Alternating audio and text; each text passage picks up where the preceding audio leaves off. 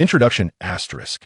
The decades of humiliation, confusion, betrayal, and ultimately inhuman suffering from his past life are etched deeply into his soul like a brand.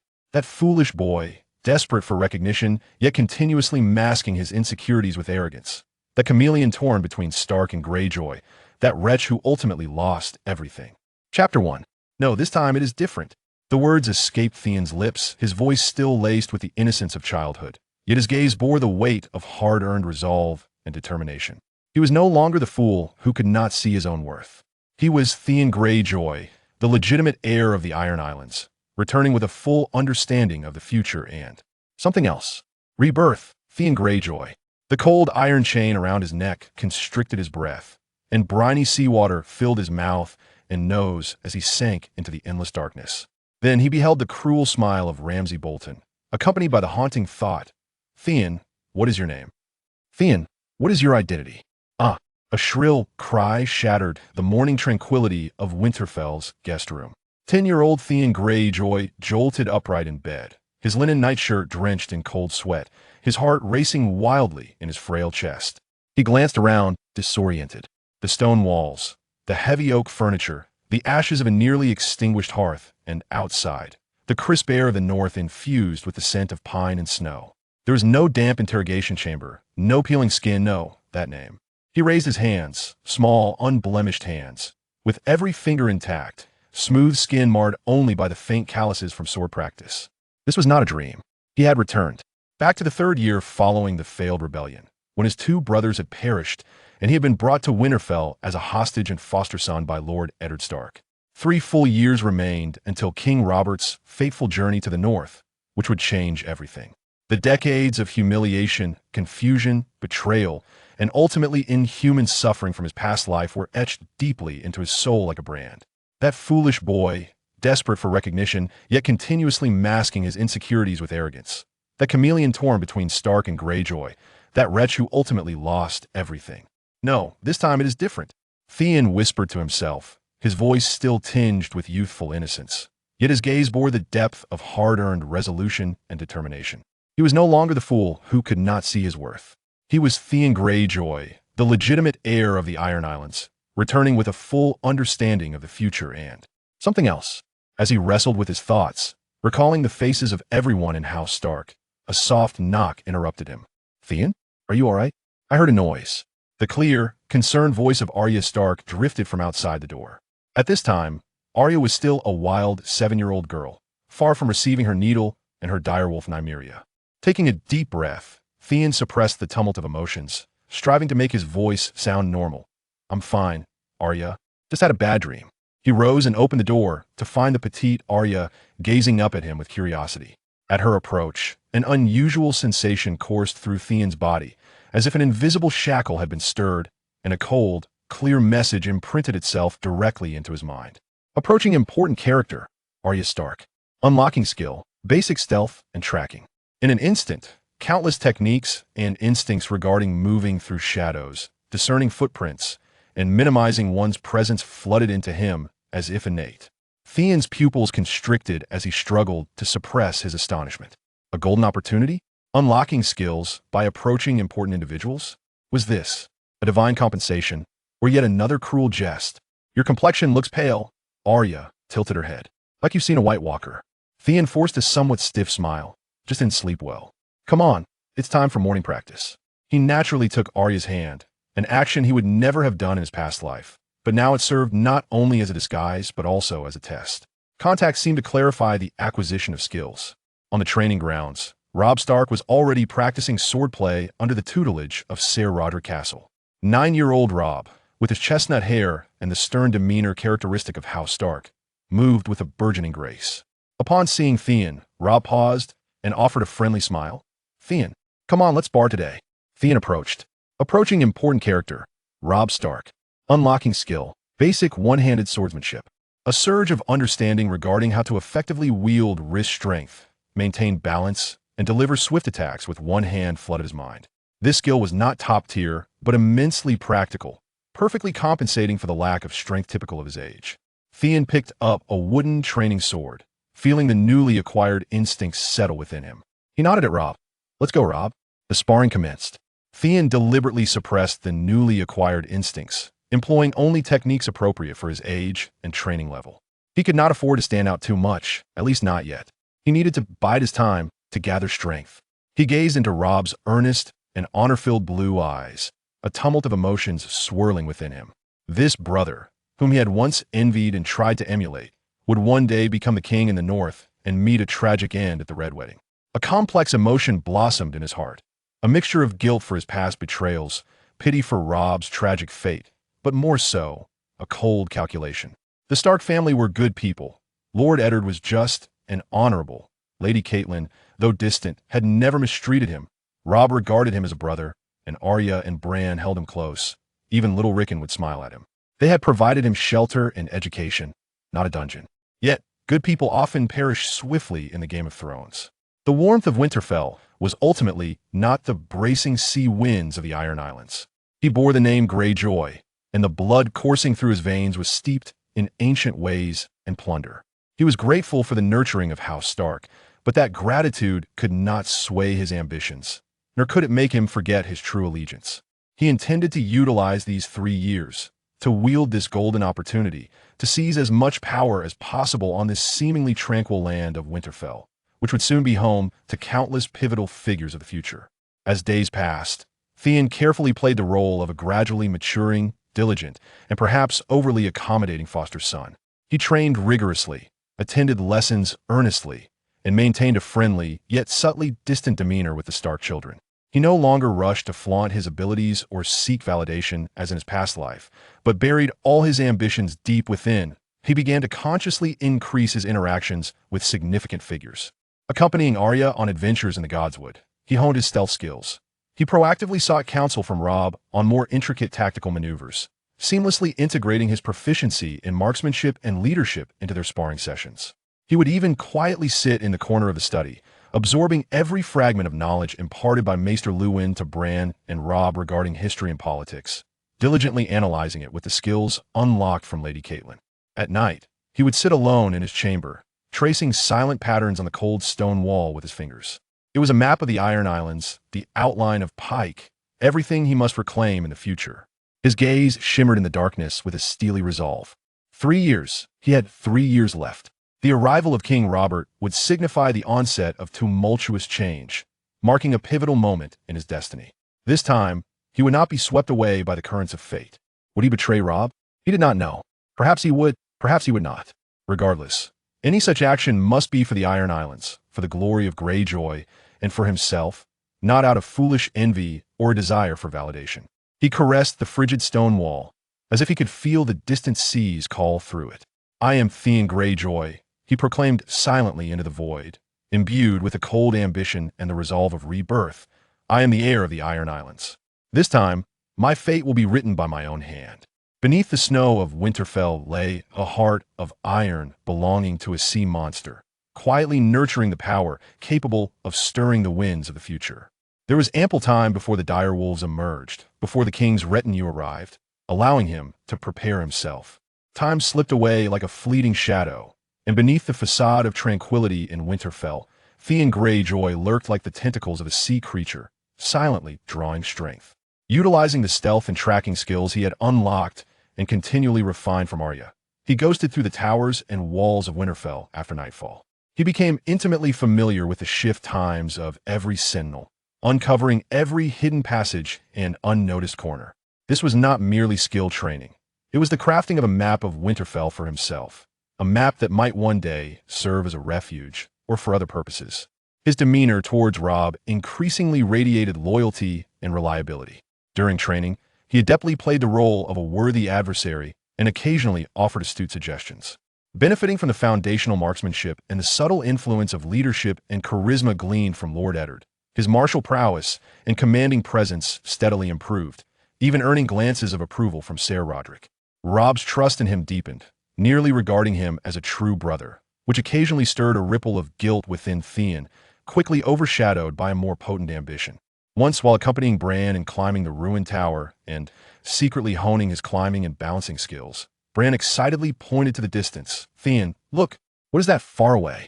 Theon squinted into the distance, beyond the gray silhouette of Winterfell, his vision seemingly piercing through space to behold the familiar gray-green sea. "It is the sea, Bran," he replied, his voice tinged with a yearning he was unaware of and a coldness. "To the west. It is the sea of the Ironborn." "What is the sea like?"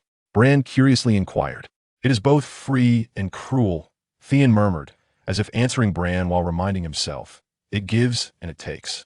It belongs to no one, only to those who can master it."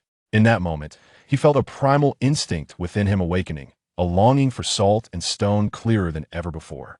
Approaching significant figures, Bran Stark.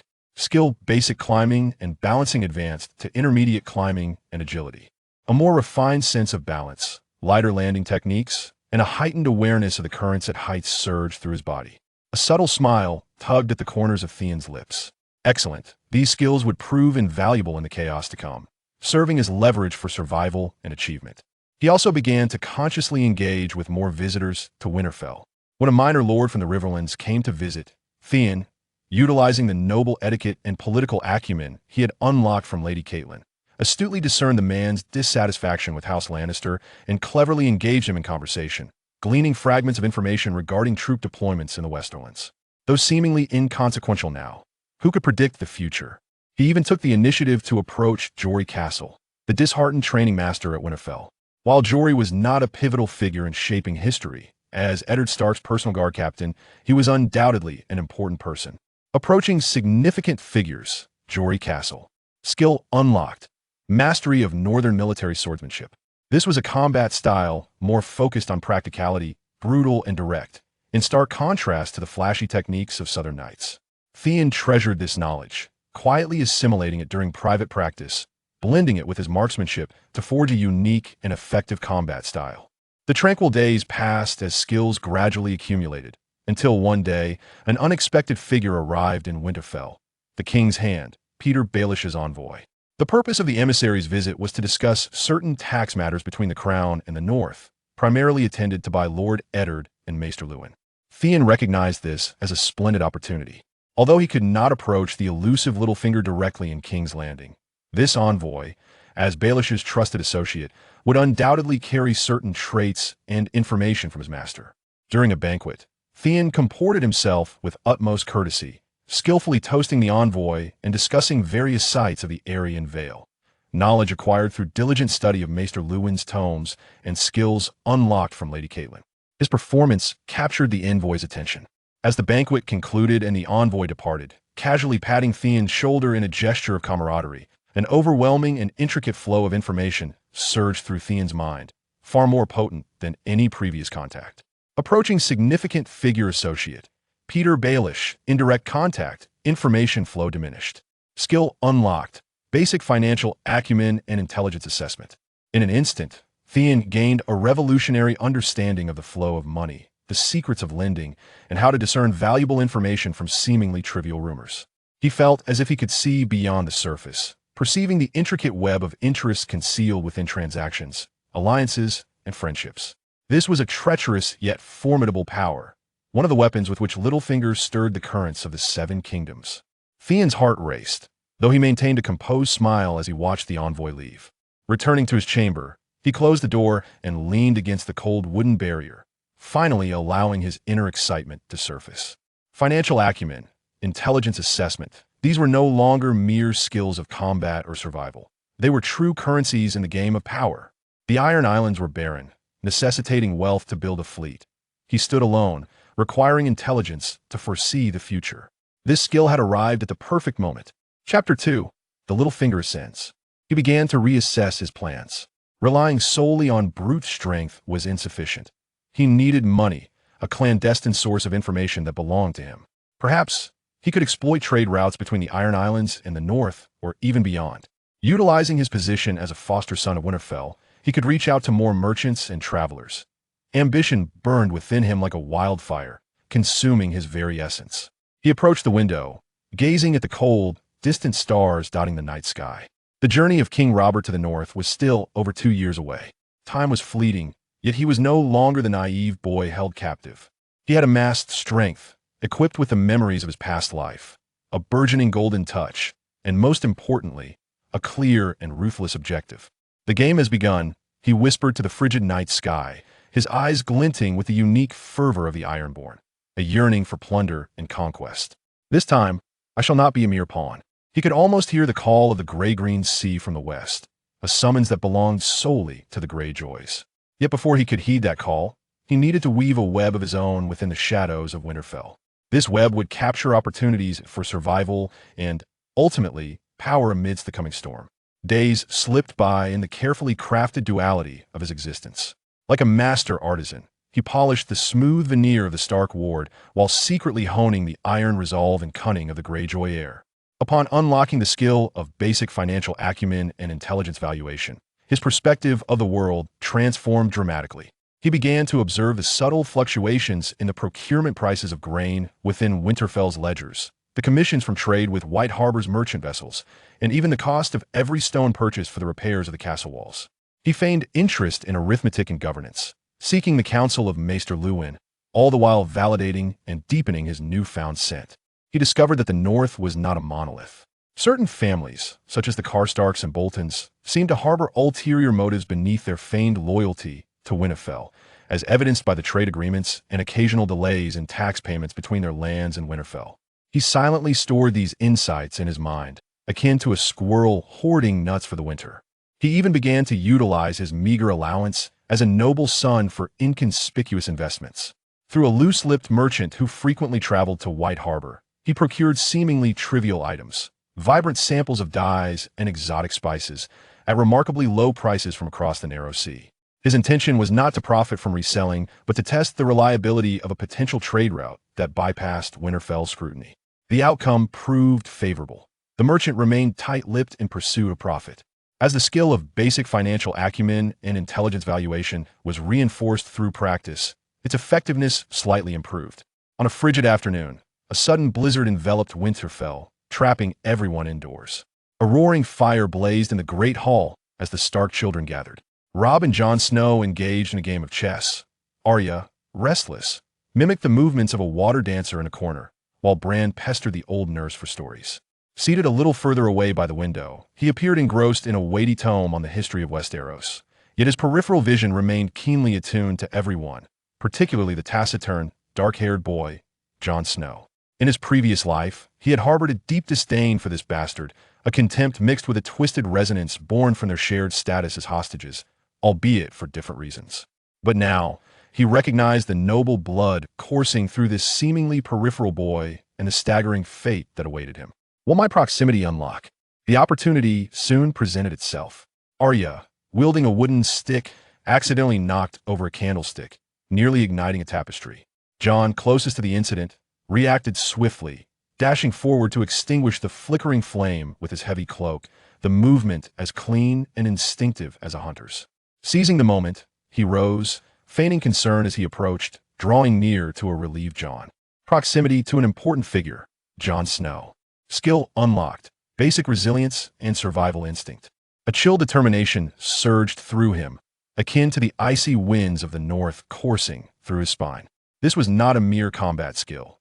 It was a tenacity for survival in dire circumstances, the capacity to endure cold, hunger, and solitude, and the resilience to persist against despair.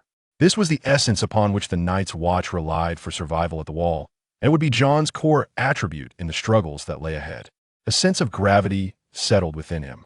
This skill, while seemingly less useful than swordsmanship or stealth, might prove more life-saving than any blade in a pivotal moment. His gaze toward Jon shifted from disdain to an indescribable scrutiny. This bastard indeed harbored something extraordinary within him.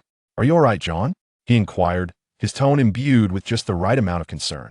Jon brushed off the ashes from his cloak, shaking his head, his dark eyes devoid of emotion. "I'm fine." He maintained a distance from Theon, unlike Robb, who sought camaraderie, or Arya, who was unabashedly forthright.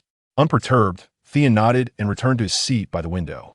He felt the newly acquired, rock-solid resilience within him, yet his thoughts drifted to distant realms. The Wall, the Night's Watch, the White Walkers, these once irrelevant northern troubles now demanded his consideration. If the world truly faced another long night, could the Iron Islands remain unscathed? Perhaps future schemes would require factoring in these remote threats. The blizzard raged for 3 days. During this time, Theon did not squander his opportunity. He further solidified his skills in marksmanship and command by drawing closer to Robb and Lord Eddard. He played hide-and-seek with the irritable Arya, refining his expertise in stealth and tracking within the castle's intricate interior. He even volunteered to assist Lady Catelyn in organizing a letter from the Riverlands, deepening his understanding of the increasingly strained relations between House Tully and House Lannister. With each passing day, he felt himself growing stronger, sharper, more dangerous. He was like a serpent regaining its vigor in warm waters, patiently awaiting the moment to break free from its cocoon. That night, the winds and snow relented. Theon evaded patrolling guards and silently made his way to the Weirwood Grove. The Weirwood's sorrowful face, illuminated by the moonlight and snow, appeared particularly pale. He did not come to pray to the old gods. He sought a place of absolute silence for contemplation. He extended his hand, caressing the rough bark of the weirwood, feeling the ancient chill reverberating through his fingertips. "I do not belong here," he whispered to the silent woods, his voice resolute as iron. "I am grateful for the protection here, the Stark family's kindness. But the Iron Islands are my true roots, and Pyke is my throne."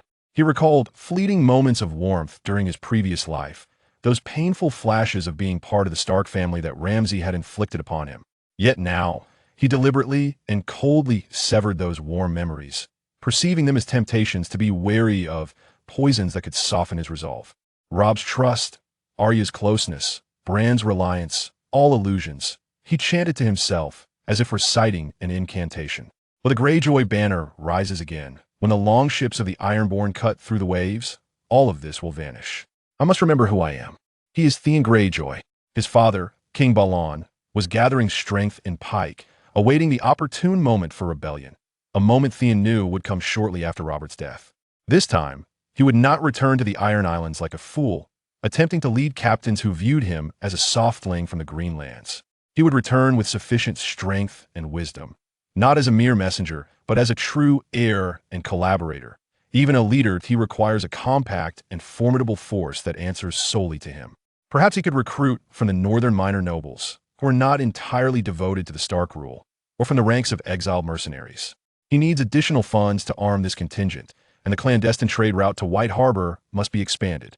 Theon raised his gaze towards the south, his eyes seemingly piercing through the vast expanse of mountains and rivers, envisioning the bustling and chaotic city of King's Landing, rife with opportunities and dangers. The arrival of the king is the key, and King's Landing is the true grand stage. There is still time. He inhaled the frigid air deeply, allowing the essence of resilience and survival instinct to flow within him, dispelling the last remnants of hesitation. Continue to accumulate, continue to wait. When the storm arrives, the sea monster shall surely breach the waves. He turned away from the godwood, his figure merging into the shadows of the castle, silent and ghost-like. The snow blanketing Winterfell concealed not only the earth, but also the undercurrents stirring beneath the ice. The game belonging to Theon Greyjoy is far from over. It has merely entered a deeper phase of strategizing. After the blizzard, Winterfell resumed its familiar rhythm, yet the tempest within Theon never ceased. He was akin to a ravenous sponge, voraciously absorbing every possible source of strength beneath the veneer of calm routine. The unlocking of Jon Snow's foundational resilience and survival instinct subtly altered him. The North's biting cold seemed less unbearable. Fatigue from training dissipated more swiftly, and even the fears and anxieties arising from past memories appeared to be encased in a layer of icy tenacity, no longer easily swaying his resolve.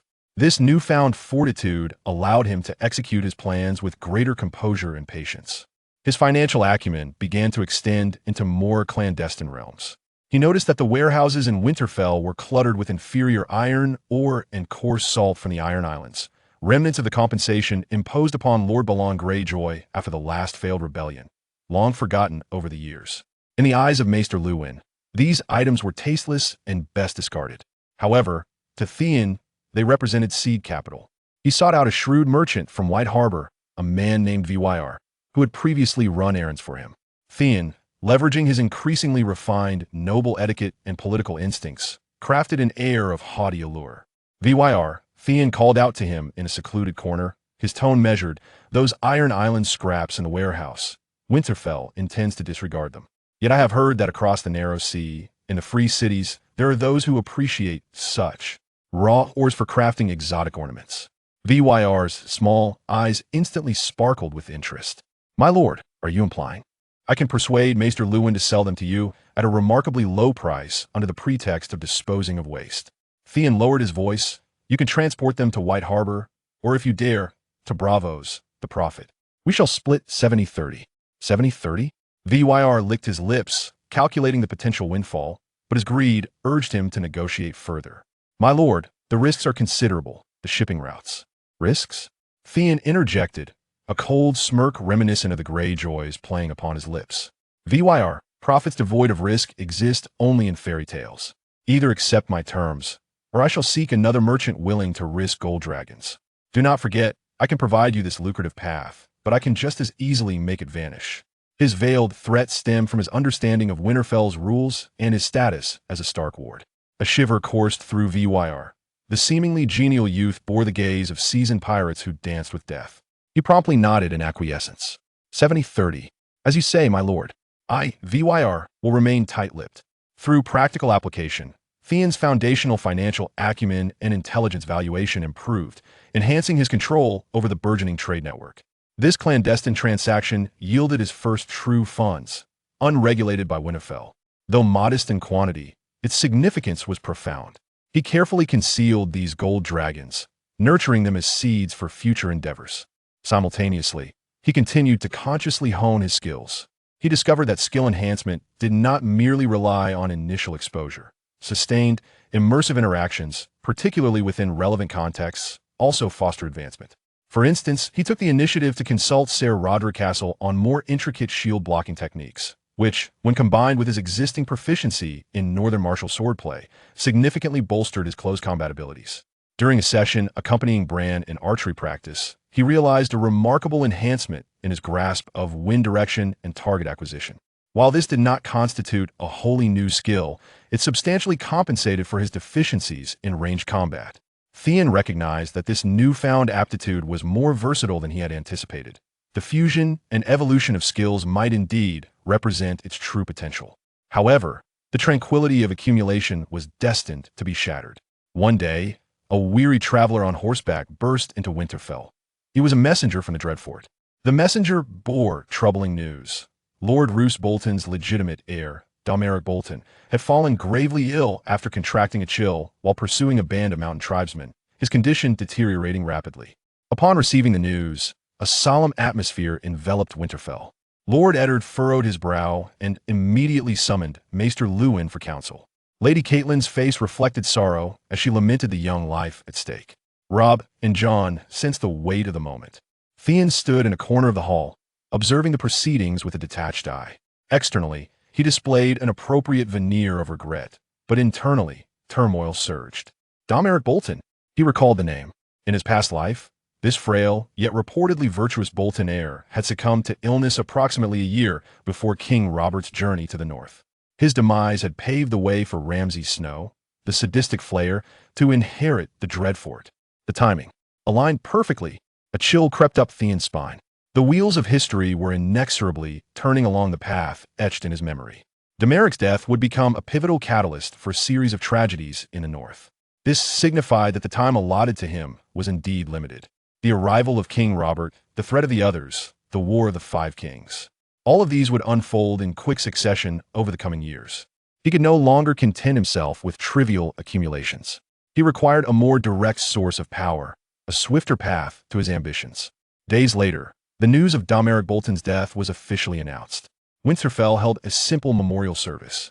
Theon stood behind the Stark family, yet his gaze unwittingly drifted towards the eastern direction of the Dreadfort. He knew that the creature known as Ramsay was likely lurking in the shadows, reveling in his impending triumph. After the ceremony concluded, Theon ascended alone to the highest battlements of Winterfell. The biting wind lashed against his cheeks like daggers, yet the skill of resilience within him kept him steadfast. He surveyed the vast and desolate expanse of the north, a sense of urgency swelling within him. Domeric is dead, and Ramsay is poised to ascend. Stark family, you remain oblivious to the serpent lurking beside you. He murmured softly, his voice carried away by the wind. And my time is dwindling to merely 2 years. He clenched the frigid battlement stones, contemplating the ambitions of the Iron Islands, The machinations of Bolton, the strife of the South, and the looming threats beyond the wall. All these elements would intertwine to form an immense web. He could no longer be content with merely unlocking skills and amassing a small treasury. He needed to seek out allies and establish a network that, though perhaps consisting of only a few, would be distinctly his own. He required a pair of eyes and a set of ears, vigilant in places he could not reach, to observe and listen on his behalf. Theon Greyjoy inhaled deeply, the last vestiges of the docility that marked him as a ward of Winterfell dissipating entirely, leaving only a cold, resolute demeanor akin to that of a sea monster. "It is time to extend the tendrils," he declared. With that, he turned away from the castle wall, his steps resolute. The tranquil period of dormancy was drawing to a close. It was time to actively orchestrate his designs, commencing now. Chapter 3: The Dawn of the Grey. See the death of Domeric Bolton struck Theon like a stone cast into a tranquil lake, sending urgent ripples through his mind. He became acutely aware of the immense and unyielding inertia of history, compelling him to hasten his steps. His modest treasury, gradually swelling through the channels of Vale, remained woefully inadequate for the recruitment of formidable warriors or the acquisition of influence. He required a more efficient source of funding and a pair of eyes that could operate beyond the scrutiny of Winterfell. An opportunity presented itself during a routine patrol of the Wolfswood, led by Jory Castle, with Theon and Robb accompanying him, alongside several Stark guards. Their mission was to drive away a band of brigands who had taken to poaching at the forest's edge and harassing smallholders. This motley crew of outlaws bore little resemblance to hardened criminals. They appeared more like desperate farmers and deserters, clad in tattered rags and burdened by low spirits. Under the onslaught of Jory and the guards, they quickly scattered. Theon consciously sought to display valor, employing a technique that blended northern swordsmanship with the art of single-handed combat, deftly subduing two would-be assailants, earning Jory's approving gaze and Robb's enthusiastic cheers. After the skirmish, while accounting for the captives and seized supplies, Theon's financial acumen alerted him to several peculiarities. Despite the dilapidated state of the brigands' weapons, a few long swords bore distinct craftsmanship, and where that did not align with northern origins, suggesting they hailed from the Riverlands or even the Westeros. Moreover, among the plundered goods, in addition to grain, there were some reasonably fine wool and a small quantity of silverware, possessions not typically owned by ordinary farmers. Theon remained discreet. He approached a wounded and emaciated young brigand, crouching before him and offering a waterskin. The brigand eyed him warily, but thirst ultimately triumphed over fear, and he accepted the waterskin, gulping down several mouthfuls. "You do not hail from these parts." Theon's voice was calm, devoid of any interrogation, resembling a casual conversation. "From the Riverlands, perhaps? I hear it's quite tumultuous there. Lord Tywin's lines are not to be trifled with." The brigand hesitated, glancing at Theon's Stark attire, his lips trembling before he finally whispered, "Yes, my lord. We were once villagers near Harrenhal, but war has ravaged everything, and unable to survive, we fled north." Theon nodded, understanding dawning within him. Though the War of the Five Kings had yet to erupt, Tywin Lannister's grip on the Riverlands had never waned, and the emergence of refugees was inevitable. These individuals were victims of the power game, yet potential instruments as well. "Do you wish to live?" Theon lowered his voice, ensuring only they could hear. The brigand suddenly looked up, a spark of survival igniting in his eyes. "I could appeal to Captain Jory for your clemency, sparing your life." Theon locked eyes with him, exuding an aura of command and authority that compelled the brigand's submission. "But you must do something for me." "What must I do?" "My lord, you need not commit murder or arson. Return to the place you came from, or venture to any location where you might survive. Use your eyes to observe and your ears to listen. Gather information regarding the Lannisters, the Tullys, or any lord, army, trade, or any unusual tidings." Theon retrieved a few silver stags from his pocket, a portion of his secret funds, and pressed them into the hands of the brigand as fare for the journey. "Before each harvest season, devise a way to send news to the inn outside Winterfell, entrusting it to the innkeeper, merely stating it is from the Grey Sea. Can you manage this?" The brigand, clutching the silver stags as if they were a lifeline, nodded fervently.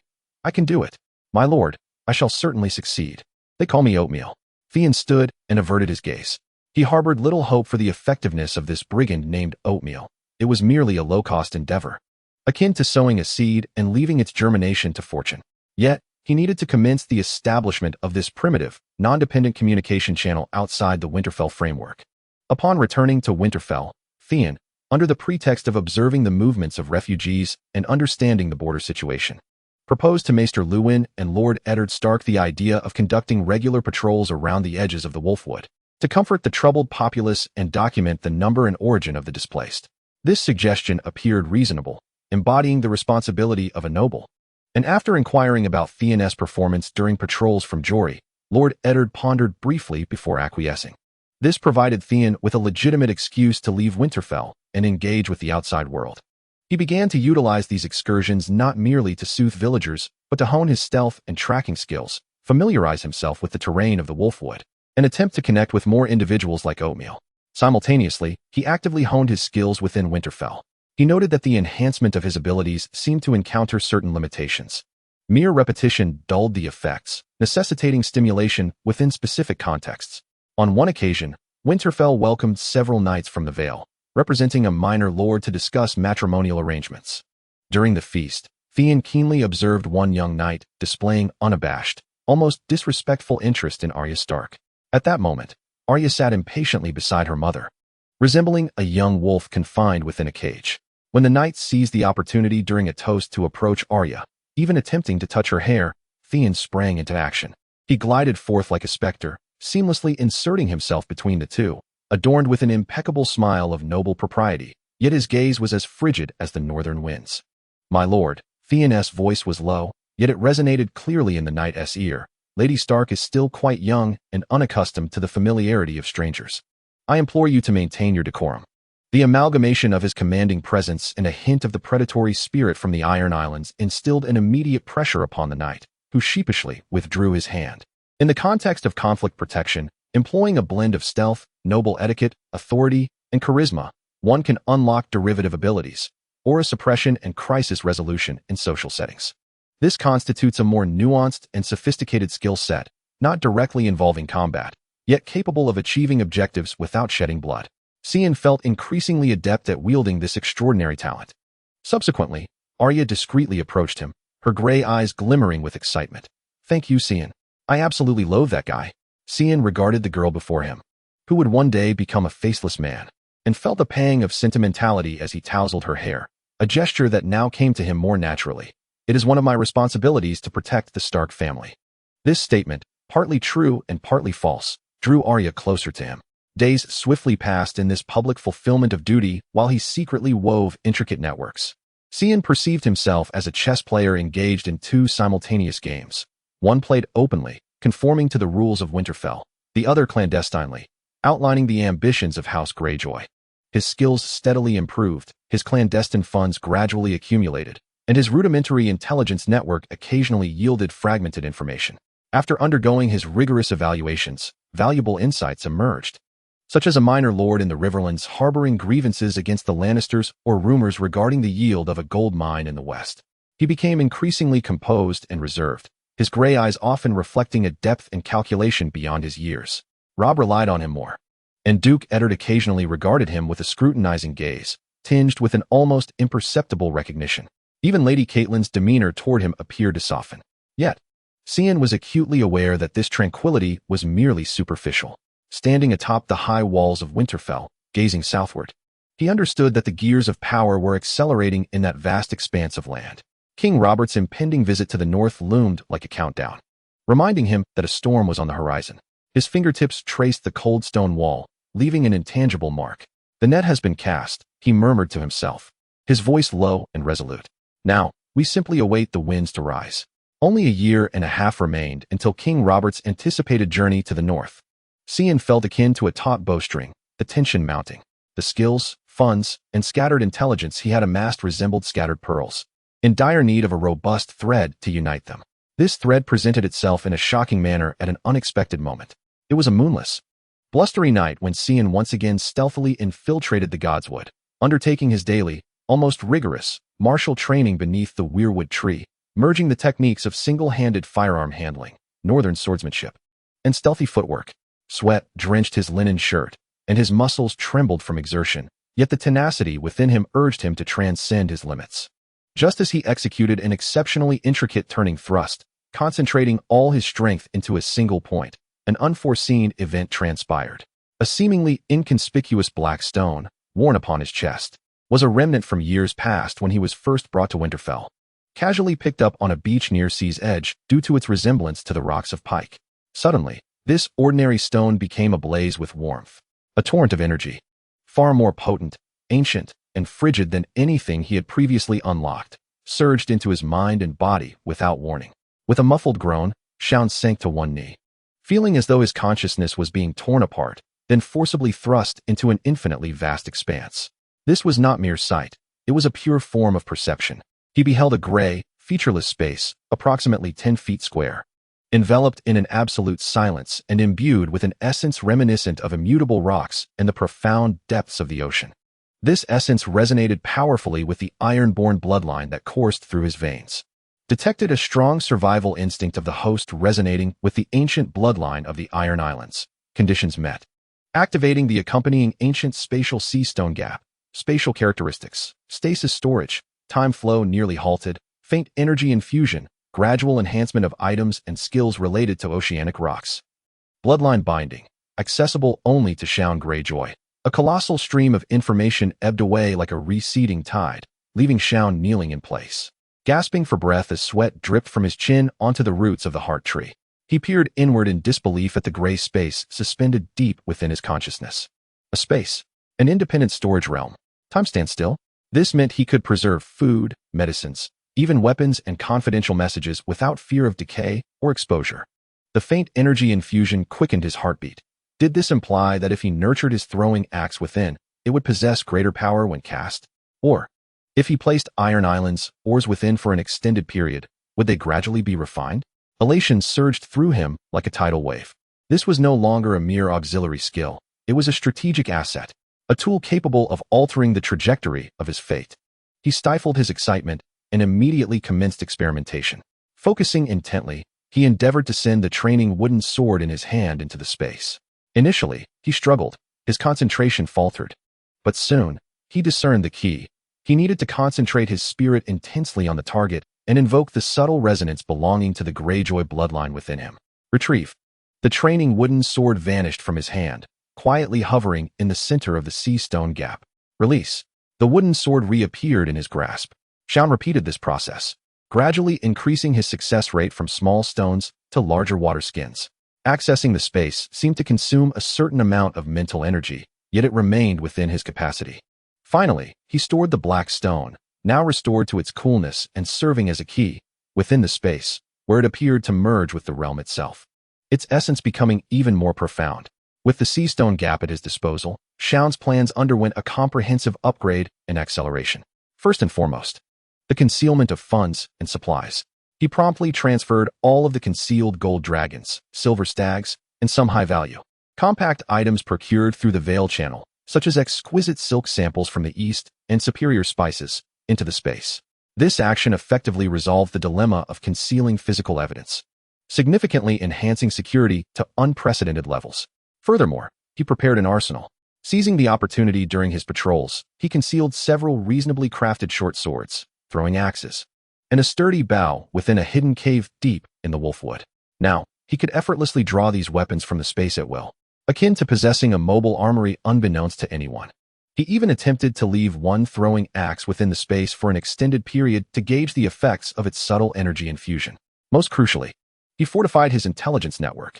He meticulously crafted several directives inscribed in a special cipher, an amalgamation of ancient Iron Island symbols and his own invented markings, detailing more specific avenues for intelligence gathering, such as signs of troop movements from House Lannister and rumors of power shifts within King's Landing, accompanied by a small sum of gold dragons as operational funds. During his next village inspection, he encountered Ode. This down-and-out brigand had indeed survived and brought news of rising discontent due to increased taxes in the Riverlands.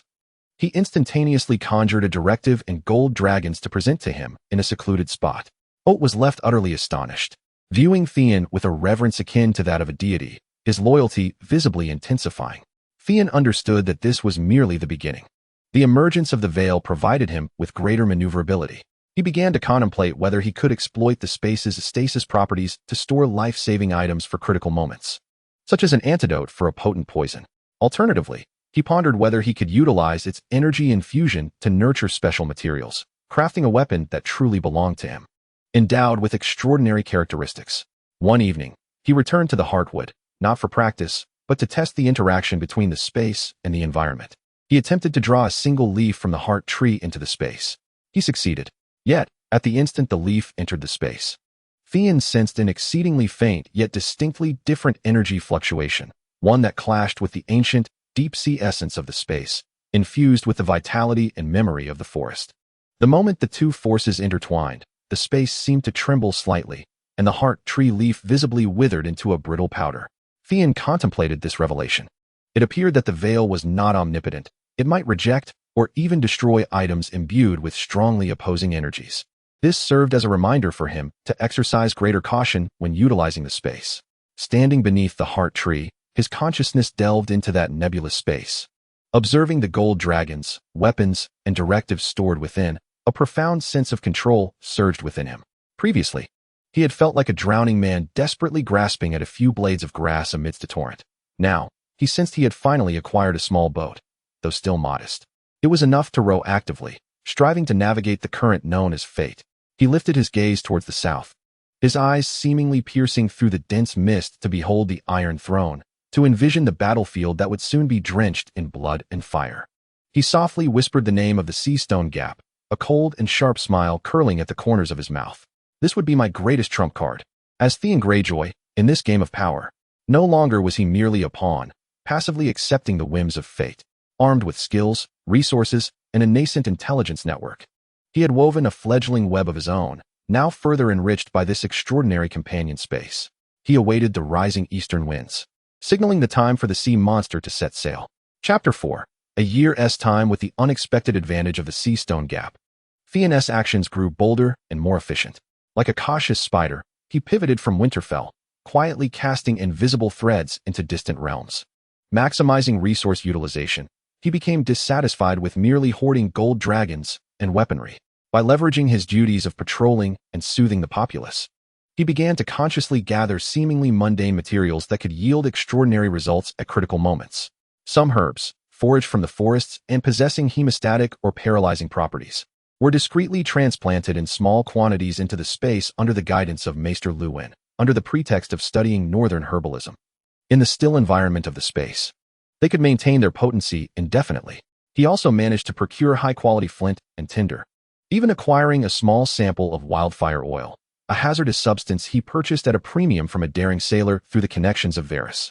These items lay quietly in a corner of the Seastone Gap, like a coiled serpent, awaiting the moment to reveal their fangs.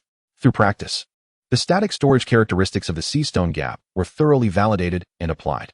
Deepening the intelligence network, the fragmented information delivered by the courier remained sporadic. Yet Theon's skill in intelligence value assessment allowed him to piece together a valuable mosaic. Discontent was simmering in the Riverlands, and Duke Tywin of the Westerlands seemed increasingly impatient regarding the repayment of royal loans. These revelations resonated with his past memories. Theon began to subtly disseminate disguised rumors through the courier, hinting at the Lannisters' greed and the Starks' integrity. An elementary form of opinion infiltration aimed at guiding public sentiment for future needs. Simultaneously, he endeavored to cultivate a second source of information. During a trip to White Harbor to handle the trade of discarded iron ore, he successfully attracted and preliminarily controlled a well-informed but discontented scribe lurking in the port. Utilizing aura suppression and financial acumen, the price was merely a few gold dragons and a promise of more legitimate transcription work in the future. This scribe's task was to monitor all vessels, personnel, and trade information related to the Iron Islands. The preliminary structure of a dual-node, Riverlands to White Harbor, intelligence network was established, expanding the channels of information. Experiments in skill integration and immersion. Theon continued his research into the subtle energy permeation characteristics of the Seastone Gap. He long kept those flying axes from the Iron Islands in his space, and each time he withdrew them for practice, he sensed they felt increasingly familiar in his grasp. As if an imperceptible chill had infused the blades, and the sound of slicing through the air became more haunting. This enhancement was exceedingly subtle, yet, with the passage of time, it might culminate in a qualitative transformation. He also endeavored to merge basic ranged weapon stability with stealth and tracking. In the depths of the wolf forest, he moved like a wraith, employing the space-infused flying axes for silent ranged hunting, targeting hares and foxes, where both accuracy and stealth saw remarkable improvement. This gradually forged a combat style suited for ambush and assassination. starkly contrasting the knightly swordsmanship he practiced openly. Skill integration application, stealth tracking, range stability, space-infused weapon, initial formation of a concealed hunting style. The subtle shift in his status within Winterfell, as Theon presented himself with increasing composure and reliability in public, his standing within House Stark quietly transformed. Lord Eddard began to occasionally solicit his opinions on certain border matters. Although Theon's responses were invariably cautious and aligned with the interests of the North, he understood that he was no longer merely a ward in Eddard's eyes. Robb regarded him as an indispensable ally, eager to engage him in both training and learning. Arya's dependence on him grew daily, while Bran admired his exceptional climbing and archery skills. Even Jon Snow, though still taciturn, regarded him with less detachment and more recognition of strength. This trust and acknowledgement were akin to a double-edged sword. They afforded Theon greater freedom and convenience, yet also stirred within him, in the quiet of the night, a pang of discomfort and confusion emanating from the depths of his soul, remnants of a past life. However, he would soon suppress these frail emotions with the ambition of Greyjoy and the objectives of his rebirth. The calm before the storm, time continued to elapse, leaving but a year before King Robert's arrival. The summer in the north approached its conclusion, and the chill in the air grew increasingly pronounced. News from King's Landing became more frequent. The king remained engrossed in hunting and revelry. Queen Cersei's power solidified, and the princes and princesses thrived within the Red Keep, while the Master of Coin, Peter Baelish, appeared to be engaging in a perilous game amidst the kingdom's debt. All signs pointed toward that fated moment. Theon stood by his window, gazing at the delicate snowflakes beginning to fall outside. His consciousness delved into the crevices of the sea stone, tallying the supplies within, weapons and gold sufficient to sustain a small-scale conflict, life-saving herbs for critical moments, missives and special ink for communication, and that jar of perilous wildfire. His skill set materialized in his mind, from combat to stealth, from leadership to finance, from resilience to intelligence assessment. These were no longer isolated symbols, but had woven into his very flesh, becoming integral to his strength. His intelligence network, though rudimentary, could already provide whispers from the south. He inhaled a deep breath of the frigid air, feeling the surge of power and ambition coursing through him. The web has been intricately woven, and the blade has been keenly sharpened. Within his gray eyes, the increasingly ominous sky outside is reflected, as though he foresees the tempest poised to engulf the world. Now, it merely awaits the sound of thunder. He understands that when the banner of King Robert Baratheon appears at the end of King's Road, the true game of his life will commence. This time, he shall no longer be a mere pawn at the mercy of others. Instead, he intends to be the player quietly laying down his fatal move at the edge of the chessboard. The gap of the sea stone will serve as the deadliest piece in all his stratagems. Snowflakes begin to frequently grace Winterfell, heralding the definitive end of the long summer. Every chill in the air seems to annotate the monumental change that is about to unfold. Less than a year remains until King Robert Baratheon's anticipated journey to the north. Theon Greyjoy can distinctly sense the wheels of history, accompanied by an unstoppable roar, grinding over the frozen ground of time, inexorably rolling toward their predetermined path. This sense of urgency compels him to escalate all his plans to their zenith. Like a commander desperately fortifying his defenses before nightfall, he exploits the absolute convenience and secrecy afforded by the sea stone gap to make his final push. Through a small missive via White Harbor, Theon acquired a crucial piece of intelligence. A small merchant caravan belonging to a free trade city-state, most likely Braavos, required several weeks of repairs at White Harbor due to damaged vessels. Its captain was recruiting temporary guards and procuring supplies locally. The ultimate destination of this caravan was the Jade Sea coastline, with planned stops at Braavos and possibly Pentos. This was an extraordinary opportunity. A caravan soon departing Westeros, with tenuous ties to the Seven Kingdoms, represented the safest channel for conveying information. Theon wasted no time. Utilizing his connections with the Vales, he anonymously approached a low-ranking steward of the caravan, offering a considerable sum of golden dragons, naturally extracted from the sea stone gap, and several exquisite small artworks from the east, also sourced from his spatial storage, in exchange for a promise. Upon reaching Braavos, the caravan would send a specially crafted old iron coin, engraved with the sigil of a sea monster, which Theon had prepared in advance, ensuring it was insulated from any trace of Winterfell. Through Braavos' public raven channels to Pyke, addressed to Asha Greyjoy. The coin itself bore no value, yet it served as a signal, a communication only he and his sister Asha could decipher, a clandestine link to Winterfell. He remained uncertain whether the coin would successfully reach Asha or how she might react. Yet this move was imperative. He needed to sow a seed in the Iron Islands. One that indicated he, Theon Greyjoy, was not entirely passive but still attentive to the fate of his family. Utilizing the absolute secrecy of the Sea Stone Gap, he successfully established a one-way, high-risk yet difficult-to-trace transoceanic channel for the transmission of information.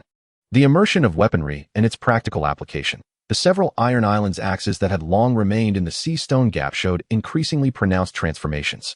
Their axe faces no longer appeared dull and lifeless, but rather exhibited a deep gray sheen reminiscent of slick reef stones. When held, a subtle chill seemed to permeate through his palm, sharpening his focus. During his clandestine trials deep within the wolf forest, Sheehan discovered that the trajectories of these throwing axes were markedly more stable, producing a quieter whoosh, and when striking the hardwood target, they penetrated slightly deeper. The effect of the faint energy infusion, though gradual, was undeniably real. He designated the finest two throwing axes and his favored sturdy bow, also periodically nurtured within the spatial realm, as his secret primary weapons. Additionally, he prepared several unmarked, untreated ordinary short swords and daggers, stored within the space for unforeseen circumstances or potential misdirection. The energy infusion effect of the Sea Stone's gap on weapons has been confirmed, significantly enhancing practical value. Final refinements of skills and situational breakthroughs. Sheehan realized that within the tranquil walls of Winterfell, the advancement of certain skills had reached an impasse. He required a more extreme environment to stimulate his growth. Choosing a night beset by a blizzard, he stealthily ventured into the sacred wood beneath the heart tree, simultaneously channeling resilience and survival instinct to withstand the biting cold, employing stealth and tracking to maintain balance and concealment amidst the snow and fierce winds. While wielding the spatially infused throwing axes, practicing precise throws in the harsh weather. The triad of mental, physical, and environmental pressures pushed him to the brink of exhaustion. Just as he approached the threshold of freezing, successfully striking a swaying twig 30 paces away with his throwing axe, a profound clarity surged within him. In the face of extreme conditions and the high-pressure application of multiple skills, he triggered a breakthrough in growth. Basic resilience and survival instinct elevated to intermediate environmental adaptation and endurance. Basic stealth and tracking advanced to intermediate concealment and wilderness mastery. Basic stability of ranged weapons combined with spatially infused armaments, resulting in calibration for shooting in adverse conditions.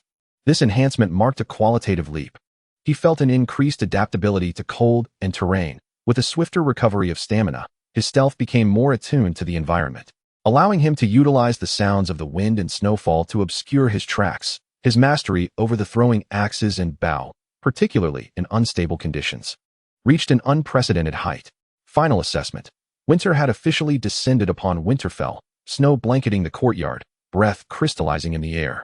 Sheehan stood atop the beacon tower, surveying the castle he had inhabited for several years, a place both familiar and alien.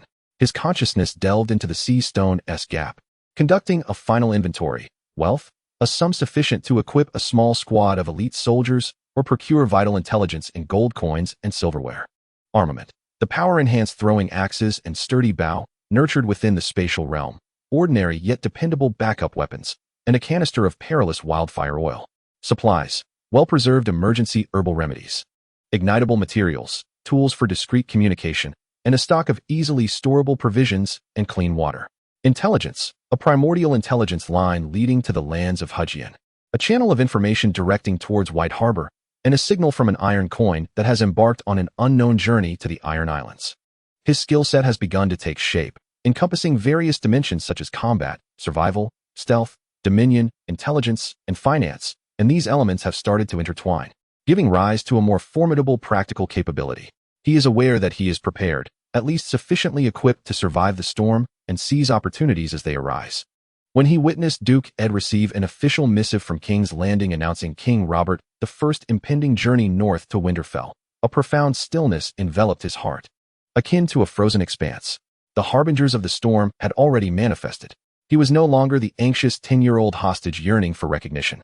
He was Theon Greyjoy, an avenger and ambitious soul endowed with the memories of rebirth, an accompanying space, and a plethora of skills. Gazing southward, he seemed to hear the thunderous hoofbeats of the king's retinue and envision the banners of the stag, swiftly followed by the golden lion, the dire wolf, the trout, the sunburst. and the serpents and ravens lurking in the shadows. "Come," he murmured, his voice melding with the frigid winds of the north. Imbued with the essence of iron and blood, let the game commence. His fingers absent-mindedly caressed the now-vanished black stone, transformed into the essence of the sea stone. Concealed beneath his garments, sensing the cold, ancient power resonating with his very bloodline. This would be his greatest reliance in stirring the winds of fate. Chapter 5. The King's Arrival. The news of the King's imminent arrival swept through Winterfell like wildfire, shattering the last vestiges of winter's tranquility. The castle was instantly engulfed in a flurry of activity, excitement, and a hint of tension.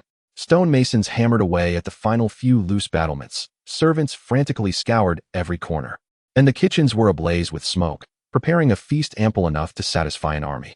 Even the air seemed thick with anticipation and unease. Theon Greyjoy observed it all with a discerning eye. He adeptly portrayed the image of a young noble eagerly awaiting the king's presence, assisting Robb in organizing the guard shifts, accompanying Duke Ed in inspecting the preparations, and even guiding the younger Bran and Rickon on the nuances of noble etiquette with his refined knowledge. Yet within him lay a battlefield of absolute calm, even coldness, akin to the interior of the sea stone. Proximity to key figures, Eddard Stark, high-intensity political context, skill level and leadership and authority elevated to intermediate command and situational control. Amidst the intricate tasks associated with the king's reception, Theon gained profound insights into the effective delegation of responsibilities, the maintenance of order amidst chaos, and the ability to discern crucial nodes from a cacophony of information. This transcended mere personal charisma, evolving closer to the qualities required of a commander. Finally, on a typically brisk morning in the north, the resounding call of the horn echoed from the watchtower. Once, twice, thrice. The king's carriage had appeared at the end of King S Road. Winterfell erupted into a fervor. Nobles, guards, and servants lined up outside the castle gates, arranged according to their rank and status. Duke Eddard stood at the forefront alongside Lady Catelyn and their children, with Theon positioned subtly yet distinctly between Robb and Jon. The ground trembled lightly, and clouds of dust rose in the distance. First to appear was a squadron of royal guards, clad in gleaming armor, followed by countless banners emblazoned with the sigil of House Baratheon, a majestic stag, fluttering in the cold wind. The procession was vast and seemingly endless, comprising knights, squires, infantrymen, monks, musicians, and servants, as if the entirety of King S Landing had been transported to the north. Then, Theon beheld Robert Baratheon, the first of his name. He rode an extraordinarily tall warhorse, his frame still robust. Yet the passage of time and a life of indulgence had left clear marks upon him, a protruding belly and a weary, swollen face from his long journey. However, the occasional flicker of sharpness in his eyes evoked memories of the once mighty Lord of Storm's End, who had once cleaved through enemy lines with a roar and a warhammer.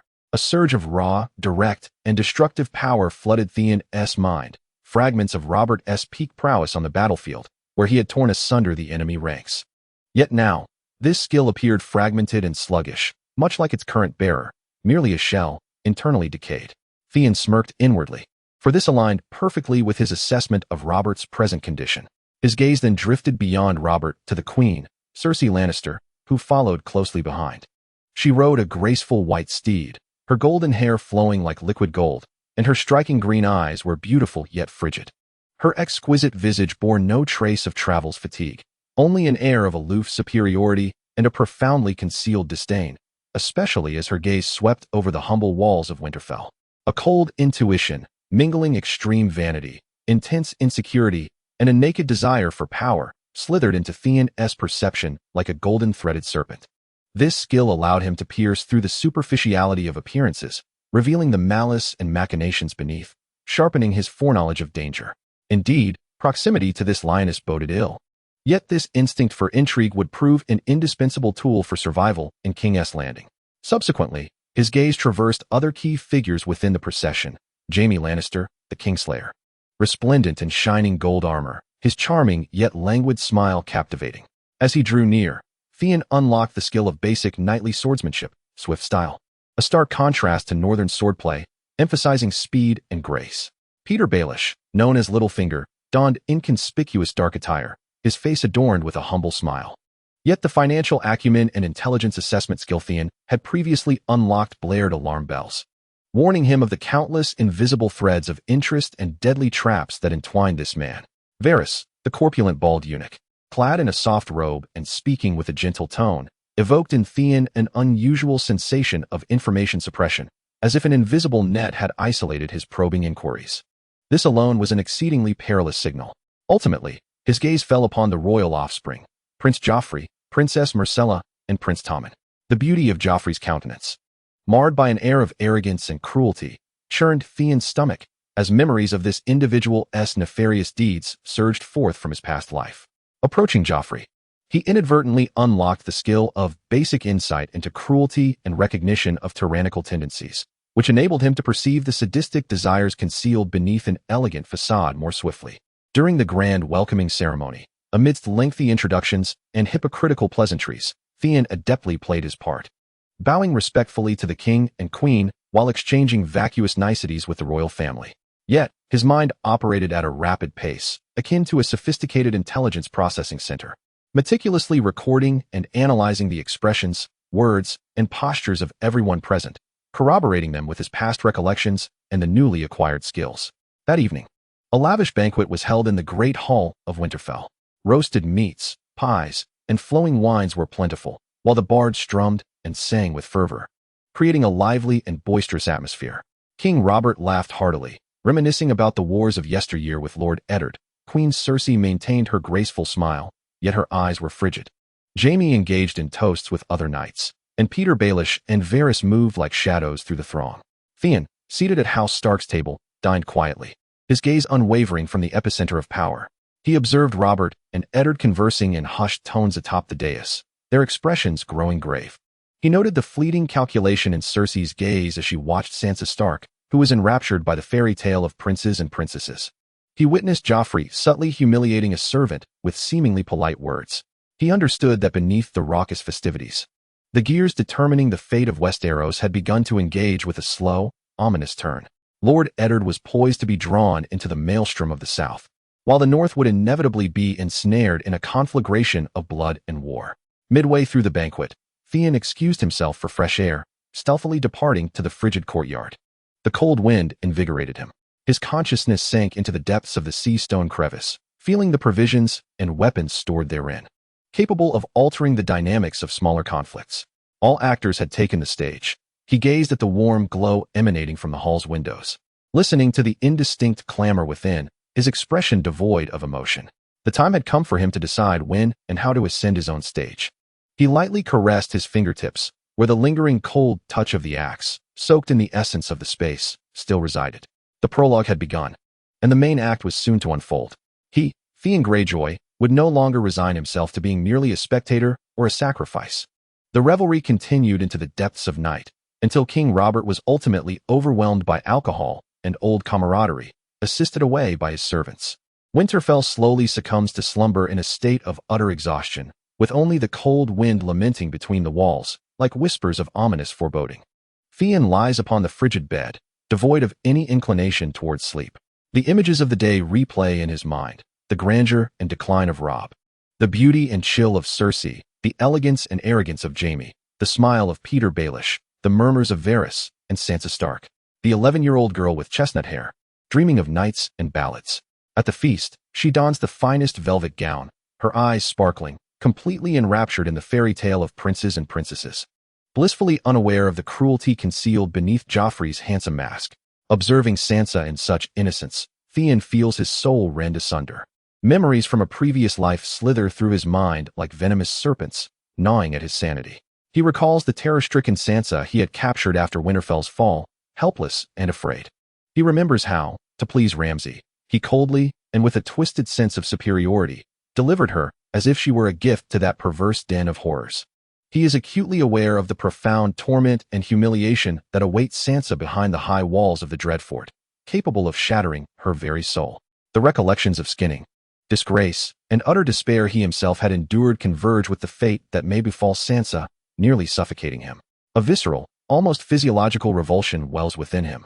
He loathes the foolish, cowardly self from his past who facilitated such atrocities.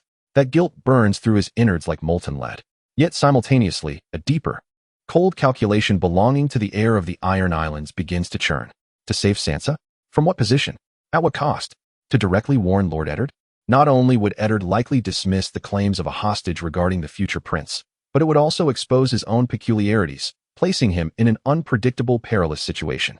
This does not serve his interests and may even exacerbate everything.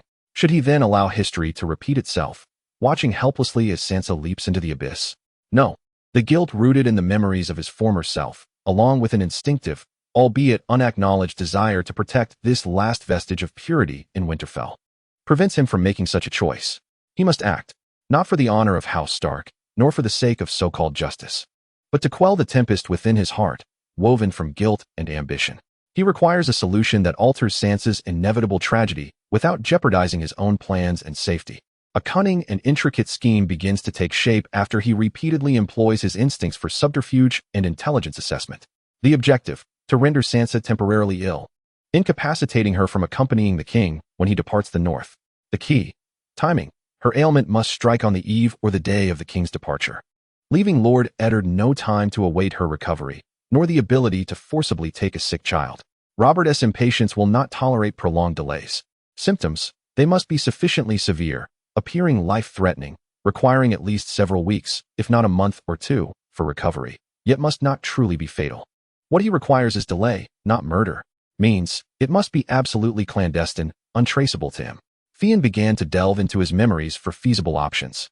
He recalled a herb learned from the tomes of the Archmaester at the Citadel, known as the winter sleep thistle, which grows deep within the wolf woods.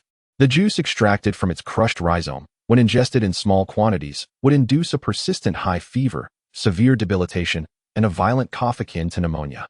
Yet typically would not inflict permanent harm on a healthy young individual, provided proper care is administered, leading to a gradual recovery.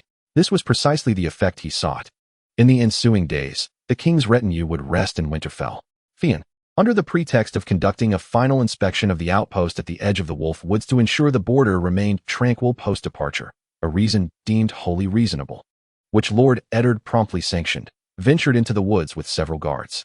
Utilizing his skills in intermediate stealth and wilderness mastery, he effortlessly eluded his escorts for a moment and located several specimens of winter sleep thistle at the site etched in his memory.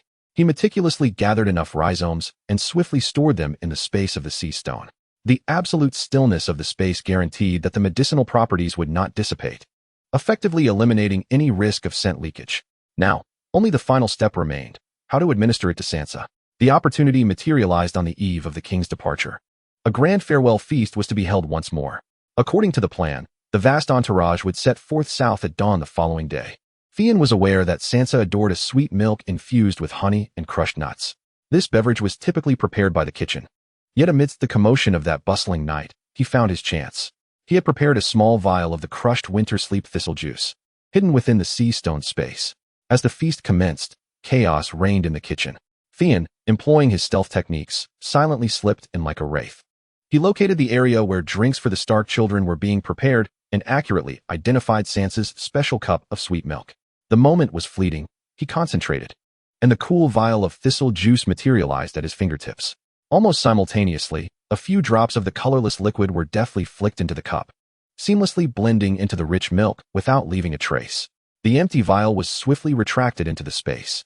The entire process took less than 2 seconds, unnoticed by anyone. He exited the kitchen with an impassive expression, his heart beating steadily within his chest, devoid of any tumult.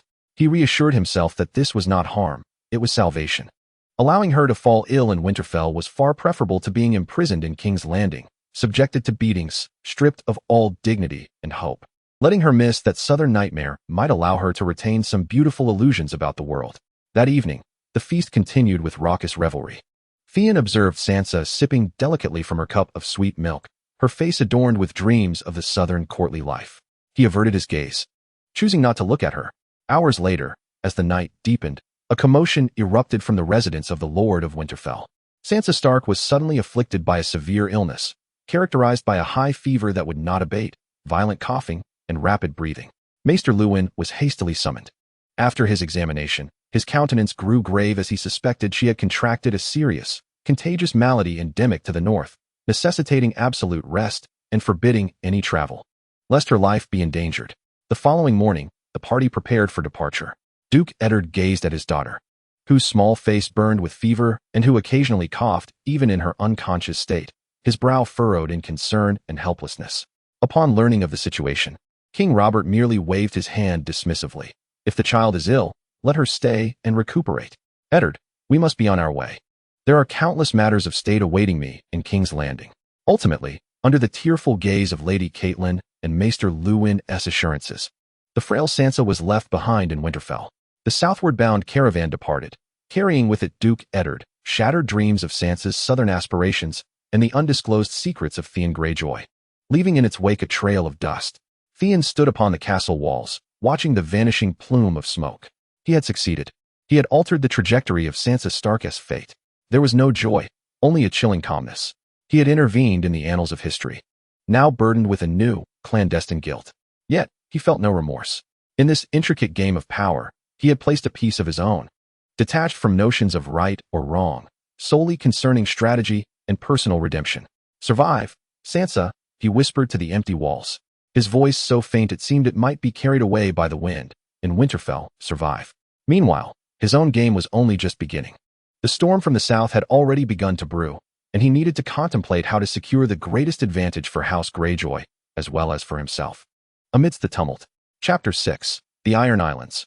I have returned. The King's procession, bearing Eddard Stark and half of Winterfell's elite, vanished like a receding tide at the end of King's Road, leaving behind a sudden emptiness and silence in the north.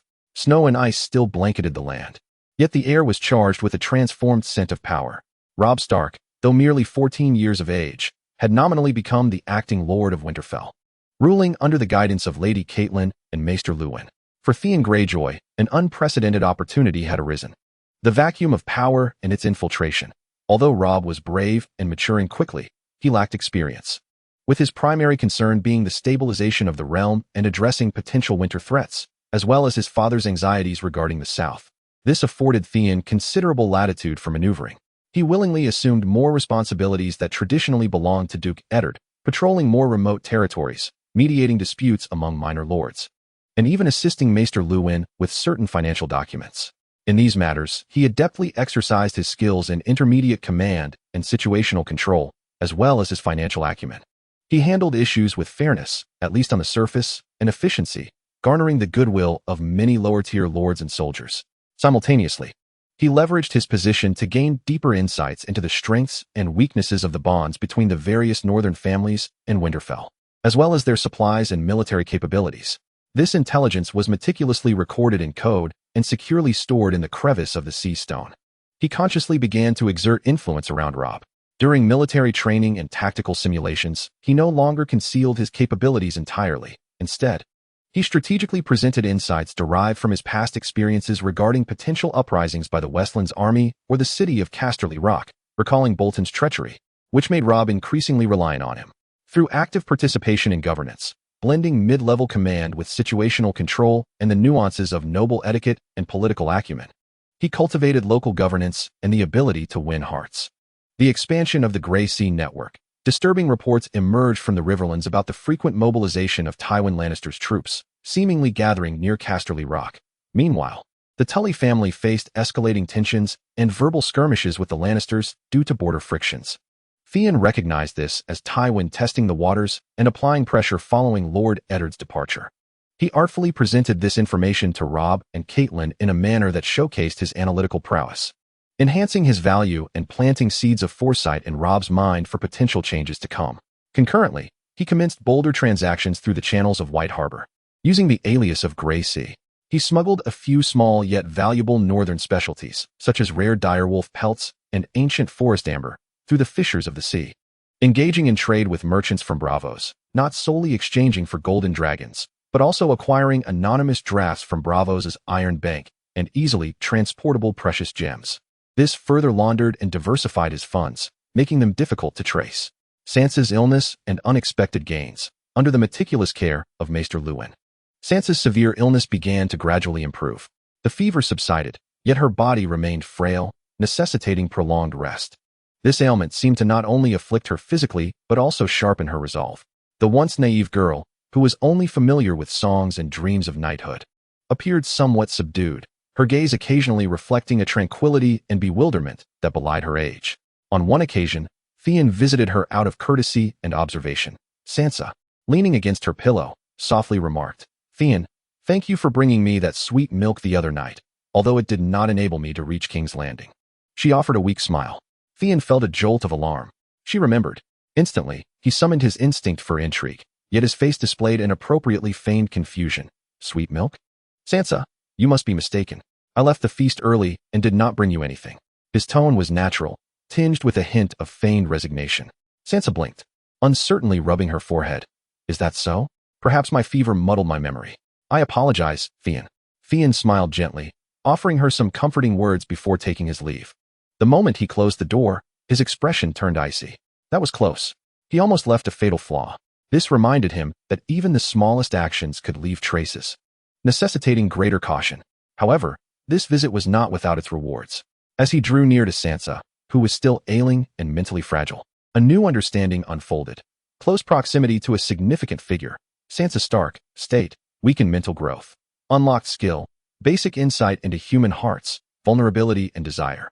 This ability allowed him to perceive the emotional weaknesses and deep-seated desires of others.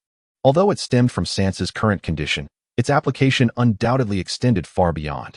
Theon realized that this insight might aid him in better manipulating the hearts of men, whether in garnering support on the Iron Islands or seeking leverage in future alliances.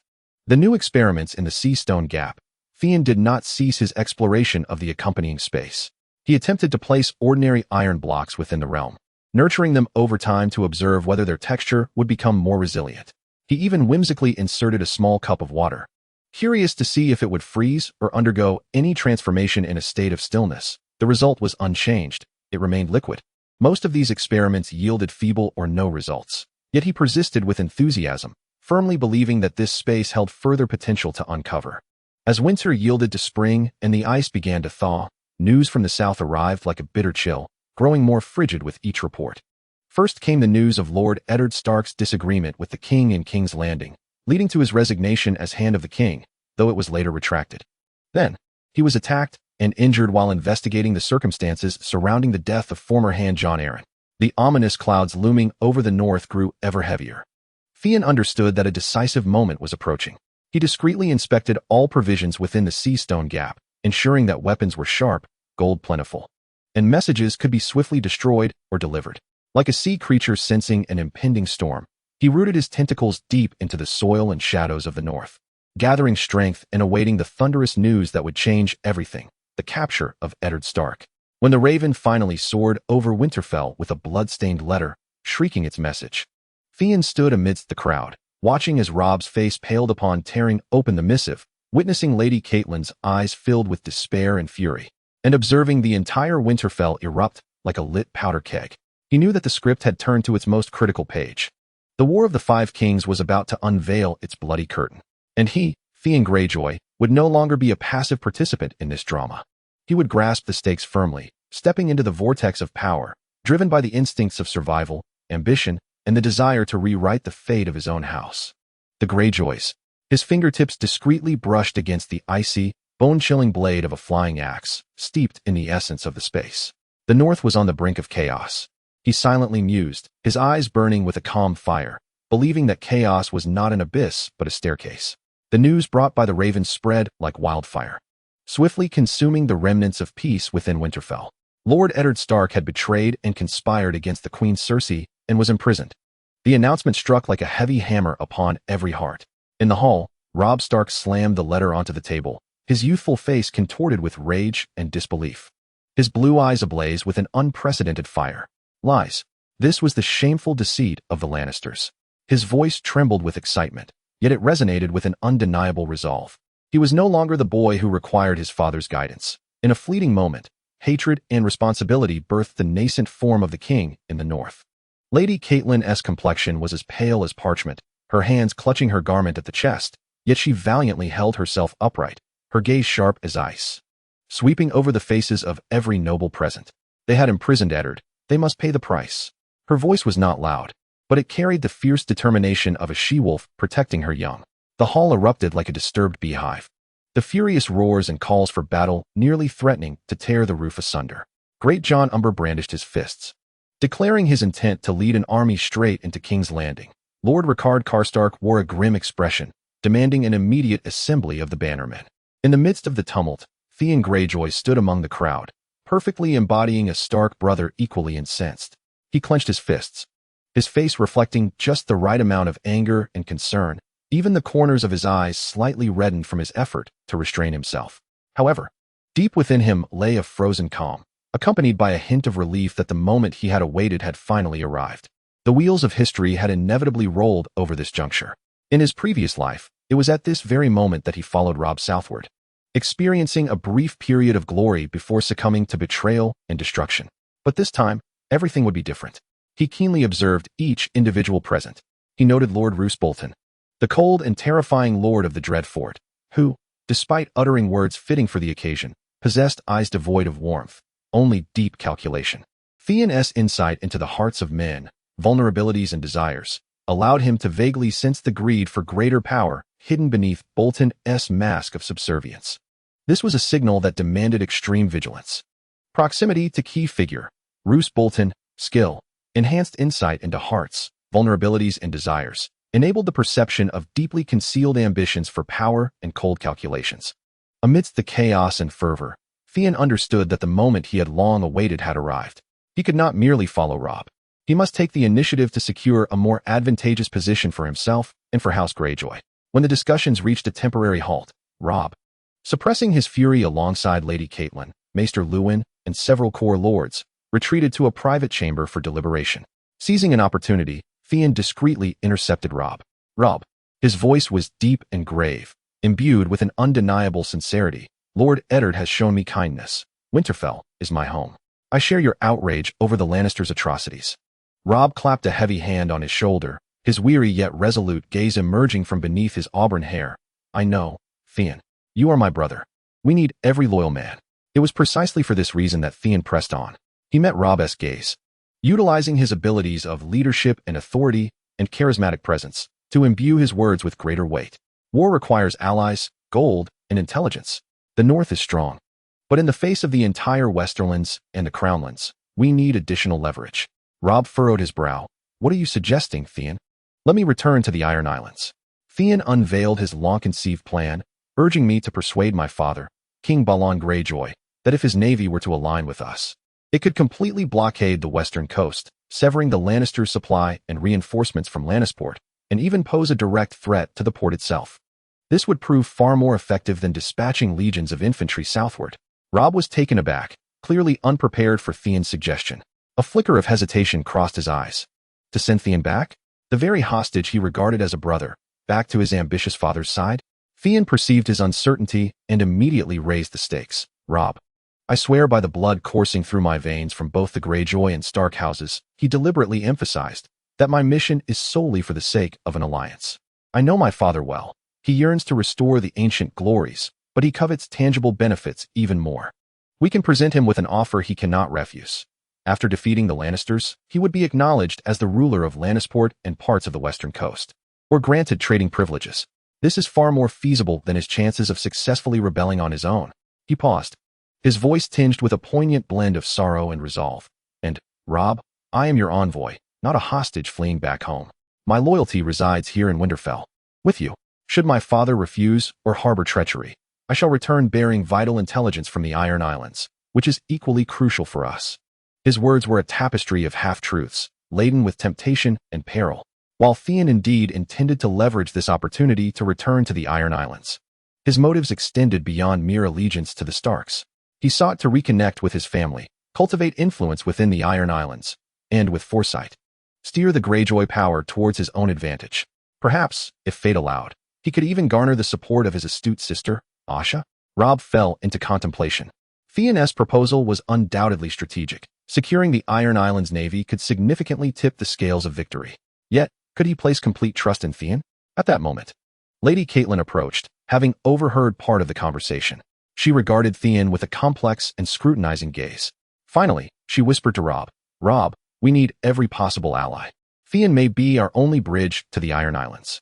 Furthermore, he was raised here. Eddard treated him like a son. Her words bore a hint of uncertainty, but leaned towards acquiescence. The urgency to save Eddard eclipsed her reservations regarding Theon. Robb inhaled deeply, arriving at a decision. He turned to Theon, his gaze sharp. Theon, I trust you. But remember your oath, and remember that Winterfell is your home. I shall provide you with tokens and terms. You must depart immediately, taking the fastest ship back to Pyke. The fate of the North partly rests upon your diplomacy. A weight lifted from Theon's heart. He knelt on one knee, performing a knightly bow. Despite not being a knight, I shall never betray your trust, Robb. For Lord Eddard. For the North. As he exited the room and turned to leave, the fervent expression on his face swiftly faded, replaced by a serene calmness reminiscent of the deep sea, marked by calculation. He had succeeded. He has rightfully secured the opportunity to return to the Iron Islands, bearing the friendship and terms of negotiation from House Stark. This identity will serve as both a formidable shield and a stepping stone as he re-enters the whirlpool of power in Pyke. He strides swiftly towards his chamber, his consciousness submerging into the depths of the sea stone's fissure, beginning to enumerate the items he must take with him, the weathered throwing axes and bows, the anonymous Bravo's promissory notes, the cryptic notations of Northern intelligence, and several tokens that might demonstrate his worth at critical junctures. Standing by the window, he gazes southward, as if he can already perceive the gray-green expanse of ocean that belongs to Greyjoy.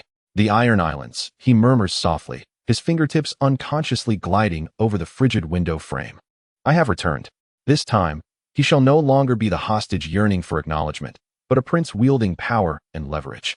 He is about to embark upon a sea that is colder and more merciless than the North. Yet he is undaunted, for he is no longer the naive youth of yore. The sea stone's fissure hangs silently in the depths of his consciousness, serving as both the anchor of his ambition and the wellspring of his strength. A new storm is gathering above the Iron Islands. Chapter 7. The messenger. The chaos and resolve of Winterfell quickly fade into his past. Theon Greyjoy wastes no time. Clutching Robb Stark's handwritten letter and the Stark family silver brooch as a token, accompanied by a small contingent of northern soldiers appointed by Robb, who are more witnesses than guards, as he rides at breakneck speed along the King's Road towards the southeast. His destination is not the Bay of Seagulls, but the port of Sea Watch, the most convenient and currently the most delicate maritime link between the North and the Iron Islands. The Merrills of Sea Watch have always been at odds with the Ironborn, yet at this moment, Theon wields the authority of Winterfell's acting lord, demanding a fast ship to convey the heir of Greyjoy back to Pyke for a mission of paramount diplomatic importance. As he travels, Theon's mind races, replaying various scenarios he might encounter upon reaching the Iron Islands. How will Balon Greyjoy, his obstinate and brooding father, the man who has sacrificed all his sons to the altar of ambition, receive his Stark foster son, who has been away from home for nearly a decade, and Asha, his astute and capable sister, whose standing in their father's eyes may far surpass his own? Will she perceive him as a rival or a potential ally? Moreover, how will those haughty Ironborn captains, who believe and might overtoil, regard him? The prince who has been tamed in the Greenlands? He caresses the several axes, infused with the essence of the sea stone, concealed beneath his clothing, their cold touch ensuring his unwavering clarity. These axes, along with other hidden weapons and treasures, form the backbone of his confidence in facing the unknown dangers ahead. After days of relentless travel, the towering spires of Sea Watch come into view. The briny sea breeze rushes to greet him, carrying with it an essence starkly different from the inland air of the North. At that moment, the blood of Greyjoy within him seems to awaken, simmering with vigor. He takes a deep breath, suppressing the tumult of emotions, his expression regaining that distinctive Stark seriousness, tinged with the proud defiance of the Ironborn. The Earl of Hyjong City, evidently informed in advance by the Raven, appeared displeased. Nonetheless, he complied with the request, providing a swift longship and the necessary sailors. As Theon stepped onto the swaying deck, observing the Northmen left behind at the dock, while the longship hoisted the golden sea monster banner of House Greyjoy, an insistence of his, a declaration of his identity, he was enveloped by a peculiar sense of disjunction. He stood at the confluence of two worlds. Set sail. Destination Pyke. Theon commanded from the bow, his voice resonating with an unmistakable authority, carried by the sea breeze, compelling even the Melisandre sailors, who might have previously held him in contempt, to comply with reverence. In this specific context, returning to the Iron Islands to assert his power, the resonance between his innate leadership and the blood of the Ironborn significantly augmented his influence. The journey across the sea was brief and tranquil. Theon spent most of his time at the bow, gazing into the vast, greenish-gray expanse of the ocean. He reflected upon the trepidation and eagerness to prove himself from his previous return to the Iron Islands, contrasting it with the calm and strategizing that enveloped him now. He no longer sought to prove his Ironborn identity. Rather, he aimed to demonstrate his worth to the Ironborn. As the iconic black rocks, resembling the bones of a colossal sea beast, and the sturdy castle atop them emerged on the horizon, Theon's heart involuntarily quickened. This was the source of his bloodline, the origin of both his glory and humiliation in a past life. The longship gradually entered the tumultuous harbor beneath the castle. A gathering of onlookers had assembled at the dock, primarily curious sailors and fishermen. They whispered and pointed at the vessel that hailed from the enemy Melisandre port, and at the young man at the bow, clad in northern attire, yet bearing the characteristic lean visage and dark hair of House Greyjoy. Theon paid no heed to their gazes. He straightened his back, and at the moment the ship docked, he gracefully leaped onto the pier, executing the maneuver with commendable agility. He surveyed his surroundings, his gaze sharp, as if inspecting his domain. Soon, an arrogant Ironborn officer clad in leather armor approached with several soldiers, blocking his path. "Halt! You from the Greenlands. Who are you to swagger about the docks of Pyke?" The officer's tone dripped with provocation. Theon paused, refraining from anger, and simply regarded him with a calm demeanor, an aura of authority emanating silently. "I am Theon Greyjoy," he declared, his voice not loud, yet piercing through the tumult of the waves, "son of Balon Greyjoy, the rightful heir of Pyke. I have returned. Take me to my father." The officer hesitated momentarily, evidently taken aback by Theon's bearing and forthrightness, his arrogance somewhat subdued, though he continued to regard Theon's northern garb with skepticism. At that moment, a female voice, laced with mockery and familiarity, drifted from nearby. Well, look who it is. Our little prince has finally deigned to crawl back from his warm wolf den, still clad in stark fabric. Are you afraid that the chill of our Iron Island's sea winds might harm you?"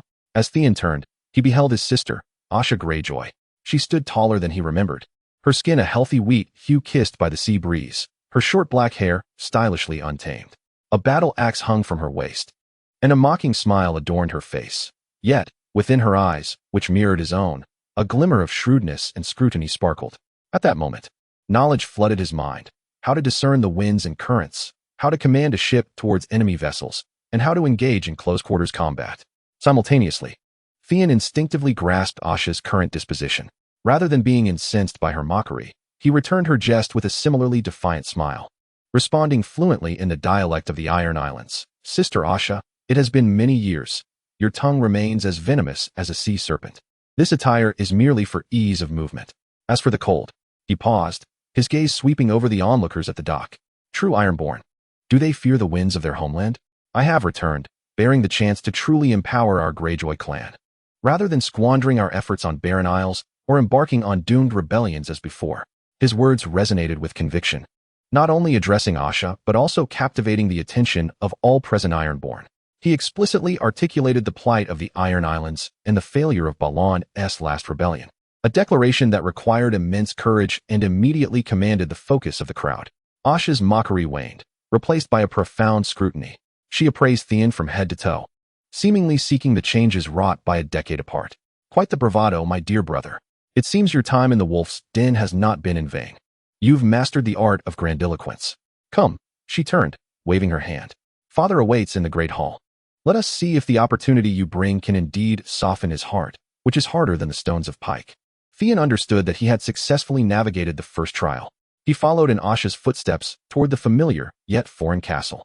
The cold, damp air of Pyke, laden with sea salt and tar, contrasted starkly with the solid openness of Winterfell. As he ascended the stairs leading to the great hall, each step felt like a convergence of past shadows and present ambitions. He knew that King Balon awaited him upon the seastone chair, marking the first, and most significant, test of his return. Subconsciously, he touched his chest, where Robb's letter and the Stark sigil symbolized his official identity.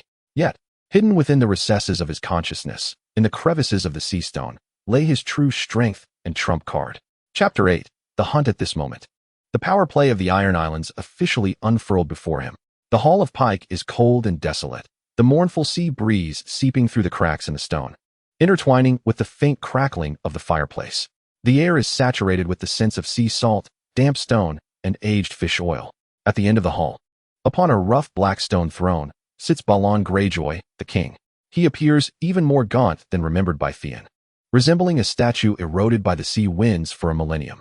Yet, within his deep-set eye sockets, his gaze remains as sharp as that of a hawk, imbued with the unique essence of the Ironborn, a blend of pride, gloom, and cruelty. He is clad in worn yet well-maintained leather armor, draped with a dark cloak. His hands resting upon the armrests, knuckles slightly whitened from the pressure. He sits in silence, as if merging with the ancient throne beneath him, exuding an overwhelming aura of authority. Asha, wearing an expression of intrigue, casually leans against the porch. Several Ironborn captains, including the grizzled and fierce-looking Cleftjaw Dagmar, and the brawny young woman, Coral, are scattered across the hall, their gazes piercing Theon like knives, filled with scrutiny, doubt, and unabashed disdain. Drawing a deep breath, Theon suppresses the discomfort stemming from this familiar yet stifling environment and strides forward. He halts approximately 10 paces from the throne, kneeling on one knee in the manner befitting an Ironborn presenting himself before his lord, his movements precise and fluid, devoid of any semblance of the knightly courtesies learned in Winterfell. Father, he raises his gaze to meet Balon's icy stare, his voice steady. I have returned. Balon does not respond immediately, scrutinizing Theon with those hawk-like eyes, assessing him from his northern-style boots to his neatly combed black hair, as if evaluating a reclaimed tool now tainted by foreign influences. After a prolonged silence, he finally speaks, his voice hoarse and frigid, akin to the grinding of stone. 10 years. The Stark whelp has raised you well, teaching you their insincere manners. Rise. Theon obeys, standing tall. He can feel the captains around him openly snickering and whispering.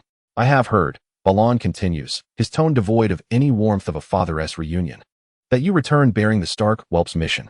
What is it? Has Eddard Stark finally remembered he has a hostage, intending to use you to threaten me? Approach important character, Balon Greyjoy, unlock skill, basic pressure resistance, and resilient will.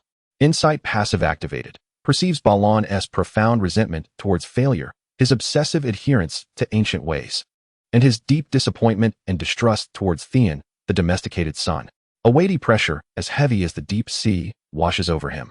Yet the newly unlocked pressure resistance and the deeply ingrained resilient will within him operate in concert, rendering him immovable like a reef. He does not shy away from his father's gaze. No, father. Theon's voice is clear and resolute. Eddard Stark now languishes in the dungeons of King's Landing, his fate uncertain. It is his son, Robb Stark, the current warden of the North, who has sent me back. The announcement stirred a commotion in the hall. The captains exchanged astonished glances, and even Asha ceased her mockery, standing upright. King Balon's pupils narrowed slightly, yet his countenance remained inscrutable.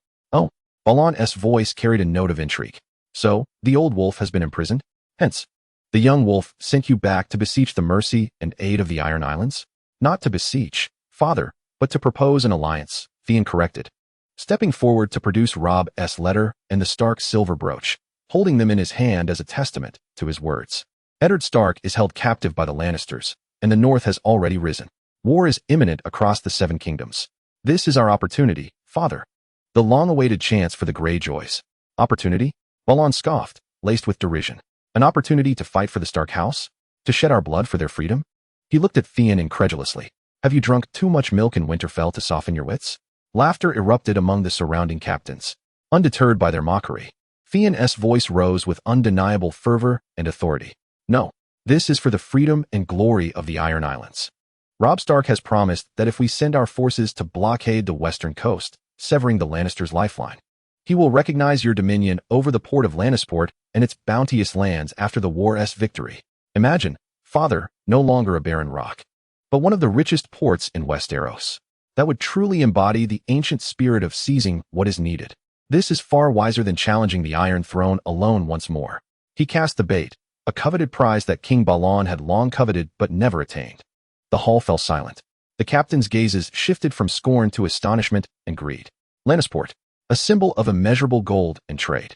King Balon leaned forward slightly, his eyes gleaming with intensity. Empty promises. The pup cannot even secure his own safety. What grounds has he to make such grand pledges? Even if he prevails, how can he ensure that the other kingdoms will acknowledge it? Because he requires our navy to win, Theon asserted with conviction. Without us, the Northern Army can only clash with the Westerlands on land, with uncertain outcomes. With our support, we can grip Tywin Lannister by the throat. This is an equitable alliance, mutually beneficial. As for the promise, he shook the token in his hand. Robb Stark guarantees it by his family's honor. Furthermore, I, your son, shall remain in the army as the guarantor and liaison of the pact.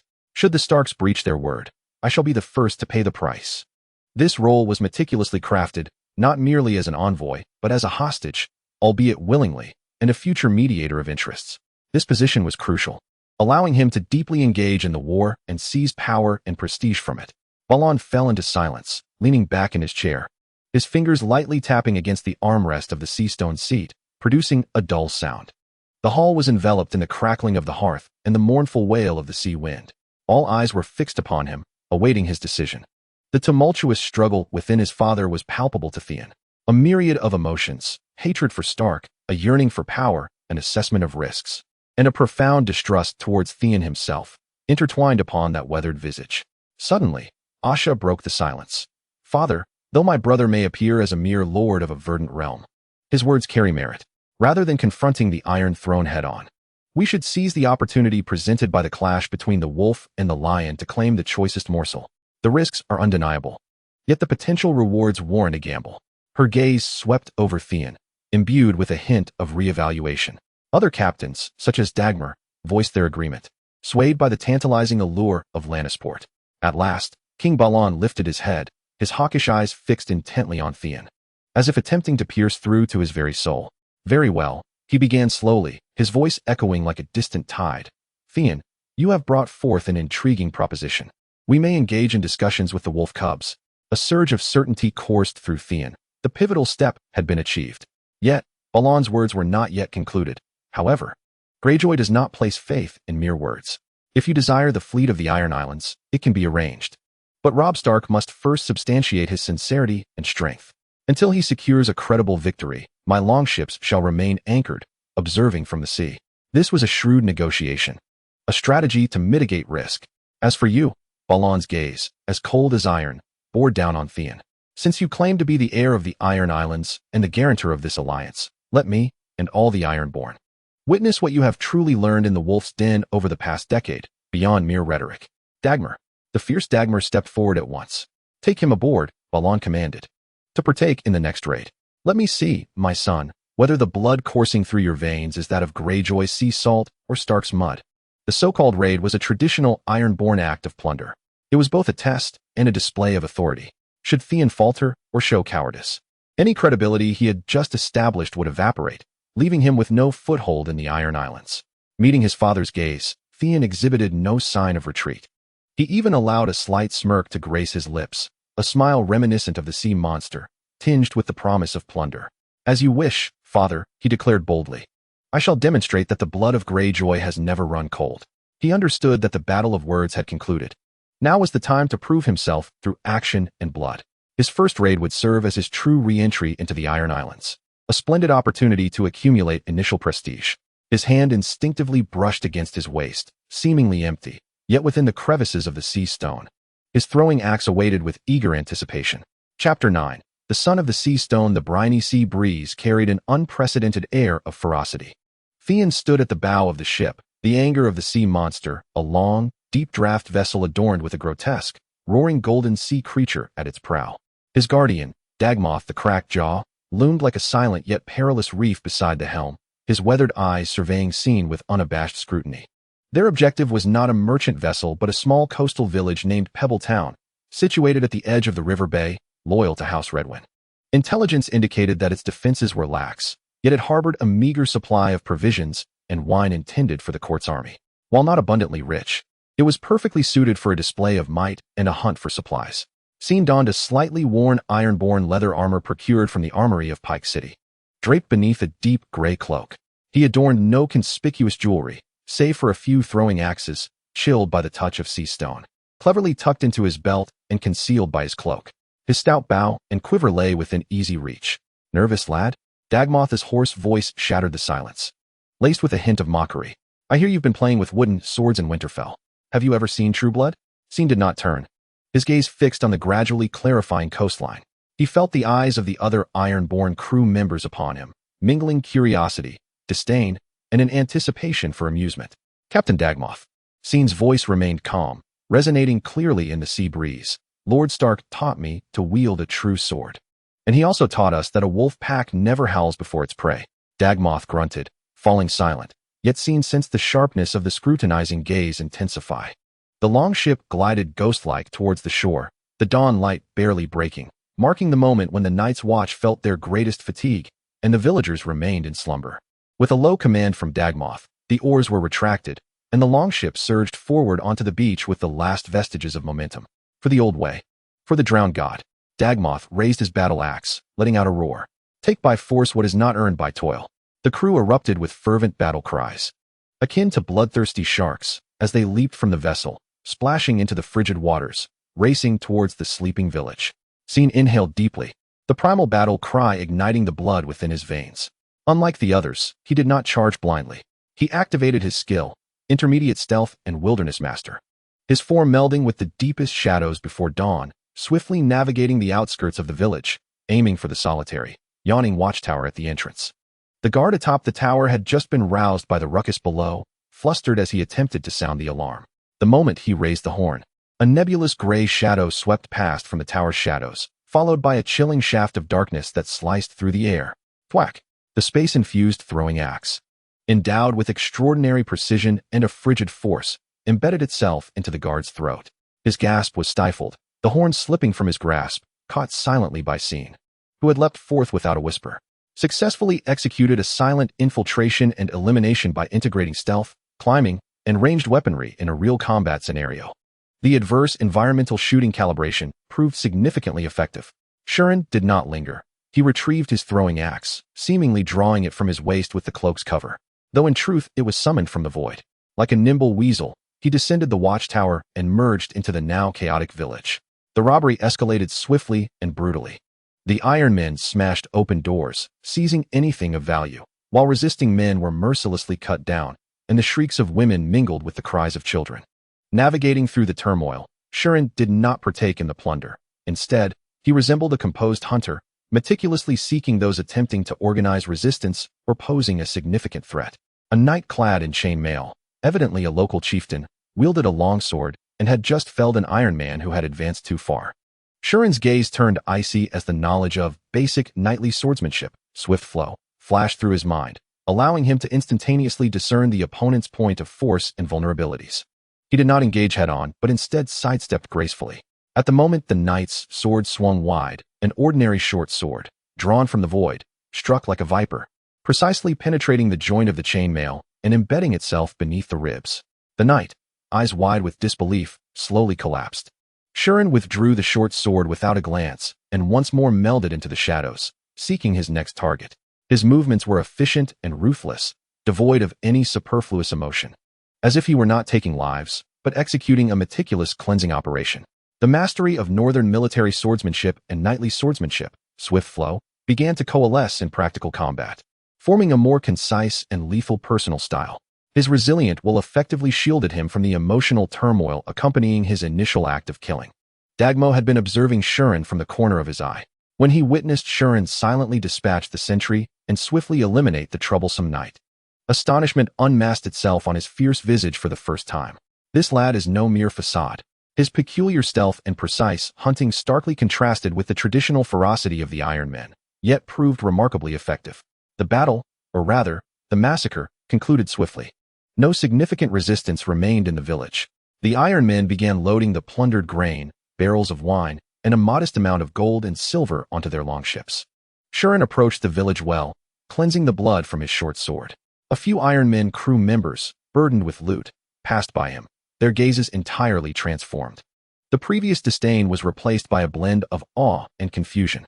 Dagmo strode over, his heavy footsteps echoing on the cobbled path. He halted before Shurin, scrutinizing him from head to toe, as if meeting him for the first time. The manner in which you kill is neither like Stark nor the traditional Iron Men. Dagmo's voice remained gravelly, but the mockery had vanished, replaced by a tone reminiscent of those faceless individuals across the narrow sea who operated for coin. Cunning, yet effective. Shurin sheathed the cleansed short sword, actually returning it to the void, and lifted his gaze, his expression devoid of pride. Embodying the calm that follows the completion of a task, Captain Dagmo, I merely understand that for the sake of victory, any necessary means may be employed. The ancient spirit of the road is one of forceful acquisition.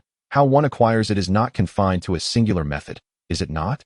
Dagmar fixed his gaze upon him for several seconds before suddenly breaking into a grin that could only be described as fierce, slapping a hand on Theon's shoulder with sufficient force to make him sway slightly. Well, young lad, You possess some merit. It seems that sending you into the wolf's den by the king was not entirely detrimental. At the very least, you have learned to employ your intellect in the art of killing rather than relying solely on brute strength. This acknowledgement from Dagmar, a figure of considerable weight among the Ironborn, carried significant import. On the return journey, Theon stood resolutely at the prow of the ship, the sea breeze infused with the sense of blood and victory. He listened to the crew behind him excitedly tallying their spoils, boasting of their valor, and occasionally catching glances of admiration directed at him, the silent hunter.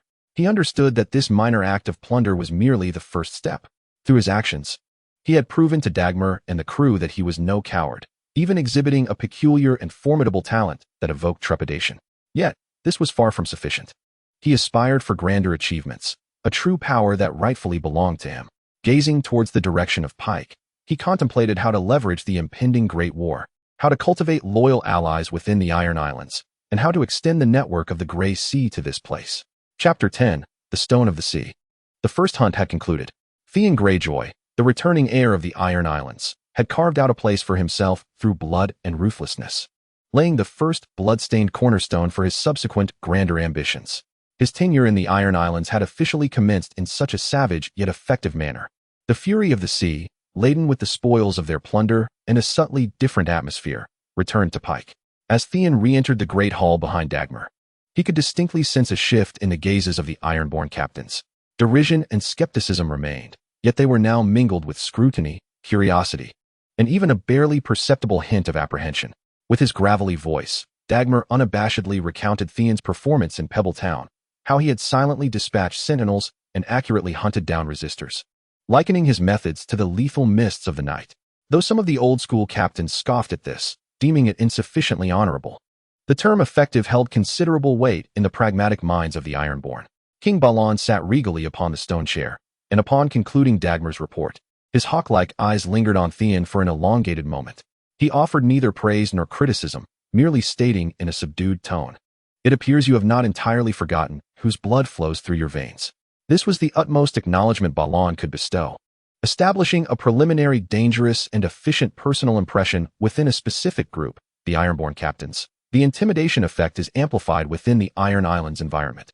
Theon recognized that a single successful raid was woefully inadequate to yield true power. He needed to seize the structural weaknesses within the Iron Islands and utilize his foresight and skills to address them. The Iron Islands, barren and heavily reliant on plunder and limited trade, found intelligence to be the most undervalued yet crucial element. They often rush towards potentially lucrative opportunities like headless flies, or blindly instigate rebellions, lacking a precise understanding of the larger picture and the enemy's strength. It was from this realization that Theon decided to take action. Utilizing the financial acumen and intelligence valuation he had unlocked from his Littlefinger, along with his experiences from the Greyjoy network he had established, he presented a proposal to King Balon. "Father," he began during a council meeting, "our longships are sharp, and our warriors are fierce. Yet our ears and eyes are insufficiently keen.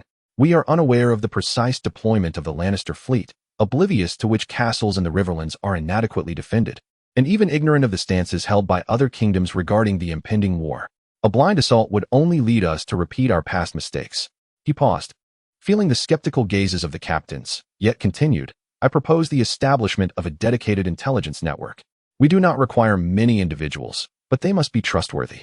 We could utilize merchant vessels, wandering sailors, and even captured nobles to gather all information pertinent to the war, troop movements, stockpiles of supplies, and the disputes among lords.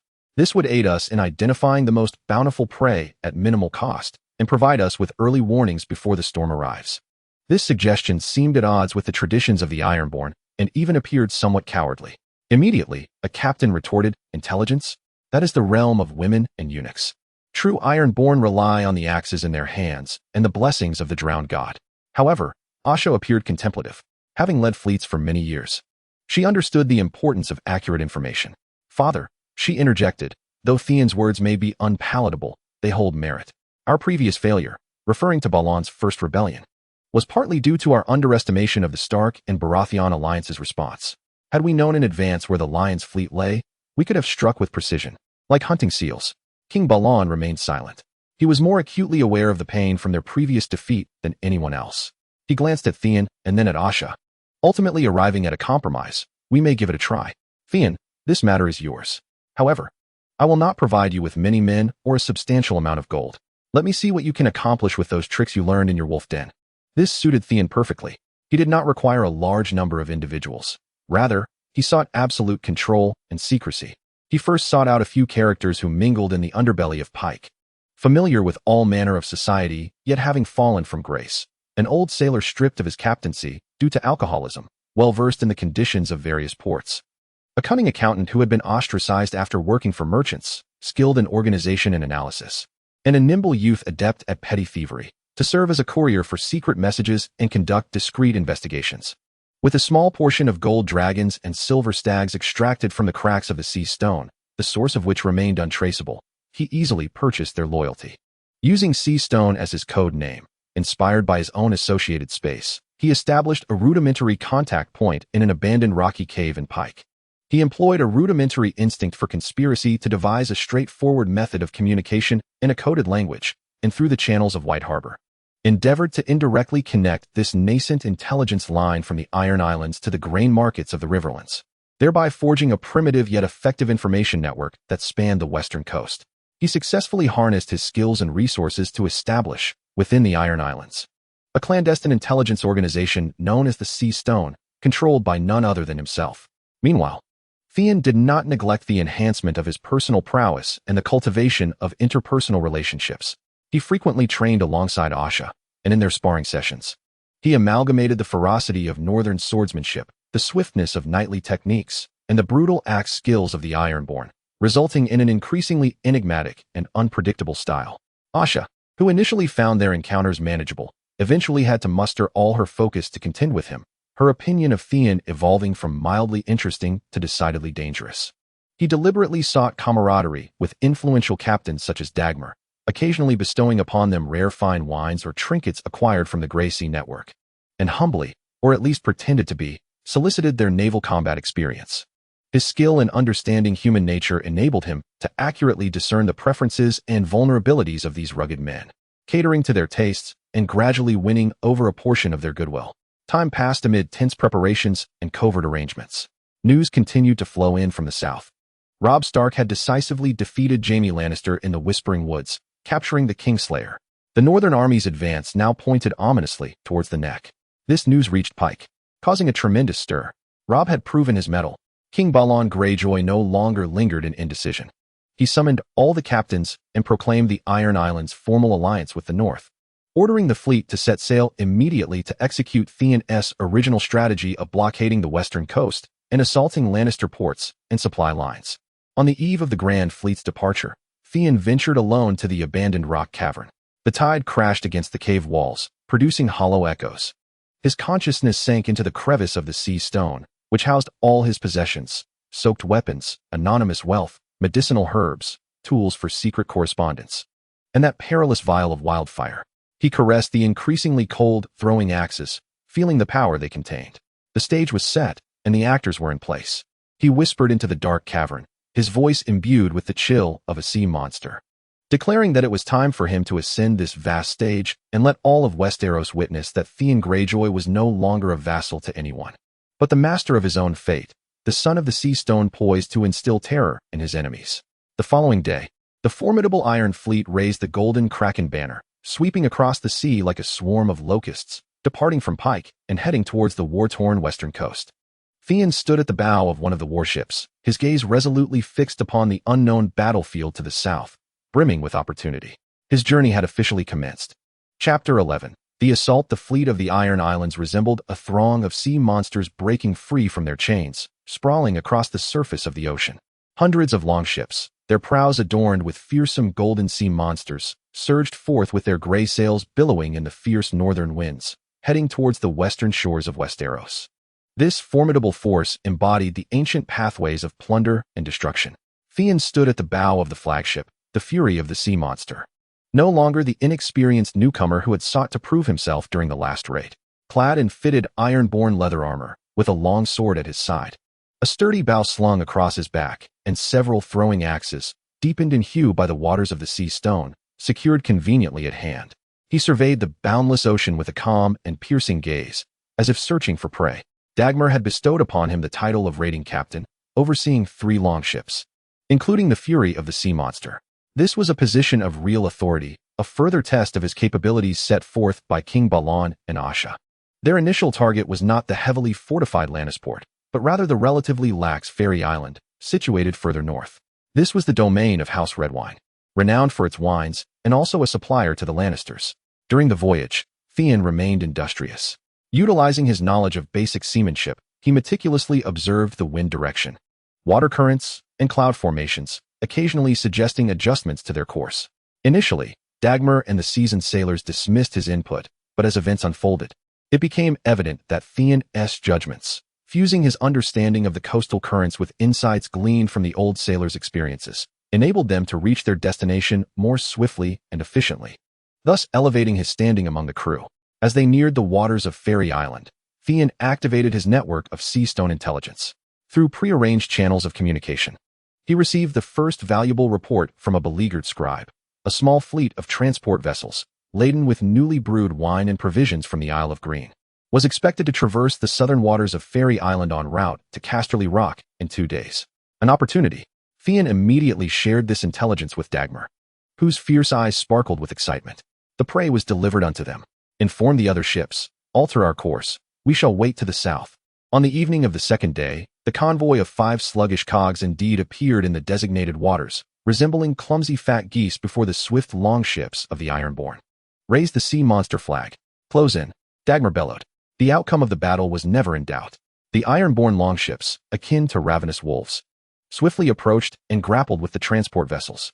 The boarding skirmish erupted instantaneously. Although the sailors and a few guards aboard the transport ships fought valiantly, they were quickly overwhelmed by the bloodthirsty Ironborn. This time, Theon chose not to engage in stealthy assassination. Instead, he sought to establish his renown through direct combat. He wielded his longsword with a martial style that blended various techniques, his movements fierce and efficient. He does not act recklessly, always appearing at the most critical junctures of battle, delivering decisive blows or exploiting the enemy's vulnerabilities. With remarkable precision, he hurls his throwing axes, rescuing the besieged Ironborn crew members. These axes, imbued with an extraordinary chill and accuracy, often strike down foes in a single blow. During the boarding combat, the martial skills of the Northern Army, the swift swordsmanship of the knights, and the combat techniques of the Ironborn further converged, leading to a maturation of his personal fighting style. The accuracy of his shots in the harsh environment on the swaying deck proved exceptional. His performance did not go unnoticed by Dagmar and the entire crew. Not only is he valiant, but he also possesses a calmness and control on the battlefield that distinctly sets him apart from the ordinary Ironborn, who are often consumed by fervent battle cries. The combat soon reached its conclusion. 5 transport ships and their cargo were entirely captured. In addition to a substantial amount of wine and provisions, they also seized some gold, silver, and weaponry. This was a bountiful haul. As they began to tally the spoils, Theon made a surprising decision. Unlike other captains who would hoard the finest plunder or distribute it solely among their confidants, he proposed a relatively fair distribution plan based on merit and casualties, voluntarily relinquishing part of his rightful share to provide compensation to the families of the wounded and fallen crew members. We fight for the old way, for Greyjoy, Theon explained to Dagmar and the other crew members, whose eyes were filled with doubt. But if we let our warriors bleed and feel disheartened, who will fight for us? Fairness, he asserted, is what allows the strength of the Kraken to coalesce. His words, along with his selfless actions, resonated profoundly among the lower-ranking crew members. Though the Ironborn are fierce, they are not oblivious to self-interest. Theon's generosity and perceived fairness swiftly won their favor and loyalty. They began to sincerely refer to him as Captain Theon, rather than merely for Dagmar's sake or his surname. Through the equitable distribution of spoils and the guidance of discourse, he successfully garnered the support of his immediate crew, demonstrating his capacity for governance and the cultivation of loyalty within a military unit. Dagmar observed all of this with a complex expression. He acknowledged that Theon's methods were effective, yet they starkly contrasted with the traditions of the Iron Islands, bearing too much of the flavor of the politics of the Greenlands. He cautioned Theon, "Boy, winning hearts is commendable, but do not forget that the Ironborn revere true strength and victory." Theon respectfully replied, "I understand, Captain. Strength and victory are the foundation. But loyalty will fortify that foundation and ensure our triumph." With this successful raid and the elevation of his personal renown, Theon's network of intelligence began to play an increasingly significant role. They provided more information regarding the vulnerabilities of the West Coast defenses, guiding the Iron Fleet to assault several small ports and coastal villages, yielding considerable spoils, while successfully evading a Lannister patrol fleet. The name Theon Greyjoy, along with his moniker the Silent Hunter, derived from his precise throwing axes and his occasional nocturnal ambushes, began to circulate through the Ironborn fleet. And he was no longer merely the son of Balon Greyjoy or the brother of Asha. He is steadily forging his own authority and power in this realm. Dominated by sea monsters, amidst bloodshed and cunning, he is acutely aware that this is merely the beginning. Greater storms and opportunities lie ahead. Standing at the bow of his vessel, laden with plunder, he gazes towards the southern coastline, ignited by the fires of war, his ambition swelling silently in the depths like a sea creature. The Iron Fleet's rampage along the western coast resembles a relentless tempest at sea, upending the Lannister family's backyard. Villages and small ports along the coast billow with black smoke, supply lines are frequently severed, and merchant ships from Lannisport have nearly vanished. Theon Greyjoy, with his efficient intelligence, ruthless tactics, and burgeoning reputation among the lower-ranking crew, has emerged as a brilliant new star in this tempest of plunder. Yet, true trials often arise unexpectedly. Chapter 12. A Triumph. The Seastone Intelligence Network relayed a message, imbued with urgency and encoded in secret language. Through a boy skilled in clandestine activities, a substantial Lannister fleet, led by Sir Adam Marbrand, had stealthily departed from Lannisport, now searching along the coastline to locate and annihilate the Ironborn's main force. More critically, the intelligence revealed that a remarkably swift scout ship, the Shadow, had detached from the main fleet and was prowling near the Isle of Tears, akin to the keen tentacles of a lion pride. Theon immediately recognized this as a moment fraught with both peril and opportunity. Should the Shadow discover the precise location of the Iron Fleet and report back, Marbrand's main force would descend like a hammer.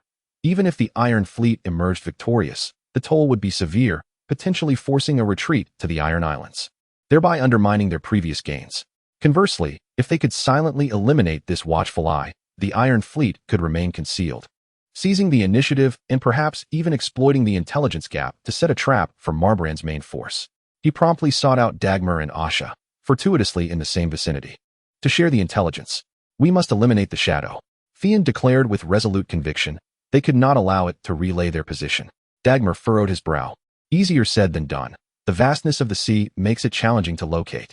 By the time we find it, it may have vanished without a trace. We have intelligence indicating its general area of operation. Theon pointed to a complex region filled with reefs south of the Isle of Tears on the nautical chart, where the rocky landscape and convoluted routes would hinder large fleets, yet would allow their longships to maneuver with agility, a prime location for the Shadow to conduct its reconnaissance. We can dispatch several of our swiftest vessels, disguised as fishing or merchant ships, to search independently. Once located, we will immediately signal with pigeons or flares to converge and sink it. Asha crossed her arms, scrutinizing the map before glancing at Theon. The plan is sound, but the risks are considerable. If the dispatched ships are discovered first, they could be counterattacked. Who will go? Theon met her gaze without hesitation. My ship will go. I have recently conducted extensive reconnaissance over that maritime expanse. He paused, his voice lowering in gravity, emphasizing our need for absolute speed and silence. My method is most suited for this endeavor. He referred to his clandestine hunting tactics, which Dagmar and Asha fully comprehended. With Baron absent, Dagmar assumed command. He cast a glance at Scene, then at the nautical charts, ultimately resolving. Very well. Scene, take 2 of the swiftest longships. Asha, you shall lead 3 vessels to the periphery, securing potential escape routes. Remember, be swift and precise. We must not let it slip away. As night fell, it provided the perfect cover. Scene personally selected 2 agile longships, manned by adept crew members, discarding all unnecessary weight, even replacing the sails with darker fabric. He commanded the crew to don dark attire, smearing their faces and arms with black and gray, ensuring no weapons reflected light. In the crucible of high-pressure decision-making and tactical planning, intermediate leadership, situational control, and instinctive cunning melded seamlessly, showcasing exceptional small-scale tactical design capabilities. Under the veil of night, the 2 phantom vessels glided silently toward their target domain. Scene stood at the bow, maximizing his prowess in intermediate stealth and wilderness mastery. He not only concealed himself, but also emanated an aura of invisibility that permeated the entire ship. Under his influence, the crew instinctively lowered their voices, their movements becoming deliberate and fluid, as though merging with the shadows. They traversed the rocky outcrops like specters upon the sea, With his foundational navigation skills and acute awareness of the currents, Scene deftly guided the ships away from perilous reefs, his eyes scanning for any unusual traces. In the darkest hour before dawn, the lookout issued a nearly imperceptible warning. Approximately a nautical mile ahead, a vague silhouette, distinct from the shadows of the rocks, was moving slowly. It was the ship, Shadow's Edge. Indeed, it lay there. A tremor ran through Scene's heart, and he immediately commanded, "Extinguish the torches, lower the sails. Approach quietly. No sounds, no boarding without my command." The two longships glided like true phantoms toward their objective. As they drew nearer, the elongated hull of Shadow's Edge and the faint outline of the Lannister banner on its mast came into view. Several figures patrolled the deck. Yet most sailors appeared to be in slumber. Scene understood that the clamor of a boarding conflict would awaken all. Should they signal, the plan would falter. He required a quieter, more lethal solution. Taking a deep breath, he retrieved a jar of wildfire oil, which he had meticulously preserved, from the crevice of a sea stone. The viscous, green liquid emitted an ominous glow in the darkness. He carefully poured it into several specially crafted ceramic pots, wrapped in oil-soaked burlap. "Archers," he commanded softly. "Aim for its rigging and deck, await my signal, and launch the fire arrows. The rest, prepare the grappling hooks and weapons. Once the fire ignites, board immediately, prioritizing the elimination of anyone attempting to signal or extinguish the flames." He personally grasped a sturdy bow, knocking an arrow bundled with oil-soaked cloth. The other vessel readied itself in kind. Only less than 100 yards remained. The sentinel aboard the Shadow of the fleet seemed to sense something awry, casting a puzzled gaze into the darkness. "Now is the moment. Release." Theon Greyjoy bellowed, letting loose the bowstring. Several fiery arrows, akin to hellish fireflies, sliced through the night, striking with precision at the mainsail and the deck laden with ropes and barrels of the Shadow of the fleet. The jars filled with wildfire shattered upon impact, erupting instantaneously. Boom! Emerald flames surged skyward, roaring like a demon, swiftly engulfing the canvas and wooden hull. Wildfire, thick and ferocious, was notoriously difficult to extinguish with mere water. An enemy assault. It was the Ironborn. Panic-stricken cries erupted from the Shadow of the fleet, only to be drowned out by the crackling of the conflagration and the dreadful screams. "For the old way. Kill!" Theon roared, the first to hurl the grappling hook, nimbly scaling the enemy ship, now engulfed in chaos and flames. His crew followed closely behind, like vengeful phantoms from the deep, pouncing upon the flustered Lannister sailors. The skirmish devolved into a one-sided slaughter. Theon wove through the fire and smoke, his longsword and throwing axe claiming a torrent of blood with each strike. He specifically sought those attempting to rush toward the rear signal cannon or the carrier pigeons, ensuring that no messages could escape. Under the directive of a specific tactical objective, silent assassination to prevent alerts, his personal combat style melded seamlessly with stealth and ranged skills, achieving a remarkable tactical efficacy. The battle concluded swiftly.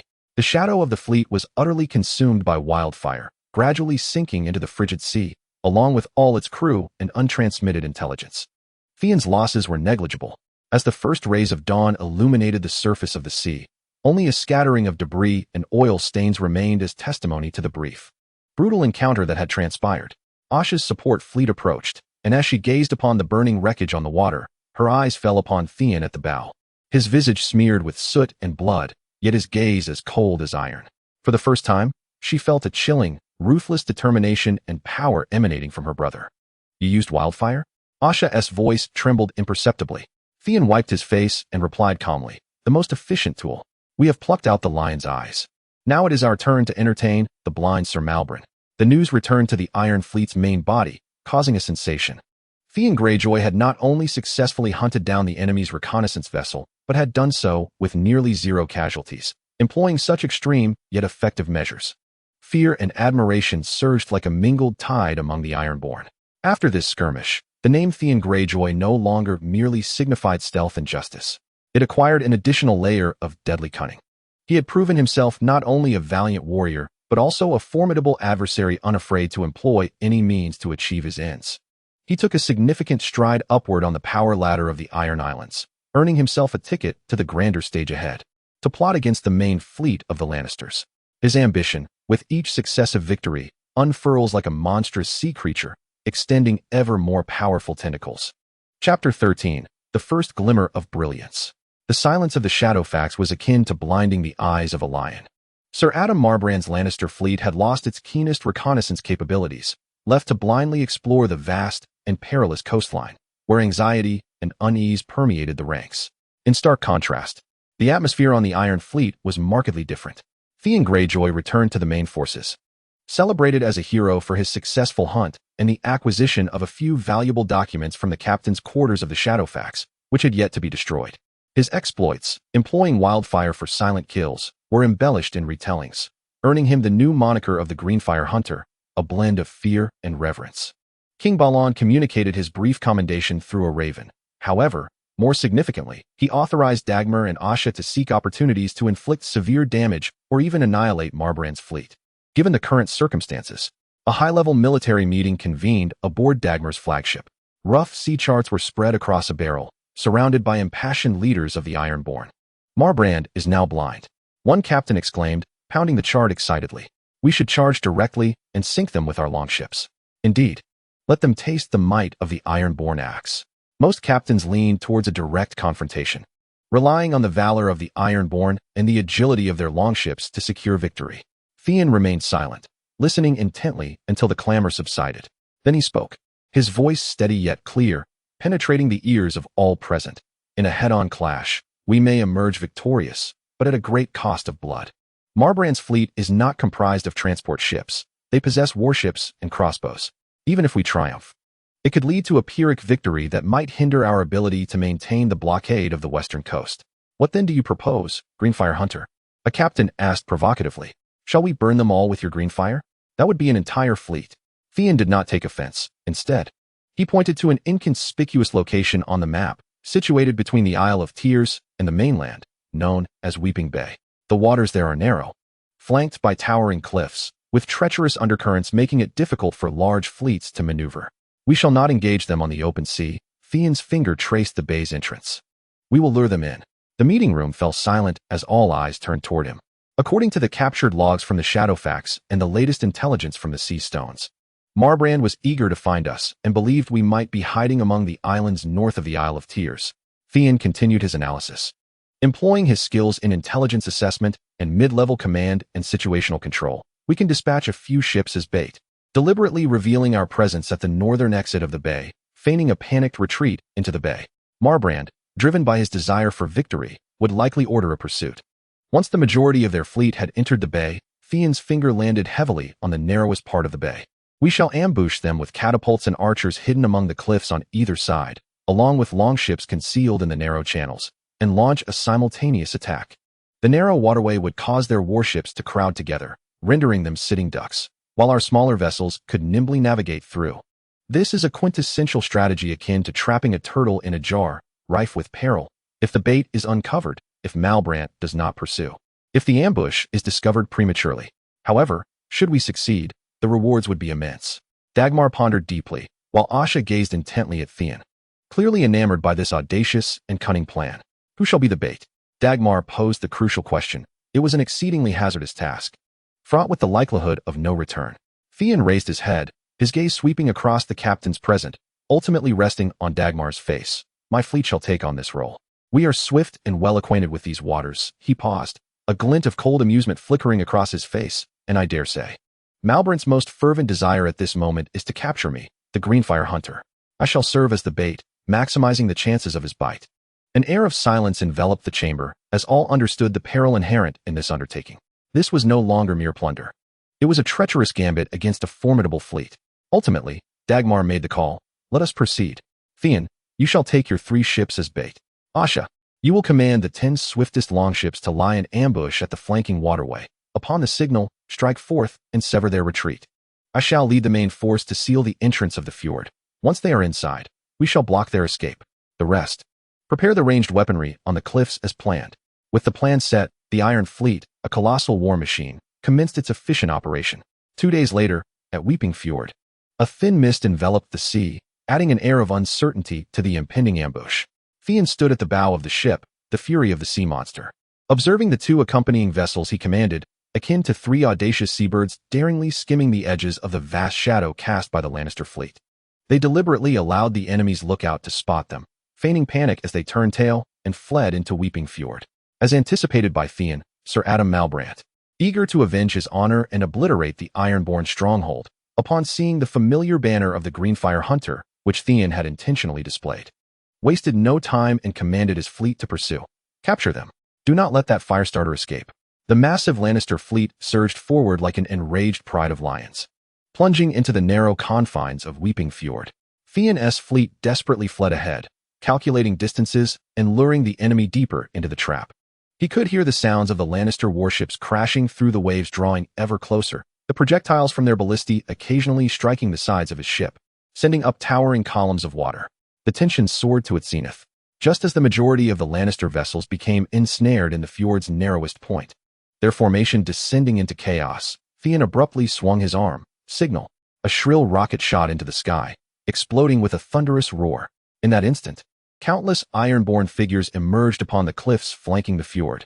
Massive boulders were hurled down from catapults, while a torrential downpour of arrows rained down like a tempest. The colossal hull of the Lannister warship became the most excellent target in the narrow waterways, splinters flying, sails tearing, and screams rising in a cacophony. Turn. Counterattack. Retreat. Lord Marbrand's commands seemed feeble amidst the chaos.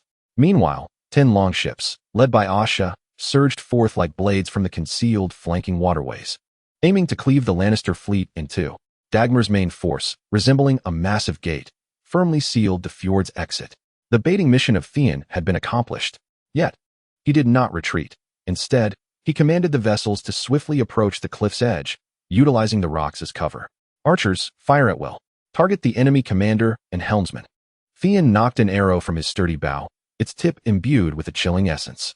His harsh environment shooting calibration proved invaluable amidst the swaying ship and tumultuous battlefield, as his arrows found their mark, eliminating several Lannister officers attempting to stabilize their ranks. In this grand naval engagement, individual combat prowess and tactical command reached their zenith. Supported by intermediate environmental adaptation and endurance for prolonged high-intensity conflict, the battle morphed into a slaughter. The Lannister fleet found itself in a dire predicament, colliding with one another.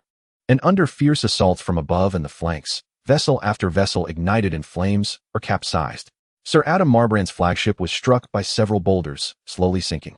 As the few surviving Lannister warships hoisted white flags, the waters of the Weeping Fjord had been stained a pale crimson, littered with countless fragments and corpses. The Iron Islands achieved an unprecedented victory.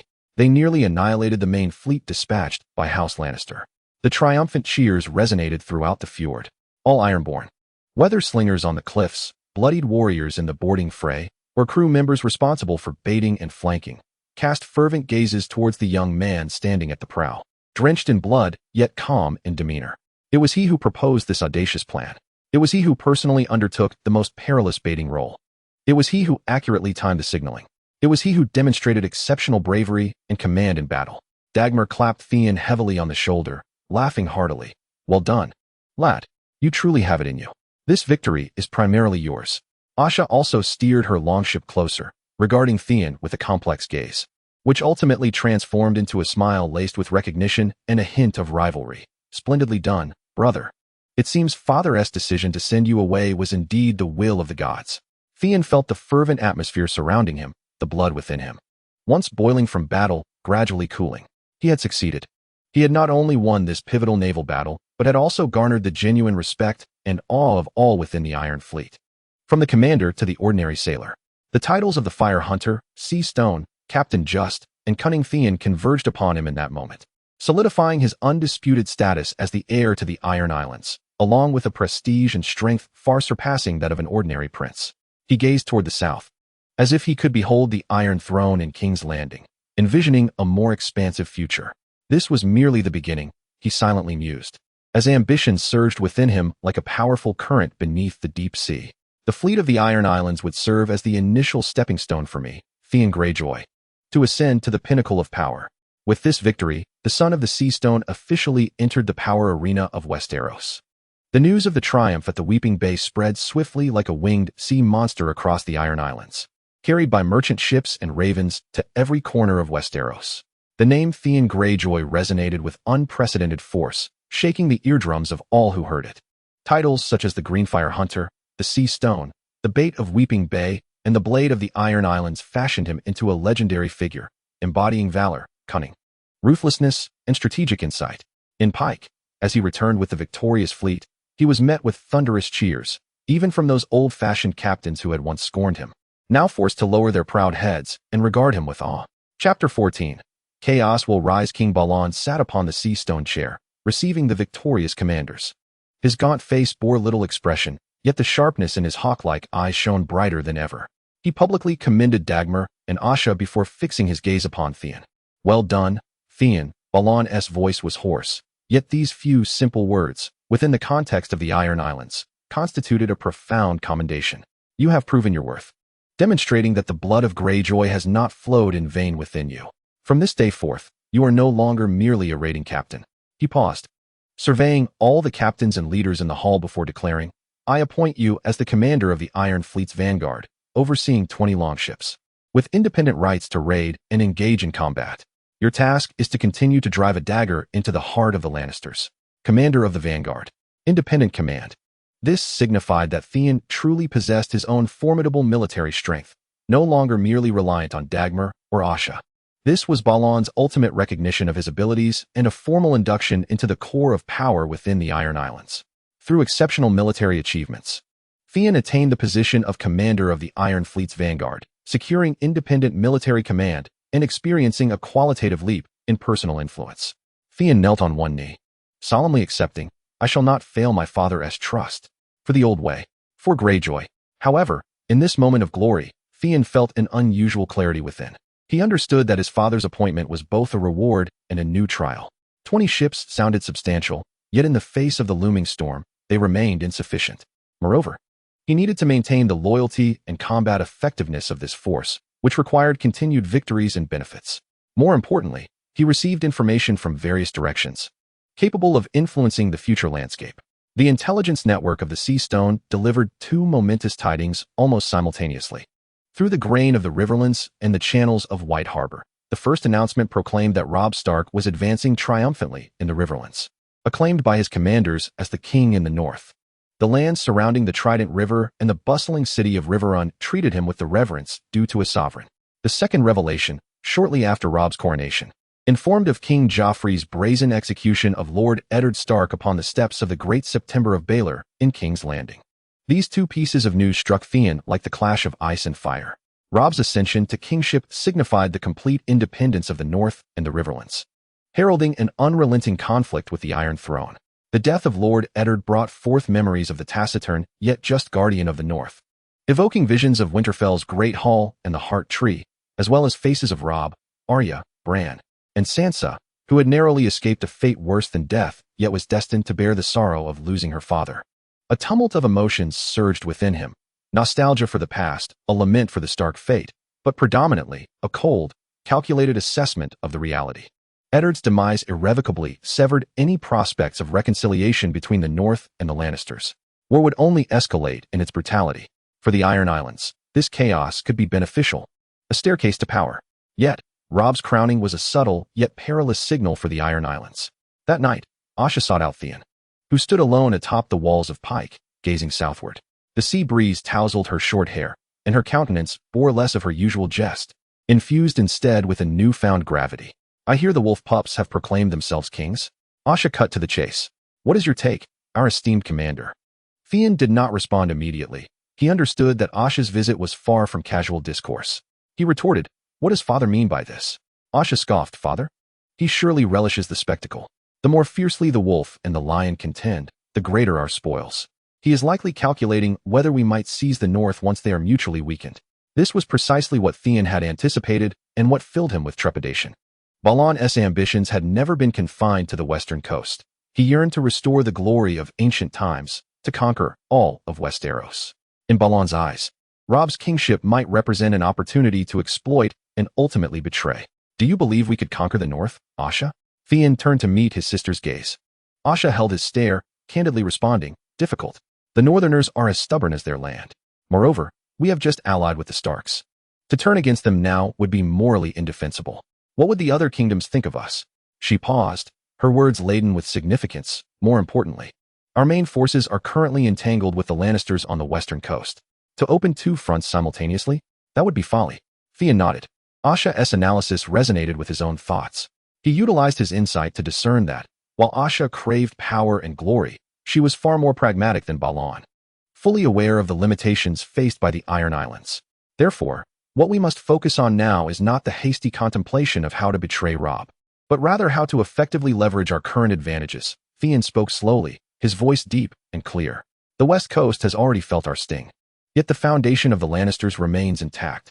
Robb's ascension to kingship has drawn much of Tywin's main force's attention. This presents an opportune moment for us to further our victories, plunder greater wealth, and solidify our control over the West Coast. We require gold, resources, and the means to strengthen our fleet.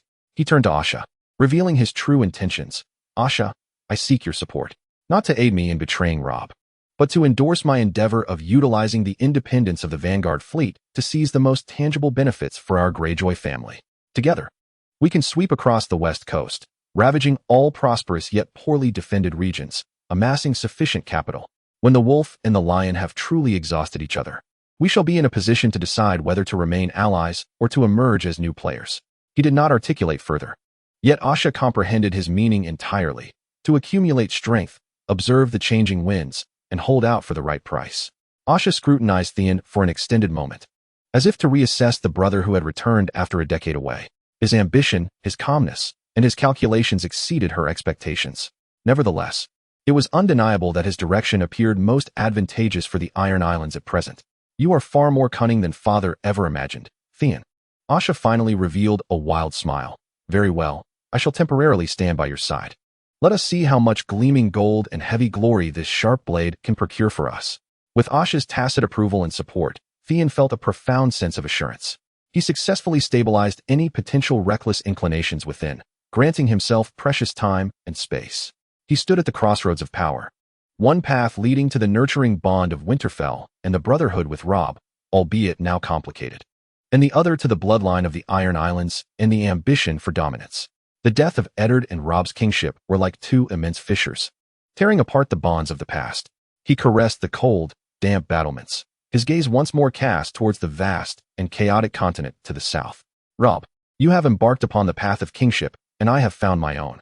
Theon murmured softly, the last vestige of hesitation in his eyes replaced by steely resolve.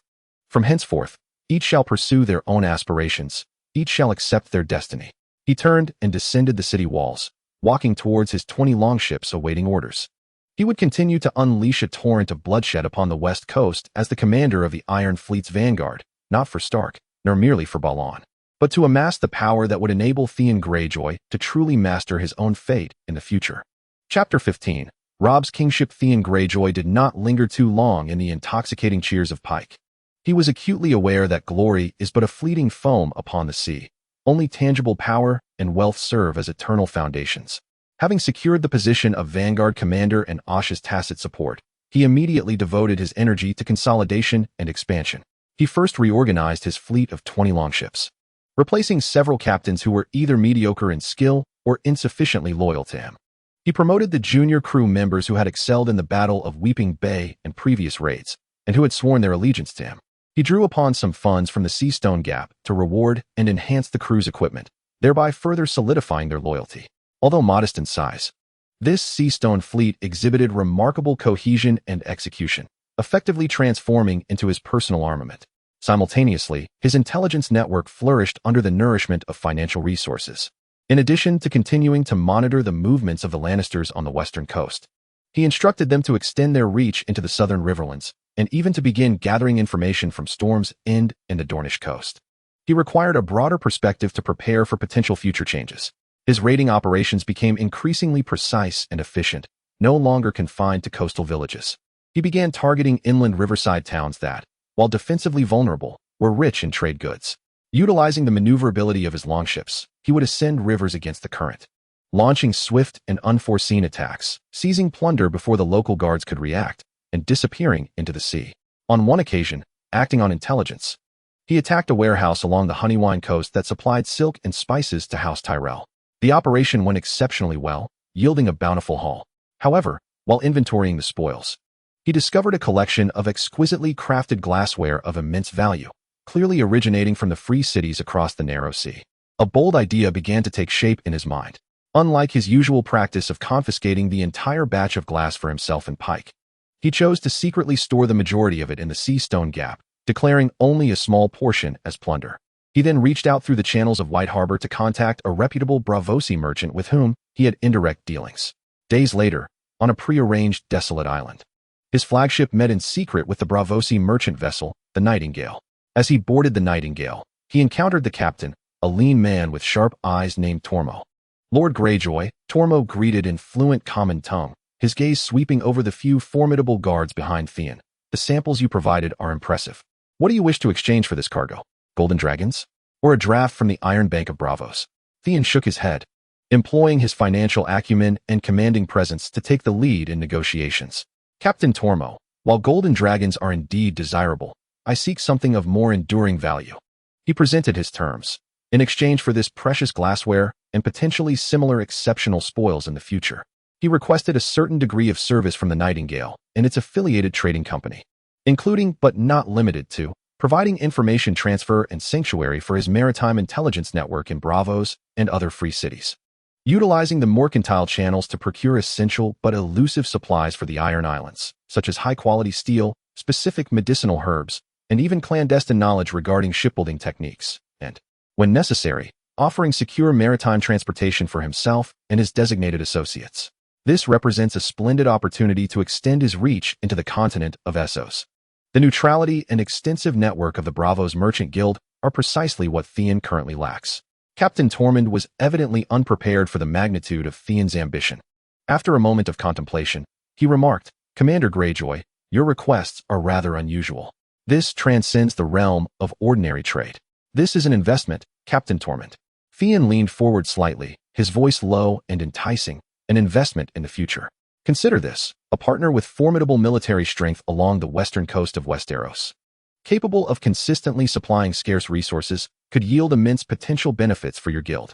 This is far beyond a mere one-off transaction of golden dragons.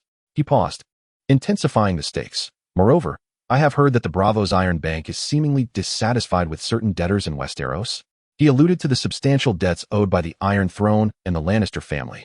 Tormund's gaze flickered momentarily. The Braavosi place great importance on profit and long-term strategy. The strength, ambition, and perceptiveness exhibited by Theon made him realize that the value of this young Ironborn might far surpass that of the glass he had previously considered. After a vigorous round of negotiations, a secret verbal agreement was reached. Theon acquired the embryonic shape of the external channels he desired, while Tormund secured a coveted cargo and a potentially lucrative investment opportunity for the future. Successfully establishing a clandestine partnership with the Braavos Merchant Guild, he unlocked the channels for information and resources leading to the continent of Essos, taking a crucial step in his strategic layout. As Theon busied himself with consolidating his power and expanding external relations, reports of battles from the Riverlands once again captured everyone's attention. Robb Stark, the young king in the north, had once more dealt a significant blow to the Lannister forces at the Battle of Oxford, demonstrating remarkable military prowess. Within the Iron Islands, particularly among the ruling Balon Greyjoy, the desire for the North began to stir once more. However, Theon discerned a different flavor from the details delivered by the Maritime Intelligence Network. While Robb's victory was indeed glorious, his forces were mired in a stalemate in the Riverlands, facing immense logistical pressures. More critically, the intelligence mentioned Robb's close dealings with a young woman from House Fry in the town of Riverrun. Theon's heart sank. His vague memories from a past life were stirred. The Red Wedding. Though the specific details eluded him, he understood that the betrayals of House Fry and House Bolton were the direct causes of Robb's downfall and the annihilation of the Northern Army. What should he do? Should he write to warn Robb directly? Even disregarding whether Robb would place trust in a former hostage now serving as the vanguard commander of the Iron Islands. Doing so would undoubtedly expose his foresight, inviting unpredictable consequences. Moreover, from the perspective of the Iron Islands, Robb's failure appears to align more closely with the ambitions of King Balon and even with Theon's clandestine aspirations. A chilling sense of reality gripped him as he found himself dispassionately weighing the significance of Robb's life and death against his own interests. The years spent in Winterfell felt like a distant dream, and the bond of brotherhood he once shared with Robb was gradually fading. Rendered trivial by the salt of the Iron Islands and the calculations of power, he stood at the ship's railing, gazing northward towards the Riverlands. Ultimately, he reached a decision. He would not warn Robb. It was neither his war nor his responsibility. The fate of House Stark must be borne by them alone. What he could and must do was to leverage the impending upheaval. He summoned the head of the Iron Islands Intelligence Network, a once faltering scribe who had now become remarkably astute.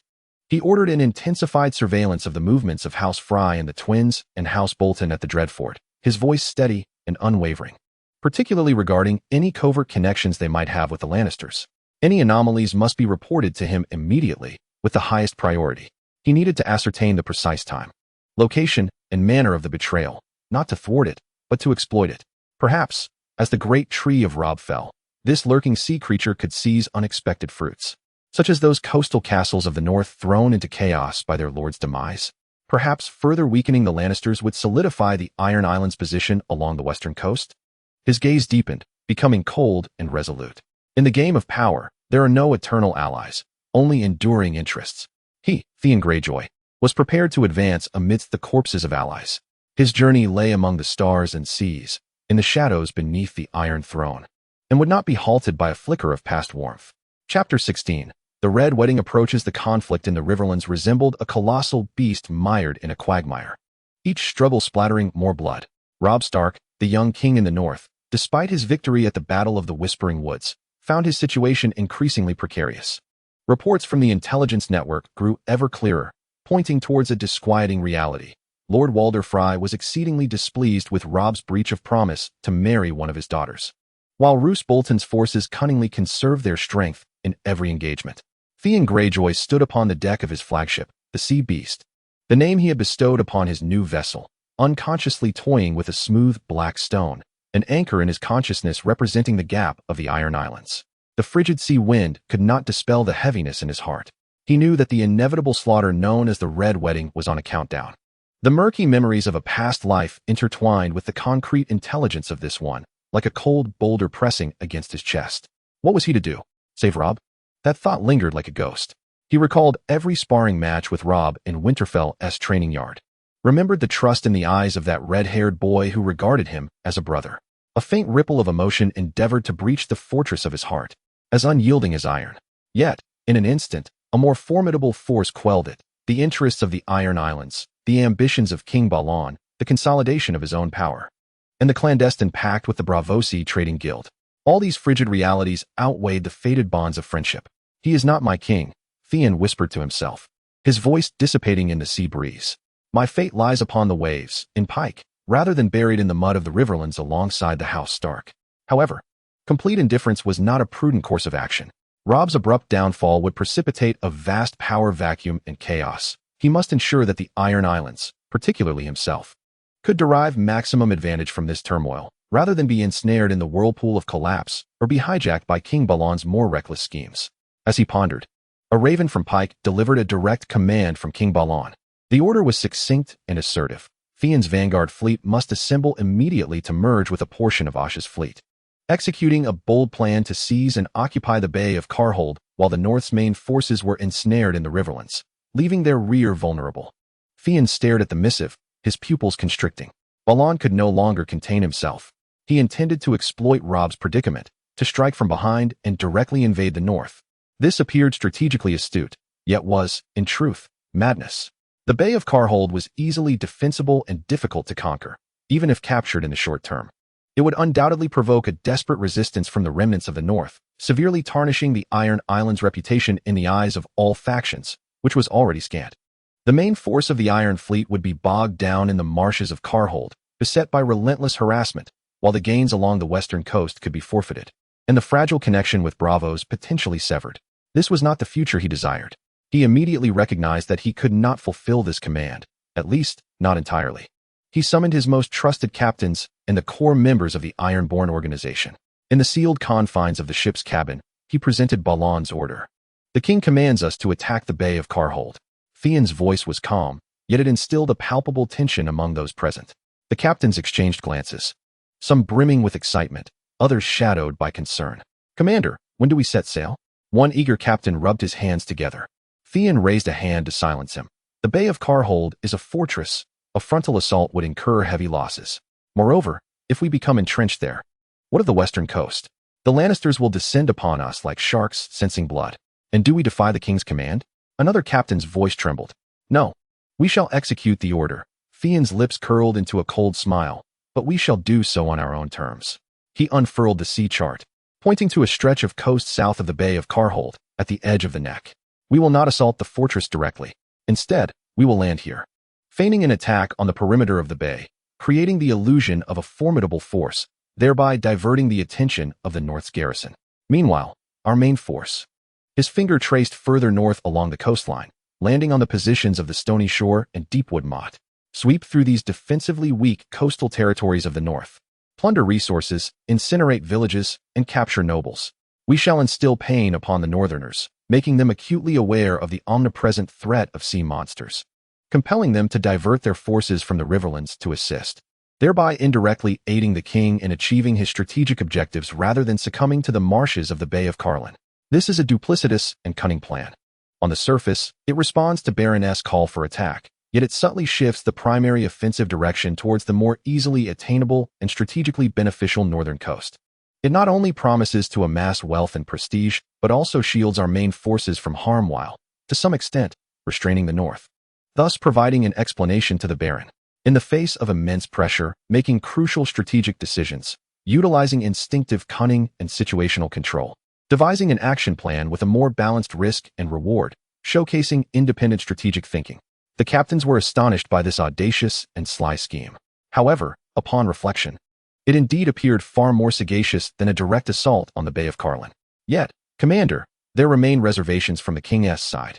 Sean's gaze swept across the assembly, exuding an aura of domineering defiance. I shall bear all responsibility. We are the vanguard fleet, endowed with independent operational authority. Our mission is to pierce the enemy's most vulnerable points like a dagger, rather than gnawing at the hardest bones. Victory and spoils shall speak for us. He successfully persuaded his core team. After rendezvousing with Asha, Sean revealed his revised plan in full. Asha listened intently, arms crossed, scrutinizing Sean for an extended moment. You are increasingly resembling a true lord, Sean, Asha finally remarked, her tone intricate, cunning, and audacious. Well, I concur. Attacking the Bay of Carlin is indeed a foolish notion. Your plan is far more pragmatic. I shall support you and provide cover on the flanks. With Asha's endorsement, Sean felt a profound sense of assurance. The formidable Iron Fleet began its northern advance, but as they neared the neck, they discreetly divided their forces. Asha led a portion of the ships to feign an assault on the Bay of Carlin, while Sean, commanding his Seastone fleet along with an elite contingent allocated by Asha, stealthily landed along the sparsely populated and defensively weak rocky coast, akin to the true tentacles of a sea monster. In the ensuing weeks, Sean's fleet transformed into a nightmare for the northern coast. They circumvented major fortresses and garrisons, specifically targeting defensively frail fishing villages, small towns, and isolated noble territories. They executed their operations with swiftness, plundering all valuable resources, abducting artisans and useful captives, incinerating facilities they could not transport, and then rapidly withdrawing to their ships, vanishing into the vast ocean. They did not contest strategic strongholds as Baron had envisioned, but instead spread like a plague, inciting panic and destruction. Sean's vanishing acts, mastery of the wild, and accurate intelligence rendered each of their attacks as precise and lethal as a surgical strike. A substantial amount of spoils was transported back to the fleet, while a portion of precious resources and captives was discreetly channeled by Sean to prearranged locations with Bravo's merchants, in exchange for greater funds and specialized supplies. His personal wealth and influence insidiously burgeoned amidst the bloody plunder. He stood before the burning village in the north, gazing at the soaring flames, his countenance devoid of any expression. He deliberately shielded his mind from all thoughts of Winterfell and the Starks. He was now the vanguard commander of the Iron Islands. Known as Theon Greyjoy, his path forged by blood and steel, allowing no room for weakness. He was acutely aware that the tragedy of the Red Wedding was about to unfold in the south. Yet he, on the coastal front of the north, would pen a chapter belonging to the Greyjoys in a different manner. No longer was he a pawn swept along by destiny. He had become the player, even if this game was stained with the blood of former allies. His ambition, tempered in the flames of the north, grew colder and more resolute. Chapter 17. The Fall of the King in the North. Theon's revised invasion plan executed with remarkable success. The northern nobles of the Iron Islands along the Rock Coast and Deepwood Motte had evidently not anticipated that the Ironborn would bypass the Bay of Crabs and deliver a decisive strike directly upon their most vulnerable coastline. Caught off guard, several small castles fell, villages were razed, and granaries were stripped bare. Panic spread like a plague along the northern coastline. Theon's fleet prowled the cold waters like a pack of bloodthirsty sharks, seeking their next target. He adhered strictly to his tactical principles: swift incursions, never entangling, with the primary aim of plundering resources and instilling terror. His skills in stealth and wilderness mastery enabled his forces to land quietly at night, launching surprise assaults, and vanish into the morning mist at dawn with their spoils. His expertise in adverse environment shooting calibration proved immensely effective during sieges and while fending off pursuers. The axes and arrows, imbued with the essence of the Rock's waters, often determined the outcomes of small skirmishes with chilling precision. In independent military operations, the seamless fusion of personal combat skills and tactical style birthed the uniquely deceptive, swift, and lethal rock warfare. The plundered resources amassed into mountains, some transported back to the Iron Islands, while others were covertly converted into capital for trade with the Braavosi Merchant Guild. Theon's private treasury swelled within the shadows of the rock, as he discreetly stockpiled fine weapons, armor, and herbs for unforeseen needs. However, as he focused on coastal plunder, a message transmitted through the highest priority code from the intelligence network of the rock pierced his heart like an icicle. The message was brief, yet blood-curdling. Robb Stark, Catelyn Stark, and thousands of northern soldiers had met a treacherous massacre during the Fry family wedding at the Twins, nearly annihilating their forces. Roose Bolton declared allegiance to the Iron Throne. The king in the north had fallen, though anticipated. The news of the calamity arriving with such stark finality brought a wave of dizziness. He steadied himself against the cold railing of the ship, his fingertips turning white from the pressure. Unbidden, images flashed through his mind of Robb's vibrant face during training at Winterfell, and of Lady Catelyn's gaze, a mixture of estrangement and occasional care. Ultimately, these memories were replaced by the betrayal of blood and fire at the Twins. A complex tumult of emotions surged within him, a blend of disdain for the traitors and a lament for the Stark family's fate, yet predominantly a cold, almost cruel sense of resignation. The obstacles had been removed. The demise of Robb Stark and the annihilation of the northern forces signified the utter collapse of the power structure in the north of Westeros. The Iron Throne and the Lannisters had achieved a decisive victory, yet their dominion had scarcely extended into this vast and obstinate land. It had now transformed into a realm rife with opportunities, a veritable power vacuum. He promptly summoned the captains and core members of the Iron Islands. Shock and a hint of bewilderment graced every face. "The Red Wedding," muttered one captain. "The Freys and the Boltons, how dare they? How dare they? That is of no consequence." The firmness of Theon's voice cut through the din, instantly silencing the clamor. Utilizing his aura of authority and dominance, he captured their undivided attention. Crucially, the North is now leaderless. The Boltons and Freys are infamous, and the Starks have been obliterated. This is our once-in-a-lifetime opportunity for the Iron Islands. He approached the map, his finger pressing heavily on Winterfell, but then slowly shifted, landing on the coastline where they currently operated. Winterfell, a symbol of the North, was now a target that would render them the focus of all remaining northern animosity. A bullseye for the Boltons and Lannisters. His analysis was chillingly pragmatic. Their objective was not to contest that hot potato of a name, but to solidify their tangible gains. He issued a series of commands. 1. Reinforce the several key coastal strongholds and makeshift docks occupied in the regions of the Rock Coast and Deepwood Motte, transforming them into outposts that could be both offensive and defensive. 2. Intensify plundering efforts, redirecting their focus to the wealthier inland villages that, lacking unified command, would further weaken the North's war potential and amass riches.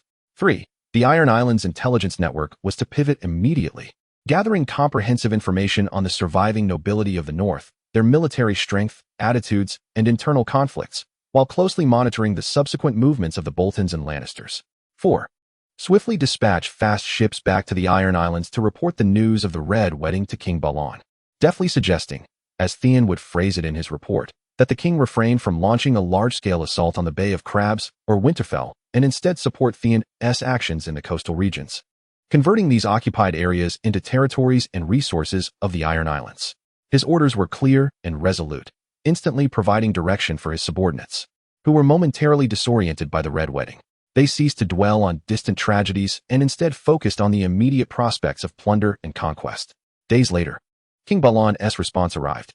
To Theon's surprise, Balon did not erupt in fury over his audacious shift in primary objectives. On the contrary, the letter exuded an almost fervent satisfaction.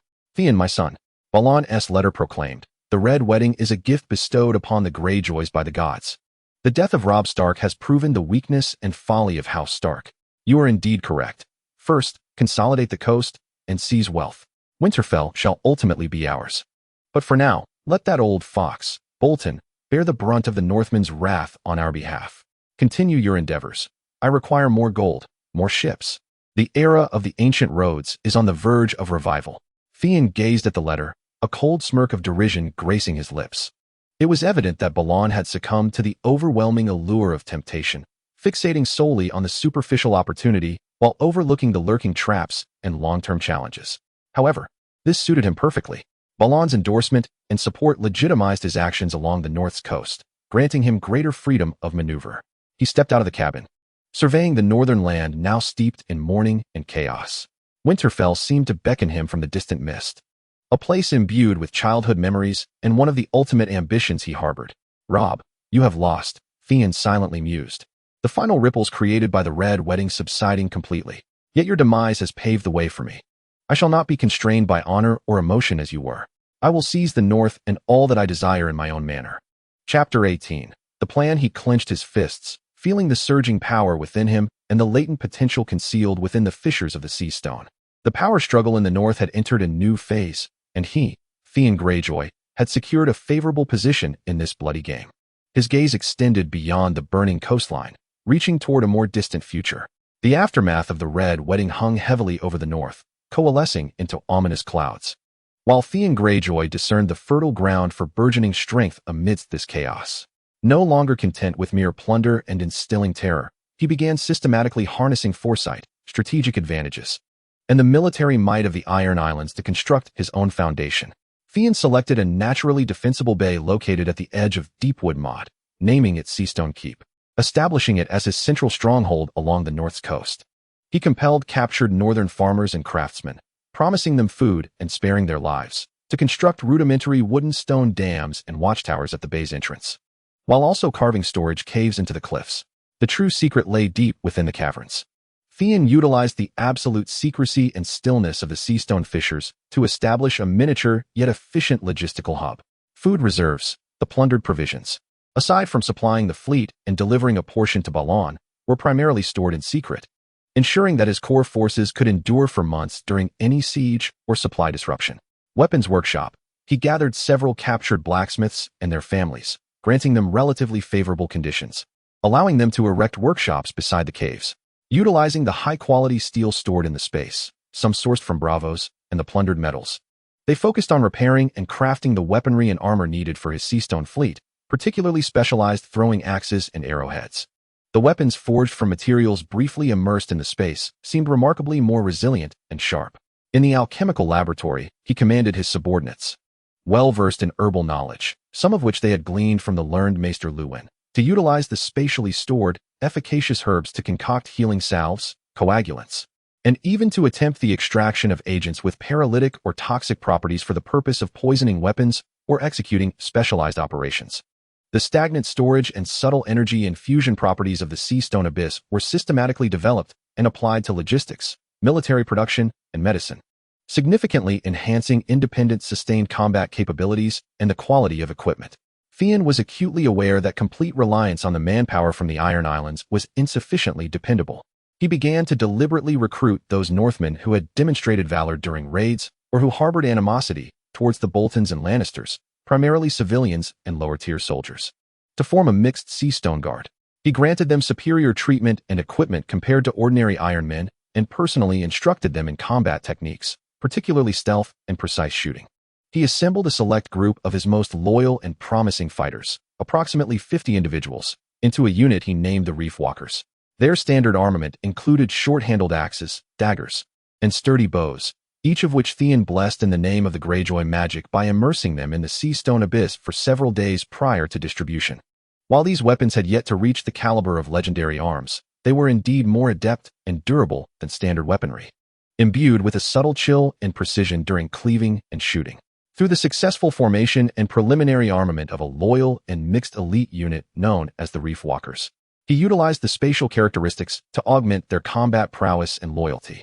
As for the refinement and fusion of skills, the continuous warfare and independent command accelerated Theon's various abilities, allowing them to flourish under pressure and merge deeply. His combat style solidified into a unique approach, characterized by a ruthless, cunning desire for lethal strikes, integrating northern martial swordsmanship, knightly swordplay, swift style, and ironborn techniques, complemented by intermediate stealth and adverse environment shooting, rendering him ghostly in small-scale conflicts. His command artistry improved significantly through the independent operation of the Seastone Castle and fleet, honing his intermediate command and situational awareness skills, revealing his potential for governance. His insight into human nature enabled him to adeptly manage a complexly composed force, identifying talent and potential traitors. His nautical skills advanced through practical application, enhancing his judgment of maritime conditions. The combination of his intuitive grasp of conspiracy and intelligence value assessment allowed him to discern the subtle relationships among the various factions in the north, such as the stubborn Stark family unwilling to yield to the Boltons and the ambiguous stance of the Umbers, and to cautiously initiate preliminary contacts through the Seastone Intelligence Network. His connections with the Braavosi merchant Tormo grew ever closer. Through Tormo's channels, Theon not only acquired additional high-quality steel and specialized materials, but also gleaned vague information regarding mercenary organizations on the continent of Essos, as well as rumors concerning shards of Valyrian steel. He began to forge indirect connections with merchants from other free trade city-states. Utilizing the wealth and specialties plundered from the north, such as northern furs and amber, under the guidance of Torment, weaving a more expansive network of trade and intelligence. As he established his foothold along the northern coast, and his power steadily grew, he sensed a faint yet profound change within the depths of his consciousness. As if the chasm of the sea stone had stirred ever so slightly, the gray-hued edges of that space no longer seemed so utterly still. At times, it would ripple with almost imperceptible undulations, akin to the whirlpools of the deep sea. Simultaneously, the bloodline of Greyjoy within him appeared to awaken further amidst the continuous battles and bloodshed, tightening its connection to that space. He harbored a premonition that once his strength or status reached a certain critical threshold, this accompanying realm might unveil new wonders. While Roose Bolton busied himself with consolidating the north from the terror of the castle, quelling dissent, and the Lannisters focused primarily on the surviving Starks in the south, such as Sansa and Arya. Despite their elusive whereabouts, Theon Greyjoy, merely regarded as a bothersome thorn by them, had quietly established a nation within a nation along the western coast of the north, complete with independent logistics, elite troops, external channels, and immense growth potential. His power swelled like a leviathan in the deep ocean, expanding at an unprecedented pace within the shadows of neglect. Standing atop the cliffs of Seastone Castle, gazing at the burgeoning stronghold below and the warships arrayed in the bay, he realized he had ascended to a new pinnacle on the ladder of power. His considerations had shifted from mere survival or plunder to the more ambitious pursuit of domination. Chapter 19. Division. The rule of Theon Greyjoy along the northern coast was not without its challenges. Roose Bolton, in his efforts to consolidate the north, would naturally not overlook this thorn backed by the sea. Several patrols from House Bolton attempted to eradicate the activities of the Ironborn around Seastone Castle. But these tentative offensives faltered against Theon's meticulously arranged defenses, elusive skirmishers, and precise intelligence support, resulting in failures that left behind equipment and captives, further enriching Theon's arsenal. However, Theon understood that confronting the Boltons head-on was premature. He required a more cunning strategy to carve out greater space and legitimacy for himself within the newly established order dominated by the Boltons and Lannisters. Opportunity arose from the simmering discontent within the north. The intelligence network of Seastone Castle intercepted crucial information. The Earl of Rickard Carhold, ostracized due to the atrocities committed by his son, Gregor Clegane, in the Riverlands and the ascendancy of Roose Bolton, harbored resentment towards both the Boltons and the Iron Throne. Meanwhile, the Glover family of Deepwood Motte, although outwardly submissive, secretly mourned the downfall of House Stark and harbored deep doubts about Bolton's rule. Theon recognized this as an opportune moment to divide the north and seek potential allies, or pawns, for his cause. He could not afford to reveal himself directly, as that would invite the full wrath of Bolton. Instead, he chose a more subtle approach. He instructed the astute scribe from the Heir intelligence network to meticulously craft several clandestine letters, emulating the style and tone of the exiled nobility from Huggian. These missives revealed that Lustporten was conspiring with Tywin Lannister to consolidate his power, aiming to further diminish or even strip away the status and territories of Caho City and the Glover family, transferring them to more compliant houses, such as vassals of the Terror Hold or certain noble families from the west. These forged intelligence reports, through secretive channels, inadvertently fell into the hands of the messengers from Caho City and the Glover family. successfully employing the art of intrigue and the evaluation of intelligence value. He orchestrated and executed a scheme aimed at sowing discord within the North, attempting to create a rift between the Bolton and local power players. Cheyenne did not expect this minor ruse to incite immediate rebellion from Cajo City or the Glover family. He merely sought to plant seeds of doubt within their hearts, prompting them to act with reservation under Bolton's command, or even quietly amass their strength. This would afford him precious time and space. As he deepened his ties with Bravos, his collaboration with the Bravosi merchant Tormo entered a new phase. The merchant guild behind Tormo, having observed Cheyenne's steadfast presence along the North's coast and the continuous flow of unique spoils, such as replicas of lost ancestral swords from certain northern houses and rare ancient tomes, significantly elevated their assessment of his investment value. During a clandestine meeting, Tormo presented a proposal from the guild's upper echelon. They were willing to extend a low-interest loan, secured against future taxes from the Iron Islands or specific mineral extraction rights, to assist Cheyenne in further expanding his Heisher fleet, and to introduce several ship designers from Bravos to aid in the enhancement of longships, even attempting to construct hybrid vessels better suited for transport and long-range combat.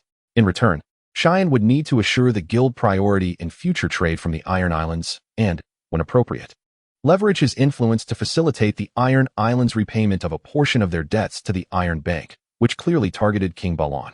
This was a proposal laden with temptation, yet fraught with peril. Accepting the loan and technical support could significantly bolster his power.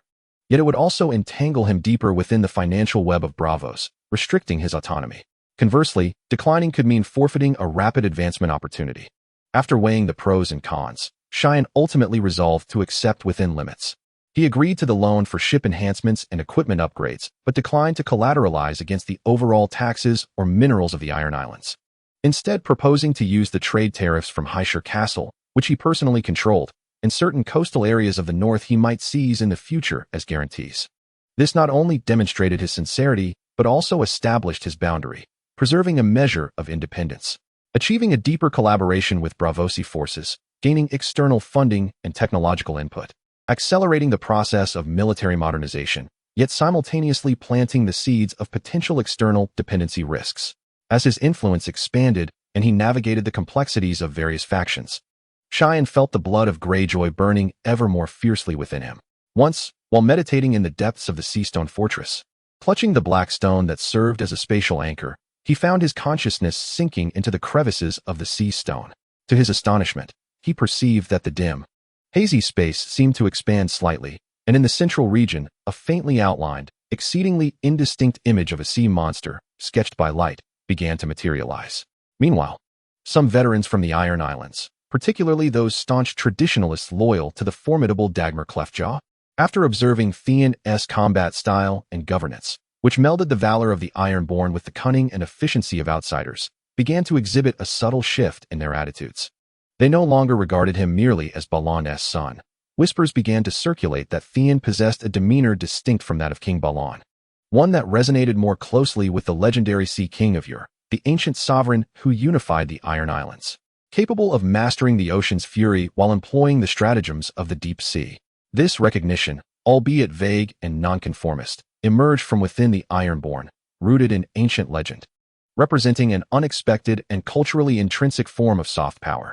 As Roose Bolton busied himself in the north, positioning himself as its guardian while purging the remnants of House Stark and quelling sporadic insurrections, Theon Greyjoy, the master of the Sea Stone, quietly entrenched his roots deeper into the soil of the North and the traditions of the Ironborn through intelligence manipulation, external leverage, and the gradual cultivation of internal cultural identity. His ascent in power transcended mere increases in the number of ships and soldiers. It manifested in a more clandestine, profound dimension of influence. Like a masterful chess player, while all eyes were fixed on the king piece in Winterfell, he had already positioned numerous seemingly inconspicuous pawns in the shadows and along the edges of the board, which could ultimately determine the outcome. He stood at the pinnacle of the Seastone Fortress, toying with the smooth black stone in his hand, his gaze seemingly piercing through the mist, envisioning a future that promised to be both grander and more blood-soaked. He understood that when winter truly arrived, the threat of the White Walkers surfaced, and the distant shadow of Daenerys Targaryen's dragon became clearer. All the power he had amassed would face its true test. He was prepared to embrace, utilize, and even orchestrate the ultimate storm that would sweep across the world. Chapter 20. expansion. The chill of winter grew increasingly biting, and the situation in the north mirrored the weather, taking a precipitous turn. The clash of ice and fire brewed ominously in the shadows. Theon Greyjoy sat firmly in his sea-stone fortress, akin to a monstrous creature ensconced in the center of a web, sensing the tremors emanating from all directions. The return of Arya and the gift first came a startling piece of news. Delivered by the Sea-Stone Intelligence Network at the highest level of encryption, Arya Stark was alive. She had not returned alone, but was accompanied by a chilling legend. One fateful night, she, alongside a mysterious priest, orchestrated the simultaneous and bizarre deaths of the core members of House Frey who had perpetrated the massacre at the Red Wedding, each meeting their end in unforeseen ways. The news spread like wildfire, igniting the long-suppressed hatred and hope of the North. The downfall of Frey sent a shiver through the spines of all northern houses that had once yielded to the tyranny of Bolton and Lannister, instilling in Roose Bolton an unprecedented chill. Arya, the once small wolf girl, has now returned as a specter of vengeance, wielding supernatural powers. When Theon received the news, he was polishing his increasingly cold axes. His hand paused, and the image of the wild, untamed girl swinging a stick in the godswood of Winterfell flashed in his mind. A chill crept up his spine, not from fear, but from a profound awareness of fate's capriciousness. Arya's return, along with the terrifying power she exhibited, completely unsettled him, disrupted Bolton, and potentially could disrupt the Iron Throne schemes in the north. Days later, a mysterious package was delivered to the outpost on the outskirts of Deepwood Motte, addressed specifically to Lord Hightower. The package contained no letter, only an exquisite silver brooch adorned with the sigil of the dire wolf, and a small handful of grayish-white soil that appeared to be frozen by frost. Theon picked up the brooch, and with his insight, he felt a lingering coldness upon it, an air of resolute complexity that unmistakably belonged to Arya.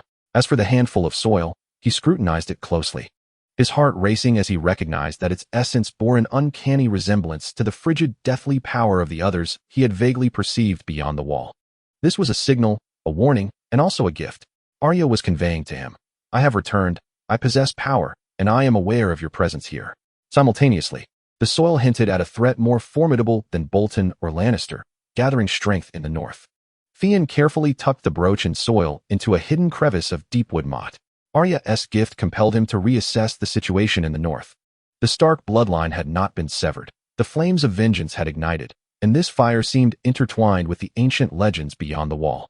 Almost simultaneously with Arya's message, an envoy sent by Roose Bolton traversed the terror-laden territory to reach Deepwood Motte. The envoy bore Bolton's proposition to acknowledge Theon's control over the coastal regions he had seized, and even hinted at supporting him in becoming the Lord of the Rock Coast and Deepwood Motte, a mere empty promise, on the condition that Theon must submit to Bolton's dominion over the north and assist in purging the remnants of House Stark and other destabilizing elements, clearly referring to Carhold, House Glover, and the recently returned Arya. This was a blatant attempt at coercion and deflection of blame. Bolton sought to harness Theon's formidable pirate strength to confront the more troublesome internal foes and the elusive Arya. The journey of the son of Deepwood Motte is far from over. Instead, it is poised to embark upon a more tumultuous and perilous voyage. Theon regarded Bolton's envoy with a stoic expression, yet his mind raced with calculations. Accepting Bolton's terms would mean temporary stability and a degree of legitimacy, but would render him a public enemy in the north, irrevocably forfeiting his moral standing, and inevitably placing him at odds with Arya and the potential powers behind her. To refuse would signify a public break with Bolton, potentially inviting military pressure from Winterfell and the Dreadfort. However, Arya's return and the gift she brought forth opened his eyes to an alternative possibility. Bolton's reign was not as unassailable as it appeared. The fall of House Frey was a testament to this truth. The sentiments of the north were shifting, and the Stark banner still possessed considerable allure. More importantly, the soil from beyond the wall hung over all of Westeros like a Damoclean sword, a stark reminder that the true threat did not stem from internal power struggles. He reminisced about his time in Winterfell, reflecting on Lord Eddard's teachings, though he had not fully grasped them at the time, and began to perceive the grander perspective that Robb had embraced, one that transcended the narrow interests of the Iron Islands. Was his aspiration merely for the Iron Islands' throne or dominion over a corner of the north? In the face of the impending winter and long night that would engulf the world, did these ambitions not seem trivial? He made a decision, politely dismissing Bolton's envoy. He neither accepted nor outright rejected the proposition, merely indicating the need for time to deliberate. This granted him a much-needed reprieve. Subsequently, he undertook an action that astonished everyone. Through the information network of the Iron Islands, he discreetly conveyed a message to Sansa Stark, who he presumed was in exile in the Vale or the Riverlands, and to Arya, who was active somewhere in the north, though he could not contact her directly. He believed that the reputation of the Iron Islands and the previous gift would allow the message to reach her indirectly. The Iron Islands remember the kindness of old. Winter has arrived, and the dire wolves are encircled. The true cold winds blow from beyond the wall. Should the wolves seek a refuge from the storms, the Bay of Iron Islands may offer a sanctuary. Faced with formidable foes, might we not row together? He made no promises, swore no fealty, but merely pointed out a shared, daunting threat and proposed a potential, albeit limited, collaboration. He left the choice to the Stark sisters. This was an exceedingly risky maneuver, fraught with the potential for self-destruction, yet it could also open a door to a broader future. After sending the message, Theon ascended to the highest tower of the Iron Islands castle, clutching the black stone tightly in his hand. The chasm of the Iron Islands lingered in his mind, the blurred image of the sea creature at its center seeming to sharpen slightly. The Greyjoy blood within him resonated with this ancient space, yearning for conquest and plunder. Yet the warnings Arya had brought from beyond the wall coursed through him like an icy stream, tempering his boiling ambition, rendering it deeper and more visionary. He understood that he stood at a historical crossroads. On one path lay subjugation to Bolton, wasting his strength in internal strife. On the other, an alliance with the Starks, confronting an immense crisis that could obliterate the world. He gazed upon the endless expanse of white to the north, as if he could see the towering ice walls of the wall and dire straits, and further still, the soul-chilling blue light that beckoned from beyond. The Great Wall, he murmured softly, as the sea breeze carried his words away. Perhaps there lay the true final battlefield to which the ancient path led. His journey, having endured the salt of the Iron Islands and the bloodshed of the north, seemed to point towards a grander and more enigmatic destination. Chapter 21. Daenerys Targaryen's return to the west as Theon Greyjoy weighed his alliances amidst the snow and schemes of the north, on the other side of the world. The warm winds caressed the Slaver's Bay. The pyramids of Meereen soared skyward, yet within them, Daenerys Targaryen, the Stormborn, mother of dragons, breaker of chains, felt an unprecedented sense of confinement. She had toppled Astapor, conquered Yunkai, and claimed Meereen, striving to establish a new and just order upon this ancient land. However, the liberated slaves found themselves adrift. While former masters sharpened their blades in the shadows, the specter of the Harpy roamed the night streets, reaping the lives of her warriors and civilians alike. She possessed 3 dragons, Viserion, Regal, and Drogon, her children, the ultimate symbols of her power and the hope for conquering the 7 kingdoms. Yet, as they grew larger and more untamed, so too did the fear they instilled. Recently, a tragedy occurred when a dragon incinerated a shepherdess flock, resulting in the death of a child. In Meereen, dread began to eclipse adoration. They were dragons, and Dario Naharis, her most trusted commander of the Second Sons, looked at her with his irreverent yet piercing gaze. They were born to burn. Attempting to bind them would only bring suffering to both them and herself. However, Ser Jorah Mormont, the silver-haired knight representing the old honor of Westeros, gravely advised, "Your grace, unbridled power is a calamity. Before returning to Westeros, you must learn to wield it completely, otherwise, what you bring will not be liberation, but another form of destruction." Daenerys stood upon the terrace of the pyramid, gazing down at her city. The warm winds stirred the dust, tousling her silver-gold hair. She felt weary, a profound loneliness emanating from deep within. She had liberated thousands, yet found herself ensnared within a vast, golden cage. She dreamt of Westeros, of the Iron Throne beneath the Red Keep, the land of her birth. Ruled by her family for centuries, the home her brother Viserys incessantly raved about, driving him to madness.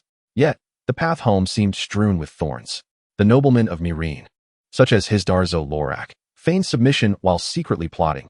Her attempts to stabilize the situation through marriage to Hisdar only deepened her sense of alienation and powerlessness. Her dragons were no longer her docile pets, but began to reveal the terrifying and destructive power spoken of in ancient legends. She recalled the immortal Temple of Quarth, the prophecies of betrayal, and the 3 flames. She remembered the 2 betrayals she must endure, one for blood, the other for gold. Fear and doubt slithered like venomous serpents, gnawing at her resolve. They would forge a throne for her in Westeros. She had believed so fervently. Yet now, doubts began to creep in. Would Westeros truly welcome a liberator accompanied by the Dothraki horde, the unsullied phalanx, and dragons that breathe fire? How would the nobles, Lannisters, Starks? She recalled Eddard Stark's involvement in the overthrow of her father, and Baratheons treat her? As she grappled with these internal conflicts, whispers of news from the west trickled into Meereen through merchant ships and wandering mercenaries. The information was fragmented, yet sufficient to capture her attention. Westeros was engulfed in unprecedented chaos. Though the War of the Five Kings was nearing its conclusion, Robb Stark, the king in the north, had been betrayed and slain, leaving the north awash in blood. The Iron Islands Kraken had re-emerged, ravaging the western coastline, and while the Lannisters had emerged victorious, they were severely weakened amid the turmoil. This was precisely what she required. A fractured, weakened Westeros would be far easier to conquer than a unified kingdom. A spark of hope reignited within her violet eyes. She could no longer remain trapped in Meereen. The ceaseless strife here would only drain her strength and patience. She must journey westward, crossing the narrow sea to reclaim all that was rightfully hers before her potential adversaries could recover. But how to depart? How to resolve the mess that was Meereen? And what to do with her increasingly unruly dragons?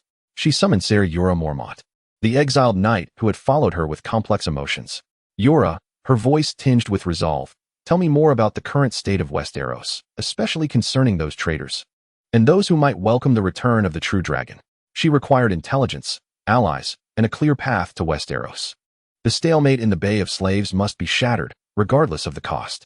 The Mother of Dragons cast her gaze once more towards the west, that land which held her destiny and dreams. The dragon blood within her began to simmer once again after the confusion of Meereen. The fates of two titans, one from the east and the other from the west, were poised along the northern coastline, watching the turmoil within and beyond the wall. Daenerys, the Mother of Dragons, confined in the Bay of Slaves and yearning to return west, and the son of the Harpy, whose attacks grew increasingly fierce, would soon create waves that would violently collide, irrevocably altering the trajectory of Westeros' fate. The stalemate in Meereen was finally shattered by a brutal force. The assaults of the Harpy's son escalated, and Ser Barristan Selmy, her loyal White Knight, fell in a cowardly ambush while fighting to protect her. The blood of this venerable knight stained the cobblestones of Meereen, awakening the true dragon deep within Daenerys Targaryen. Grief and fury burned in her chest like dragon fire. She realized that her efforts to establish a merciful order in the Bay of Slaves were perceived as weakness by these entrenched old powers. Her compromises, marriages, and attempts at appeasement had only led to more betrayal and death. She made a difficult and ruthless decision. She acquiesced to Daenerys Targaryen's radical plan, executing a merciless purge of the leaders and their families who supported the Harpy and the sons of the Harpy. Meanwhile, she mounted her most formidable dragon, Drogon, and incinerated the defiant pyramids with dragon fire. Fear, in its most primal and violent form, once again became the cornerstone of her reign. Meereen temporarily succumbed amidst flames and blood. Yet Daenerys understood that this would never be her home, nor would it ever truly accept her. The blood of conquerors coursing through her veins beckoned her. As the chaos of Westeros loomed like a lighthouse, drawing her in, she summoned all her followers and proclaimed her decision within the newly silenced Great Pyramid Hall. Meereen has become a shackle. The sands of Slaver's Bay will only bury our ambitions. Westeros calls for its rightful queen. Here we shall rest, gather our fleet, and as soon as the winds shift, we shall cross westward. Our target is Dragonstone. It is the ancient stronghold of House Targaryen and will serve as our first stepping stone back to the Seven Kingdoms. With her command issued, all of Meereen transformed into a war machine wound tight. The Unsullied intensified their training. The Second Sons and the Stormcrows eagerly prepared, while the surviving fleet of Meereen, along with numerous requisitioned merchant vessels, began undergoing modifications for long voyages. Daenerys devoted more time to bonding with her ever-growing dragons, striving to re-establish that blood connection, particularly with the wildest of them, Drogon. She understood that the dragons were her most powerful and unpredictable weapons on her journey westward. Chapter 22. Refusal to submit in the West. The Pact of the Iron Islands and the undercurrents of the North as Daenerys resolved to return west. Theon Greyjoy received a delayed yet significant echo along the northern coastline. The missive was not from Arya, who continued to move like a specter through the north. Her whereabouts a mystery, but rather a confidential letter delivered through intricate encrypted channels, ultimately presented by the Iron Islands Intelligence Network. The handwriting was elegant yet slightly juvenile, but the phrasing bore the resilience and caution of one who had endured hardship. It was from Sansa Stark, who was believed to be under the protection of Peter Baelish in the Vale. In her letter, Sansa did not mention any specific promises or alliances, but expressed her gratitude for Theon's kindness in providing shelter during the harsh winter. However, she astutely revealed two key pieces of information. First, the Knights of the Vale were deeply concerned about the turmoil in the north. Second, she alluded to whispers from the east, stating that a queen in exile, bearing ancient power, was preparing to cross the sea, which could alter the entire game. This letter fell like a stone cast into the tranquil surface of a lake, sending ripples through Theon's mind. While Sansa's response was cautious, it at least opened a channel of communication. The news regarding the exiled queen from the east sent tremors through him. Daenerys Targaryen. Was she finally coming? Accompanied by her dragons. This revelation, coupled with Arya's earlier warnings about threats beyond the wall, made Theon's strategic vision crystallize with urgency. Westeros is on the brink of an unprecedented upheaval. In the north, a deadly winter brought by the White Walkers. In the west, the fractured power of the Iron Islands. In the south, the tenuous alliance between the Boltons and Lannisters.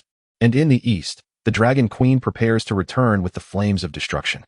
He must hasten his steps. He summoned the emissary of the Boltons once more, this time with a markedly clearer stance. Please convey to Lord Bolton, Theon spoke with a calm demeanor. Yet his resolve was unmistakably firm. The Iron Islands and its surrounding waters were earned with the blood of Ironborn and require no one's grant. We shall not submit. But given the greater threat looming over the north, we can maintain the status quo, refraining from aggression. The condition being that Lord Bolton's forces must not set foot on my shores. This declaration effectively announced de facto independence and returned the ball into Bolton's court. Faced with internal instability, the undercurrents in Castle Carhold, and the lurking threat of Arya, Bolton was unlikely to dare strike against Theon in the near term.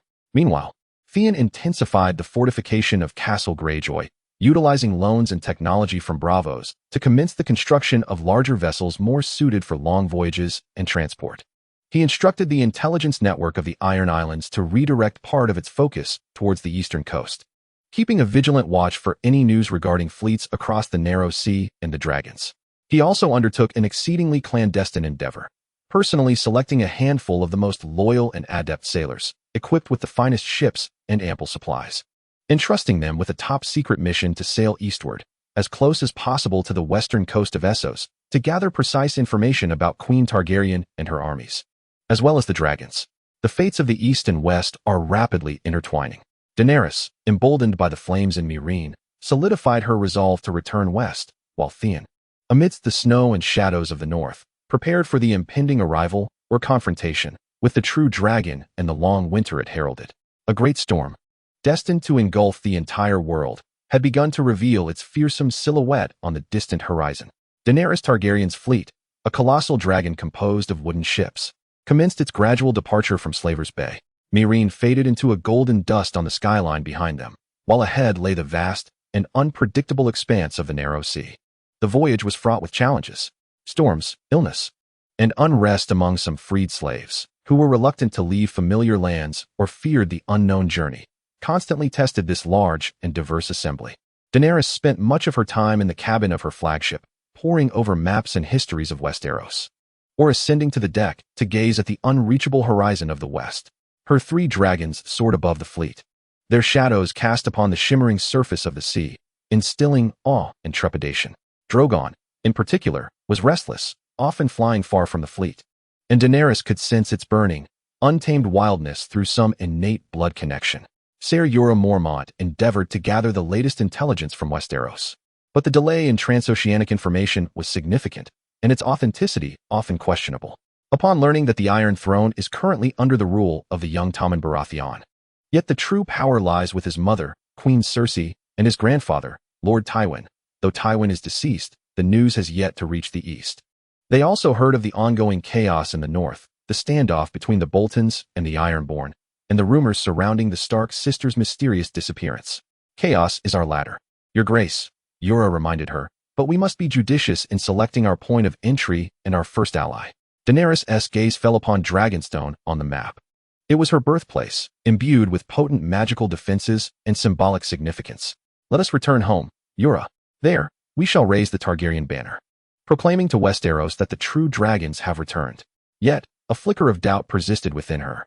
What she brought with her were the Dothraki cavalry, the unsullied infantry, and a legion of fire-breathing dragons, forces born solely for conquest. Would Westeros, the home she had long envisioned, truly welcome her with open arms? Or would it be reduced to ash under dragonfire? As Daenerys' fleet struggled westward, Reconnaissance vessels dispatched by Theon returned with the first vague yet crucial intelligence.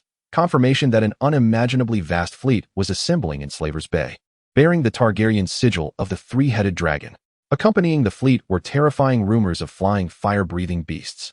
When the news reached Castle Seastone, Theon sequestered himself in a chamber, contemplating the map and the myriad reports from the sea for an entire day. Daenerys was indeed coming, with dragons. This was no longer a distant rumor, but an imminent reality. It would irrevocably alter the balance of power in Westeros. He recognized that he could no longer content himself with being a petty pirate lord, confined to a small territory. He must define his position and objectives in the face of the impending storm that would sweep across the continent. Chapter 23. Northward, he reassessed the cards at his disposal: military strength, a capable navy, and a mixed, loyal land force. Geographic advantage: control over the long coastline of the north, fortified strongholds like Castle Seastone. Intelligence network: Seastone had infiltrated the north, the riverlands, and even the lands across the narrow sea. External connections: a clandestine partnership with the Bravos Trading Guild. Special trump cards: the unique advantages and potential presented by the Seastone Gap. Information advantage: awareness of the threat posed by the White Walkers and foresight regarding Daenerys' movements. He also discerned the potential threats and opportunities: the Boltons and Lannisters, adversaries, yet also Daenerys' primary targets. The Stark sisters, potential allies. The Flames of Vengeance wield significant power, particularly the supernatural means exhibited by Arya. Daenerys, the greatest variable. She could be a harbinger of destruction or a new architect of the game. The White Walkers, a shared, ultimate threat. Ultimately, a clear and audacious strategy crystallized in his mind. He could not passively await the inevitable. He must take the initiative and secure the most advantageous position before the tempest descended. He issued 3 commands. 1. To convey a more explicit signal to both Chowho City and the Greyjoy family. To propose limited military cooperation in a united front against the potential purges orchestrated by the Boltons, subtly implying that a formidable external force was poised to intervene and that the North must unite for its own preservation. 2. To expedite the amphibious training exercises of the Reef Walkers and the fleet.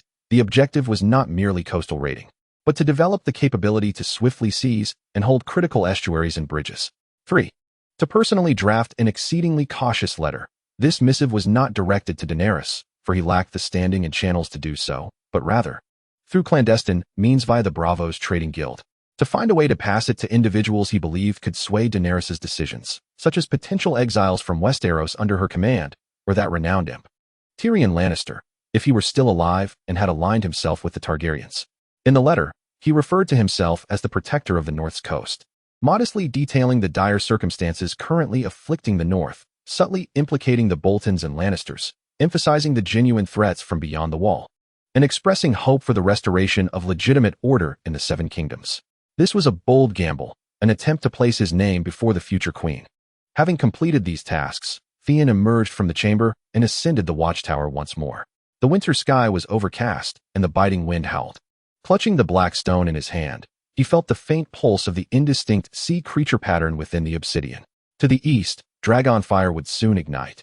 To the north, the long night approached. To the south, schemes were afoot, and he, Theon Greyjoy, would no longer be a mere flotsam tossed by the waves. He intended to become a master of the tumult, etching his own seastone mark upon this epic chaos. The storm was finally upon them, and he had unfurled the sails and grasped the oars with determination. East, Dragonstone, Blacktide, and Dragonfire, Daenerys Targaryen's fleet, battered by storms and disease, at last beheld the ominous silhouette of Dragonstone. The castle, resembling the skeletal remains of some colossal beast, loomed in the tempest, welcoming its queen's return. The landing encountered little resistance. The scant garrison stationed there, upon witnessing the fleet that darkened the sky and the colossal shadows circling above, wisely opened the gates. Daenerys set foot on the land of her birth, inhaling the damp, sulphurous air. Everything here was shrouded in shadow and legend. The stone dragons gazed out to sea, as if anticipating the revival of their lineage. She paused in the grand hall, where a massive map table lay, her fingertips tracing the carved contours of Westeros, eventually resting upon King's Landing. Yet, the joy of homecoming was swiftly tempered by the harsh realities ahead. Dragonstone was barren, incapable of sustaining her vast army and retinue for long. More critically, she needed to announce her return to Westeros and find her first foothold. as she weighed the decision of whether to assault King's Landing first or to land in Storm's End or the Riverlands. An unexpected gift washed ashore on Dragonstone, the shattered remains of several Lannister patrol ships, accompanied by a few gasping sailors. From their accounts, Daenerys gleaned a more detailed understanding of the current situation in Westeros. Queen Cersei was regressing in King's Landing, exacerbating conflicts with the Faith militant. Fractures had emerged between the Tyrells and the Lannisters. And, more critically, discontent brewed in the north and the Riverlands, where the Bolton rule was precarious. And the Ironborn had seized parts of the coast, far worse than she had imagined. "Your Grace," a familiar, sharp voice interjected. Tyrion Lannister, her unexpected advisor from Meereen, stepped forward, his asymmetrical eyes gleaming with intellect. While the allure of attacking King's Landing was undeniable, Cersei had effectively imprisoned herself. Why not first target a foe more vulnerable? A place more receptive to her potential? For instance, Storm's End, now defenseless with Stannis having marched north. Or, lend support to those already battling her enemies, such as the resistance forces in the north. Tyrion's counsel resonated deeply with Daenerys. She craved victory, needed allies, and sought to demonstrate to Westeros that she was not merely a conqueror, but a liberator. Meanwhile, her dragons, particularly Drogon, grew restless within the confines of Dragonstone, yearning for wider skies and fiercer flames. Meanwhile, Theon Greyjoy's proactive maneuvers began to yield results. After receiving Theon's letter about a joint effort against the Boltons, hinting at shifting tides in the east, Count Ricard Karstark, though not explicitly responsive, tacitly allowed Theon's small force passage through Karstark lands to ambush a Bolton supply convoy. This was a promising sign. The Greyjoys, under the shadow of Deepwood Motte, engaged in deeper clandestine discussions with Theon's representatives. Their resentment towards the Boltons, nostalgia for House Stark, and skepticism towards the threats described by Theon prompted them to offer limited intelligence support and material assistance. However, tranquility proved fleeting. "Commander, urgent news." A Reaver scout burst into the hall of Seastone Keep, covered in frost and wearing an expression of incredulous terror. Dead men are marching.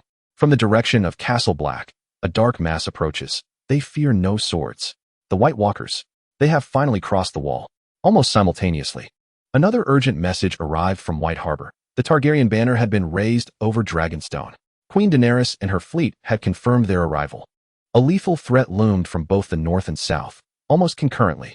Theon sprang to his feet, the blood of House Greyjoy and the urgency of the moment resonating within him. The time he had long awaited and feared had arrived. Crisis begets opportunity, and before him lay an unprecedented and monumental crisis. Without hesitation, he immediately ordered that all precise intelligence regarding the White Walkers' advance be copied in multiple copies and disseminated through every available channel with utmost urgency. Sent to Winterfell for Bolton. Dispatched to Carhold, forwarded to the Greyjoy family, and even through the Bravos Merchant Guild, attempts were made to reach Dragonstone. He needed everyone to be aware that the true enemy had arrived. Secondly, he personally drafted an announcement in the name of Euron Greyjoy, the Warden of the North and Lord of the Iron Islands, addressing all surviving factions in the North.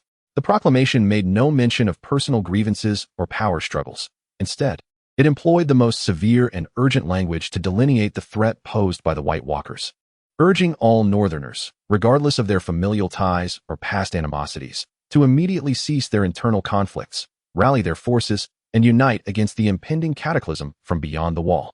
He declared that the Iron Islands and all ports under his command would be open to any army willing to confront the White Walkers, offering whatever supplies he could muster.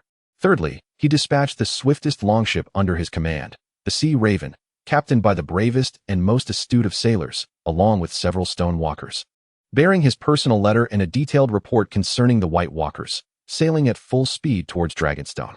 In the letter, he reiterated the menace of the White Walkers and pointedly stated, if Westeros were to perish in the long night, the Iron Throne would be rendered utterly meaningless. He requested, or rather, suggested, that Queen Daenerys delay her direct assault on the Iron Throne and instead focus her gaze northward, where her Dragonfire, her armies, and a true liberator were desperately needed to save the entire world. This was a gamble, wagering on Daenerys' foresight and compassion, on the rationality of the Northerners in the face of impending doom, and on whether the name of Euron Greyjoy could be etched into history amidst the tempest engulfing the world. He stood at the precipice of the Iron Islands, facing north where the blue chill heralded death, and east where Dragonfire could herald rebirth or destruction. The cold wind howled, swirling his cloak around him. Come forth. He roared at the surging obsidian sea, his eyes ablaze with resolute fire. Neither frost nor flame could drown out the voice of the Iron Islands. At this moment, the scales of fate for Westeros were gently nudged by this seemingly feeble, yet remarkably prescient force from the north. The final chapter of the epic slowly began to unfurl. Euron Greyjoy cast a stone into the tranquil surface of the lake, sending ripples far beyond his expectations. The news of the White Walkers' advance and the urgently worded proclamation spread with astonishing speed throughout Westeros, eliciting markedly different reactions. In the north, fear, suspicion, and the call to arms. Winterfell, Bolton. When Roose Bolton received the news, he was savoring a cup of spiced warm wine. His pale eyes scanned the parchment, his expression inscrutable, merely tapping his fingers lightly against the wine goblet. "Is this the trick of that Greyjoy lad?" he murmured to his legitimized bastard, Ramsay Snow. "Is he attempting to frighten us with supernatural tales? Or is he aiming to consolidate those discontented families?" He ordered the news to be suppressed, bolstering Winterfell's defenses and dispatching additional scouts for verification. Yet deep within, a chill, rooted in ancient legends, quietly spread. Ramsay appeared both exhilarated and cruel. To him, the dead and the living alike were merely playthings for his amusement. In the cities of Caho and the Forest Fortress, the reactions of Count Ricard and the Greyjoy family were more immediate. Their dissatisfaction with Bolton was already palpable, and the news from Theon, coupled with the sporadic reports from their own scouts, only solidified their beliefs. Under the pretext of defending against wildling attacks, they began to secretly amass troops and fortify their castle, and for the first time, they formally dispatched an envoy to Castle Black to discuss the possibility of coordinated defense. The embryonic form of northern resistance quietly coalesced under the shadow of the White Walkers. Among the common folk and minor nobility, panic spread like a plague. Rumors of wildlings fleeing south had already circulated, and combined with news of the army of the dead, they engendered immense fear. Many villages began to spontaneously organize patrols, while some lesser nobles, accompanied by their families and valuables, sought to flee south or to seek refuge at the seemingly contradictory stronghold of the Ironborn. In the south, mockery, neglect, and strategic considerations prevailed. In King's Landing, Queen Cersei Lannister laughed boisterously at the council meeting upon hearing the news. The dead? Walking storybooks? Surely this is the fabrication of that traitor Stark's remnants and those Iron Islands bastards, designed to sow discord. She ordered severe punishment for those spreading rumors, redirecting her focus entirely onto the intensifying power struggle with House Tyrell and the impending religious trials. For her, the power at hand was what truly mattered. At Storm's End and Dragonstone, despite Stannis Baratheon having journeyed north to the Wall, some of his vassals received the news. Some were skeptical, tightening coastal vigilance. Others dismissed it as merely another manifestation of the North's chaos. In Highgarden, Lady Olenna Tyrell, the Queen of Thorns, was more cautious than most. While she did not fully believe in the legends of the White Walkers, she sensed a further loosening of the power dynamics in the north. Perhaps, she suggested to her grandson Loras, this is an opportune moment for us to extend our reach further north, or to exploit this situation to gain leverage against Cersei. In the east, Daenerys Targaryen stood before the map table on Dragonstone. Spread before her were two distinctly different reports, one from a spy in King's Landing detailing Cersei's madness and the chaos therein, the other, an urgent warning and plea for aid from Theon Greyjoy, delivered by swift ship regarding the White Walkers' advance. The hall was alive with heated debate. Dario Nahari scoffed. Monsters of ice and snow from the north? Sounds like a drunken wildling's tale. Your Grace, King's Landing lies before us. The Iron Throne awaits you. Let us burn that lioness's mane. Meanwhile, Varys, representing the Unsullied, stated that regardless of whether the enemy was dead or alive, the Unsullied would obey their commands. Tyrion Lannister, however, fell into deep contemplation, recalling his experiences at the Wall and the Night's Watch reports regarding the anomalies beyond it. Your Majesty, he finally spoke, his tone grave. While I cannot ascertain the existence of the army of the dead, I can affirm that beyond the Wall lies a darkness and coldness far beyond our comprehension. This Greyjoy is astute, or perhaps merely desperate. He has revealed to us the true threat, while simultaneously offering us a splendid opportunity to assume the role of saviors rather than conquerors. Tyrion approached the map, his finger tracing the expanse of the north. If the White Walkers are indeed real, then Westeros and the entirety of civilized existence face extinction. To save the world would bring accolades and honor that surpass the conquest of the Seven Kingdoms. If this is a fabrication, then, as we venture north to provide aid, Cersei may very well conspire with others to consolidate her power, even striking us in the back. This poses a tremendous risk. Daenerys gazed at the vast northern territories on the map, a complex light flickering in her violet eyes. She yearned for the Iron Throne, for home. Yet she also craved love, recognition as a legitimate ruler, not merely reliance on the terror of Dragonfire. The words from Theon's letter echoed in her mind. A true liberator is needed to save the entire world. Ser Jorah, she turned to the silent Jorah Mormont. A knight from the north, what is your perspective? Do you believe this? Jorah knelt, gravely stating, Your Majesty, I have served at the wall. The cold there is extraordinary. The Night's Watch has long warned of the coming long night. I cannot guarantee the veracity of Greyjoy's claims. But I believe we cannot entirely dismiss the warnings from the north. Daenerys closed her eyes, feeling the chilling sea breeze of Dragonstone. When she reopened them, her gaze had turned resolute. The fleet adjusted its course, her voice ringing clear and powerful, echoing through the stone hall. Our destination is White Harbor. She looked to Tyrion. We require a reliable landing point and base. The Manderly family of White Harbor. I recall they have remained loyal to House Stark, yes? She turned to the assembly, determination blazing in her eyes. We shall march north, not to immediately contest for the Iron Throne, but to witness firsthand the nature of the threat that looms. If it is a falsehood, we shall only lose time. Yet we can use this to unify the strength of the North. If it is truth, then his road of stone shall soon face its severest trial. She paused, a fierce aura belonging to the true dragon emanating from her. Let Westeros, let the entire world behold who brings dawn in the long night, who dispels the frost with Dragonfire. The Mother of Dragons had made her choice. The vast Targaryen fleet began to adjust its sails, the immense silhouette slowly turning, like the hand of fate, pointing towards the snow-covered north. Meanwhile, at Castle Pyke, Theon received the first vague intelligence of the Dragonstone fleet's turn northward. He inhaled the cold air deeply, knowing that the ultimate storm he both longed for and feared was now inevitably upon him. He had wagered correctly on the first step, but next, he would confront the legendary dragons and the true army of the dead. Chapter 25. The first confrontation with the others. White Harbor. Mandalar's dilemma as the colossal silhouette of the Targaryen fleet, akin to a floating metropolis, emerged on the horizon of White Harbor. The city was engulfed in an unprecedented tremor.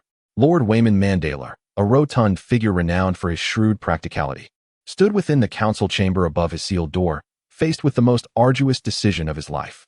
On one side loomed the nominal monarch, the Iron Throne, alongside the Lannister family, who wielded actual control over King's Landing and maintained a tenuous trade relationship with him. On the other side was the sudden return of the Mad King's daughter, bearing the legendary dragons and a formidable army, proclaiming her astonishing intent to march north against the others. Meanwhile, within the north, the Bolton rule remained unstable. The Ironborn led by Theon Greyjoy had seized portions of the coast and continuously warned of the threats posed by the others, while both Castle Carhold and House Glover stirred restlessly. Father, we cannot allow them into the city. His son, Wylis, urged caution. This is Targaryen. Who knows their true intentions? The dragons herald disaster.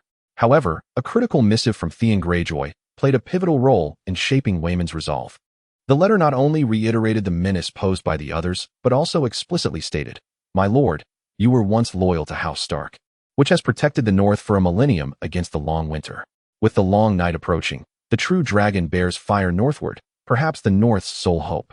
I implore you to remember your old lords, and for the survival of the North, open your ports and do not allow hope to perish at your gates.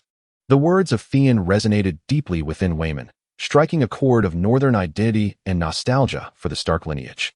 Moreover, he had, through his own channels, caught whispers of terror emanating from the wall. Ultimately, the corpulent earl made a decision that would alter the course of history. He commanded the welcoming banners to be raised, opened the port, and personally proceeded to the docks to greet Daenerys Targaryen. While he did not immediately pledge his loyalty, he offered White Harbor as a base and vowed to assist in procuring supplies. This stance reflected a watchful approach, yet it constituted Daenerys's first tangible support on the continent of Westeros. The initial encounter between dragon and direwolf as Daenerys set foot on the land of White Harbor. She was met with a myriad of complex gazes, curiosity, fear, skepticism, and a glimmer of hope amidst despair. She immediately exuded the demeanor of a queen, declaring that her forces must adhere to strict discipline, procure supplies equitably, and openly stating that the primary purpose of her journey was to confirm and counteract the mutual threat from the north. While she was in the castle of White Harbor meeting with local nobles to grasp the intricate situation of the north, an unexpected visitor arrived, escorted by Peter Baelish, Sansa Stark. The meeting was laden with subtle tension. Sansa had blossomed into a graceful young woman, her naivety stripped away by countless tribulations, revealing the resilience and poise befitting a daughter of Winterfell. She represented, at least nominally, House Stark, cautiously welcoming Daenerys's northern expedition and reaffirming the authenticity of the threat posed by the others, beseeching the queen for assistance. Daenerys gazed upon this girl, whose fate bore some resemblance to her own, both having endured hardships and bearing the weight of their family legacies. A rare softness flickered in her violet eyes. "Miss Stark," she remarked, "I have heard much about your esteemed family. I have come here not to conquer, at least not at this moment. If the threats to the north are as grave as you say, then it is my duty to save it." While these two women engaged in a historic meeting, another pair of eyes from the walls of White Harbor closely observed the grand flagship in the port. The Sea Swallow, dispatched by Theon Greyjoy, had arrived, and the captain was endeavoring to deliver Theon's personal letter to the queen. Although Theon himself was not present, his looming presence, his warnings, and the tangible strength he commanded along the northern coast had already established him as an undeniable player in the impending epic war. In the heart of the north, turmoil brewed. The news of Daenerys landing at White Harbor and claiming to march north against the foes spread like wildfire throughout the north. In Winterfell, Roose Bolton's expression was darker than ever. The return of the true dragon and its alliance with the remnants of House Stark was the worst news for him. He hastened his efforts to consolidate power while ruthlessly suppressing any signs of dissent, beginning to seriously contemplate the veracity of the rumors surrounding the White Walkers. If true, Winterfell would become the front line. In Castle Caho and Deepwood Motte, Count Ricard and the Glover family were greatly encouraged. They immediately intensified their ties with White Harbor and began publicly mustering armies under the banner of responding to the Queen and resisting the Long Night, cleverly avoiding outright opposition to the Boltons, though their intentions were clear. In Last Hearth, the Amber family, previously ambiguous in their stance, finally began to lean towards a united resistance upon learning of the dragon's arrival. In the shadows, Arya Stark vanished into the forests and snowfields of the north after hearing of her sister's meeting with the queen. No one knew her next move, yet all could sense that the blade forged for vengeance after the Red Wedding had been unsheathed, with targets that extended far beyond the White Walkers. Meanwhile, in the distant lands of the Night's Watch at the Wall, the Brotherhood, ravaged by internal strife and external threats, lay in tatters. They had sent countless pleas for aid, yet they fell upon deaf ears. Now, as they faintly heard rumors from the south regarding dragons and the Queen's northern advance, a flicker of hope, almost too fragile to believe, ignited in their hearts. The symphony of ice and fire resonated its first resounding note in the north of Westeros. Daenerys's dragons roared above White Harbor, heralding the arrival of power. Theon's White Harbor stood firm like a hidden reef amidst the waves. The Stark banner once again flew in Sansa's hand, rallying the remaining hearts, while the Boltons' dread fortress loomed in shadow, brewing its final madness. The true war had yet to commence, yet the forces were already positioned.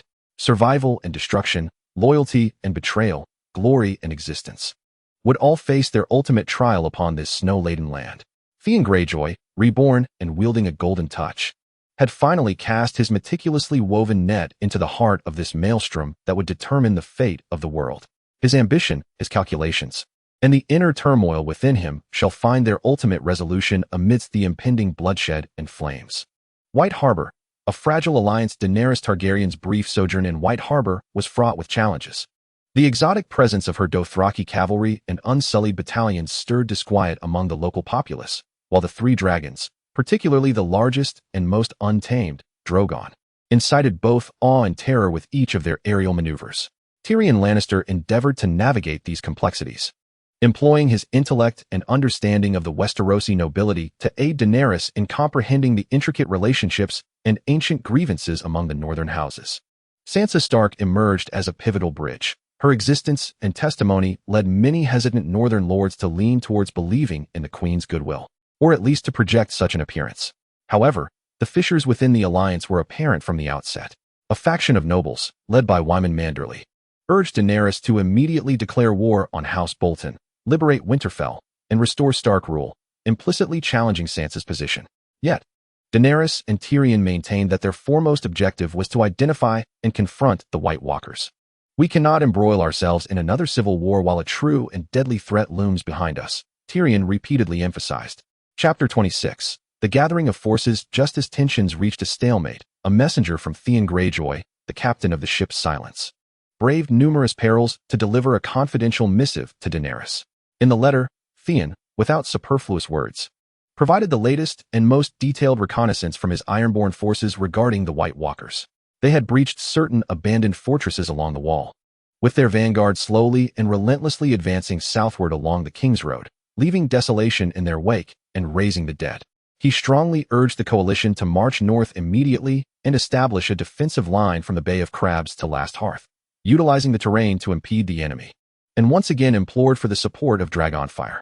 This urgent and meticulously detailed intelligence became the crucial leverage needed to shatter the impasse. Daenerys no longer hesitated. Northward, she proclaimed, our objective is the Bay of Crabs. We shall establish our first line of defense there and behold our adversary firsthand. The banners of the coalition began to converge upon the Bay of Crabs. Daenerys's main forces, comprising the Unsullied, a contingent of Dothraki cavalry, and the Stormcrows, as well as the Manderly family of White Harbor and some exiled nobles from the Riverlands willing to follow, formed the backbone of the army. The troops from Castle Black and Deepwood Motte, under the leadership of Lord Rickard and the Glover family, broke through the sporadic obstacles posed by House Bolton. Drawing nearer to the bay, even the long-silent Amber family finally dispatched a symbolic contingent. Meanwhile, Theon Greyjoy led his Iron Fleet and the majority of the Ironborn Marines north along the coastline, tasked with safeguarding the coalition's fragile maritime supply line and monitoring any potential assaults from House Bolton via the sea, while also serving as a mobile force ready to engage in battle or execute flanking maneuvers at a moment's notice. As the coalition began to take shape, Roose Bolton faced an ultimate decision. The news of the White Walkers advancing southward has been confirmed. The Targaryens and the northern rebels are poised at the port of Carhold, ostensibly to defend against the White Walkers, yet their blades are aimed directly at Winterfell. Should they steadfastly defend Winterfell and allow the allied forces and the White Walkers to annihilate each other? Or should they take the initiative, seizing the opportunity to inflict a decisive blow while the alliances are still unsteady? Alternatively, should they join the allied forces? In Bolton's lexicon, there exists no notion of honor, only self-interest and survival. He made a cold and calculated decision befitting his nature. He dispatched an emissary, expressing his willingness to heed the Queen's call to collectively counter the northern threat, and offered to open the port of Carhold, though in truth, the allied forces were already at their gates, while committing a portion of his troops to join the alliance. Simultaneously, he demanded that the alliance recognize his dominion over Winterfell and the north, and insisted that Daenerys punish the rebellious towns of Carhold and the Glover family. This proposal was devoid of sincerity, designed to buy time, sow discord among the allies, and preserve his own strength. In the initial skirmish of this saga of ice and fire, the alliance disregarded Bolton's intimidation. Under the strategic planning of Tyrion and the seasoned commanders from the north, such as Lord Rickard, the coalition began to exploit the marshy terrain of Carhold, constructing fortifications and establishing encampments. However, death waits for no one. On a fog-shrouded dawn, the scouts of the alliance sounded a chilling alarm. On the horizon, a moving line flickered with an eerie blue light. There were no battle cries, no drums, only a disquieting sound, reminiscent of countless ice shards shattering. The vanguard of the White Walkers had arrived, clad in ancient armor and wielding weapons forged from crystallized ice. Their eye sockets burned with blue flames. They advanced silently and mercilessly, their movements stiff yet imbued with immense strength. More terrifyingly, trailing behind them were the staggering whites, reanimated corpses of recently fallen soldiers, villagers, and even animals, a vast tide of gray. Prepare for battle. The horns sounded long and loud. The Dothraki let out war cries, charging forth with their arrows, yet their blades proved ineffective against the whites, and against the White Walkers' icy weapons, they were often cleaved along with their steeds. The Unsullied formed a tight phalanx, their spears standing like a forest, valiantly resisting the onslaught of the whites, yet their bronze spears seemed feeble against the White Walker leaders.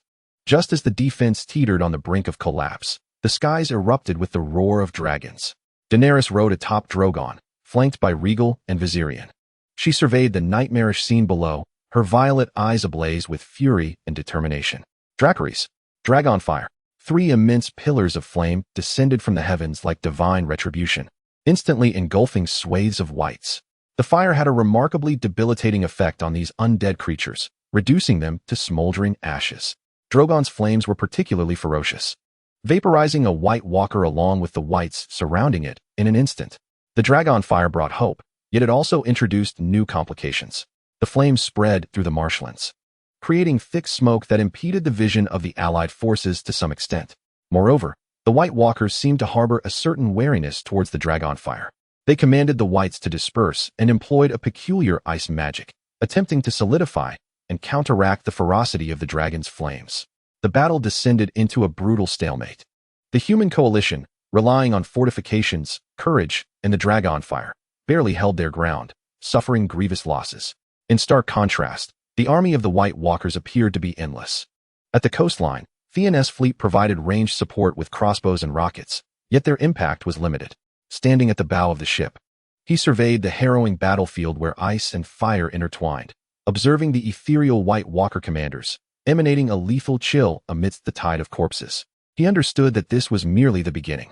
The true long night would be far darker and longer than one could fathom. The horn of initial conflict had sounded. The fate of Westeros slowly drifted towards an unknown conclusion in this epic saga of ice and fire unfolding in the swamps of the Bay of Carlin. Chapter 27. Characteristics. The swamps of the Bay of Carlin were painted in eerie hues, a tapestry of charred black and icy blue, mingled with corpses and ash.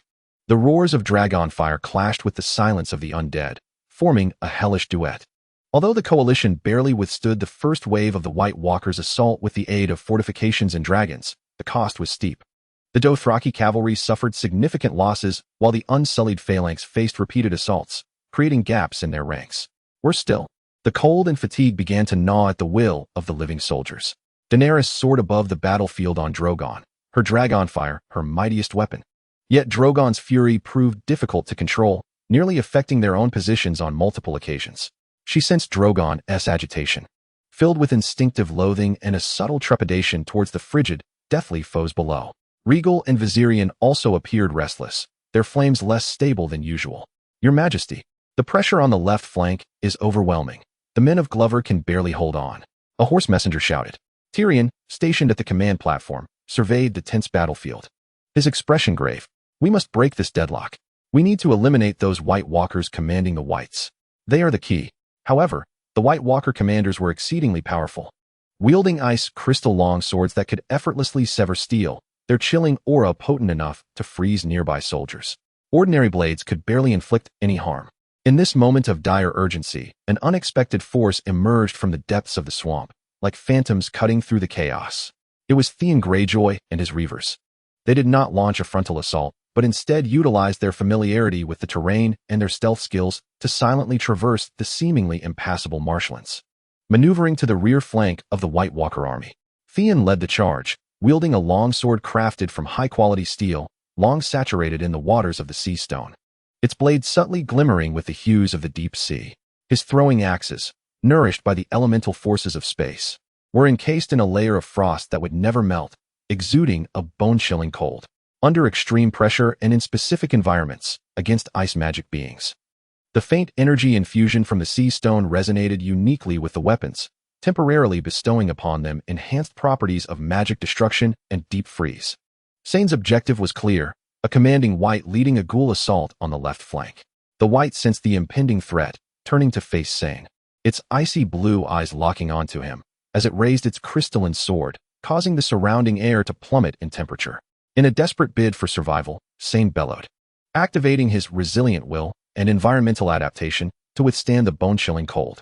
Rather than confront it directly, he employed an elusive footwork style, blending stealth with combat maneuvers to sidestep the White's initial strike, simultaneously launching a flying axe that whistled through the air, aimed straight at the White's face.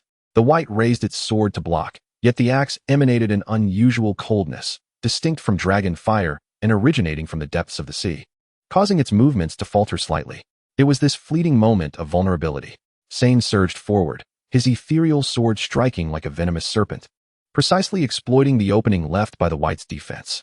With a sharp crack, the ethereal sword did not sever the crystalline blade, but the force contained within seemed to penetrate its defenses, directly impacting the White's essence. The White emitted a soundless shriek, a chilling wave that resonated with the soul, its blue eyes flickering violently, and fissures appeared upon its surface. The surrounding reef walkers seized the opportunity, rushing in with their own weapons, which, though less potent than Sane's, were nonetheless fueled by the brief infusion of space. While they could not immediately slay the White, they significantly disrupted its focus. At that moment, Daenerys in the sky astutely recognized the opportunity. Drogo, the glowing one on the left. She directed her dragon. Drogo descended, unleashing a stream of dragon fire more concentrated and intense than before, striking the White Commander ensnared by Sane and the Reef Walkers with pinpoint accuracy. Under the extreme heat and the peculiar cold from the depths, the White Commander could no longer maintain its form, releasing a soundless cry of liberation, or perhaps rage, as it exploded into countless shards of ice, dissipating into the air. With the demise of the White Commander, the legion of ghouls it controlled collapsed like marionettes severed from their strings, falling lifelessly to the ground. The battlefield's tide turned instantaneously. It's effective. Eliminate those glowing commanders. Tyrion shouted hoarsely from the rear. The morale of the allied forces surged. Daenerys directed her dragon with even greater precision to hunt the White Commanders, while the Unsullied and the Northern Alliance focused their strength, cooperating with Sane's team of Reef Walkers to besiege the isolated White. Sane darted across the battlefield, and his squad transformed into a specialized unit for hunting Whites. His exceptional martial prowess, the space-infused weaponry, and his adaptability to the frigid environment proved crucial in this moment. He was no longer the assassin lurking in the shadows. He had become a warrior battling death itself on the front lines. However, the main force of the Whites had not entirely crumbled. They began to withdraw, merging into the thick mist and marsh, leaving behind countless ghouls as a rear guard. Clearly, they were assessing the human alliance bolstered by dragons and some mysterious powers capable of harming them. The battle gradually subsided. The defense of Carlin Bay held firm. Yet the coalition forces paid a grievous price. Exhausted soldiers began to clear the battlefield, incinerating corpses to prevent them from rising again. Chapter 28. Concealment and Unrest. Daenerys descended from her dragon's back, approaching Theon Greyjoy, who had just retreated from the battlefield, his body covered in mud and frost. Her gaze held an unprecedented scrutiny, tinged with a hint of acknowledgement. Commander Greyjoy, she spoke, her voice hoarse yet clear and powerful from the aftermath of battle. Your bravery and the strength of your weapons are truly impressive. Your words in the letter were not in vain. Theon, gasping for breath, wiped the grime from his face and met the Queen's gaze. In that moment, he understood that he was no longer merely a warlord of the North's coast, but rather an ally who had proven his worth before the Queen and all the coalition forces. Your Majesty, he inclined his head slightly, this is merely the beginning. They will return, and stronger. He lifted his eyes toward the deepening darkness in the north. The victory of the initial battle offered a moment of respite, yet also heralded the harsher confrontations that lay ahead. His role within it had undergone a decisive transformation. The son of the Sea Stone had finally forged his irreplaceable brilliance amidst the crucible of ice and fire. The triumph at Carlin Bay blazed like a campfire ignited in a long, cold night, providing brief warmth and illumination, yet also casting light upon the surrounding profound darkness and lurking threats. Within the coalition's camp, the atmosphere was complex. A mixture of relief from survival and deep-seated anxiety for the future, coupled with the undercurrents of political maneuvering.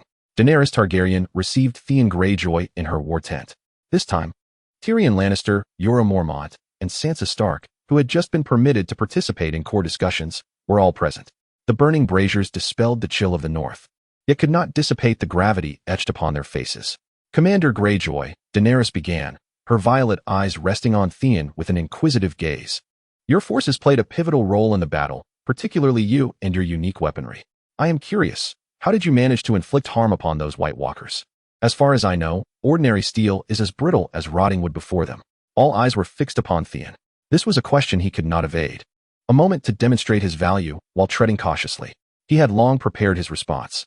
He could not reveal the existence of the Seastone secret, but could partially attribute it to the traditions of the Iron Islands and his personal experiences. He slightly bowed, his tone calm, yet imbued with the characteristic stubbornness of the Ironborn. Your Majesty, the Iron Islands are born of the sea and nurtured by the rocks. The drowned god we worship bestows upon us the blessings of salt and iron, the strength to coexist with the cold of the deep sea. He raised his hand, showcasing his sword, which still glimmered with an otherworldly light. The steel of this blade comes from a unique shipwreck, eroded over the years by the cold currents and pressures of the deep, and repeatedly tempered by our priests through ancient methods. Perhaps it is this power, derived from the ocean's essence, that can pierce the defenses of the White Walkers, just as my throwing axe does. He skillfully attributed the reasons to the unique beliefs, environment, and heritage of the Iron Islands, reducing it to a fortuitous, irreplicable divine gift or natural phenomenon. This explanation, though enigmatic, aligned with the inherent impression that the people of Westeros held of the Ironborn as mysterious and peculiar, thus averting further probing. Tyrion squinted, clearly not fully convinced. Yet he appreciated Theon's quick wit. Regardless, Lord Greyjoy, you possess the abilities we currently sorely need. We require more such weapons. Or more individuals like you who can wield them. Theon shook his head, a pained expression crossing his face. Alas, my Lord Tyrion.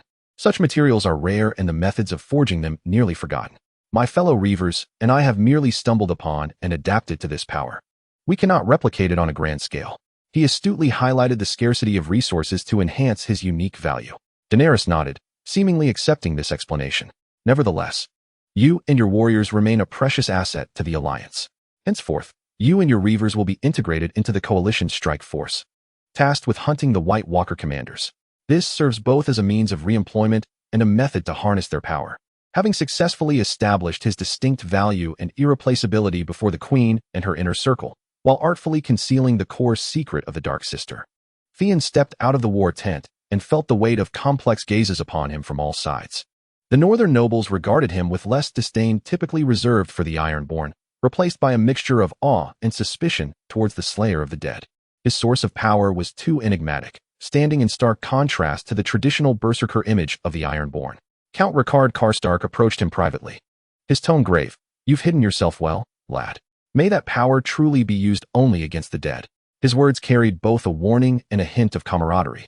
Meanwhile, the representative sent by House Bolton, ostensibly part of the Alliance but truly there to observe, recorded everything with cold eyes, swiftly relaying Theon's unusual performance back to Winterfell. Theon was well aware of this. Upon returning to his encampment, he found the Reavers quietly cleaning their weapons and maintaining their gear. He summoned the core members. We have demonstrated our value, which has drawn more scrutiny, Theon whispered. From this point forward, everyone must exercise greater caution. The unique nature of our weapons must be uniformly presented as a blessing of the Sea Stone. Stemming from the drowned god and the bloodline of Greyjoy, no further details shall be disclosed. He needed to cultivate an air of mystery, packaging the power of his personal boon as a relatively reasonable existence linked to bloodlines and faith. Simultaneously, Sansa Stark's influence within the camp was quietly ascending. As the only known legitimate heir of House Stark, with Bran and Rickon still unaccounted for, she soothed the wounded and coordinated supplies, winning the genuine affection of many northern soldiers with her grace and resilience. She maintained a good rapport with Queen Daenerys while cautiously nurturing the unity of the northern nobility, subtly emerging as the spiritual core of northern power within the Alliance. Theon observed that some northerners, who had previously harbored doubts about the Targaryens, now found themselves more inclined to support the Alliance due to Sansa's presence. The Stark banner still possessed unparalleled allure in the north, reinforcing his resolve to maintain a favorable relationship with Sansa. As the night deepened, Theon found himself alone in the tent, his consciousness sinking into the depths of the Sea Stone. To his astonishment, after the harrowing confrontation with the White Walkers, this gray, nebulous space seemed to have undergone a transformation. The once indistinct sea creature patterns at the periphery of the space had become much clearer, even revealing the outlines of its twisted tentacles.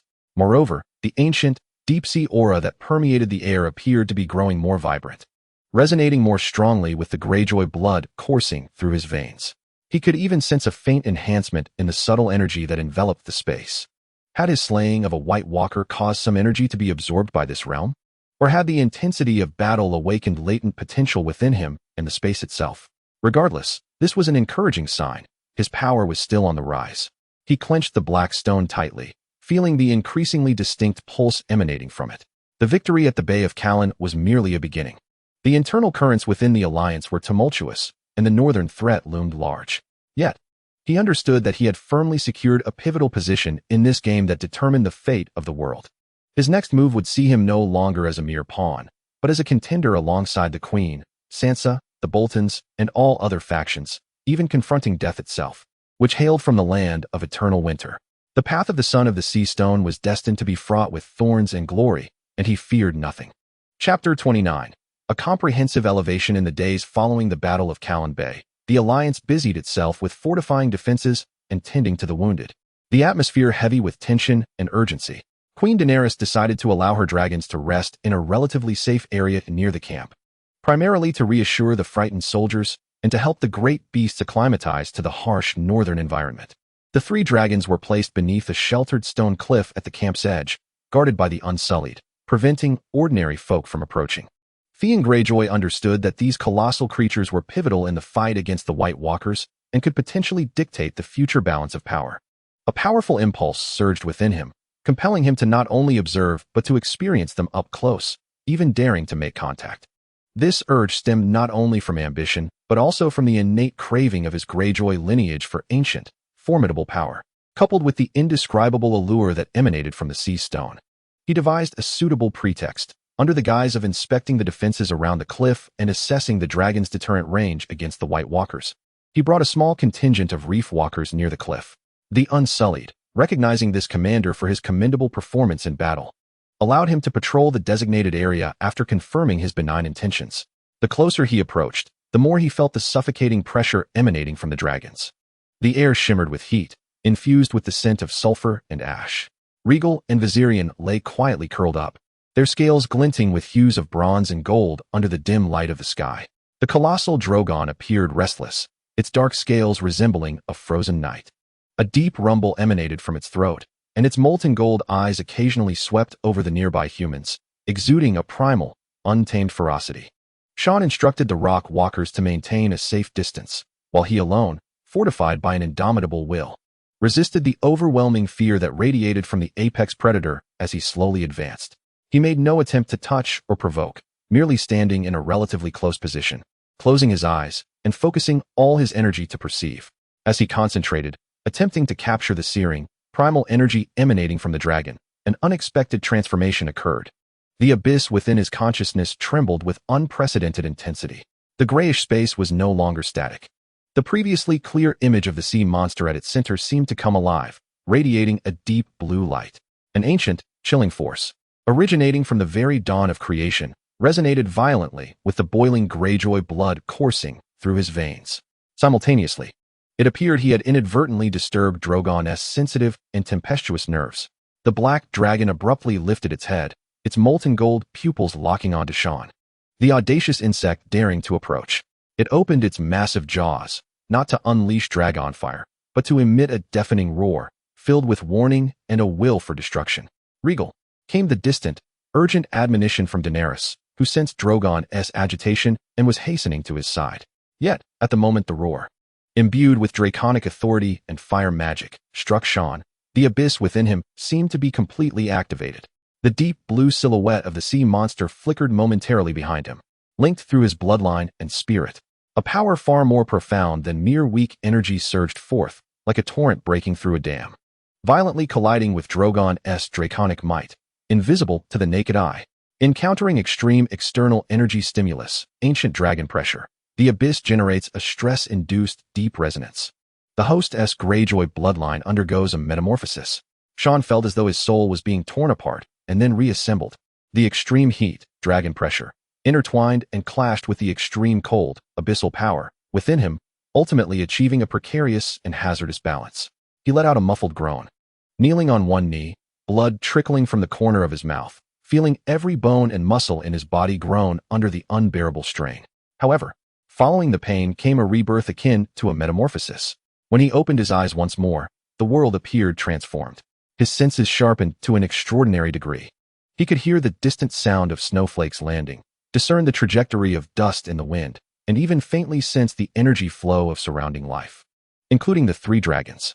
The power within him surged tumultuously, far surpassing his previous limits. His physical attributes underwent a comprehensive enhancement. Strength, speed, endurance, and reflexes reached inhuman levels. The effects of intermediate environmental adaptation and endurance, an indomitable will, underwent a qualitative transformation. The nascent ability to perceive and manipulate energy. He possesses a vague awareness of the existence of magical energy, particularly that which is associated with ice, fire, and water. Although he cannot yet actively control it, this sensitivity has elevated his foresight regarding danger and his grasp of the battlefield to unprecedented heights. The power of the sea stone begins to manifest. With a mere flicker of thought, a delicate layer of ice crystals, exuding the chill of the deep sea, materializes at his fingertips. This is not the deathly frost of the others, but a cold force more akin to the essence of the ocean, embodying both life and destruction. Simultaneously, he feels an intensified connection with the sea stone, as the energy saturation of the space around him significantly increases, potentially giving rise to new applications. Resistance to the might of dragons. While Drogon's power remains formidable, it no longer induces a suffocating sense of helplessness. Instead, he can now discern the mechanics of that power. Greyjoy, Daenerys hastily approached, concern and a hint of ire etched upon her features. Are you unharmed? I am well. Your Grace, he replied, rising and wiping the blood from the corner of his mouth. His voice was steady, though his gaze held a newfound depth, as if it harbored the infinite mysteries of the deep sea. Please forgive my boldness. I merely wish to understand our most potent weapon against the others. He felt the profound changes within himself, a mixture of shock and elation swelling in his heart, yet he maintained an exterior of composure. Daenerys scrutinized him closely, sensing some subtle transformations, though she could not articulate what they were.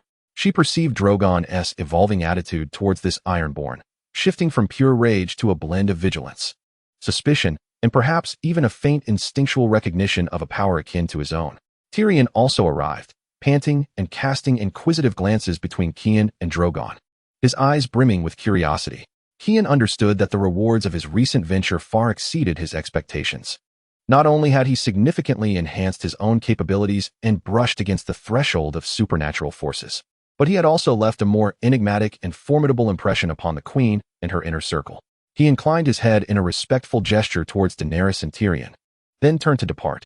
Each step felt imbued with strength, instilling within him an unprecedented confidence regarding the future's intricate strategies. The son of the Sea Stone, at long last, awakened under the baptism of dragon fire to the potential within his bloodline and the accompanying space, potential that could indeed shake the world. The symphony of ice and fire, enriched by this tide of deep-sea currents, became ever more enigmatic and grandiose. Though Kian's proximity to Drogon had incited an unexpected incident, he managed to justify it under the pretext of understanding the weapon and the peculiar reaction of the Greyjoy bloodline. Yet, it was evident that Daenerys Targaryen remained unconvinced. Nevertheless, the foremost task of the coalition was to confront the others. Any possibility to augment their strength warranted exploration. Days later, an unforeseen opportunity presented itself to Kian. Chapter 30, Draconic Affinity. Beginner. Daenerys resolved to personally ride Drogon for a high-altitude reconnaissance mission over the region south of the Wall, where the activities of the others were rampant, in hopes of pinpointing the exact location and movements of the enemy's main forces. Tyrion and Ser Ura vehemently opposed the Queen's personal involvement in perilous ventures, particularly given the unstable condition of Drogon. Your Majesty, it would be far safer to send the unsullied scouts or the Dothraki outriders, Ura urged earnestly. Safe. Daenerys shook her head, asserting that only from the skies could one grasp the full scope of the land shrouded in ice and death. Drogon needs to familiarize himself with this sky, as do I. In that moment of stalemate, her gaze fell upon Theon Greyjoy, who had been silently listening. She recalled the peculiar occurrences when he approached Drogon and the indescribable, deepened calm that enveloped him afterward. A thought flickered in her mind. Commander Greyjoy, she suddenly spoke, drawing the attention of everyone in the tent.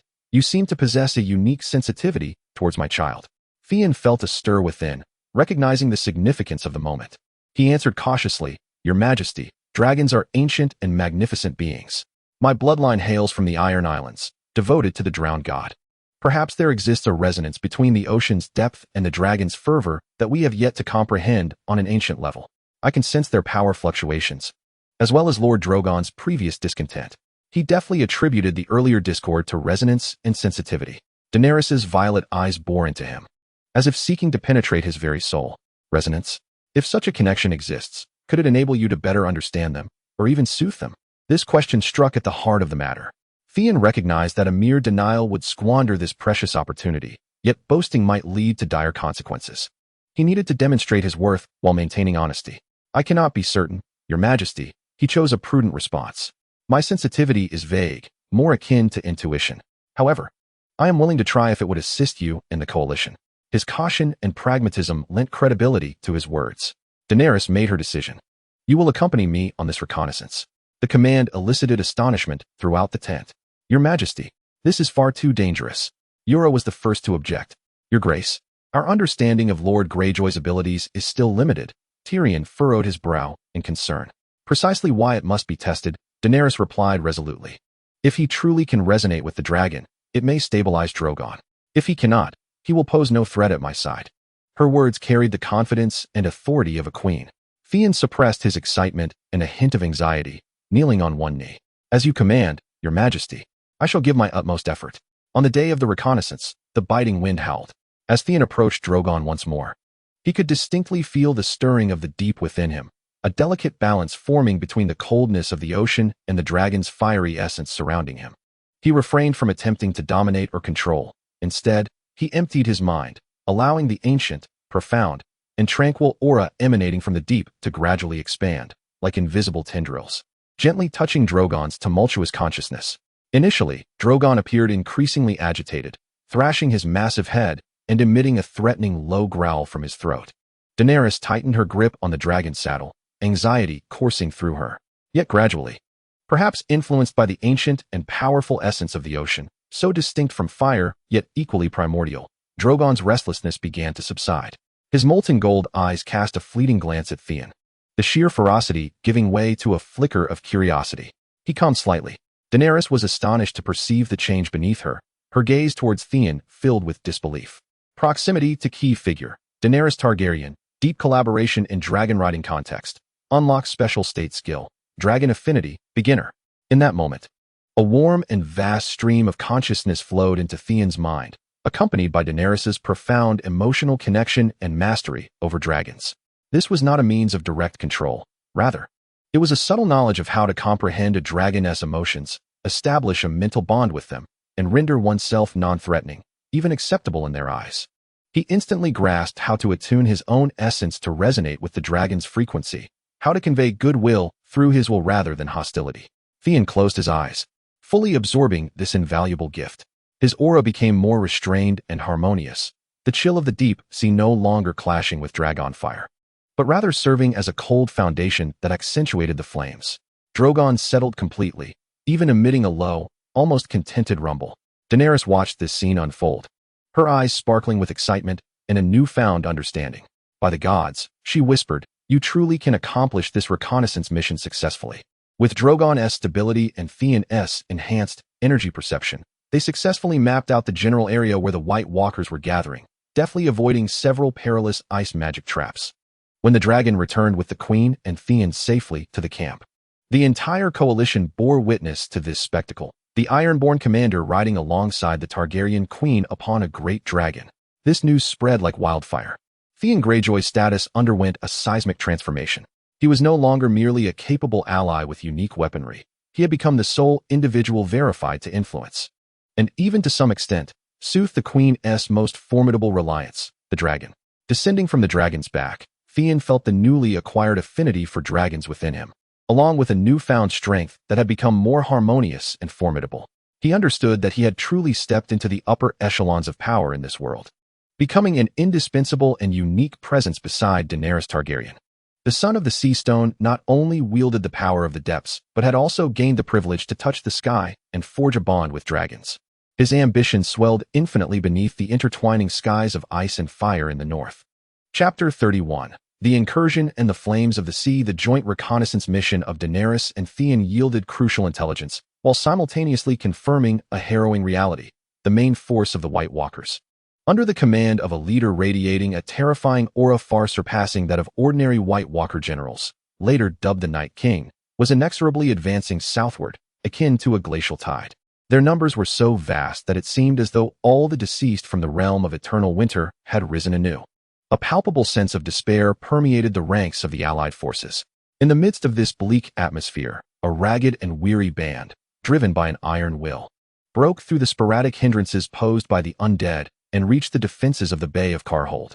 At their forefront stood Jon Snow, with his raven hair and dark eyes, exuding determination, and upon his shoulder perched a white dire wolf, Ghost. His return sent ripples of excitement through the camp.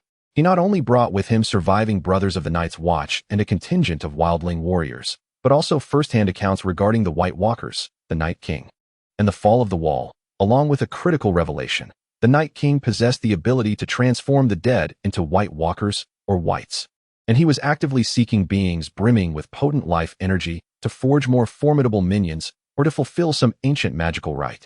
Jon's gaze involuntarily drifted to the three colossal figures at the edge of the camp. Dragons. Jon's voice was hoarse and laden with gravity. They embody the most intense and primal life force in existence. The Night King will surely set his sights upon them. This revelation cast a shadow over the hearts of all present. Dragons were the most effective weapon against the tide of the undead. Yet they could also become instruments of destruction in the hands of their adversaries. The frigid night assault Jon's forewarnings materialized into a gruesome reality mere days later. On a moonless night, beset by howling winds and frigid temperatures, the White Walkers launched an unprecedented assault. Rather than engaging the defenses head-on, as was their custom, they took advantage of the blizzard-esque cover, dispatching several of their most elite commanders, led by the Night King himself, as cold shadows targeting the dragon's lair.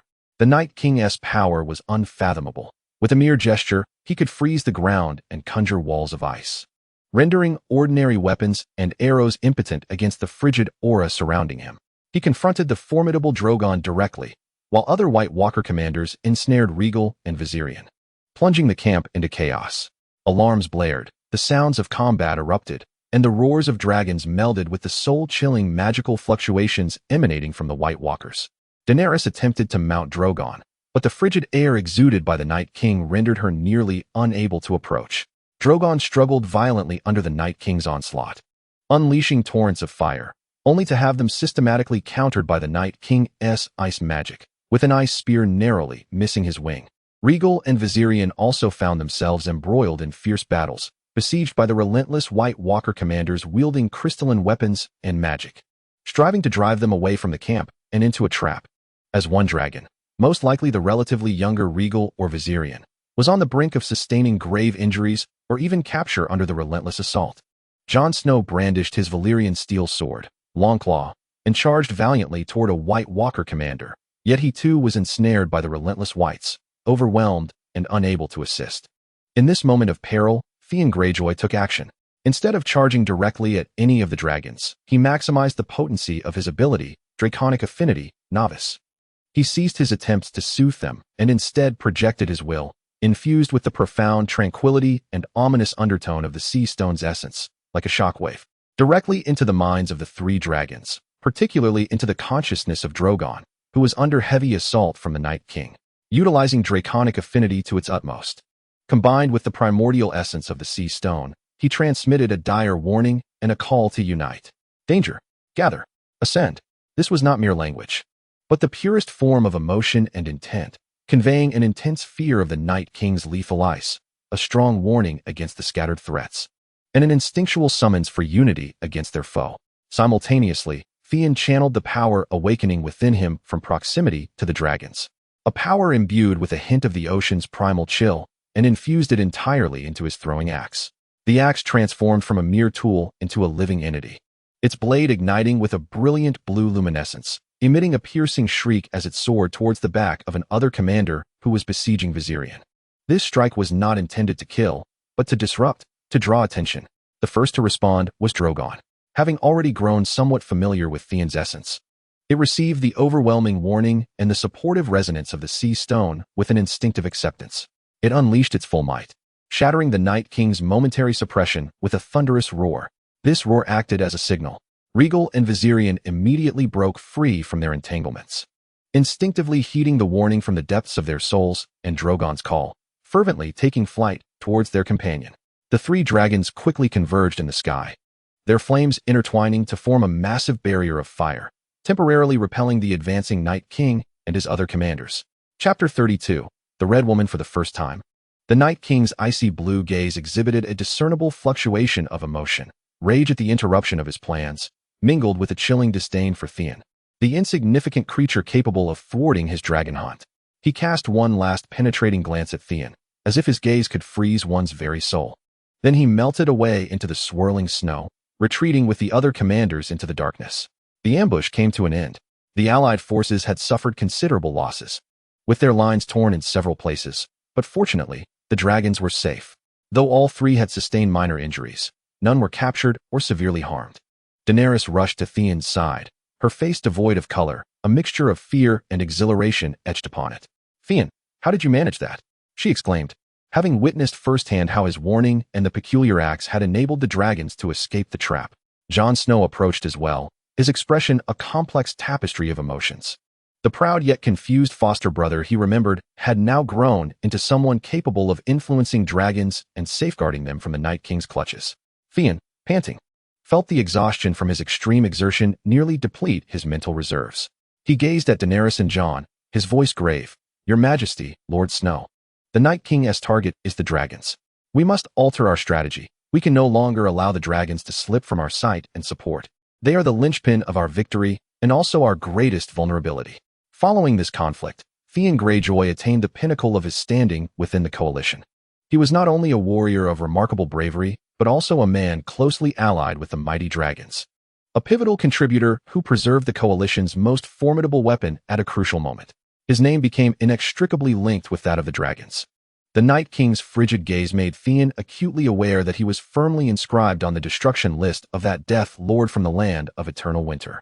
The battles that lay ahead would be even more brutal. Yet, he remained undaunted, for he understood that he had become an indispensable element in this struggle for survival. The Night King's failed dragon hunt served as a sobering alarm for the coalition. The atmosphere within the camp was oppressive, akin to the eerie stillness before a raging blizzard. Daenerys intensified the protection of her dragons, while Jon Snow busied himself with reinforcing defenses and mending the torn breaches. Although Theon felt fatigued from mental strain, the new strength within him, born of the fusion of dragon might and the power of the sea stone, was slowly and steadily solidifying. In this moment of palpable anxiety, a figure, like glowing embers, quietly appeared outside the camp at Dragonstone. She wore a deep crimson cloak, her hood obscuring most of her face, revealing only a sharply defined jawline and a mane of red hair that seemed to burn with an eternal flame. Her arrival stirred no commotion, yet the air became tinged with a faint scent of sulfur and ancient spices. She sought an audience with Daenerys Targaryen, within the Queen's command tent. When this unexpected visitor lowered her hood, revealing a face that was still beautiful, yet marked by profound weariness and an unsettling fervor, Jon Snow's pupils dilated, and instinctively, he grasped the hilt of his sword, Longclaw. "Melisandre." Jon's voice was frigid, laced with unmasked suspicion and disdain. He would never forget the fiery judgments this Red Priestess had championed under Stannis, nor how her prophecies of Azor Ahai's rebirth had led Stannis to madness and ruin. Melisandre, the priestess of the Lord of Light, appeared unfazed by Jon's hostility. Her ruby eyes, seemingly ablaze, first bore into Jon with a fleeting look of complexity, nearly tinged with pity, before her gaze fixed resolutely upon Daenerys Targaryen. "Your Majesty," her voice resonated, deep and magnetic, imbued with a persuasive power. "The guidance of the Lord of Light has never waned. Signs in the flames reveal that the long night has indeed fallen, and the prophesied prince or princess shall surely emerge." Her eyes then slowly shifted, ultimately resting on Theon Greyjoy, who stood slightly behind Daenerys. In that moment, the flames within her eyes blazed with an unprecedented intensity. Yet, Melisandre's voice bore an unprecedented note of confusion and shock as the patterns of fire shifted. "What I perceive is no longer merely a singular tale of ice and fire.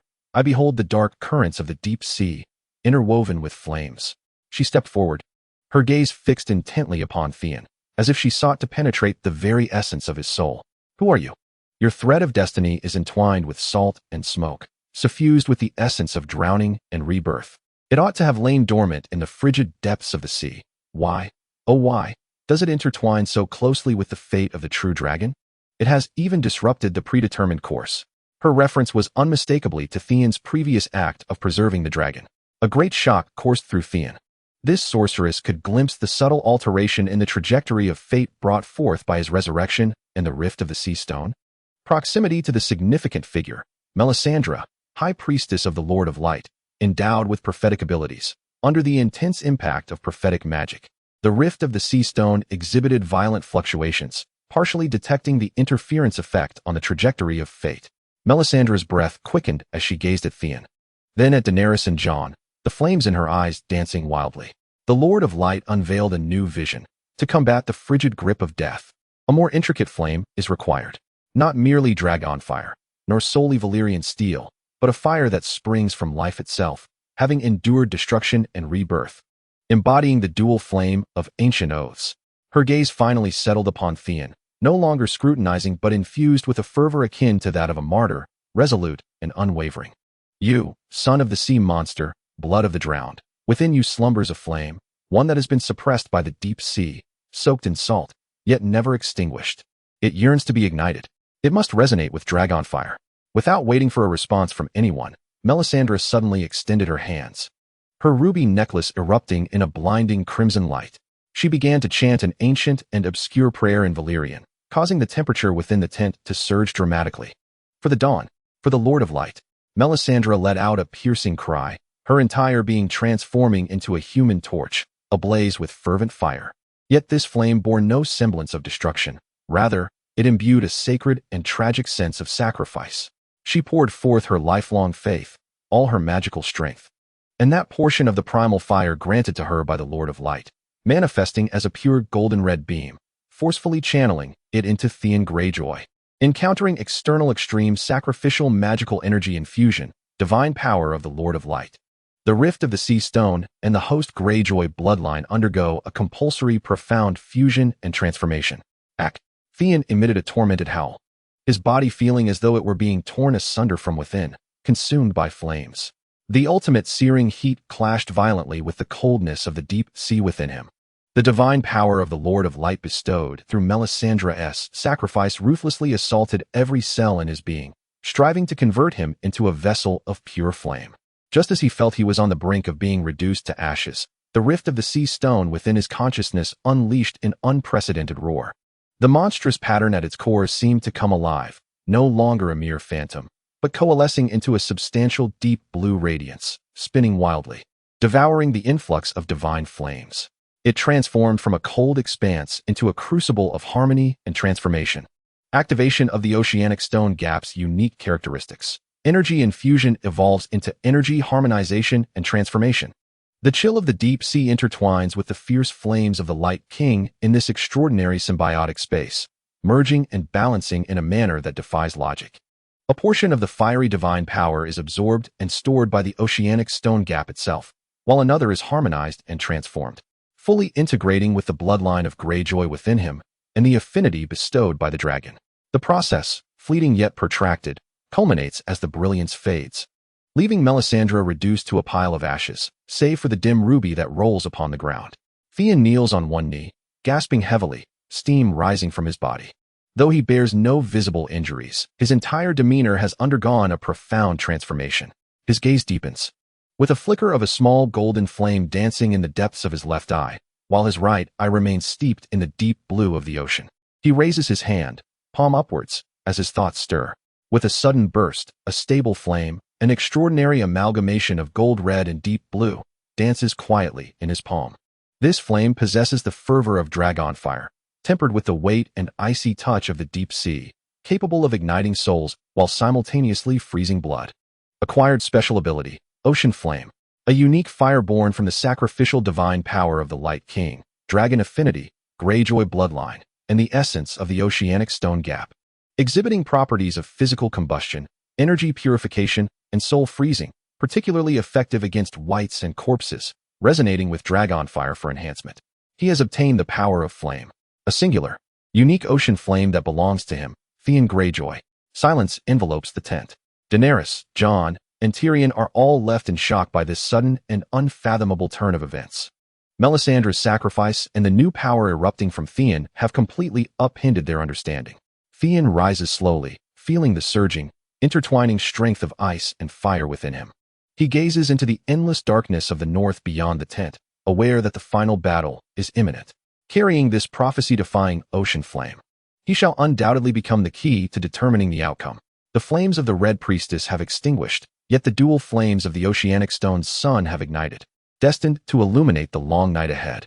Chapter 33. The Night King. Melisandre's sacrifice and the ocean flame birthed within Theon Greyjoy have cast a blazing star into the depths of despair, irrevocably altering the atmosphere among the allied forces.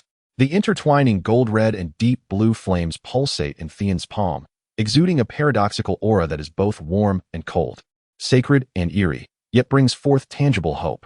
The harmonization of power and the restructuring of tactics. Theon devoted several days to familiarizing himself with and mastering this newfound power. The consumption of the ocean flame is immense, extending beyond mere physical stamina to encompass mental fortitude and the energy stored within the oceanic stone gap.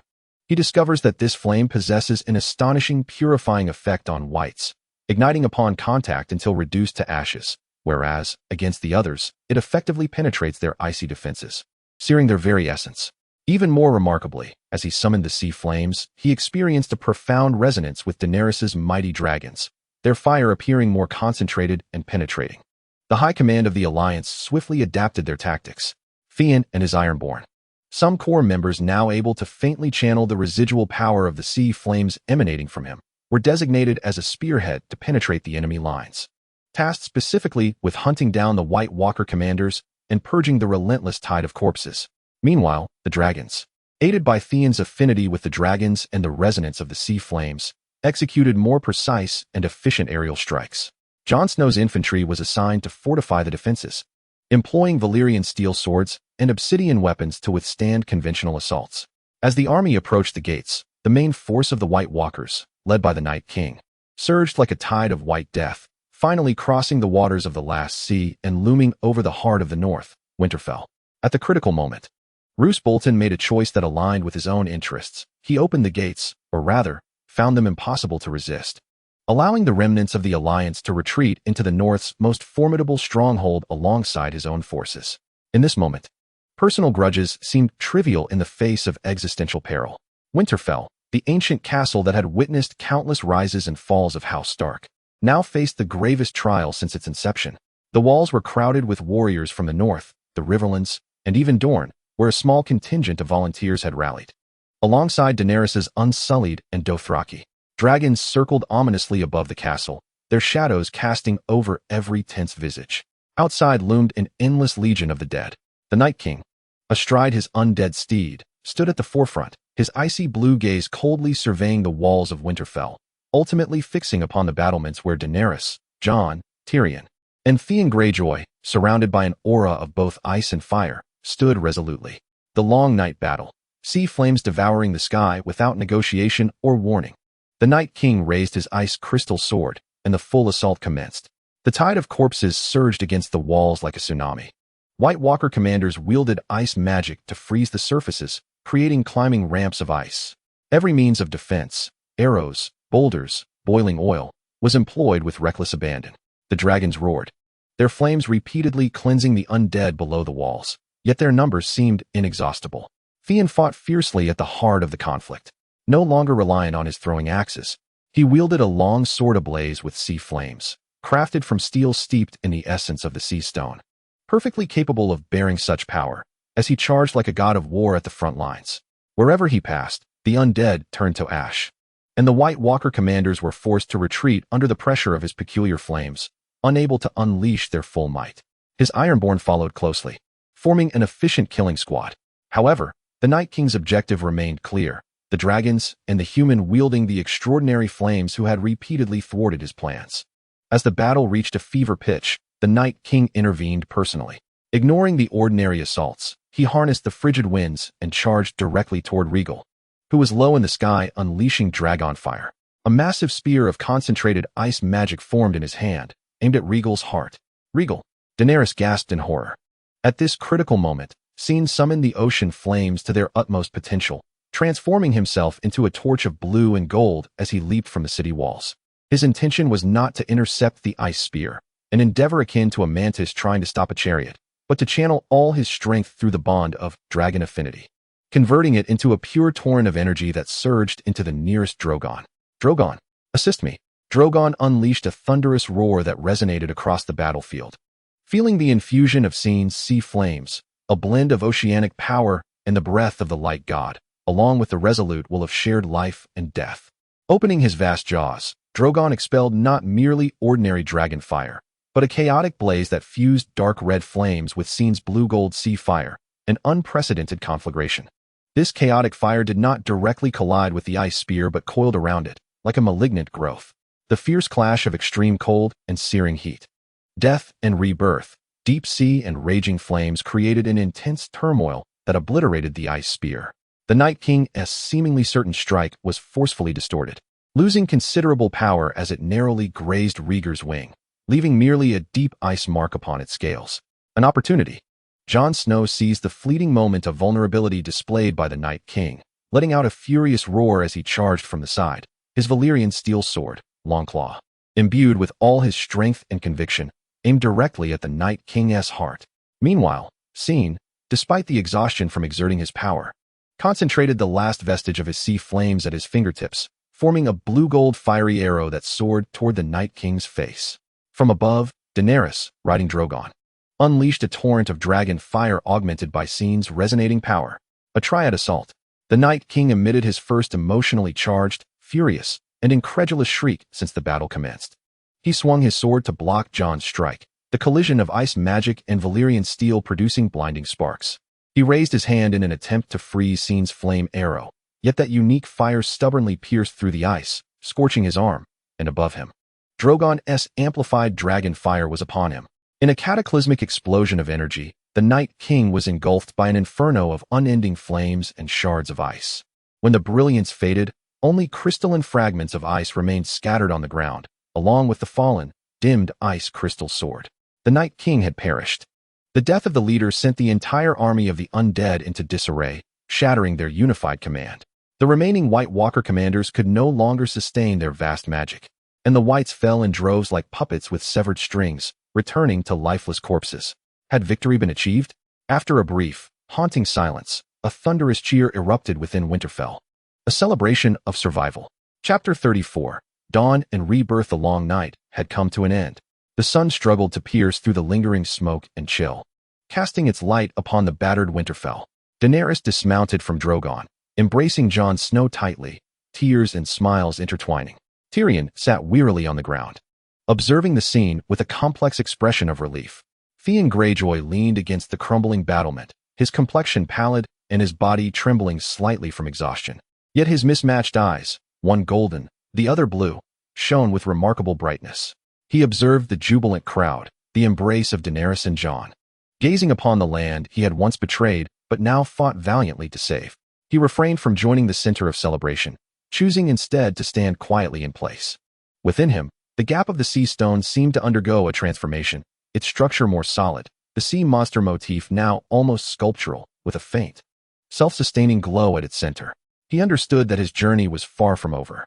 He lifted his gaze toward the south, where the Iron Islands awaited, the uncertain throne beckoned, and a broader world lay in wait for his exploration and conquest. Yet, in this moment, he yearned only to bask in the long-awaited warmth of the sun. The victory celebration in Winterfell was brief. The wounds of war required healing, the dead needed to be laid to rest, and the living had to contemplate the future. At this juncture, amidst the reconstruction and the subtle shift in power dynamics, a figure long forgotten by many, yet possessing the ultimate secret, quietly returned to Winterfell, Bran Stark. Now the three-eyed raven. He did not return alone. He was accompanied by the battle-scarred Mira Reed and a few surviving Night's Watch Rangers from the harsh conditions beyond the wall. His arrival did not elicit cheers from the common soldiers, for he no longer exuded the essence of the climbing boy he once was, but rather an inhuman detachment, an all-seeing indifference. His eyes seemed to harbor the chill of millennia of ice and stars. Daenerys, Jon, Tyrion, and the recuperating Theon Greyjoy welcomed this returning Stark in the study that once belonged to Eddard Stark. Bran's voice, tinged with an uncontrollable excitement and a barely perceptible tremor, offered a greeting to his long-lost brother. However, Bran merely raised his gaze calmly, a look that froze Jon's movements in midair. Jon Snow. Bran's voice was devoid of emotion, akin to the recitation of an ancient truth, or should I call you Aegon Targaryen? The statement resonated like thunder, shattering the silence of the study. Jon recoiled, his face drained of color. What are you saying, Bran? Daenerys' pupils constricted. Her violet eyes filled with shock and disbelief as she glanced between Jon and Bran, her fingers gripping the dragon glass dagger turning pale. Tyrion Lannister's small eyes widened in astonishment, darting between Jon and Daenerys, his expression a mix of utter shock and a dawning realization. Theon Greyjoy leaned against the wall, though he had long known this secret through the memories of his past life. Hearing Bran reveal it with such undeniable certainty, as the three-eyed raven still sent a tremor through him, as if the dust of history had been abruptly stirred. He silently observed the reactions of those around him, aware that the power struggle in Westeros was about to enter an entirely new and more intricate phase due to this revelation. Bran paid no heed to the astonishment of the crowd. He continued to speak in a tone that was unremarkable yet imbued with undeniable authority.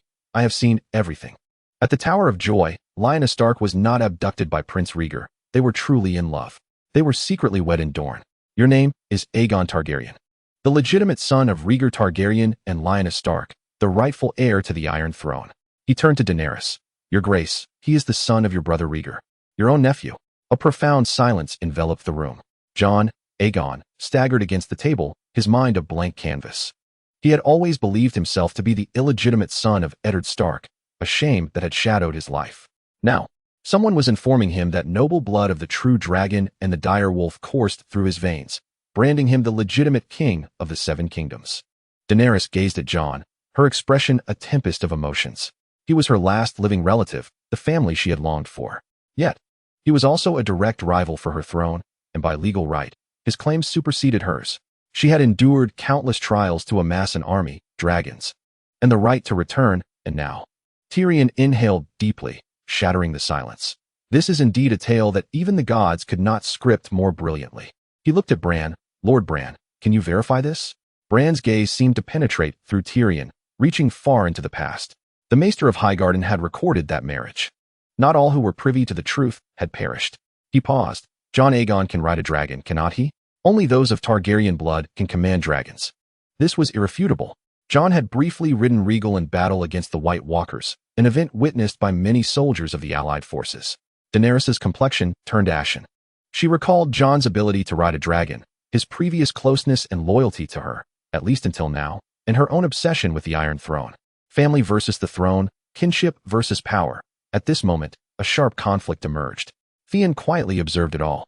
He saw Daenerys's struggle, Jon's bewilderment, and the glimmer of a master strategist's insight in Tyrion's eyes. He understood that once this news spread, the fragile alliance forged in the face of a common enemy would face unprecedented trials. How would the Northern Lords choose? Would they support Jon, Aegon, the one with Stark blood, or Daenerys, who commanded dragons and a formidable army? How would the Vale, the Riverlands, and even Storm's End align themselves? Bran's timing and purpose in revealing this secret were intriguing. Was he reminding Daenerys that she was not the only choice? Was he vindicating Jon? Or as the three-eyed raven?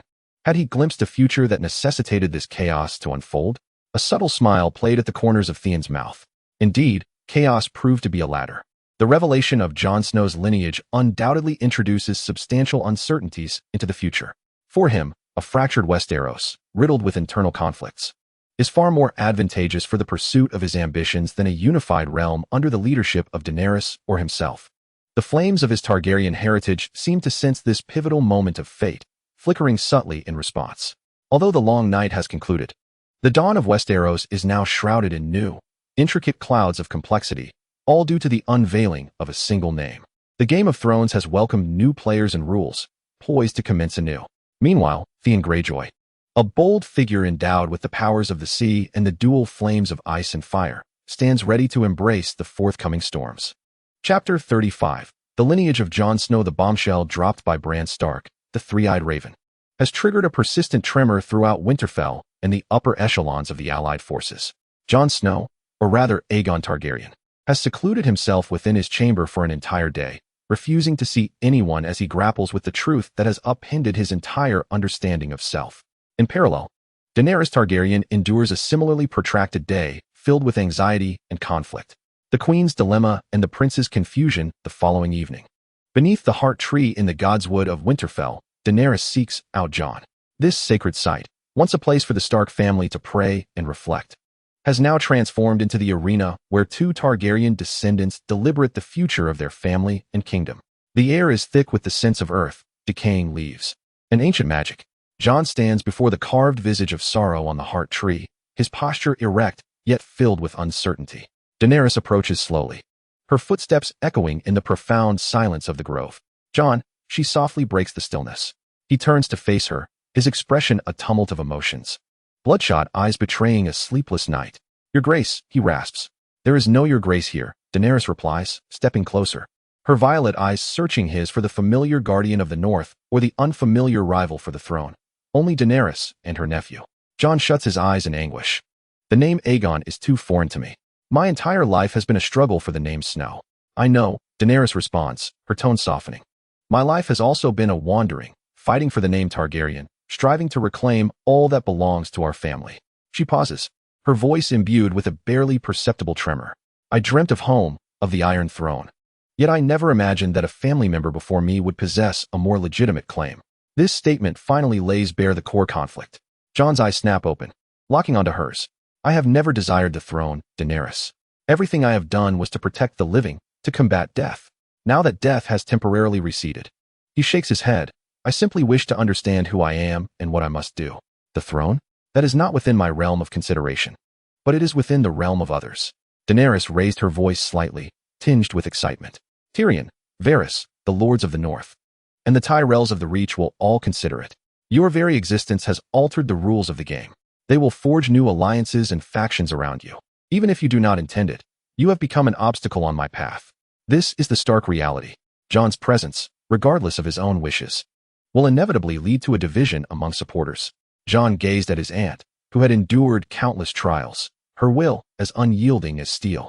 He could sense her unwavering obsession with the Iron Throne, a belief that had sustained her through the most arduous of times. He also detected a barely perceptible fear in her words, the fear of losing everything, of being cast into exile once more. I will not be your obstacle, Daenerys. Jon's voice was deep and resolute. He had made his decision. I swear to you, by the blood of Stark and Targaryen that courses through my veins. I, Aegon Targaryen, hereby formally renounce all claims to the Iron Throne. I shall support you, Daenerys Targaryen, as the sole legitimate monarch of House Targaryen and the ruler of the Seven Kingdoms. He knelt on one knee, offering a gesture of fealty. Daenerys was momentarily taken aback. She had anticipated disputes, negotiations, even a potential rift. But she had never expected such a decisive renunciation. Looking at her nephew, the man with a more legitimate claim than her own, her heart swelled with a mix of relief, admiration for his sacrifice, and an indescribable sense of loss. She leaned down to help Jon rise. Get up, Jon. She called him by his familiar name. Your renunciation is generous, but it does not resolve all issues. Those who wish to use you against me will not relent simply because you have stepped aside. Then let them know my choice. Jon rose, his gaze restored to its former determination. I will make a public declaration. I will stand by your side. I believe the North will make the right choice. He mentioned the North, his foundation, and the very force Daenerys needed to court. This conversation momentarily averted a direct conflict within House Targaryen. Yet the underlying fissures and the covetousness of external forces remained. The insights and machinations of Theon Greyjoy had not overlooked the dialogue occurring within the Weirwood Grove. He did not spy directly, but his network of intelligence from the Iron Islands, coupled with his sharpened perception of energy, allowed him to discern the atmosphere and outcome of the meeting with clarity. Jon's renunciation was wise, but left potential vulnerabilities. In the solitude of his chamber, Theon contemplated over a rough map of the North. Jon's renunciation might temporarily stabilize Daenerys' position, yet those who harbored doubts about her rule, such as certain northern nobles, the possibly surviving Stark traditionalists, and even Peter Baelish in the Vale, were likely to view Jon as a potential, silenced banner, quietly gathering strength in the shadows. This, indeed, presented an opportunity for Theon. He swiftly took action. 1. Consolidating ties with Daenerys. He sought an audience with the Queen, articulating his unwavering support for her reign. Founded on their mutual trust forged in the face of the White Walkers and their shared affinity for dragons, he subtly cautioned her to remain vigilant against those who might exploit Jon's true lineage. By positioning himself as a guardian of the Queen's authority, he deepened Daenerys' reliance on him. 2. Strengthening his personal relationship with Jon. Aegon Theon approached Jon without mentioning the contest for the throne, instead expressing concern for his well-being as a comrade in the battle against the White Walkers. He reassured Jon that regardless of his name, he remained a figure worthy of respect as the protector of the North. This unpolitical, sincere approach was more likely to earn Jon's trust. 3.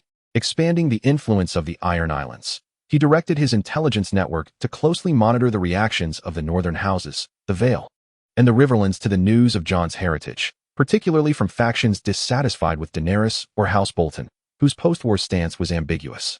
He began seeking potential allies who could be influenced or collaborated with discreetly. 4. Consolidating his own power. He dedicated more time to meditation, becoming attuned to the stabilized power of the sea flames within him, exploring the new developments in the power he absorbed from Melisandre's sacrifice. He discovered that he could now wield the sea flames in a limited capacity, creating temporary defensive barriers or executing short-range energy bursts, significantly enhancing his self-preservation and control abilities. Power enhancement. Expanded application of sea flames, enabling basic defense and energy impact capabilities. Theon resembled a brilliant chess player, quietly repositioning his pieces during the momentary chaos caused by the emergence of new pieces on the board, thus securing a more advantageous position. He was no longer merely a leader of martial prowess. He had evolved into a strategist adept at understanding human nature and influencing the trajectory of events. While Daenerys and Jon labored for internal unity within House Targaryen, and Tyrion contemplated how to balance the various factions, Theon Greyjoy had entrenched his roots deeper into the soil of the North and the power dynamics of Westeros. He understood that ultimate victory does not belong to the strongest, but rather to those most capable of adapting to change and seizing opportunities. Chapter 36. Undercurrents. Jon Snow, Aegon Targaryen's public declaration, was akin to another stone cast upon the still surface of a lake. Within the crumbling hall of Winterfell, he stood before the gathered northern lords, representatives from the Riverlands, and key members of Daenerys' council, announcing in a clear and resolute voice his renunciation of all claims to the Iron Throne and his oath of fealty to Queen Daenerys Targaryen. While the declaration temporarily quelled the public uproar, the undercurrents roared with greater intensity. The calculations of the North in the shadow of Littlefinger, the reactions of the northern lords were telling, led by the Earl of Carhold and House Glovers. Some displayed overt disappointment. They had likely hoped that Jon, with his Stark bloodline intertwined with Targaryen heritage, could emerge as a king more aligned with northern interests, and one who would be easier to control. In the present day, hope has dimmed, compelling them to reassess their relationship with Queen Daenerys. While they are grateful for the dragons and reinforcements she has brought, a natural sense of estrangement and wariness persists towards a southern queen accompanied by Dothraki and Unsullied, who operates in a vastly different manner. Count Wyman Manderly, however, adopts a more pragmatic approach. He is the first to convey White Harbor's continued support to Daenerys. Yet his words subtly hint at the North's reasonable expectations concerning post-war reconstruction and autonomy. The most perilous signals, however, emanate from the Vale. Peter Baelish, also known as Littlefinger, has not personally arrived in Winterfell, yet his influence is omnipresent. Sansa Stark receives an increasing number of letters from the Vale, although they predominantly express care and well wishes. They inadvertently allude to the widespread attention and potential opportunities arising from Jon's true lineage, subtly suggesting that the Knights of the Vale harbor expectations for a governance that genuinely aligns with the traditions and interests of the Seven Kingdoms. This undoubtedly sows seeds of thought in Sansa's mind, while also probing the stability of the alliance between the North and the Queen. Daenerys feels this subtle shift. She has triumphed in war, yet it seems she struggles to win the hearts of all. Tyrion advises her to exhibit mercy and wisdom, to promptly initiate the reconstruction of the North and the Riverlands, exchanging tangible benefits for loyalty. Simultaneously, they must contemplate how to return south to address the issues of Cersei and the Iron Throne, which requires the North's support. Just as Daenerys, Tyrion, and Jon deliberate on their next strategic move, Theon Greyjoy seeks an audience. He is no longer merely a commander reporting on military matters. He arrives with a clear analysis of the situation. "Your Majesty," Theon states directly, his voice steady and imbued with a thoughtful certainty. "The people of the North are grateful to you, yet they also harbor fears concerning the unfamiliar power you wield.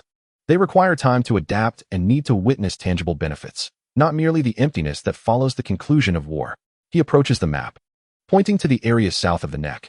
Queen Cersei holds sway over King's Landing, yet she lacks popular support, and tensions with the Faith Militant and House Tyrell are on the verge of eruption. While the coalition now marches southward, seemingly unstoppable, it may solidify the North's impression of southern conquerors, potentially exacerbating latent conflicts. His finger then moves back to the north. "But what if we were to delay our advance southward?" Tyrion raises an eyebrow. "Delay? Grant Cersei breathing room." "No," Theon counters. "It is an opportunity for us to solidify our foundation." His gaze sharpens. "Your Majesty could remain in Winterfell as the protector of the North, or alongside Miss Sansa Stark, presiding over its reconstruction. Open the royal treasury of House Targaryen, leverage trade routes from across the narrow sea." He subtly alludes to connections with Braavos, to assist the North in repairing castles, restoring agriculture, and facilitating trade routes. Simultaneously, dispatch trustworthy emissaries bearing the Queen's pardons and rewards to the Riverlands, the Vale, and even Storm's End, to soothe the nobility and sow discord among potential adversaries. He pauses, looking at Jon, and Lord Snow, Prince Aegon, could lead a contingent of the coalition's elite, comprising some northern troops and Unsullied, to reinforce the defenses at the Bay of Crabs. This action serves to guard against potential threats from the south, demonstrate to the Seven Kingdoms that the Queen commands beloved heroes from the north, and temporarily distance the prince from the vortex of power in Winterfell, shielding him from those with ulterior motives. This strategy is exceptionally astute. It transforms Daenerys from a conqueror into a builder, winning the hearts of the North through economic means and conciliatory policies. Simultaneously, it places Jon in a position that is both significant and less sensitive, leveraging his prestige while mitigating the risks of exposure to dangerous ambitions. It also lays a more solid foundation for subsequent efforts to quell dissent in the South. Daenerys, Tyrion, and Jon all fell into contemplation. The suggestion from Theon struck at the heart of the matter, showcasing a political vision that transcended mere military leadership. Success for the Queen and her core decision-making circle in demonstrating exceptional strategic foresight and political acumen further elevates their influence. As Theon engaged in high-level gamesmanship, his personal strength steadily ascended. His mastery over the sea flame became increasingly refined, enabling him to envelop weapons with flames that could burn for extended periods or create localized fields of fire that inflicted sustained damage upon undead creatures. The void within him, infused with Melisandre's sacrificial power, seemed to pulsate with greater vitality. The central sea monster statue appeared to possess a certain sentience, tightening its spiritual bond with him. He could even sense the emergence of faint, peculiar energy within the space. A slow gathering of essence mingling the divinity of the Lightbringer with the primordial depths of the ocean. Strength enhancement. Improved control over sea flames with more versatile applications. The void begins to exhibit preliminary sentience and self-consolidation of energy. He occasionally ventured to the Godswood, meditating beneath the heart tree. He sensed the presence of Bran's three-eyed raven, a detached observer overseeing all. Bran refrained from interference, seemingly pleased to witness Theon assume an increasingly pivotal role in this intricate game. Theon, in turn, was gratified, as a subtle understanding developed between him and Bran. Rooted in mutual awareness, Bran recognized his uniqueness, and he comprehended Bran's transcendence. When Daenerys ultimately adopted most of Theon's counsel, announcing her temporary residence in Winterfell to oversee reconstruction and appointing Jon as the supreme commander of Southern Defense stationed at Cape Kraken, Theon realized he had successfully carved out a crucial place for himself in this power vacuum of transition. He was no longer merely a force dependent on either faction. He had become a key fulcrum capable of influencing decisions and balancing interests. The ice and snow of the North were beginning to melt, yet the chill of power remained unyielding. Meanwhile, Theon Greyjoy, wielding the dual forces of ice and fire, and well-versed in the art of political maneuvering, awaited the next tempestuous moment with calm determination. His ambitions had long since transcended mere survival or revenge, pointing instead toward the boundless possibilities that lay atop the pyramid of power. Chapter 37. The Mist. Daenerys' decision to heed Theon's advice and temporarily reside in Winterfell to oversee reconstruction was akin to administering a gentle remedy upon this land of the North, recently baptized by the trials of ice and fire.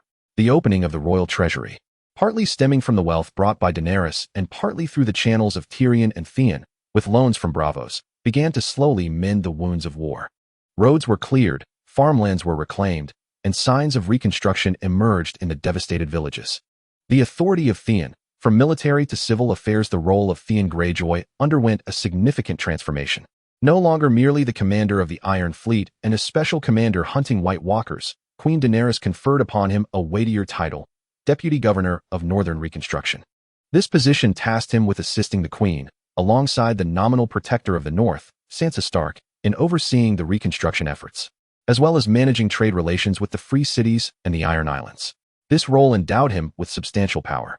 He adeptly utilized the intelligence network of the Iron Fleet to swiftly assess the extent of damage across the northern territories and their resource needs, efficiently distributing the limited supplies. Prioritizing those families with greater loyalty or strategic significance, such as the Glovers of Deepwood Motte and the Karstarks. Despite Count Ricard's lingering grievances, practicality prevailed temporarily.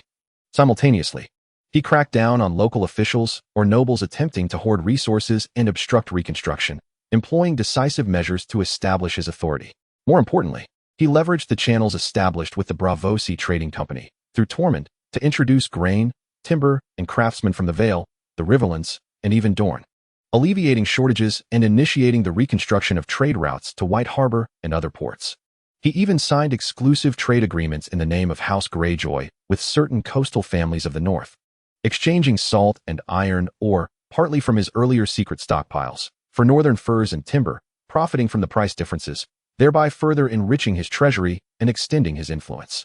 Successfully transforming and seizing parts of the power over northern reconstruction and economic lifelines, converting military influence into political and economic strength.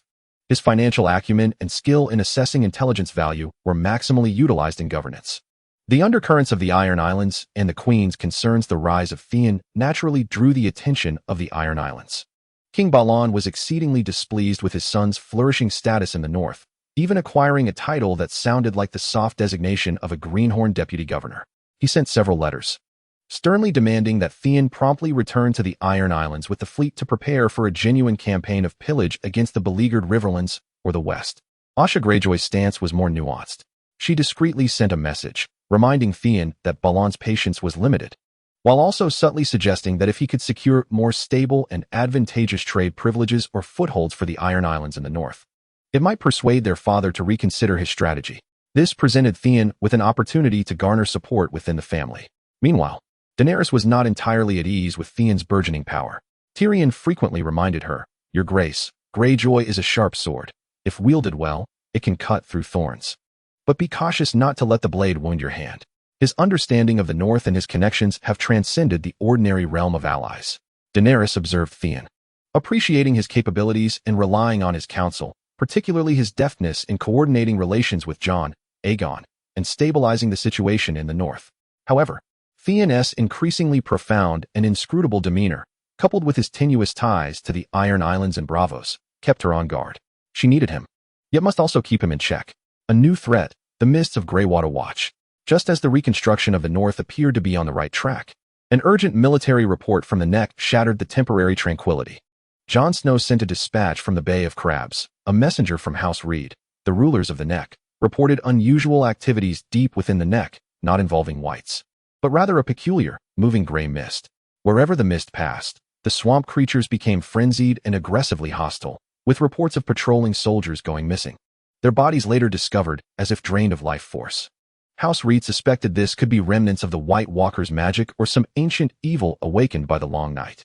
The Neck serves as the vital connection between the North and the South. Should trouble arise there, not only could the Bay of Crabs defenses be ambushed from behind, but the link between the North and South would also be severed. Daenerys immediately convened her core members for deliberation. Jon suggested dispatching an elite team into the Neck for investigation, but the terrain was complex, riddled with swamps and magical traps, making it difficult for a large army to maneuver. Theon stepped forward. "Your Grace, allow me to go," he said, his voice calm yet imbued with undeniable confidence. "My Ironborn are adept at operating in intricate terrains and possess a certain sensitivity to magical energies." He referred to the powers of the sea flame and energy perception. "Moreover, I have had previous dealings with House Reed," he added, alluding to Bran and Mira Reed, which may facilitate gaining their trust. His volunteering was driven by a desire to neutralize this potential threat and ensure stability in the rear, while also presenting an opportunity to further demonstrate his worth and accrue military merit, all the while temporarily distancing himself from the power center of Winterfell to alleviate any burgeoning suspicions. Daenerys regarded Theon, weighing her options before eventually nodding in agreement. "Very well. Theon, you shall go. Take the elite forces you require and ascertain the truth, eliminating the threat. I will have Bran, the three-eyed raven, provide you with as much information support as possible." Theon accepted the command, a glint of sharp determination in his eyes. The mists of the Neck represented both a crisis and a testing ground for him to further accumulate power and validate his newfound strength. It seemed that the sea flame within him sensed the impending challenge, flickering slightly. The game of power had never ceased, it merely changed its stage. Theon Greyjoy, the North's deputy governor and son of the Sea Stone, tightened his grip on his sword in flame, stepping into the unknown and perilous swamps. Each step he took laid down a path towards higher positions of power, leading 50 of the finest Ironborn, along with Mira Reed as a guide and liaison. Theon embarked on a longship, navigating the winding waterways deeper into the mysterious and dangerous Neck.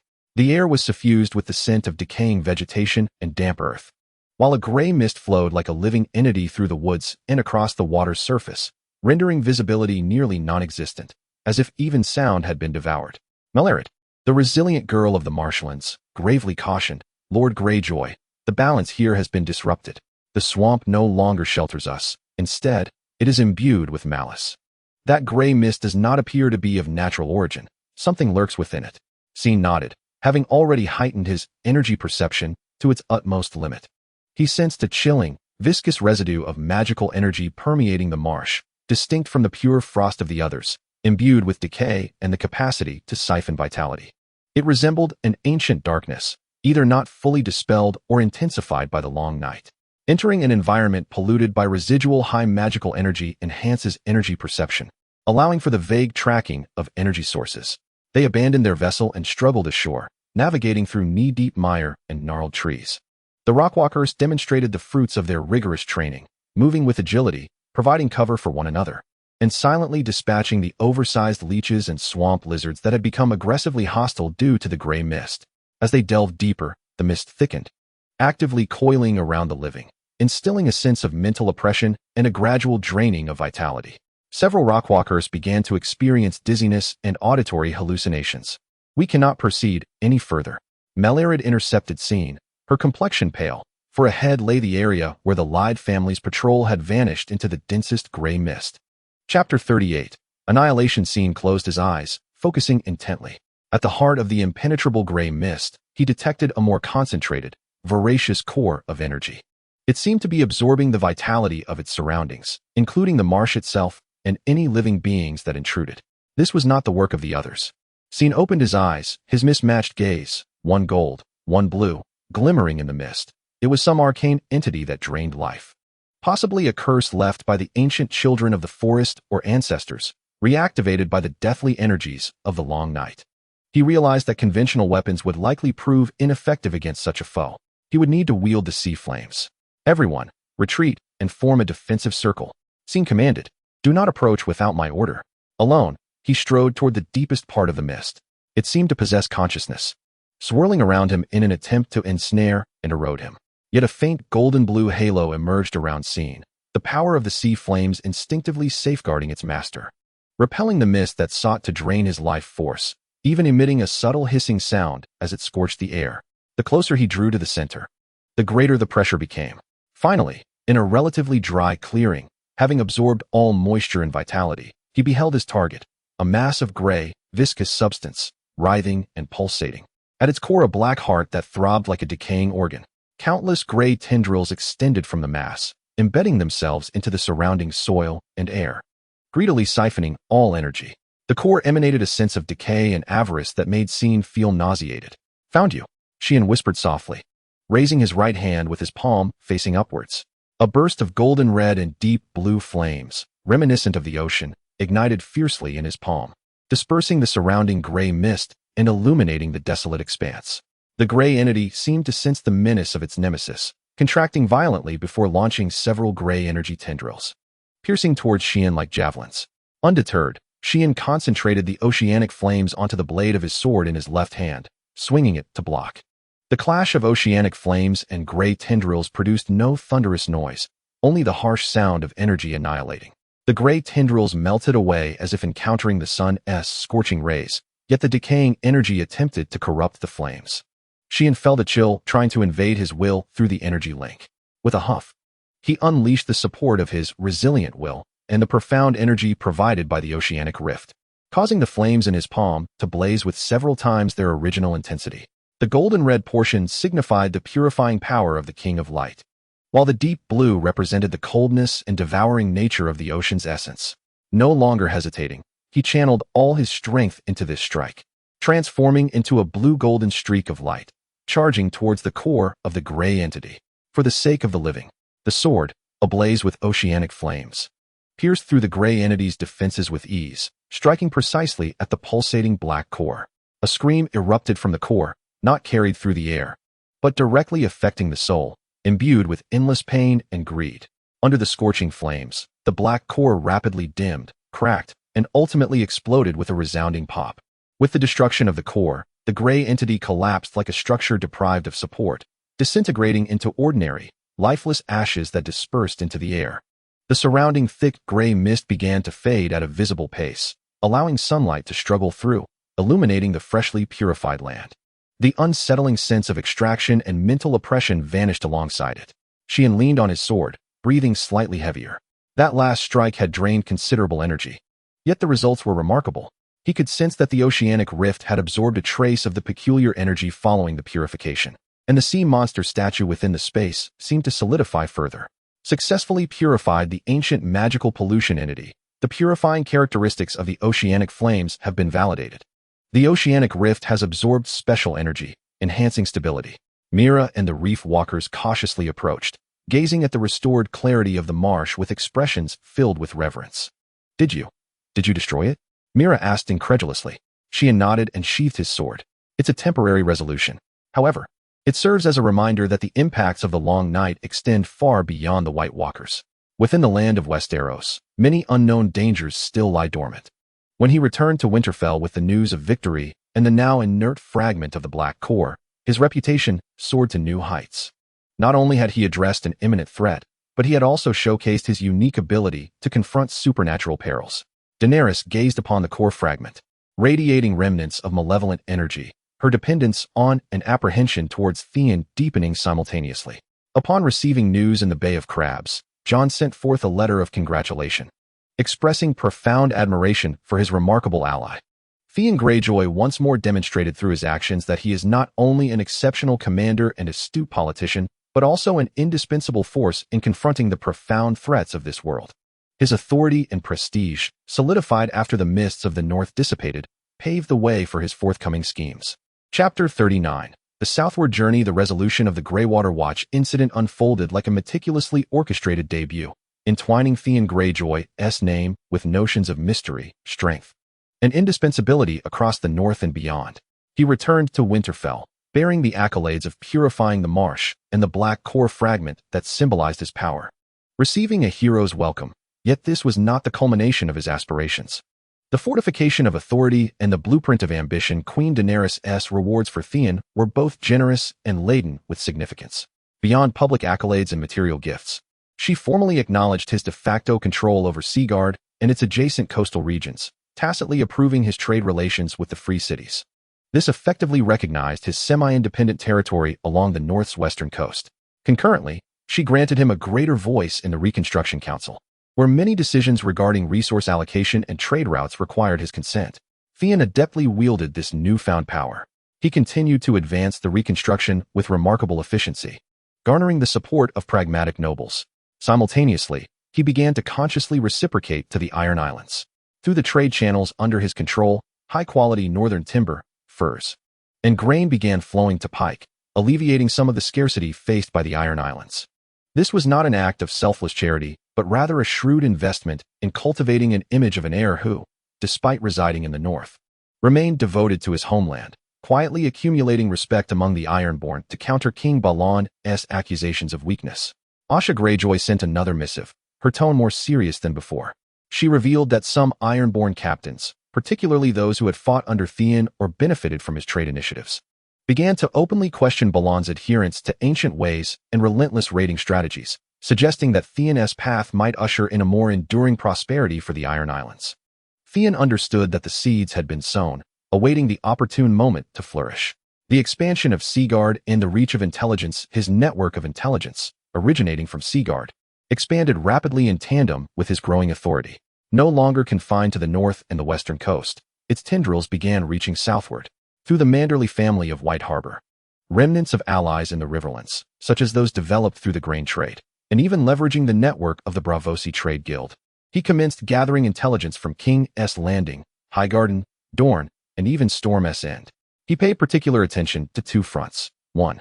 Cersei of King's Landing. He sought to ascertain how this Mad Queen would navigate internal pressures, such as those from House Tyrell and the Armed Faith, and external threats following the loss of Lord Tywin. Cersei's madness serves as an optimal pretext for Daenerys' southward march, yet it may also incite unpredictable chaos. The ramifications of Jon's lineage continue to unfold. He remains acutely aware of the southern nobility's genuine sentiments towards Aegon Targaryen's existence. Beneath the veneer of feigned loyalty, do ulterior motives lurk, seeking to elevate a new sovereign and oppose Daenerys?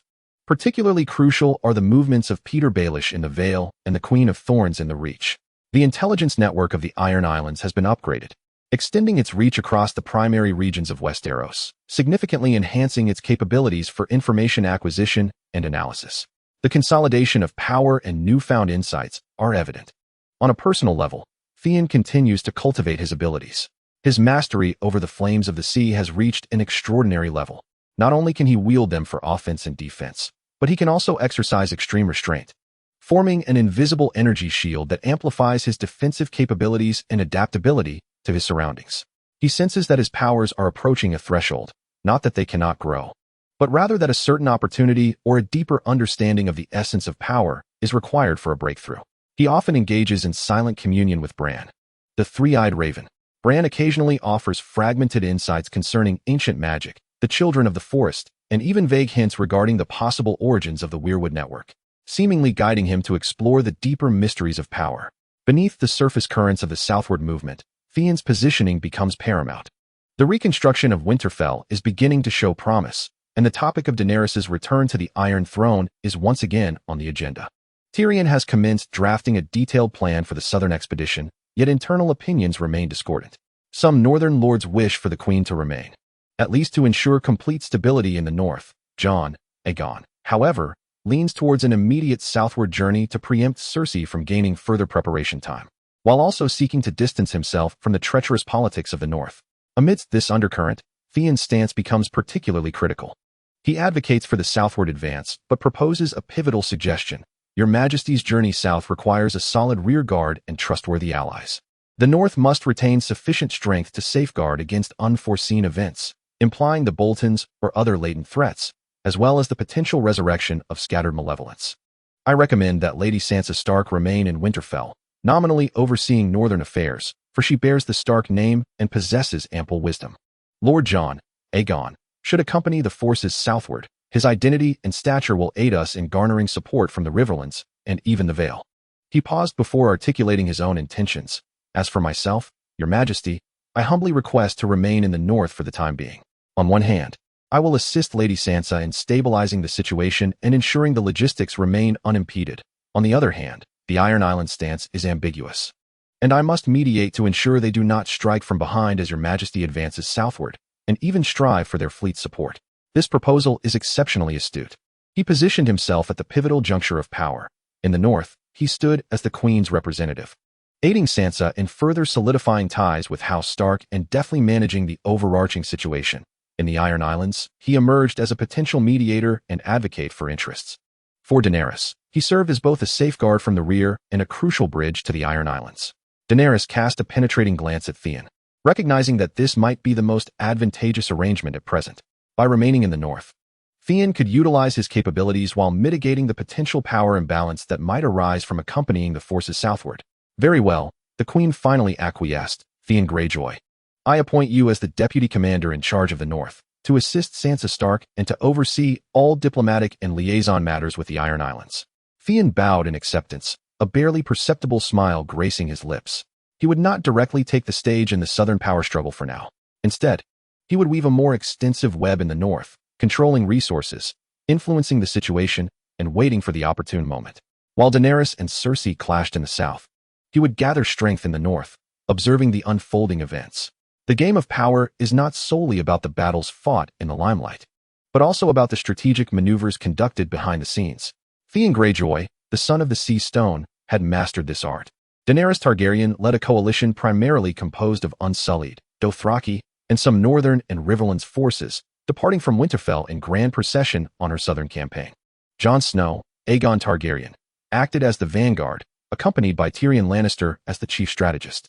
Winterfell suddenly felt much more desolate, and the center of power appeared to shift southward.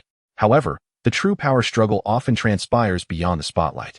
The North's regent, Theon Greyjoy, newly appointed as deputy commander in charge of the North, ostensibly aided Sansa Stark, yet through his profound understanding of reconstruction matters, his influence over the remaining northern garrison and his pervasive network of Sea Stone intelligence, he had effectively become the actual ruler of the North. Sansa Stark exhibited remarkable growth, leveraging the influence of her Stark surname and her astute political acumen to navigate the relationships among the nobility, soothe the populace, and earn widespread respect. Yet she was acutely aware that in matters of military, finance, and external relations, she needed to rely on Theon. They formed a symbiotic relationship. Sansa provided legitimacy and the support of the northern people, while Theon offered strength and operational capacity. Together, they issued commands, summoned vassals, and managed state affairs. Theon seized this opportunity to further install his confidence in key positions, particularly within the financial and city defense systems. He continued to vigorously promote trade with the free cities, converting the North's resources into a steady stream of wealth and supplies, a portion of which was allocated for northern development, while the remainder quietly flowed into his own treasury and the operations of the Sea Stone organization, successfully seizing actual power in the north and forming a solid governing alliance with Sansa Stark, while steadily enhancing economic and military strength. Chapter 40. A new power for the Iron Islands. Theon adopted a strategy that combined both soft and hard tactics. Through trade concessions, he enabled Pyke City and its surrounding islands to savor the fruits of stable commerce, thereby undermining King Balon's market dominance, which thrived on the slogan of harsh labor. Concurrently, he persistently disseminated information to the Iron Islands through Asha and those captains aligned with his cause. Lord Theon had secured tangible benefits for the Ironborn in the north, while adherence to antiquated traditions would render the Iron Islands isolated once more, plunging them into destitution. When King Balon could no longer contain himself, he dispatched a messenger with an ultimatum demanding Theon immediately cease the humiliating trade and return to the Iron Islands to prepare for genuine pillaging. Theon responded resolutely. He refused to meet the envoy, instead instructing the Reaver to escort him out of the territory with a message: "Convey to my father that the times have changed. In the long night, only unity and wisdom can ensure survival. Everything I undertake is for the long-term future of House Greyjoy."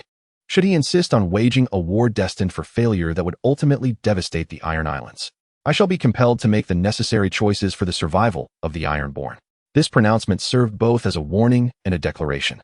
It unequivocally articulated Theon's independent stance and his newfound confidence and strength to operate without Balon, even to oppose him. The news reverberated through the Iron Islands, stirring considerable unrest. The old-fashioned captains loyal to Balon erupted in fury, while a greater number of Ironborn, who had benefited from trade or felt uncertain about the future, began to contemplate Theon's path seriously. Amidst governing the north and navigating various factions, Theon never wavered in his quest for self-discovery. He frequently entered the Weirwood Grove for meditation, engaging in silent communion with Bran, the three-eyed raven. Bran would occasionally guide him to perceive ancient power nodes or interpret legends surrounding tide stones and the deep-sea song, all of which seemed to possess subtle connections to the Sea Stone Gap. One fateful night, as Theon meditated within the Sea Stone Gap, the central sea monster statue erupted with a brilliant deep blue luminescence. The entire space convulsed violently, resonating as if it connected with a distant realm beyond. A massive, ancient, and unfathomably potent stream of information surged into Theon's mind. The Sea Stone Gap resonates with an unknown ancient entity, receiving fragmented ancient legacy information. Countless fragmented images flashed before him. Colossal sea monsters akin to mountains prowling the abyss. Ancient seabed monoliths inscribed with enigmatic runes. A deluge and calamity sweeping across the world, a once glorious civilization submerged in the deep. As the tremors subsided, Theon felt as though his soul had been cleansed. Though he did not immediately acquire world-shattering power, his understanding of the Sea Stone Gap ascended to new heights. He realized this space was not merely a storage vessel. It functioned more as a coordinate, an interface connected to the primal forces of the world's oceans. He acquired a new ability, a limited affinity for water elements. He could, to a certain degree, sense and manipulate the surrounding water currents, mists, and even conjure waves or form water shields within a confined range. In the realm of terrestrial combat, this may prove to be of limited efficacy. However, at sea, it shall grant him and his fleet an unparalleled advantage. Power breakthrough, acquired water element affinity, elementary, significantly enhancing maritime combat capabilities and environmental perception. A deeper understanding of the essence of the Sea Stone Gap. As Theon absorbed the implications of this newfound strength, the Sea Stone Intelligence Network relayed momentous news from the south. Daenerys' coalition achieved initial victory in the Riverlands. Yet their advance was impeded by Cersei's scorched earth policy and the hesitance of certain nobles. Simultaneously, alarming reports emerged from King's Landing, revealing that Queen Cersei had obliterated the Great September of Baelor with wildfire, eliminating most of the armed religious faction and her political adversaries, including Margaery Tyrell. Yet, her reckless actions had also led to her isolation. The situation had reached a stalemate. Daenerys needed to break this deadlock, potentially requiring additional troops or support from the sea. As Theon perused the battle reports from the south, a glimmer of determination shone in his eyes. He understood that the moment he had long awaited was drawing near. The fleet of the Iron Islands must now make a choice, and he, Theon Greyjoy, would be the one to guide that decision. Standing upon the walls of Winterfell. To the north lay the rejuvenated lands, to the south the smoky battlefield, and to the west the turbulent Iron Islands. He resembled a patient fisherman, having cast his net, now awaiting the fish to swim in. His authority, strength, and schemes would soon face the ultimate test in the impending upheaval, propelling him toward greater heights. Chapter 41. Return to Pyke. Cersei's frenzied actions in King's Landing were akin to the final straw that shattered her isolation and despair. The Riverlands, reeling from the downfall of House Tyrell, descended into chaos and fury, while the nobles of the Stormlands wavered, and even dissent arose within the Westerlands. Though Daenerys's coalition advanced slowly, it moved with unwavering determination toward King's Landing, while Cersei, fortified by the towering walls of the city and the potential stockpiles of wildfire, prepared for a desperate struggle. The stalemate in the south presented Theon Greyjoy with the finest opportunity to disrupt the equilibrium in the north. The Seastone Intelligence Network swiftly and accurately disseminated the latest developments from the south, particularly Cersei's waning support and Daenerys's urgent need to break the impasse. To every corner of the Iron Islands, under Theon's guidance, public sentiment began to ferment. To fight for the Mad Queen Cersei against the Targaryens, who possessed dragons and the support of the North, was tantamount to self-destruction, devoid of glory or profit. Conversely, should the Iron Islands align with Daenerys at this juncture, they could not only partake in the spoils of victory, but also leverage their naval superiority to secure a significant position in the future realm, potentially regaining certain privileges from the days of old. At that moment, shocking news reverberated throughout Westeros. Balon Greyjoy, the king of the Iron Islands, had tragically fallen from the slippery steps of the Seastone chair in Pyke, succumbing to his injuries. The timing was almost inconceivably fortuitous. The old-school captains, led by the fierce, jagged Dagmar, roared their determination to uncover the truth. However, a greater number of captains, particularly those who profited from trade and had been secretly swayed by Euron Greyjoy, began to vocally advocate for Euron's return to Pyke to inherit the Seastone chair, as he promised genuine benefits and a hopeful future for the Iron Islands. Asha Greyjoy remained silent, her stance ambiguous. Yet it was clear she did not align with the old-school captains. Upon receiving the news of his father's unexpected demise and the ensuing chaos in the Iron Islands, Euron displayed no visible emotion, though a cold glint flickered in his eyes. He understood this was no true accident. It was likely Asha or other factions he covertly supported who had removed the final obstacle. There was no time for sorrow or contemplation, for history is penned by the victors. Instantly, he issued a proclamation to his fellow Iron Islanders in his dual capacity as the acting commander of the North and the legitimate heir of House Greyjoy. In the missive, he first mourned his father's untimely death, then swiftly condemned the atrocities committed by Cersei Lannister. He urged his compatriots to abandon their feudal plundering and seize the unprecedented opportunity to ally with Queen Daenerys Targaryen and their northern allies, fighting for a future of glory and prosperity for the Iron Islands. Simultaneously, he commanded the ready Seastone fleet and the coastal forces of the North willing to follow him to set sail immediately for Pyke. Euron's return faced little formidable resistance. With Asha's tacit approval and the support of most captains, he entered Pyke without bloodshed.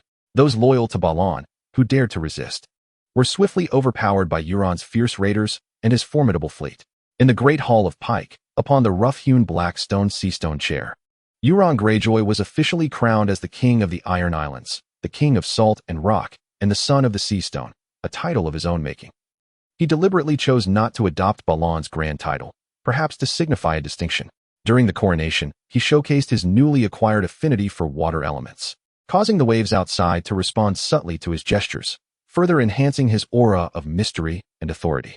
He publicly declared that the Iron Islands would fully support Queen Daenerys Targaryen, with the fleet setting sail for King's Landing that very day. Commanding the vast Iron Fleet, guided by the banner of the Golden Kraken, they surged forth like a swarm of locusts, departing from the Iron Islands, rounding the Dornish coast, and heading straight for King's Landing. Euron opted not to rendezvous with Daenerys on land, but instead aimed directly for the heart of the enemy at Blackwater Bay. As the rust-gray longships of the Ironborn appeared like specters at the entrance of Blackwater Bay, panic engulfed King's Landing like never before. The maritime defenses upon which Cersei relied crumbled before the seasoned Ironborn, who were well-versed in naval combat and unflinching in death. The Iron Fleet effortlessly breached King's Landing's frail maritime fortifications, beginning to blockade the harbor, bombard the city walls, and even attempt landings. On land, Daenerys astutely seized this opportunity. commanding the allied forces to launch a full-scale assault. The mighty dragons Drogon, Regal, and Viserion soared above King's Landing, their fiery breath igniting the defensive fortifications and the locations where Cersei might have concealed wildfire. Theon stood at the prow of the flagship, the fury of the Kraken, gazing at the city engulfed in flames and chaos. He did not partake in the siege directly. His mission was to secure naval superiority, thwart any reinforcements, and remain poised to counter any desperate measures Cersei might employ with wildfire. The sea stone within him resonated faintly, echoing with the rhythm of the ocean beneath his feet. He could sense the slightest shifts in the currents and anticipate changes in the wind's direction. This sense of control intoxicated him. The battle raged for several days. Ultimately, under the relentless assault, both internal and external, the morale of the defenders of King's Landing shattered. News arrived that the Red Keep had been breached, reportedly by a strike team led by Jon Snow Awaken, while Cersei Lannister, the woman who had wrought countless calamities upon the Seven Kingdoms, was said to have perished in the collapse of the Red Keep, though some claimed she took her final stand in a blaze of wildfire. King's Landing had fallen. As Daenerys Targaryen's banner rose above the Red Keep, Westeros was ushered into a new era. Among the architects of this new age, Theon Greyjoy, the son of the Sea Stone, who had ascended from a mere hostage to the Iron Islands throne through a blend of reborn memories, fortuitous advantages, cunning, and strength, played a pivotal role in the final confrontation, shining as one of the most luminous and unexpected stars of this transformation. He stood aboard the warship, gazing at the burning city, aware that the old game had come to an end, while a new game, one that belonged to him, was merely beginning. The Iron Throne lay within reach, yet his aspirations transcended that cold chair. His gaze turned towards the vast ocean and the infinite possibilities of the future, concealed within the folds of history and magic. The smoke of King's Landing had yet to fully dissipate, the air thick with the acrid scent of charred remains, blood, and the restless energy characteristic of a power transition. Within the Red Keep, although much of it lay in ruins, the area where the Queen resided had been swiftly cleared, guarded by the Unsullied, signifying that a new order was being established upon the debris. Theon Greyjoy, the newly crowned king of the Iron Islands, was summoned to a temporary audience chamber of the Queen, situated in a relatively intact tower room that overlooked Blackwater Bay. Daenerys Targaryen stood by the window, having exchanged her armor for a simple, dark-hued gown. Her silver-gold hair cascaded down her shoulders, glowing softly in the faint light filtering through the dust-laden air. She gazed down at the soldiers still clearing the battlefield and at his conspicuous fleet anchored beyond the harbor, her posture exuding both fatigue and the dignity of a victor. Theon. She did not turn around, her voice calm and steady. Your Grace.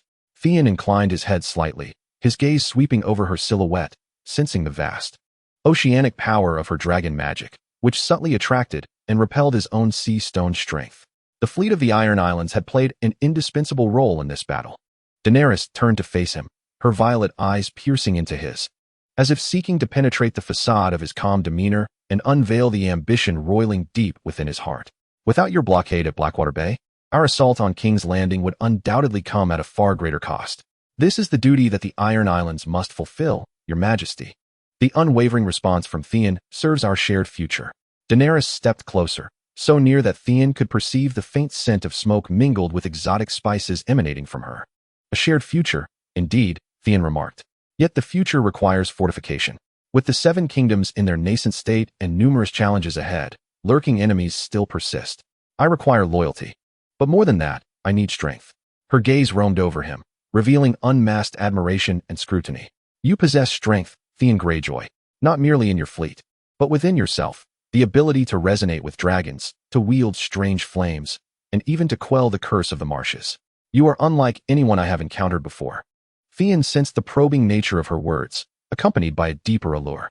The sea flames within him seemed to recognize a power of equal caliber, stirring restlessly.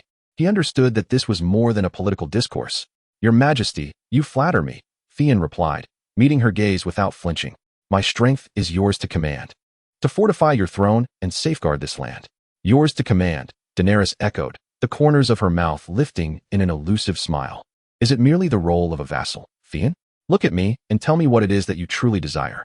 In that moment, she was no longer the exalted queen, but a young woman equally burdened by a heavy fate, yearning for understanding and connection. She perceived the ambition in Theon's eyes, yet also recognized the solitude and struggle akin to her own. Chapter 42. entanglement. Theon fell silent for a moment, aware that this was a pivotal juncture. Pure allegiance would not suffice for Daenerys, nor for himself. What I desire, Theon's voice emerged low and clear, imbued with the candid depth of the sea breeze, is a position worthy of my strength, a stage upon which I may realize my ambitions. I wish to stand beside you, rather than merely kneel at your feet. I aspire to witness and partake in the shaping of a more formidable Westeros, where the Iron Islands shall reclaim their rightful glory. He paused, his gaze penetrating as he regarded her. This, perhaps, is also what you require, a partner and pillar, not simply a vassal. A bold declaration. The room fell into a brief silence, punctuated only by the distant sounds of debris being cleared. Daenerys did not take offense. Instead, she smiled, her expression akin to sunlight breaking through dark clouds, radiating a breathtaking beauty. A partner and pillar? You are audacious, Theon Greyjoy, yet intriguing. She drew closer once more, near enough that they could almost feel each other's breath. Do you know? Drogon seldom exhibits such recognition towards anyone but me. Her fingertips grazed the air, as if tracing an invisible connection to the dragon. There is something about you that draws him in, and indeed, something that captivates me as well. Power, strength, a shared adversary, a similar solitude, and the irresistible attraction to formidable kindred, all intertwine at this moment to form a perilous web. The pulse of his heart quickened, not merely out of desire, but from the electric thrill of colliding forces. He extended his hand, not to touch her, but with his palm upwards. As a wisp of golden blue flame quietly flickered to life, burning silently, Daenerys gazed at the peculiar blaze, the dancing light reflected in her violet eyes. As if revealing a future of alternate possibilities, she slowly raised her hand, placing it over his, devoid of heat, yet imbued with a strange warmth and tingling that spoke of shared energy. No further words were exchanged. The alliance of power, the amalgamation of interests, and the indescribable attraction born of blood and fire ultimately transcended the boundaries that once separated them. Amidst the ruins of King's Landing, within the Red Keep that symbolized the end of an era, the Mother of Dragons and the Son of the Sea Stone united, not only to fortify their precarious new kingdom, but also to satisfy the insatiable desires that lay deep within their hearts. Outside the window, the waves of Blackwater Bay gently lapped at the shore, as if serenading an ancient ballad of power, desire, and rebirth. In that moment, Theon understood that his relationship with Daenerys would become exceedingly intricate and profoundly enduring. He had not only earned the trust of the ruler of the Iron Throne, but had also left an indelible mark upon her heart. This would pave the way for a future that was both broader and more treacherous. Theon lingered in King's Landing for several weeks thereafter. During this time, he did not indulge in the intimacy with Daenerys, but actively participated in the nascent construction of the new dynasty. In his dual roles as the King of the Iron Islands and a close ally of the Queen, he attended council meetings, engaging in discussions on post-war reconstruction, noble titles, and legal revisions. His insights often struck at the heart of the matter, particularly regarding maritime trade, naval development, and relations with the free cities, prompting even Tyrion to secretly admire his foresight and acumen. His relationship with Daenerys existed in a delicate state of public secrecy. In public, they were the queen and one of her most important vassals. In private, they were partners sharing power and secrets. This connection afforded great advantages, as Theon's proposals often received swift support from the queen, yet he acutely felt the complex gazes of Jon, Aegon, Tyrion, and other nobles, rife with awe, jealousy, and suspicion. Theon was keenly aware that King's Landing was not his place of permanence. His roots lay in the Iron Islands, along the coast of the north. While remaining at the center of the power vortex could yield influence, it also made one an easy target. He needed to return to his own territory, to assimilate his victories, consolidate his power, and truly transform the Iron Islands into an impregnable maritime fortress that would heed only him, Theon Greyjoy.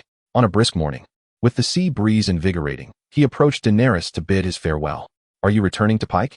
Daenerys stood upon the terrace of the Red Keep, gazing down at the harbor undergoing repairs, her demeanor betraying neither joy nor anger.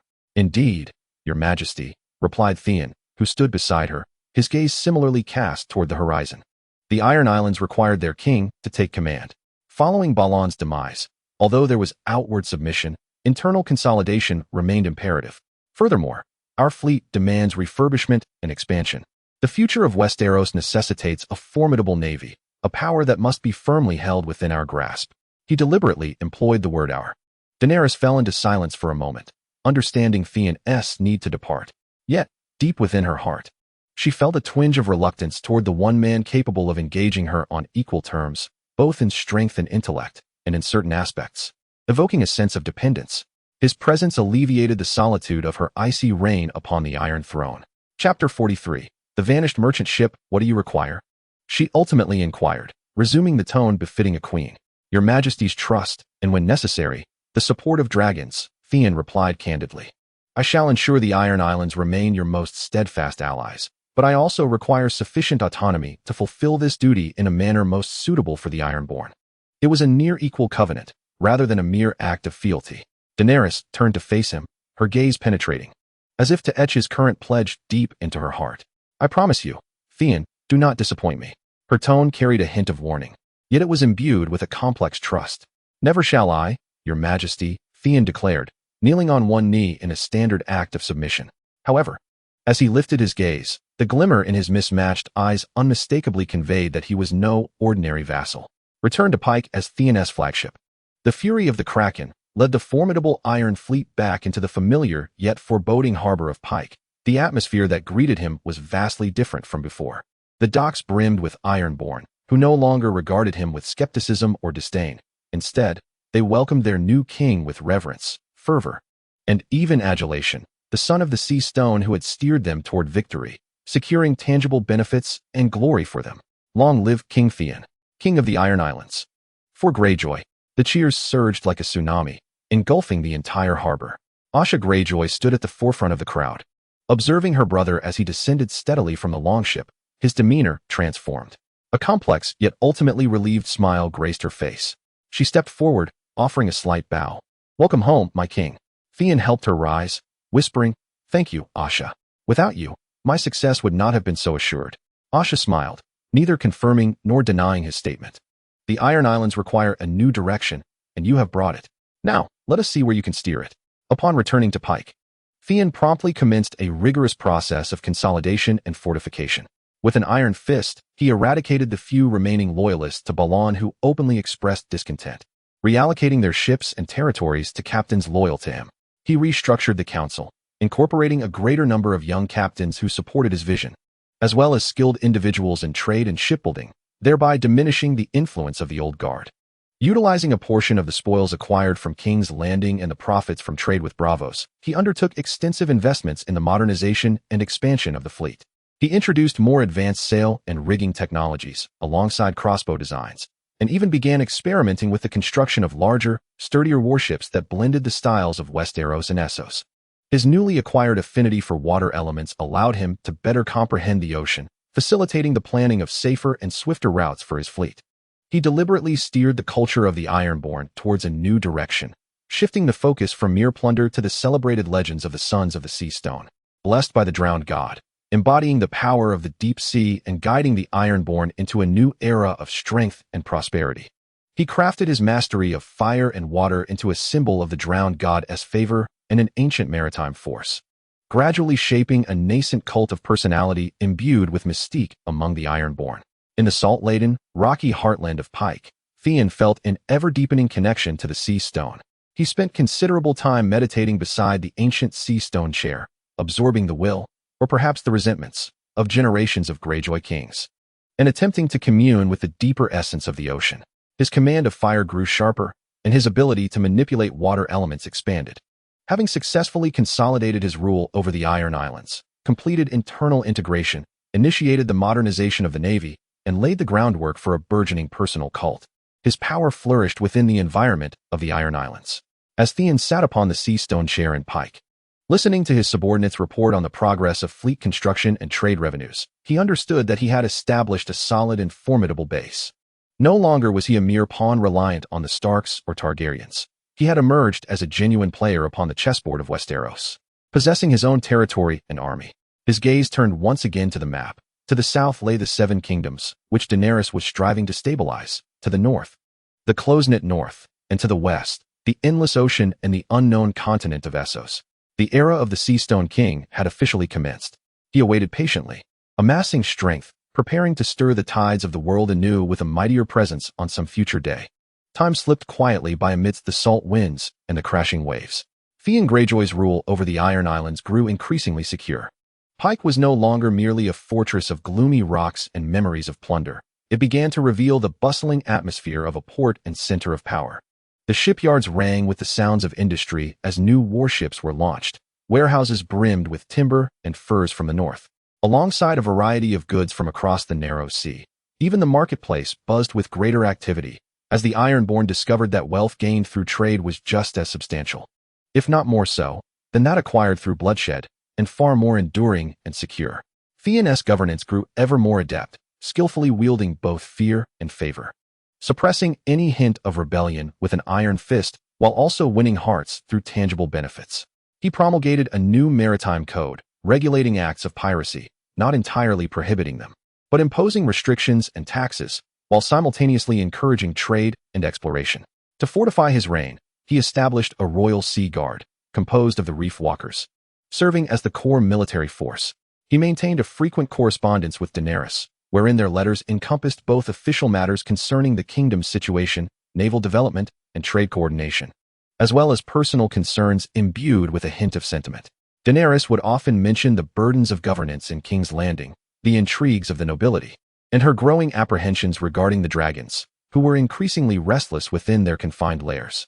In response, Theon would offer suggestions and comfort, recounting the transformations in the Iron Islands and his observations at sea.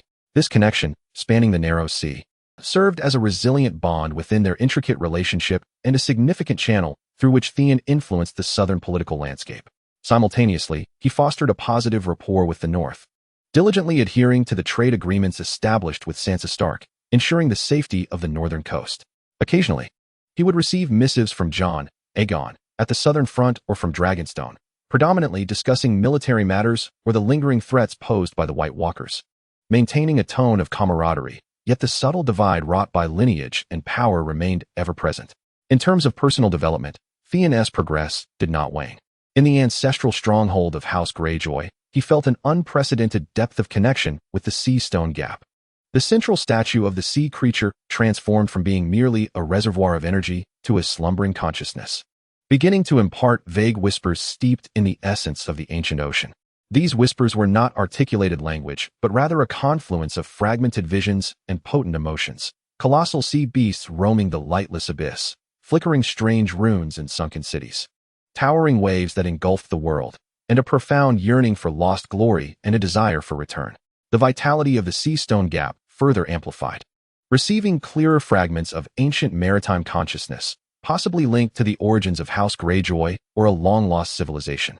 Theon realized that his Sea Stone Gap might be intertwined with a secret far older than the history of the Iron Islands, potentially elucidating the reasons behind his rebirth and the essence of this accompanying space. He began to consciously gather texts and oral histories regarding ancient sea god worship, sunken continents, and the legends of his ancestors and the children of the forest, striving to decipher the significance of these whispers. His affinity for water elements advanced significantly within the oceanic environment, granting him the ability to stir up tempests on a small scale or conjure water arrows for offense. He even endeavored to fuse sea flames with water elements, creating a volatile, corrosive steam of remarkable power, yet exceedingly difficult to control. Chapter 44. The King of the Grey Sea. The tranquility of his days was abruptly shattered by a startling revelation. A merchant fleet, laden with exquisite timber and rare metals ordered by the Iron Islands, set forth from Braavos. As they approached the conventional shipping lanes to the Iron Islands, the entire fleet mysteriously vanished in a region typically devoid of storms, accompanied by 2 Ironborn longships for protection. There were no signs of life, no corpses, no distress signals, nor any evidence of piracy or tempest. It was as if the sea had simply swallowed them whole. Initially, it was presumed that a rare storm or a sea monster was to blame. However, subsequent incidents of similar disappearances in the vicinity began to spread panic among the sailors. Ancient tales of terror resurfaced, recounting a phantom captain known as the Grey Sea King, who could summon abyssal beasts amidst the fog, ruling over a shifting, ship-devouring misty expanse. Theon quickly discerned that the situation was far from ordinary. This was no mere maritime disaster or act of piracy. Reports from his scouting vessels confirmed the presence of unnatural, lingering fog at the edges of the area, alongside readings of enormous underwater life forms or magical energy signatures. Was it some unrecorded oceanic monstrosity? Or perhaps it was linked to the lost powers whispered of in the Sea Stone's abyss? Or could it be a trap conjured by a rival faction? such as the southern nobles who had yet to fully submit, or competitors from across the narrow sea. Whatever the cause, it posed a direct challenge to Theon's authority and a grave threat to the maritime trade network he was meticulously establishing. He could not abide any force that jeopardized his livelihood or imperiled his waters. Standing in the royal hall of Pyke, Theon surveyed the sea charts. His gaze fixed on the area marked as missing, his eyes glinting with cold, sharp resolve. Within him, the sea stone's abyss seemed to resonate with a distant, hostile call, vibrating ever so slightly. "Prepare the fleet." Theon's voice was low yet imbued with undeniable determination. "I shall personally investigate what dares to stir unrest in my waters." Theon Greyjoy's actions were swift as lightning. He personally commanded 30 of the Iron Island's finest and most advanced warships, led by the fury of the sea monster, including 5 modified longships equipped with massive crossbows and rudimentary flamethrowers, unstable yet immensely powerful, directly towards the ominous waters shrouded in foreboding rumors. Arya Greyjoy remained in Pyke, tasked with maintaining stability at home. After several days at sea, the horizon began to blur. The once clear sky ahead seemed partitioned by an invisible wall, replaced by a dense, oppressive gray fog that hung heavily in the air. The waters at the fog's edge appeared unnaturally tranquil, almost viscous. The cries of seabirds vanished, leaving only the monotonous rhythm of waves against the hull, creating an atmosphere that was suffocatingly oppressive. Entering high magic anomaly zone, environmental perception is severely disrupted. The sea stone's abyss exhibits clear resonance and repulsion reactions. "This is it," Theon declared, standing at the bow, his mismatched eyes fixed intently upon the fog that seemed capable of devouring all. Within him, the abyssal stone pulsed violently, no longer merely active, but transmitting a potent mix of vigilance, familiarity, and a profound anger at the violation of its territory. The central statue of the sea creature seemed to come alive, emanating a deep blue luminescence. "Maintain formation, advance slowly." The command from Theon was clear. The entire fleet, akin to a tightly knit porcupine, cautiously navigated into the gray fog. Upon entering the mist, visibility plummeted to less than 100 meters. Sounds became muffled and distorted, as though emanating from another realm. Theon heightened his energy perception and water element affinity to their utmost limits, barely managing to discern the energy flows and water movements within a radius of several hundred meters. He sensed that this fog was not of natural origin but was infused with a chilling, decayed magical energy, reminiscent of what he experienced at Greywater Lookout, yet more colossal, ancient, and imbued with a sense of consciousness. "Something is beneath us on the port side. It's enormous." The lookout's voice trembled with fear. Almost simultaneously, Theon perceived a colossal entity rapidly ascending from the deep sea. He immediately summoned the water element, raising a modest wall of water at the fleet's left flank as a buffer, while shouting, "Left flank vessels, evade. Prepare the crossbows." With a thunderous crash, an unimaginably massive creature burst forth from the ocean's surface.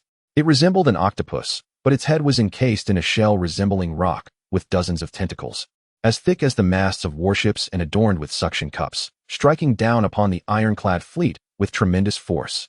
It was a sea monster, but not one that had grown naturally. Its eyes burned with a ghastly green flame, akin to the fog, and its shell was covered with a thick layer of what appeared to be a grotesque mix of coral and moss, exuding a potent stench of death and decay. "Fire!" Theon bellowed.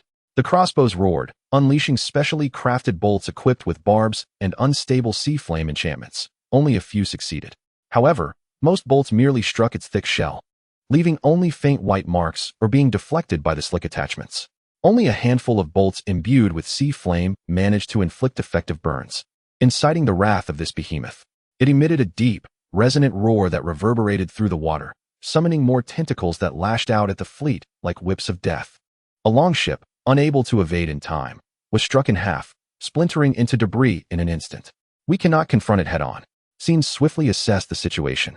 This magically controlled sea monster possessed formidable physical defenses, rendering conventional attacks largely ineffective.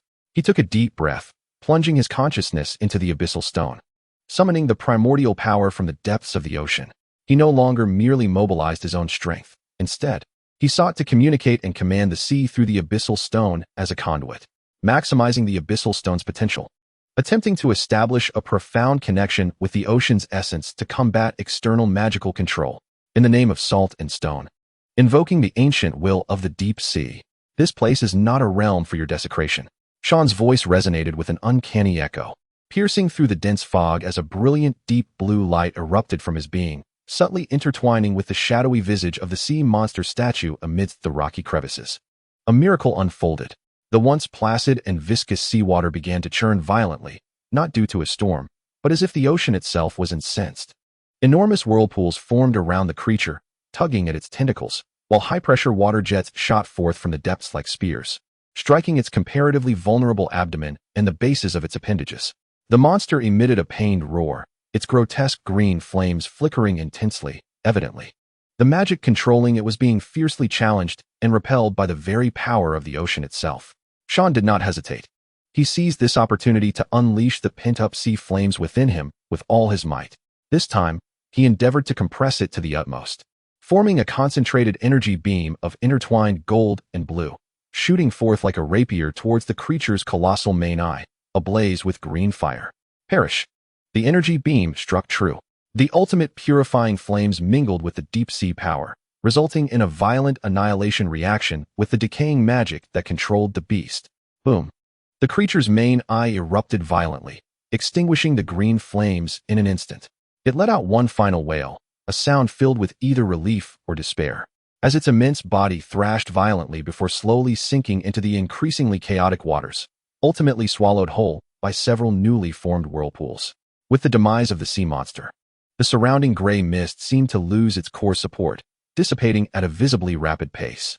Sunlight once again poured down, illuminating the waters that had just borne witness to an extraordinary battle, along with the wreckage of warships and the shaken iron men afloat upon the surface.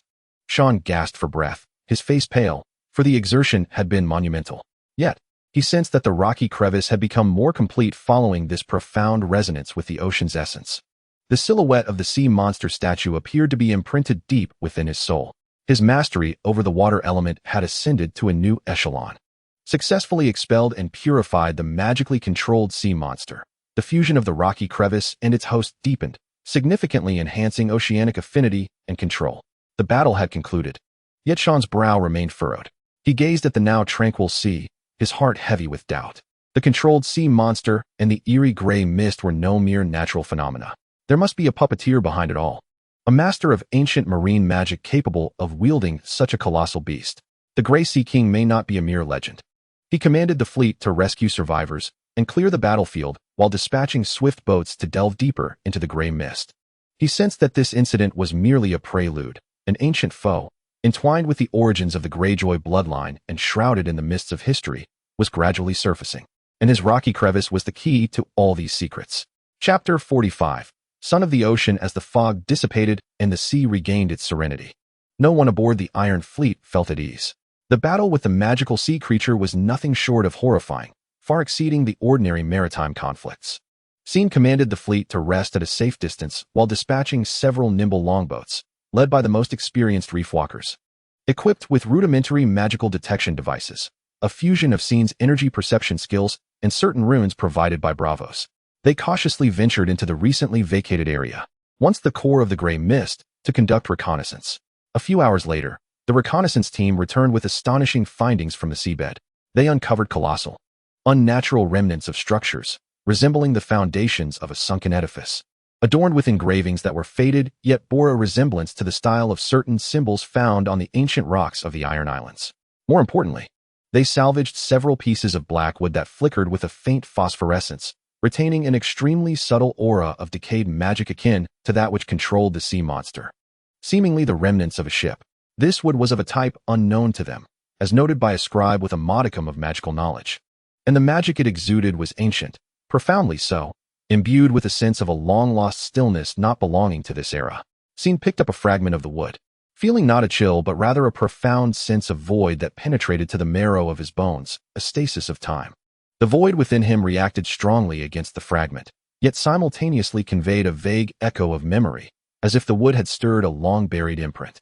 Contact with the remnants of ancient magical artifacts has triggered fragments of deep memory. Fractured images forcefully surged into Scene's mind. A magnificent stone city, established by the sea's edge, with a rugged and archaic style incomparable to any architecture of the present Seven Kingdoms. A powerful monarch, crowned with coral and shipwreck wood, wielded a trident seemingly hewn from solid obsidian, commanding the ocean and its denizens. His visage was hazy, yet his essence resonated with the void. A catastrophic green wave. Not mere seawater, but a magical tempest imbued with destructive energy, engulfed the city, dragging the monarch and his glory into the abyss. Endless resentment and unwillingness settled and fermented in the deep sea, merging with some ancient dark force. Theon abruptly shook his head, breaking free from the illusion, his complexion growing paler. These fragments of memory seemed to point towards the nearly deified ancestor of the Ironborn, the Grey Sea King. Legend spoke of his dominion over all oceans, even conversing with sea monsters. Yet the vision revealed that he did not seem to have perished by natural means, but rather succumbed to a horrific magical disaster, his downfall steeped in grievance. The Grey Sea King is not merely a ghostly captain. Theon spoke in a low tone to Asha, who was closely monitoring the developments through the Raven and the core captains beside him. He likely existed in reality, a powerful ancient sovereign of the ocean. His kingdom has sunk, yet his will, or rather, the twisted remnants of his vengeful power, have not entirely dissipated. He raised the fragment of black wood. It could very well be the remnants of his flagship, the Sea Song, tainted by a destructive force and transformed into a vessel of his resentment. This fog-laden sea, a manifestation of his residual power influencing reality, harbored the controlled sea monsters merely as extensions of his might. Such a deduction sent shivers down their spines. They were not confronting a mere pirate, nor even a living entity, but a malevolent ancient specter, fallen for perhaps millennia. What was his objective? Vengeance? The restoration of a sunken kingdom? We must locate the core. Theon resolved. Find the locus of that resentment, the very place of the Sea Song's demise, or the final resting, or perhaps imprisoning, ground of the Grey Sea King. Otherwise, this region shall know no peace, and our routes will forever remain under threat. Once more, he harnessed the faint connection between the sea stone and the fragment of wood, combining it with his perception of the water element, striving to trace the flowing remnants of that vengeful power within the ocean, akin to seeking a delicate thread in the darkness. Northwest, Theon indicated towards the more profound depths of the misty sea, where the energy traces were most concentrated, and the eerie stillness of the water was most palpable. The fleet set sail once again, this time with a clear objective, heading straight towards the source of legends and nightmares. Every soul aboard understood that they were about to confront a confrontation with the remnants of a true deity's power. The atmosphere was as tense as the sea before a tempest. Standing at the bow, Theon felt the familiar yet menacing pulse emanating from the sea stone's fissure. He seemed to hear a call, filled with endless hatred and ancient power, echoing from the depths of the northwest, perhaps a beckoning or a challenge that transcended millennia. The Iron Fleet navigated along the energy trail Theon sensed, journeying northwest for several days. The deeper they ventured, the more surreal their surroundings became. The color of the sea darkened, revealing an ominous ink-blue hue, while the sky, despite its clarity, seemed shrouded in a veil of gloom. The air was thick with the briny scent of salt and an indescribable stench of decay, reminiscent of a deep-sea tomb. Occasionally, they glimpsed massive, distorted skeletons of marine creatures floating on the surface or washed ashore upon the bare black reefs, exuding a deathly energy akin to that of the gray mist. Within Theon, the sea stone fissure vibrated with increasing intensity, the phantom of the sea monster statue almost breaking free, conveying not merely fury, but intertwined with a sense of fateful heaviness and sorrow. He could almost hear the wails of countless shipwrecked souls and the anguished roar of an ancient while resonating from the abyss. At last, at the edge of his vision, an awe-inspiring sight emerged. It was not land, but an unimaginably vast oceanic whirlpool, slowly and powerfully rotating, its diameter likely spanning several miles, with a center that seemed unfathomably deep, as if leading directly to hell. The waters surrounding the whirlpool were not the usual blue, but an inky black, emanating a visible negative energy field that distorted the light. Above the center of the swirling vortex, a dense gray energy coalesced, faintly outlining the silhouette of a colossal, battered ghost ship, indeed, the legendary flagship of the Grey Sea King, the Sea Song. It was not a tangible vessel but a phantasm forged from sheer malice, decayed sorcery, and the despair of countless drowned souls. The hull flickered with a ghastly green phosphorescence, and the tattered sails flailed like dying tendrils. This was the very place, declared Theon, his voice imbued with an unprecedented gravity, the lair of the Grey Sea King's resentment, the resting place of the Sea Song, or rather, its prison. Chapter 46. Maritime Supremacy. The fleet halted at the periphery of the vortex's force field, unable to advance a single inch. The formidable pull and chaotic currents were sufficient to shred any vessel daring to approach. Scene understood that the ultimate confrontation was not for the fleet, but belonged solely to him. This was a clash between the bloodline of Greyjoy and the ancient malice of the ocean. The collision of the sea stone's rift and the last echoes of a sunken kingdom. He commanded all ships to retreat to a safe distance and embarked alone in a small boat. Instead of rowing, he harnessed his affinity with the water element, guiding the waves like a sea deity, resolutely charging toward the enormous maw of death. The closer he drew to the vortex, the greater the pressure became. Negative energy pierced his soul like icy needles. The wails of countless drowned souls and the accumulated hatred of the Grey Sea King, built over millennia, surged against his mental defenses like a relentless tide. Scene summoned every ounce of his resilient will, while channeling the power of the sea stone's rift throughout his being. The golden blue sea flames ignited spontaneously, forming a protective halo to fend off the external onslaught. Upon reaching the edge of the vortex, a colossal, humanoid silhouette composed of gray mist and green flames slowly materialized aboard the ghost ship Sea Song. Adorned with a twisted crown crafted from coral and shipwreck debris, it wielded a fragmented trident similarly formed from energy.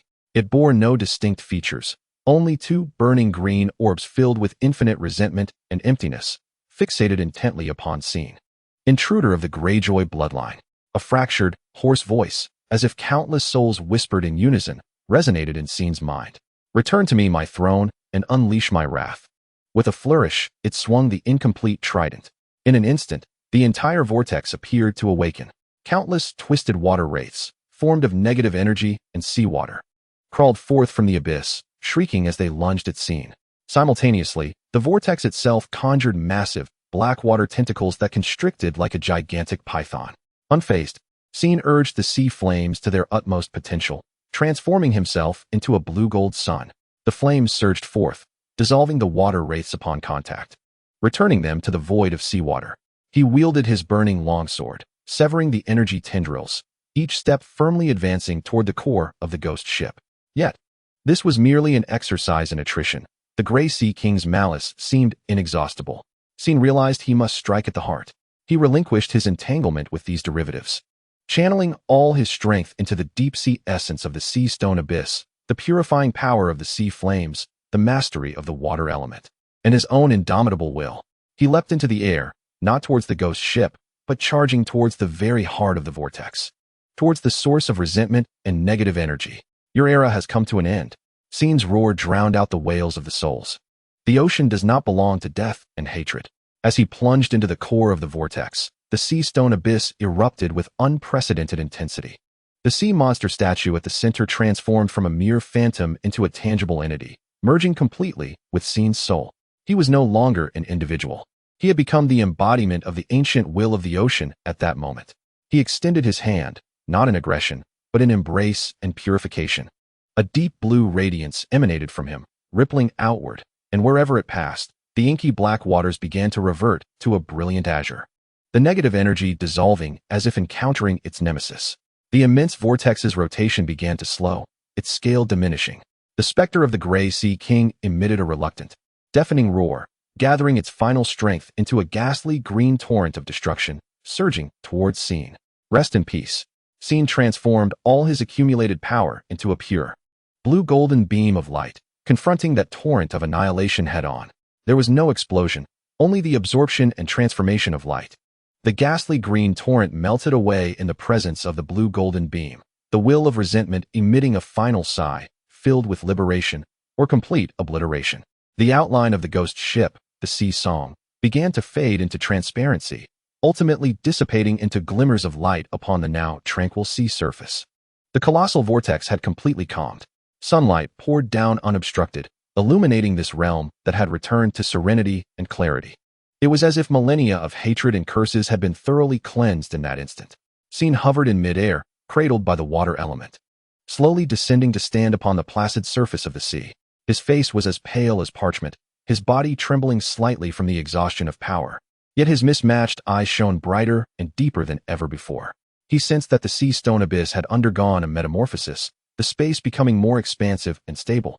The sea monster statue fully integrated with him, no longer merely a tool, but a part of his power and soul. Epic event completed. Purification of the Grey Sea King's resentment. The sea stone abyss has fully merged with its host, advancing to the core of the ocean essence. granting the host a new level of mastery over the ocean's primal power, earning the title Child of the Ocean. As Theon navigated the waters and returned to the anxious Iron Fleet, all the Iron Folk, including the most defiant of captains, knelt sincerely, fervently exclaiming with unprecedented zeal and reverence, "Child of the Ocean, long live King Theon." They had witnessed a miracle. Their king not only unified the Iron Islands and won the favor of the Queen, but also banished the ancient malevolence that had plagued the seas for millennia. In this moment, Theon Greyjoy's stature among the Ironborn transcended that of all his predecessors, approaching the divine. As he gazed upon his people, feeling the newfound strength that resonated with the ocean's very essence, he realized he had truly conquered the waters that had nurtured him. His journey was destined to reach broader horizons and fathomless depths. The struggle for the Iron Throne of Westeros seemed no longer the sole culmination of his ambitions. Theon Greyjoy, or rather, Theon, the son of the sea, returned to Pyke, bearing the exalted prestige of purging the curse of the Grey King and soothing the ancient malediction. This triumph was unlike any that had come before.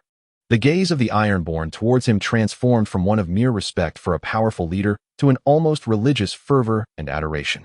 He had become not only their king, but also the earthly manifestation of the drowned god, or perhaps an even older oceanic will. As he ascended the sea stone chair of Pyke, it seemed to resonate profoundly with the primal oceanic core within him, ancient power seeping forth to nourish his body and soul. In the Iron Islands, he felt an almost boundless strength. Theon did not succumb to the intoxication of power or the adulation of the masses. He understood that prestige must be transformed into stable governance and enduring strength. 1. Unity of faith. Capitalizing on the momentum, he formally integrated the faith of the Sons of the Sea, which had formed around him, with the traditional worship of the drowned god in the Iron Islands. He proclaimed himself the chosen son of the drowned god, a contemporary embodiment of the ancient will of the sea, tasked with leading the Ironborn towards a new era of glory. He commanded the construction of a grand sea stone temple in Pyke, incorporating the events surrounding the Grey King into new doctrine as a testament to the Son of the Sea's expulsion of ancient evils and the purification of the ocean. This initiative spiritually unified the Iron Islands, placing his rule upon an unshakable foundation of divine authority. 2. Naval advancement. Utilizing certain special materials recovered from the Grey King's domain, those peculiar woods and ores imbued with a faint affinity for oceanic magic, along with the deeper understanding of the sea granted by his primal core, Theon initiated a new round of upgrades for the Iron Fleet. The newly launched warships were not only more robust and swift, but also possessed prows capable of harnessing subtle oceanic forces, enhancing stability and enabling brief bursts of acceleration. The naval power of the Iron Islands began to evolve towards a synthesis of magic and technology. 3. The emergence of a trade empire, with the threat from the mists of the Grey Sea eliminated. Trade routes connecting the western shores of Westeros with Essos became more secure and accessible, centered around the Iron Islands. Theon established a vast maritime trade network that intricately linked the resources of the north, the goods of southern Westeros, and the free cities across the narrow sea. He not only levied considerable tariffs, but also directly dispatched his own caravans, resulting in an influx of wealth that rivaled nations, successfully integrating faith, military, and economy, establishing a maritime power centered around the Iron Islands, radiating outward, with personal prestige and strength reaching their zenith. Chapter 47. A vision beyond the throne. As Theon devoted himself to forging his maritime kingdom, a raven from Daenerys Targaryen brought new tidings from King S. Landing. In the letter, the Queen, with an affectionate and trusting tone, detailed the myriad challenges she faced on the continent of Westeros, the southern nobles' duplicity, the financial strain, and the arduous task of reconstruction. She subtly hinted at her desire for Theon's increased support, whether financial, military, or in terms of prestige. She even implied that should he choose to journey south, a pivotal position would undoubtedly await him at the royal council. Theon caressed the parchment, a profound smile playing at the corners of his lips. Daenerys' plight was anticipated. Governing the Seven Kingdoms proved far more challenging than conquering them. With a formidable navy, boundless wealth, and near-mythical renown at his disposal, he possessed resources far exceeding those of an ordinary vassal. He did not immediately respond regarding his potential journey south. Instead, he penned a letter filled with concern and support, accompanied by a substantial gold dragon draft, alleviating Daenerys' pressing needs. Simultaneously, he pledged that the fleet of the Iron Islands would forever remain her staunchest ally. Yet, within this letter, he explicitly articulated his vision for the first time. Your Majesty, The stability of Westeros is inextricably linked to the peace and prosperity of the seas. The Iron Islands are willing to serve as the kingdom's maritime shield and trade bridge. I hope to obtain greater authority to oversee all naval affairs and the official trade with Essos. Only then can the power of the ocean be truly woven into the very fabric of the kingdom, ushering in an unprecedented era of prosperity that encompasses both land and sea, for you and all of Westeros. This was an exceedingly bold request, akin to demanding the role of Grand Admiral of the kingdom's navy and Prince of Trade, wielding power far surpassing that of any governor. Theon was both testing the waters and strategizing.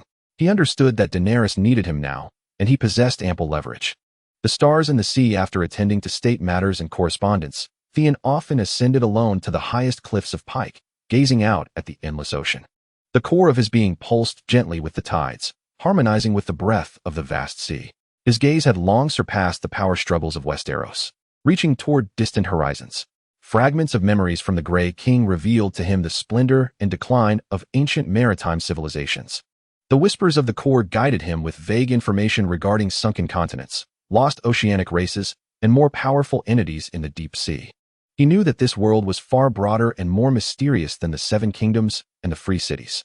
The Iron Throne, Theon murmured to himself, then shook his head, revealing a serene detachment that transcended the mundane. Perhaps this was merely a beginning, not an end. He raised his hand, and a sphere of pure seawater floated above his palm, within which tiny starry rivers seemed to shimmer. This was a manifestation of his newfound mastery over the water element, attained after reaching a new realm of power.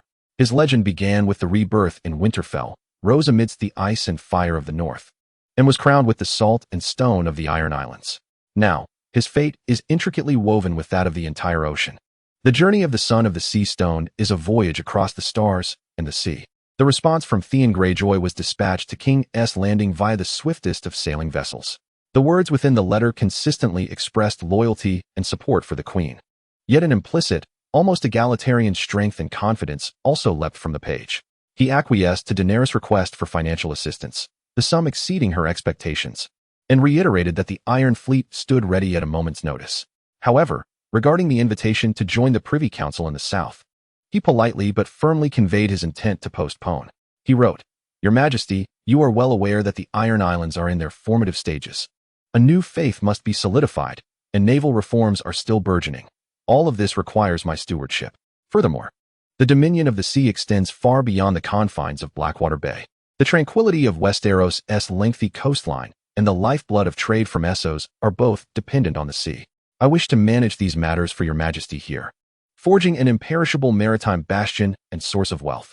As for a seat on the Privy Council, I shall personally journey to King's Landing when your Majesty has united the Seven Kingdoms and solidified your foundation, at which point I shall alleviate your Majesty's burdens.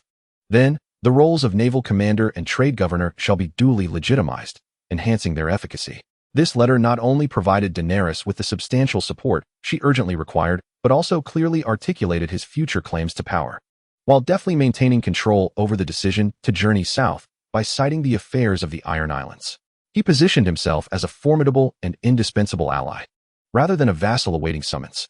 The Queen's dilemma in the shadows of the Red Keep's private chamber, Daenerys repeatedly read Theon's letter. Leaning against a table covered with heavy maps, her fingers unconsciously traced the lengthy coastline of Westeros. Tyrion sat across from her, sipping wine and observing the Queen's expression. He had declined to journey south. Daenerys' tone revealed no hint of emotion. As anticipated, your Majesty, Tyrion set down his cup. He is now the Son of the Sea, the core of the Iron Islands faith, possessing the naval power and wealth we so desperately need.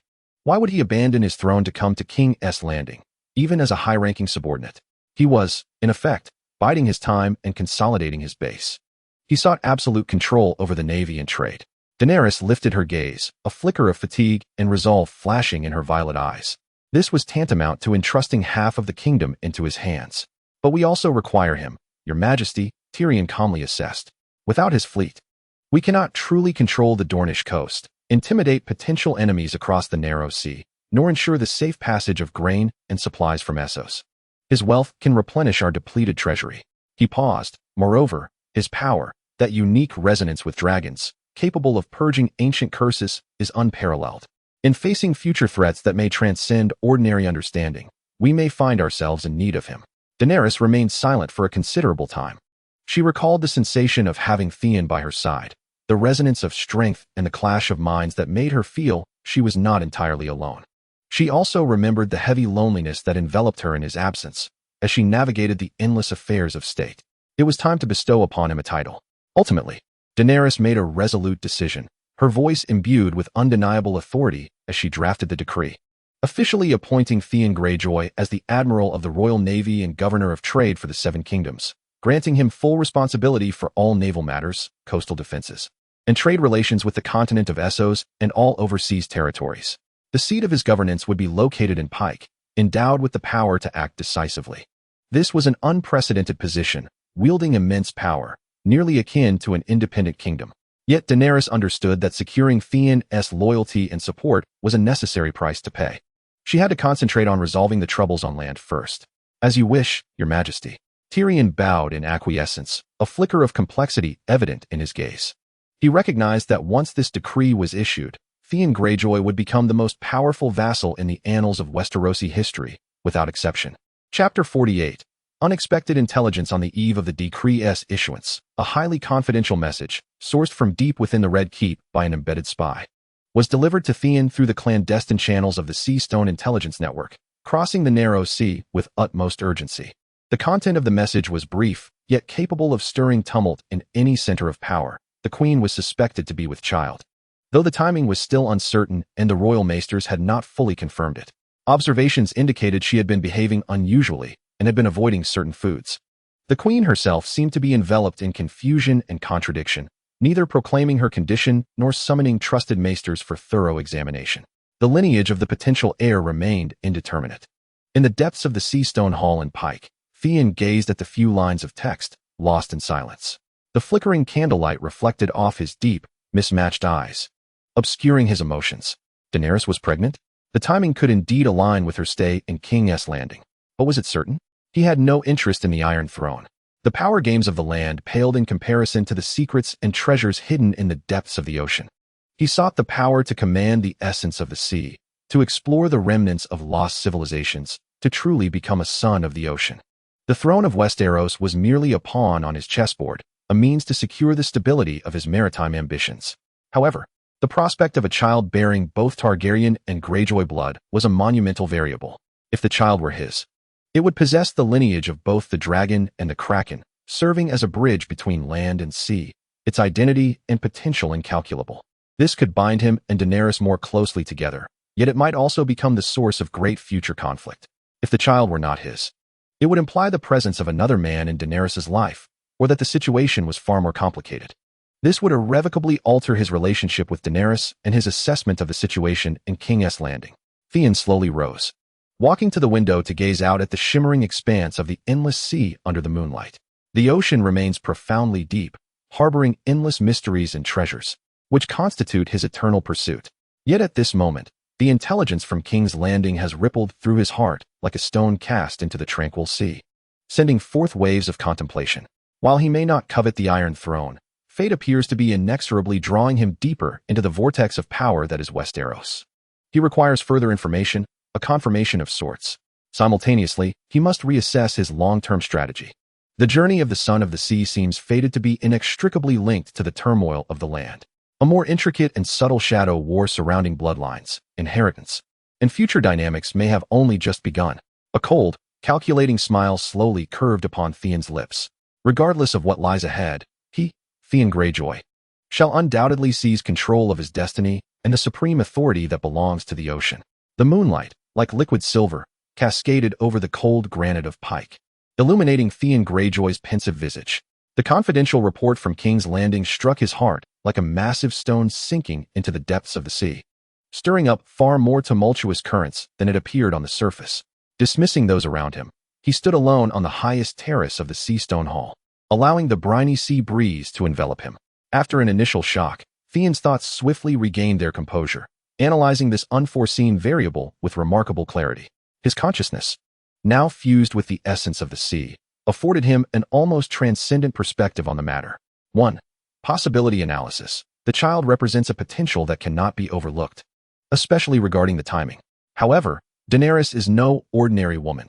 She is the mother of dragons, surrounded by a myriad of individuals. Jon Snow's Aegon bloodline shares a common origin with hers, while the unparalleled intellect of Tyrion Lannister cannot entirely dismiss the possibility of unforeseen magic or schemes. Until irrefutable evidence emerges, any conclusions would be premature. 2. Potential impact. Should the child indeed be his, this would create an unprecedented scenario. An heir possessing both the blood of the true dragon and the Kraken would inherently hold dual claims over land and sea. This could significantly fortify his alliance with Daenerys, intricately entwining the interests of the Iron Islands with the future of the Iron Throne. Yet, it could also incite jealousy and fear, making the child a focal point of various factions, potentially leading to peril even before the child reaches maturity. Furthermore, this would entangle Theon himself deeper in the political quagmire of King's Landing, diverging from his focus on maritime strategy. If the child is not his, this would imply that Daenerys has concealed or betrayed something from him, creating fissures in the foundation of their alliance. He must reassess his relationship with her, deciding whether to maintain the facade of cooperation or adopt more radical measures to safeguard the interests of the Iron Islands. This scenario would likewise usher in significant uncertainty. Discreetly and strategically, he must prepare for all eventualities, regardless of the truth. Theon understands that he must not act impulsively at this juncture. He requires information, time, and readiness for every possible outcome. He promptly issued the utmost directive through the Seastone Intelligence Network to King's Landing, to mobilize all resources, regardless of the cost, to ascertain whether the Queen was truly with child, and to uncover the origins of her bloodline. Focused surveillance was to be placed on the royal physician, the handmaidens, and anyone who might have had close contact with the Queen, including Jon, Tyrion, and even lesser-known figures. He required undeniable evidence, not mere conjecture. Regardless of what transpired on land, the Iron Islands and his naval power constituted the foundation of his dominion. He accelerated the naval upgrade plans and the expansion of trade networks.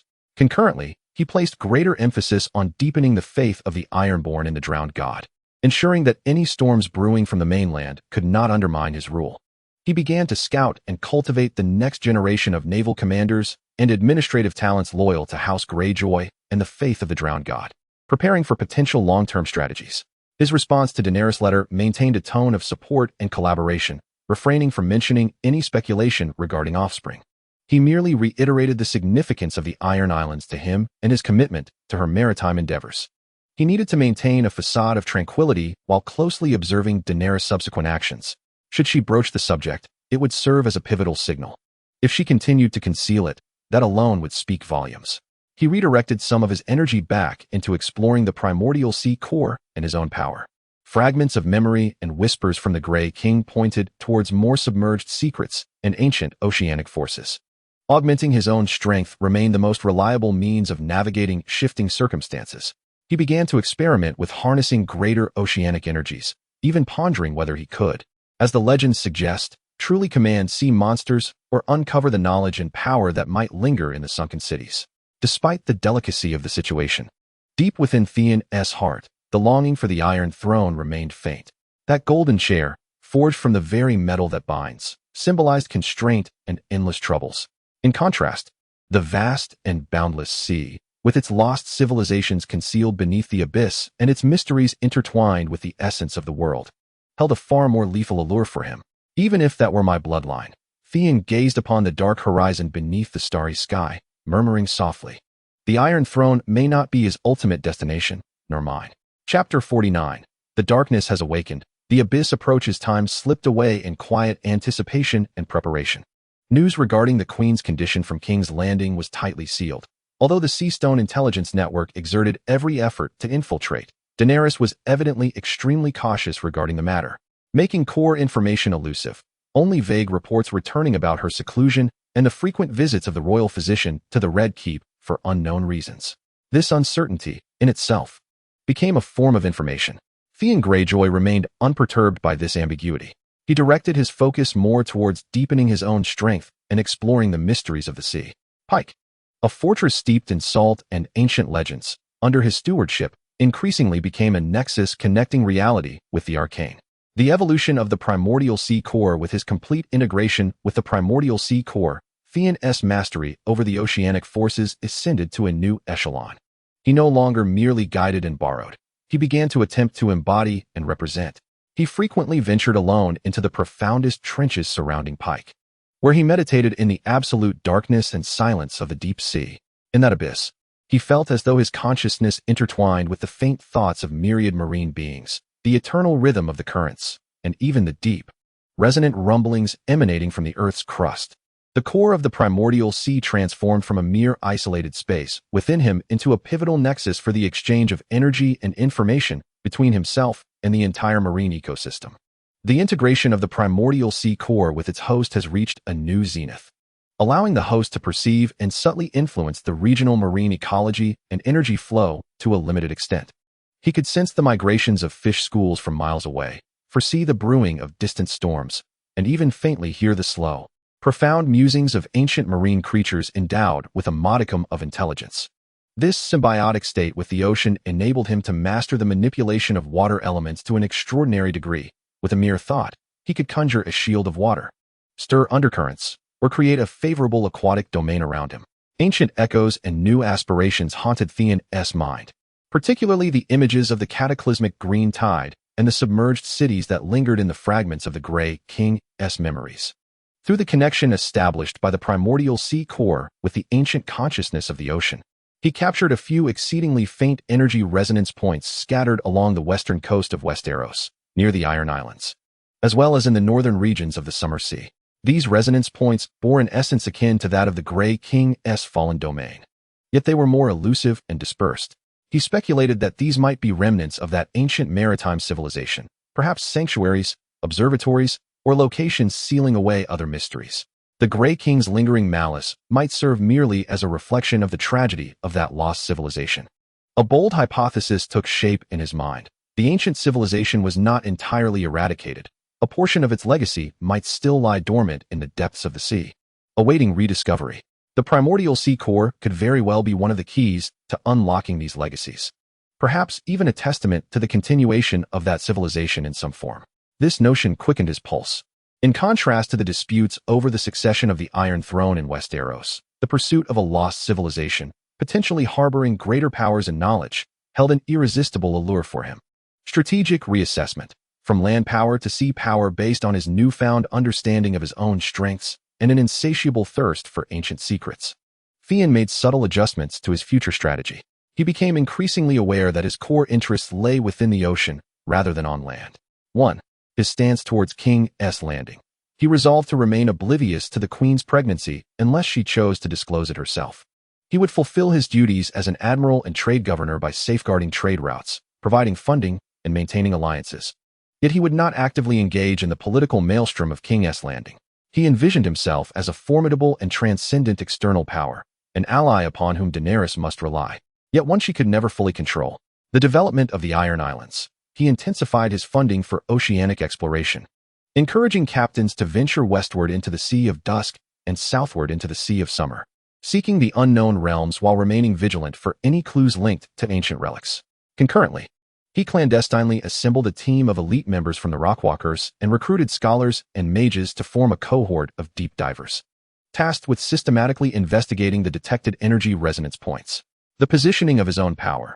He no longer regarded himself merely as a formidable warrior or ruler. Instead, he began to shape his identity and power structure toward that of the embodiment of the ocean or the guardian and excavator of ancient heritage. This transformation not only further elevated his sacred status among the Ironborn, but also provided a rationale for potential actions that transcended ordinary understanding.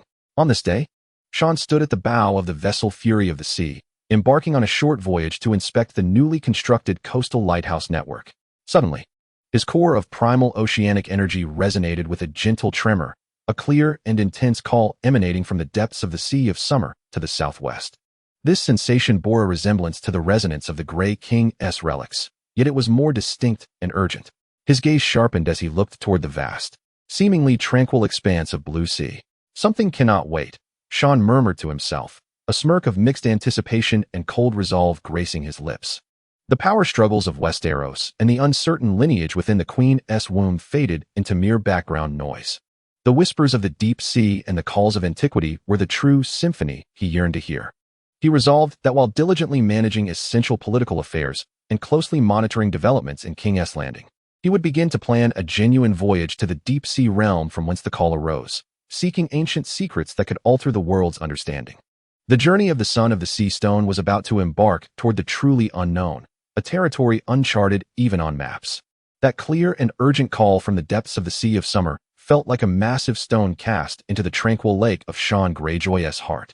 The power core within him had transformed into the essence of primal ocean energy, generating a strong synchrony with the distant resonance, a stirring from the depths of bloodline and soul urging him to proceed. Chapter 50. Resolution. Jon did not hesitate. He understood that this call, perceivable across vast distances with such clarity, was anything but ordinary. It could pertain to the true origins of the primal ocean core, the lost civilization associated with the Grey King, and perhaps even conceal powers and knowledge that surpassed current understanding. This ignited a greater flame within him than the riddle of succession to the throne of Westeros. He swiftly and efficiently executed his plans. 1. Clear regency. He officially appointed Arya Greyjoy as the regent of the Iron Islands, granting her full authority to manage all political, military, and trade matters during his absence.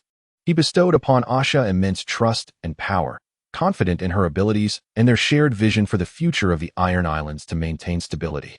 2. Fleet arrangement. He did not deploy his entire fleet, but instead took only the most elite core of the Seastone fleet, which included his flagship, the Kraken's Fury, along with 10 of the latest, most finely equipped warships, manned by the most loyal crews. The remainder of the fleet remained under the command of Arya, tasked with routine patrols, escort duties, and deterrence. 3. External communication. He sent a formal missive to Queen Daenerys of King's Landing, citing the necessity for an admiral to survey distant waters, investigate new trade routes, eradicate potential pirate threats, and explore any anomalies that might impact the kingdom's trade and security, thereby explaining his undertaking of a potentially protracted voyage. The wording was official and reasonable, carefully concealing his true intentions while maintaining an appearance of duty. He was confident that this correspondence would suffice, ensuring that, at least until his return, there would be no significant upheaval. For accompanying the deep divers, he brought along a specialized team composed of scholars, mages, and elite reef walkers, tasked with documenting, analyzing, and responding to any supernatural phenomena and ancient relics they might encounter. Setting sail into the unknown, in the dim hours before dawn, Jon's fleet quietly departed from the port of Pyke City, devoid of grand farewell ceremonies, accompanied only by the sea breeze and the lapping waves. The fleet adjusted its sails, navigating in the direction indicated by the primordial ocean core, heading deep into the southwestern summer sea. The initial stages of the voyage were tranquil, with azure waters and soaring seagulls, seemingly no different from the norm. However, Jon sensed that as they ventured deeper, the surrounding environment underwent subtle transformations. The sea's hue deepened to a near inky blue. The sky appeared unusually high, with clouds shifting into peculiar shapes, and the occasional glimpses of marine life revealed increasingly bizarre forms, some even radiating a faint magical luminescence. He stood at the bow, ceaselessly attuned to the distant call. That call transcended mere thought, now interwoven with more vivid fragments of imagery. A colossal spiral tower, constructed of luminescent coral and some form of white jade, majestically rising from the depths, with a massive pearl slowly revolving at its pinnacle. Countless graceful, half-human, half-fish beings swam around the tower, chanting ethereal and ancient melodies. A shadow, dark and light-consuming, began to creep up from the deeper abyss, threatening both the tower and its inhabitants. The urgency and plea embedded within the call stemmed from this very peril. Received clearer ancient imagery. The target location is suspected to be the remnants of an ancient oceanic civilization, Nagalos, facing an unknown threat. First encounter and warning. Approximately 10 days into the voyage, the fleet encountered the first wave of unusual obstacles. It was not a storm, but rather a swarm of aggressively hostile sea creatures resembling gigantic swordfish, encased in bony armor. Their crimson eyes glowed with madness as they relentlessly battered the hull, as if driven by some unseen force. Jon refrained from deploying the ballistae. Instead, he approached the ship's side and gradually released the power of the primordial ocean core. A calm yet commanding marine will spread from him, enveloping the surroundings. The ferocious sea beasts, upon encountering this formidable will, exhibited a marked deceleration in their movements, the crimson hue in their eyes gradually fading. After emitting a few bewildered low growls, they submerged into the depths, vanishing from sight. They had been subdued. It is a force brimming with hatred and chaos. Shurin remarked to the scholar of the deep divers beside him, somewhat reminiscent of the Grey King's resentment, yet far more primal and violent. Shortly after the sea beasts retreated, several figures emerged upon the water's surface ahead. They possessed the upper bodies of women, their beauty ethereal yet otherworldly, while their lower halves were adorned with long, luminescent fish tails shimmering with iridescence. Each held a spear crafted from coral and crystal, warily positioned in front of the fleet. The foremost of them, a Naga, of which Shurin had learned from images, spoke in a voice that was both ethereal and guarded. The language was ancient and melodious. Yet Shurin comprehended its essence through the source sea core. People of the land, halt. This is Nagaloth, the sacred domain of the tides. Darkness has awakened, and the abyss approaches. This is not a realm for you to tread. Depart swiftly, lest you be consumed by the eternal gloom. Stepping forward, Shurin felt no need for words. He merely allowed a hint of the source's power to emanate from him. A pure and vast oceanic essence, more primal than that of the Nagas, yet derived from the same source, radiated from his being. Calmly, he responded, his voice conveyed directly through thought. I am Theon Greyjoy, son of the ocean, summoned by this place. I sense your plight and the looming threat from the abyss. I do not seek war. Perhaps I may bring a turning point.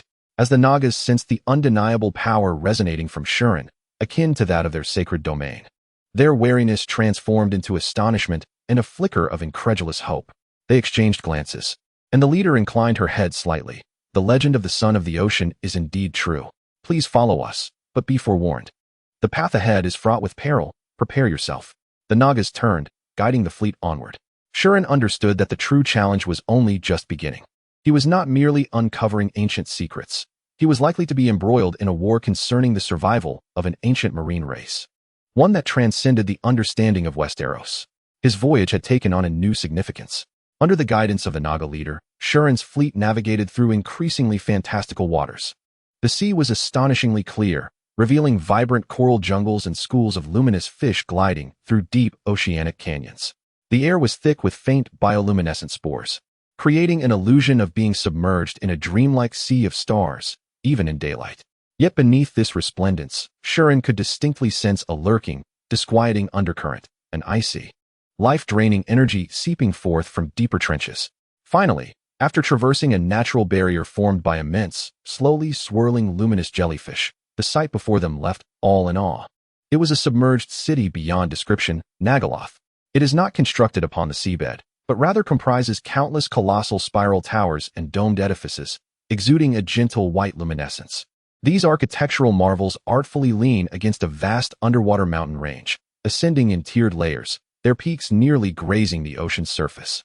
The materials of these structures resemble neither jade nor coral, yet are adorned with intricate carvings of flowing water patterns and celestial motifs. Countless Naga glide gracefully within, their ethereal melodies reverberating through the city, resonating with the radiance emitted by the buildings, thereby creating a harmonious and sacred atmosphere. At the heart of the city stands the tallest spiral tower, the very one that seemed glimpsed in the vision, crowned by a magnificent pearl that slowly rotates, akin to the city's heart, radiating the power that sustains this hidden realm. However, this sanctified domain now faces a dire threat.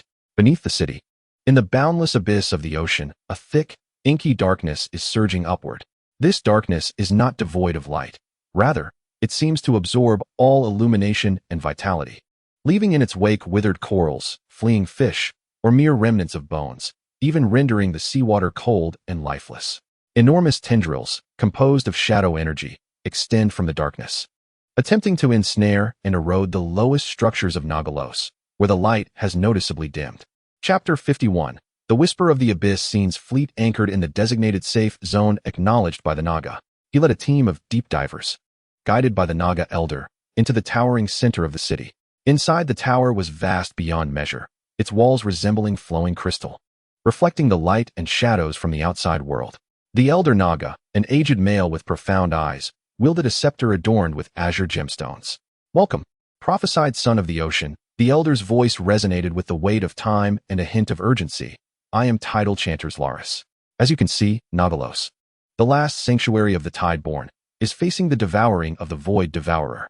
He elucidated that the Void Devourer is not a living entity, but an ancient amalgamation of negative energy originating from the dawn of creation, embodying annihilation and silence. It typically slumbers in the depths of the world, yet for reasons unknown, it has recently awakened and begun to encroach upward. Nagalos exists by virtue of the power of the Heart of Tides, the pearl atop the tower. But the strength of the Void Devourer is steadily eroding this heart. We have endeavored to resist, Zlaris lamented, but our strength is derived from life and order. While the Devourer represents absolute void, our assaults are akin to water crashing against the void, yielding minimal effect. It is slowly yet inexorably consuming us. Scene felt a subtle tremor within the tower, a manifestation of the Heart of Tides battling against the dark forces below. The core of his inherent oceanic essence reacted with intense repulsion and a faint, almost imperceptible yearning towards the power of the Void Devourer. As if it were an adversary it must confront and overcome. What can I do? Scene inquired directly. Son of the ocean, your power is of the same essence as ours, yet more fundamental. Zlaris's gaze fell upon Scene, as if piercing through the core of the primordial sea within him. The Heart of the Tides embodies order, while you seem to be a more direct manifestation of the ocean's will. Perhaps your power can genuinely reach and harm that pure void. Scene understood. The might of the Naga lies in construction and maintenance. Whereas the primordial sea core represents the ocean's primal, chaotic essence, teeming with infinite vitality. Only the power of existence itself can combat the abyss that embodies nothingness. Without hesitation, Scene approached the edge of the tower, gazing down at the encroaching darkness below. He could feel the cold, emotionless gaze of the void's abyss. A pure desire to return everything to nothingness. Taking a deep breath, he ceased to suppress the tremors of the primordial sea core. He leapt from the tower, not falling, but being cradled by a gentle yet powerful current, actively embracing the consuming darkness. At the moment he plunged into the realm of shadows. An overwhelming coldness and sense of void enveloped him, attempting to erode his flesh, energy, and even his very consciousness. All light, sound, and sensation around him rapidly faded, leaving only an endless emptiness. Yet, the primordial sea core within Scene erupted, no longer a gentle blue light, but a brilliant deep blue and platinum flame akin to a supernova. This radiance did not merely illuminate the darkness, it expelled it. Wherever it spread, the void receded. The waters that had been consumed began to flow once more, and the stolen vitality began to faintly stir back to life. Here, the ocean endures. Scene's will thundered like a tempest, echoing through the void. He unleashed the power of the primordial sea core without reservation, no longer controlling it, but proclaiming the existence of the ocean, proclaiming the existence of life, proclaiming the coexistence of order and chaos. The abyss of nothingness seemed enraged, more shadowy tendrils coalescing into form. Like countless spears aimed at Scene, the blazing flame of existence amid the darkness. A contest transcending the physical realm unfolded fiercely at this ocean's depths. Light and darkness annihilated each other. Existence and void clashed wildly. Scene could feel his strength rapidly depleting, for the abyss of nothingness appeared inexhaustible. Yet, he also sensed that through his resistance, the primordial sea core seemed to connect with a deeper source, underpinning the very existence of the world's oceans, continuously replenishing itself while absorbing and transforming fragments of the stripped essence of nothingness into a peculiar, dark aspect that balanced its own power. In combating the abyss of nothingness, the connection between the primordial sea core and the world's ocean deepened, beginning to grasp and integrate the duality of existence and void. This was a war of attrition, a contest of wills. Scene stood like a lighthouse amidst the raging sea, forcefully opening a realm of vitality within the encroaching void. Above the tower, all Naga held their breath, fixated on the clash of light and dark below, their ethereal songs unconsciously transforming into prayers and hymns for Scene. For the very essence of existence itself, the son of the sea stone finds himself engaged in a battle of existential significance, striving for the survival of an ancient race and the very realm of the ocean, confronting a force that embodies ultimate oblivion. Regardless of the outcome, his essence and the weight of his mission have irrevocably transformed. The clash between Sean and the abyss of nothingness transcends the ordinary notion of combat. It is a direct confrontation between existence and void at a conceptual level, an ultimate struggle between light and darkness on the grand stage of the deep sea. The primordial sea core within him operates with unprecedented vigor, akin to a miniature oceanic cosmos, unleashing a monumental force that resists annihilation. The flames of platinum and deep blue blaze fiercely around him, and wherever he goes, the inky void recedes like a tide, allowing the devoured waters to reclaim their right to flow, as faint sparks of life struggle to ignite anew at the brink of oblivion. Yet, the abyss of nothingness appears boundless. The dissipating darkness swiftly surges forth from deeper realms, as more shadowy tendrils coalesce, cold and devoid of emotion, relentlessly assailing the vibrant domain that Jon has established. The toll is immense. Jon can sense the rapid depletion of his mental fortitude and the energy reserves of the sea core. Were it not for the enigmatic connection the sea core currently shares with the primordial ocean of the world, drawing upon the vast, boundless power of the seas as a formidable backing, he would likely have succumbed to exhaustion and been consumed by the void. In this precarious moment, where a stalemate ensues and his domain is gradually compressed, he makes a perilous decision. No longer will he merely defend and repel passively.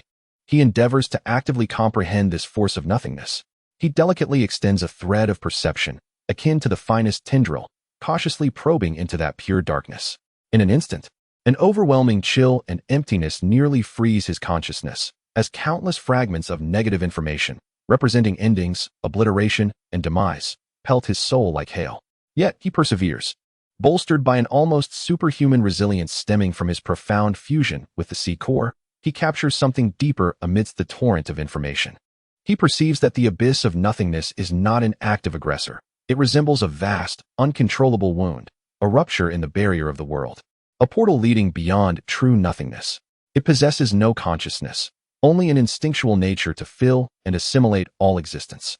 Its attraction to Naga Loth is due to the highly ordered and concentrated essence of existence embodied in this sacred domain, which shines like a beacon of light in the darkness, exerting an irresistible allure upon the void. Furthermore, deeper insights reveal that the emergence of this wound is not a natural occurrence. Jon detects a faint, yet unmistakable, magical imprint, an ancient technique so unimaginable, imbued with arrogance and a brutal interference with the essence of the world. This mark serves as a key or guiding beacon, deliberately weakening the barrier of this realm, thereby inviting the abyss of nothingness. Revealing the truth, the abyss of nihility is a man-made vulnerability within the world barrier, orchestrated by unknown ancient manipulators. This revelation sent shockwaves through Scene's heart. Was there a singular or a collective of unknown entities that deliberately engineered this calamity in a distant past? What could their motives be? The annihilation of the Naga civilization? The testing of a certain theory? Or perhaps a more sinister scheme? Regardless of the reasons, the imminent crisis must be addressed. Understanding the essence of the wound opens the possibility for healing. Chapter 52. Crisis averted. Scene immediately altered his strategy. No longer did he attempt to eradicate the void through sheer force, which was nearly impossible, but instead began to harness the power of the primordial sea core, emulating the essence of the world barrier in an attempt to mend this vulnerability. He transformed himself into a living patch.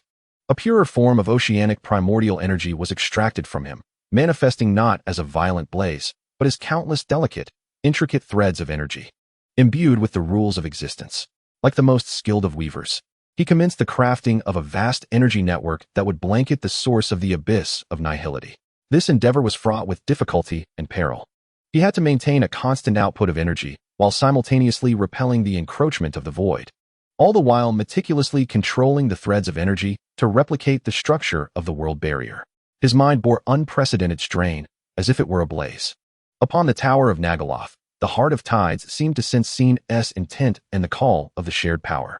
Radiance surged forth, and a beam of pure order light cascaded down, merging into the energy network Scene had woven, significantly stabilizing and reinforcing its structure. With the assistance of the heart of tides, Scene's spirit soared. The energy network rapidly expanded, ultimately succeeding in enveloping the source of the abyss of nihility, the intangible wound that incessantly oozed darkness. Like patching a leaking wooden barrel, the flow of darkness slowed considerably and eventually ceased altogether, deprived of its continuous supply. The remaining abyss of nihility began to dissipate and recede, retreating to the unfathomable depths of the abyss, restoring its usual dormant, or sealed, state. The deep sea returned to the realm of existence. Light once more illuminated Nagaloth. Although parts of the lower structures had suffered irreparable damage, the city had ultimately been preserved. Scene floated amidst the restored crystalline waters, gasping for breath, utterly exhausted, yet his gaze shone with unparalleled brightness. Not only had he salvaged an ancient civilization, but he had also glimpsed a mere fragment of the rules governing the world, as well as the shadow of a terrifying adversary that could manipulate the world barrier. Hidden within the mists of history, the Nagas approached him as if on a pilgrimage, ethereal hymns brimming with boundless gratitude and reverence. Child of the ocean, nay, you are the guardian of existence, the exile of the abyss. The voice of tidal chanters Larys trembled with emotion. Nagaloth, and indeed the entire Tideborn lineage, shall forever remember your grace. Shian gazed upon the resplendent city, rejuvenated and vibrant, aware that his fate was now inextricably intertwined with that of this ancient maritime civilization. The shadowy figure behind the Void Devourer had become a target he must pursue and remain vigilant against. His voyage yielded rewards far beyond his expectations: power, allies, knowledge, and a monumental enigma concerning the very essence of the world. With the crisis averted, Nosjadar basked in the tranquility and joy of survival. Although parts of the city bore damage, its core remained intact, and the radiance of the Heart of Tides shone warmer and brighter than ever, as if it had been tempered through the struggle. Shan Greymane, the guardian who had saved the Tide's sanctum, was honored with the utmost respect by the Naga. At the behest of Tidesinger's Alaris, he was granted access to the most sacred site of Nosjadar, the Hall of Echoes. This grand library, nestled deep within the city, was constructed from living memory corals. Here, no books existed. All knowledge and history were enshrined within the ever-growing, shifting patterns and luminescence of the corals, accessible only to those of specific bloodlines or recognized souls. Through a profound connection with the primordial ocean core, Shian effortlessly perceived and absorbed the vast, ephemeral information contained within. He witnessed the illustrious era known as the Tide Age. During this time, Naga civilization flourished across the oceans, establishing countless cities akin to Nosjadar. They mastered the elemental magics of water, stellar navigation, and the alchemy of life, engaging in extensive exchanges with the early denizens of land and the denizens of the forests. Their power stemmed from a deep understanding and harmonious application of the forces that governed existence. The visions revealed that the cataclysm which nearly led to the civilization's demise was not a singular event, but a series of worldwide magical imbalances and dimensional tremors. Shian particularly noted the records concerning the weakening of boundaries and the whispers of the void, which subtly echoed the emergence of the Void Devourer. The Naga believed that incomprehensible entities from beyond the world sought to infiltrate and reformat it through certain vulnerabilities. He gleaned knowledge of long-lost oceanic magics, rune inscription techniques, and methods to stabilize the spatial structures of specific marine domains using order nodes like the Heart of Tides. More importantly, he discovered theoretical knowledge on how to communicate more effectively and even partially mend the world's barriers. This provided crucial guidance for confronting future threats akin to the Void Devourer. Ancient Naga records spoke of the world's inception, when the primordial oceanic forces occasionally coalesced into a singularity known as the core of source water. These entities served as vessels of power and conduits to the deep rules of the world. Shian's Oceanstone Rift and its evolved form were such a core of source water, not solely unique to the Greymane bloodline, but rather a legendary opportunity, an absolute favor from the will of the ocean towards a particular individual. By assimilating the ancient knowledge of Nosjadar, he acquired a wealth of ancient history, advanced oceanic magic, and insights related to the world's barriers, elevating his understanding of his own primordial ocean core to unprecedented heights. Chapter 53. The Teleportation Array. In a gesture of eternal gratitude, the Tidecallers Larys, representing the entire Tideborn race, forged an indissoluble soul covenant with Shaun. Nagaloth would become Shaun's most steadfast ally in the depths of the ocean, sharing knowledge and offering mutual assistance in times of crisis. Simultaneously, Zlaris dispatched a delegation of the most erudite scholars and formidable warriors among the Naga to accompany Shaun back to the Iron Islands, establishing permanent ties and aiding him in comprehending and utilizing the newly acquired wisdom. Furthermore, the Naga bestowed upon Shaun a precious gift, several Tide Gem crystals imbued with the pure essence of tidal power. These gems could significantly amplify the effects of water elemental magic, serve as the core of stabilizing magical arrays, and even, to a certain extent, soothe the fury of rampaging sea beasts. Zlaris also informed Shaun of several other faint remnants of the Tide epic scattered around the waters of Westeros, which might conceal more secrets or resources, providing him with approximate coordinates. The accumulation and return of power after approximately a month in Nagaloth, Shaun felt a qualitative leap in his strength and understanding. He not only solidified the power that had surged in response to the Void Devourer's threat, but also deeply integrated the newly acquired knowledge with the core of the primordial sea. His command over the ocean now reached unprecedented heights. With mere thought, he could summon currents, perceive maritime conditions from miles away, and even initiate rudimentary communication with certain ancient oceanic sentient beings. He understood that it was time to return. The Iron Islands needed him, and the situation in Westeros required his attention. More importantly, he needed time to assimilate the gains from this voyage, merging Naga wisdom with the technology and magic of the Iron Islands to forge a more formidable power, in order to confront the ancient threat lurking behind the Void Devourer. The returning fleet was even more grand and striking than when it had departed. Alongside 11 Iron Islands warships, a cadre of elegant and enigmatic Naga guardians accompanied them, gliding through the water with a grace that rivaled that of sailing vessels. When this mixed fleet reappeared in the waters of the Iron Islands, the commotion it stirred was palpable. The news of Shaun's return spread like a tsunami.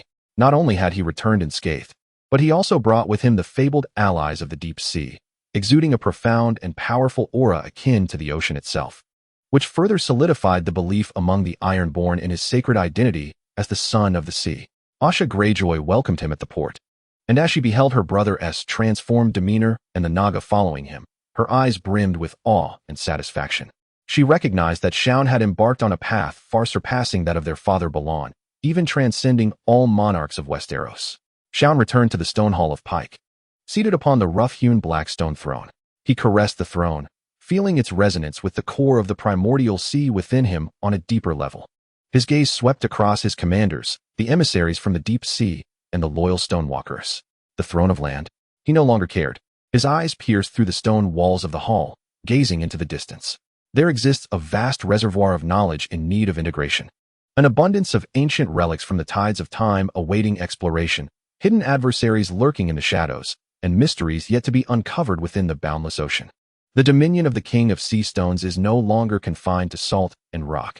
His realm encompasses the entirety of the deep blue. His journey is the pursuit of the ultimate secrets of the world and the vast oceans beyond the stars.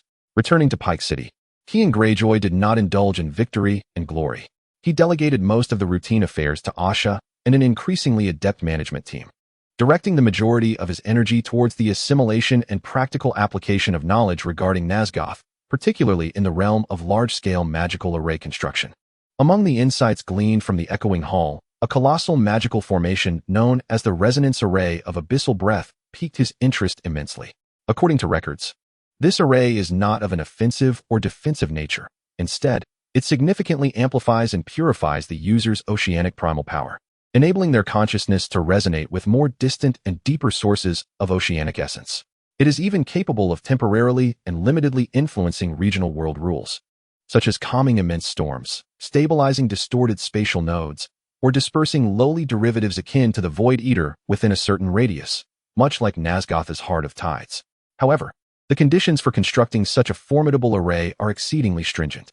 It requires the builder to possess a core of primal waters, namely, Theon's own primal sea core, as the focal point, as well as several rare materials, nearly extinct in this era, to serve as energy conductors and stabilizers.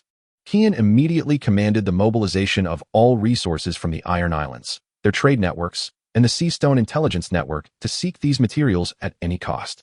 Simultaneously, he inquired with the Naga emissaries, hoping for assistance from the depths of the ocean. The search proved exceptionally arduous. Months passed, and most materials remained elusive, with only a few ethereal legends surfacing. Just as Theon was on the verge of temporarily relinquishing hope and considering alternative plans, a turning point emerged. The Naga emissaries, utilizing their unique deep-sea sensing abilities, discovered a small patch of void sediment crystals within a profoundly deep trench near the Iron Islands.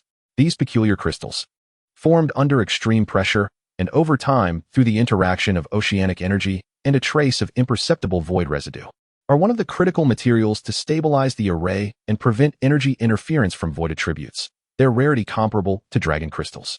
Almost simultaneously, the Seastone Intelligence Network, through the Bravos Trading Company, expended an astonishing sum to acquire a fist-sized fragment of Starstream blue gold from a mysterious merchant in the shadowy lands of Ashai. This extraordinary metal, said to contain the power of the stars and the essence of the ocean, serves as the optimal conductor for constructing the energy circuits of the array.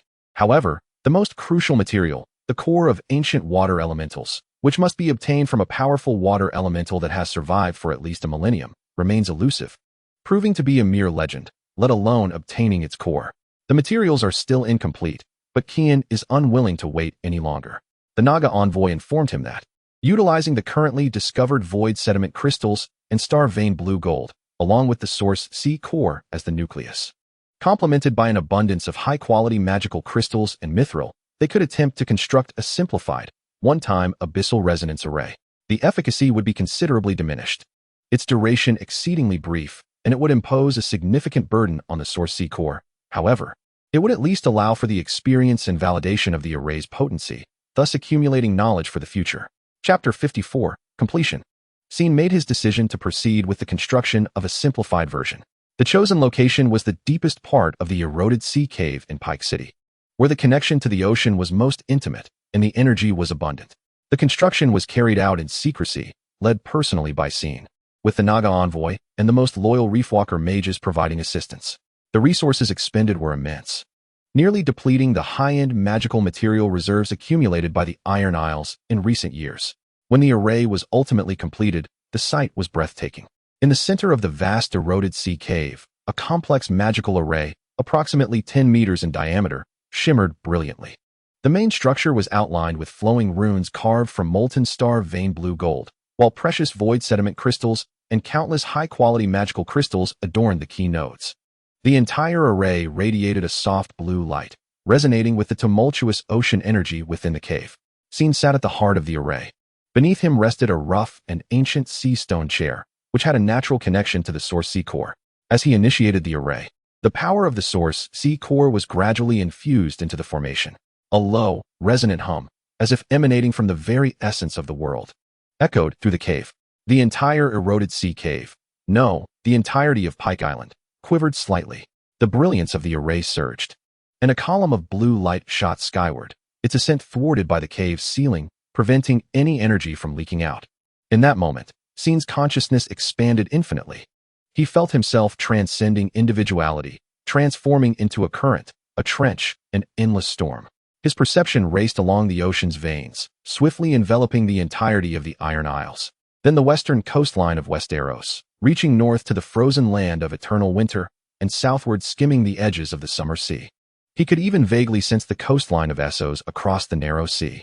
He perceived the pulsations of underwater volcanoes, heard the deep slumbering breaths of colossal sea beasts, and sensed a colossal storm brewing in the distance, along with the lingering, cold breath of death belonging to the White Walkers and the harsh winter beyond the wall in the far north. Though considerably weakened, its essence remained. He even attempted to gently blow towards the distant clouds of the brewing storm. In the next instant, he sensed a minuscule yet undeniable deviation in the storm's trajectory. This sensation of wielding vast power and surveying all existence was intoxicating. Yet, Scene was acutely aware that the power of the source sea core was being voraciously drained by the array. The runes of star vein blue gold on the simplified formation began to destabilize, their light flickering violently. Within less than a minute, the array reached its limits. Boom. A muffled thud resounded as the light of the array abruptly extinguished. Except for the core, the abyssal sea nucleus, and the base, the sea stone chair. All other precious materials, including the rare stellar vein blue gold and the void sediment crystals, were reduced to mere powder. With a pallid countenance, Theon opened his eyes, gasping for breath. The depletion of his mental energy left him with a splitting headache. Yet, his eyes sparkled with excitement and astonishment. Though it was merely a one-time simplified version with a fleeting duration, he had genuinely experienced a perspective of power akin to that of a deity. This validated the feasibility of the abyssal breath resonance array and deepened his understanding of the ocean's primal force. He must acquire more materials, particularly the ancient water element cores. Supporting himself on the sea stone chair, Theon rose with unwavering resolve. Constructing a complete and permanent abyssal breath resonance array would become one of his core objectives for the future. This endeavor represented not only a formidable weapon or tool, but also a vital means for him to comprehend the world's rules, safeguard the ocean, and confront unknown threats. This singular experience had opened a door to an entirely new realm, and the vistas beyond stirred an insatiable yearning within him to truly step into that world. The pursuit of the Sea Stone King had reached new heights. Although the experience of the one-time abyssal breath resonance array came at a steep price, it had unveiled a fresh perspective for Theon Greyjoy, allowing him a glimpse into a higher echelon of power and understanding. The sensation of briefly connecting with the consciousness of the entire ocean, akin to wielding a fragment of worldly authority, was incomparable to mere personal valor or the scale of a fleet. This conviction further solidified his determination to gather materials and construct a complete, permanent magical array. New strategic focus. Theon recalibrated his strategic priorities. 1. Highest priority: gather materials for the magical array, particularly the most scarce ancient water element cores. He expanded the search radius, offering substantial rewards through trade networks and the Seastone Intelligence Network in the known world. He also assigned Naga emissaries and oceanic exploration fleets a new core mission, while exploring unknown seas and the relics of the tidal epoch. To prioritize the search for these materials, especially clues related to water element life. He even began to study the taboo techniques within Naga knowledge regarding the creation or cultivation of powerful water element life. Although aware of the faint hope and significant risks involved, he initiated theoretical preparations as an alternative plan. 2. Integrate and apply knowledge. He would begin to selectively and cautiously apply the oceanic magic and rune techniques learned in Naga Loth to upgrade the Iron Fleet and fortify the defenses of Iron Islands. For instance, inscribing simplified stability runes on the keels of newly constructed warships to enhance their resilience against storms. Establishing small tidal sensing arrays in critical locations of Pyke City for early warnings of abnormal sea conditions or energy incursions. While these applications were far from the grand scale of the Abyssal Breath Resonance Array, they steadily bolstered the overall strength of the Iron Islands. 3. Maintain continental balance. Concerning Westeros, Theon continued to adopt a detached, yet pragmatic stance. He regularly corresponded with Queen Daenerys, fulfilling his duties as admiral and trade governor, safeguarding trade routes and providing funding, yet he was reluctant to make any hasty commitments to military involvement in terrestrial disputes. He found a certain satisfaction in the delicate balance of power among the Seven Kingdoms, as it ensured his maritime interests remained undisturbed and afforded him the greatest latitude and bargaining power in any potential future upheaval. Regarding the rumors of the Queen's pregnancy, he maintained his silence, observing events unfold. While Theon focused on internal improvements and resource acquisition, the Naga envoy brought forth a new discovery. During their exploration west of the Iron Islands, deep within the Sunset Sea, they detected a strong, pure elemental water fluctuation reminiscent of the ancient water elemental core, near a vast hydrothermal vent field. However, the area was rife with extreme temperatures, toxic substances, and violent geological activity, seemingly inhabited by powerful, native fire or earth elemental creatures that obstructed further exploration. This was news fraught with both peril and opportunity. The region was evidently ill-suited for the Naga, a race inclined towards order and life, to delve deeply. Yet, this pure water elemental fluctuation likely indicated the presence of a formidable, ancient water elemental being, or at the very least, a nurturing ground for such life. Theon gazed at the maritime chart marking the perilous region known as the Abyss of Flames, his eyes glinting with contemplation. This might be the closest lead to the ancient water elemental core thus far. Chapter 55. The Abyss of Flames. Prepare the finest vessel. Armored to withstand extreme heat and impact, Theon commanded, I shall personally venture into the Abyss of Flames. He resolved to embark on this journey not only for the potential core materials, but also to experience and conquer the unknown waters characterized by extreme environments, which would serve as a crucible for his strength and mastery over the primordial sea core. The Naga's knowledge afforded him a deeper understanding of elemental balance, and he believed that with his current power, he could confront the challenges that lay ahead. On the eve of departure, Theon made a series of arrangements. He reaffirmed Asha's regency, entrusting her with the management of daily affairs.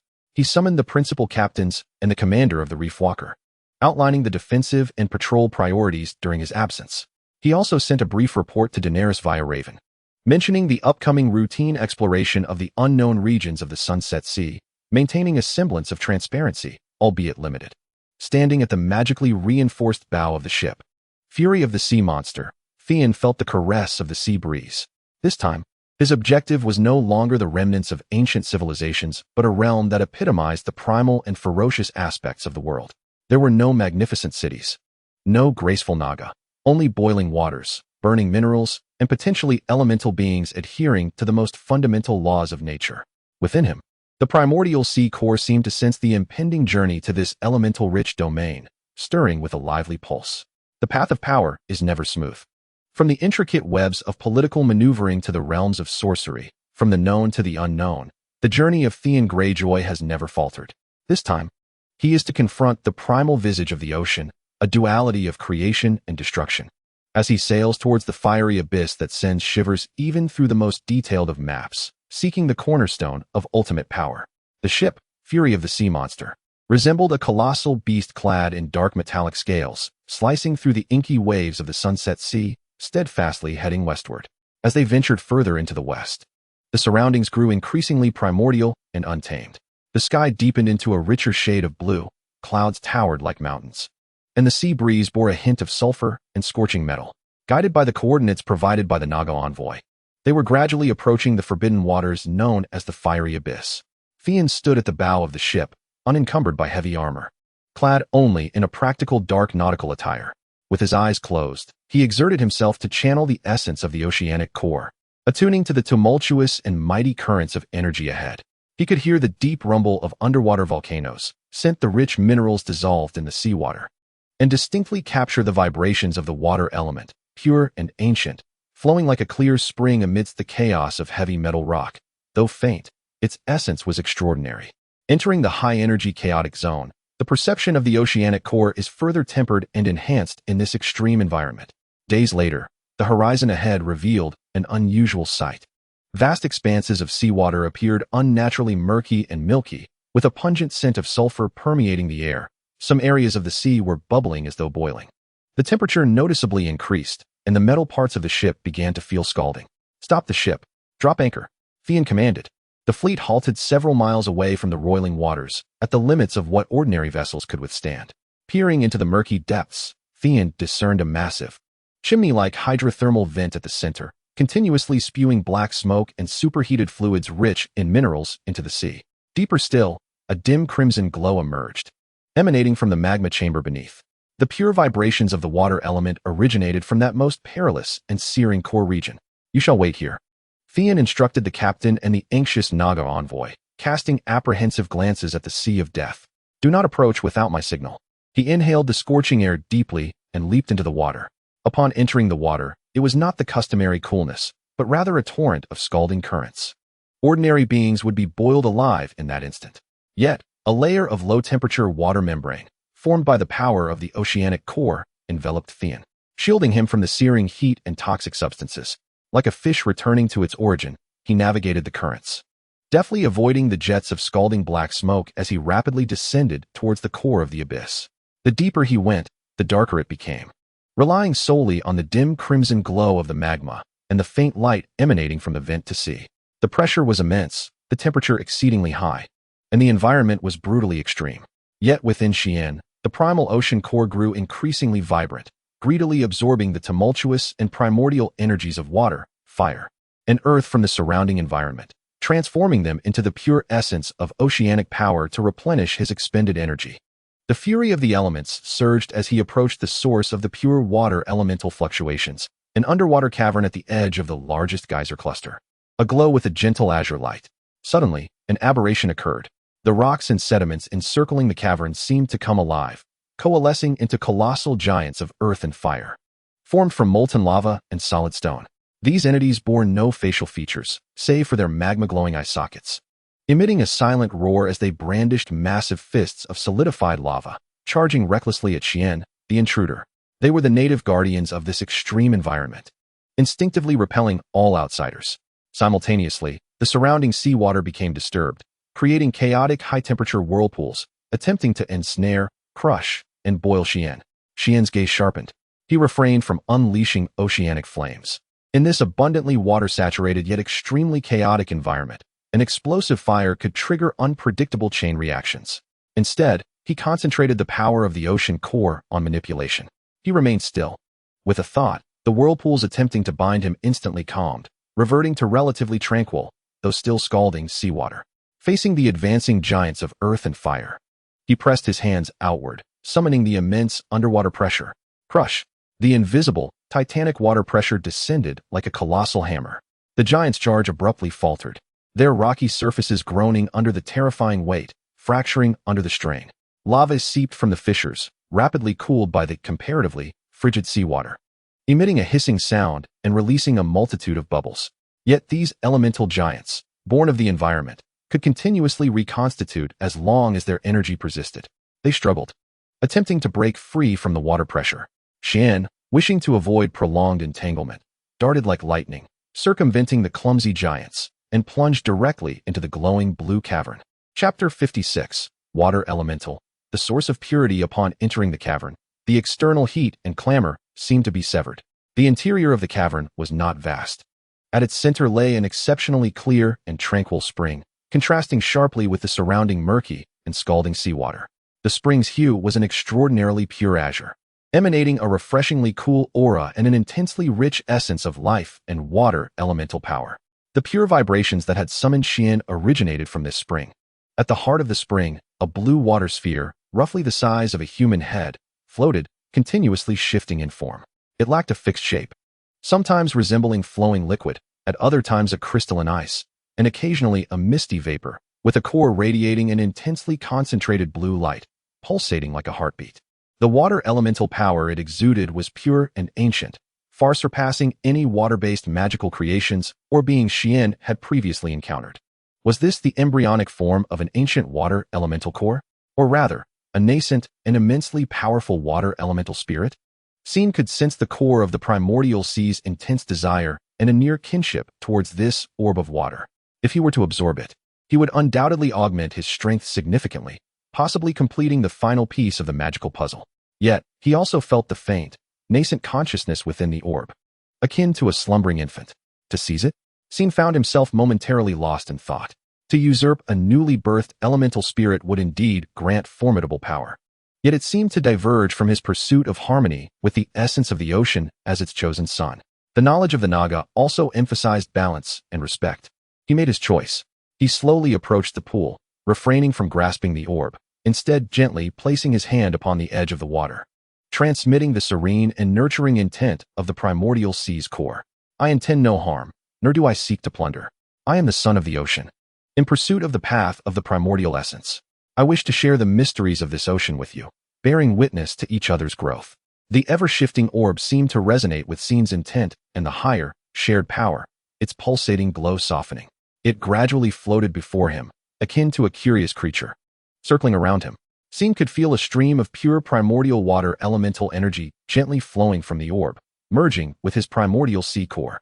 It was not an act of theft, but rather a voluntary sharing and connection.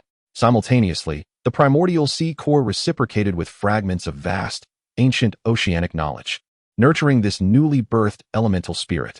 This was a symbiosis, not a devouring, establishing a symbiotic connection with the ancient water elemental spirit prototype.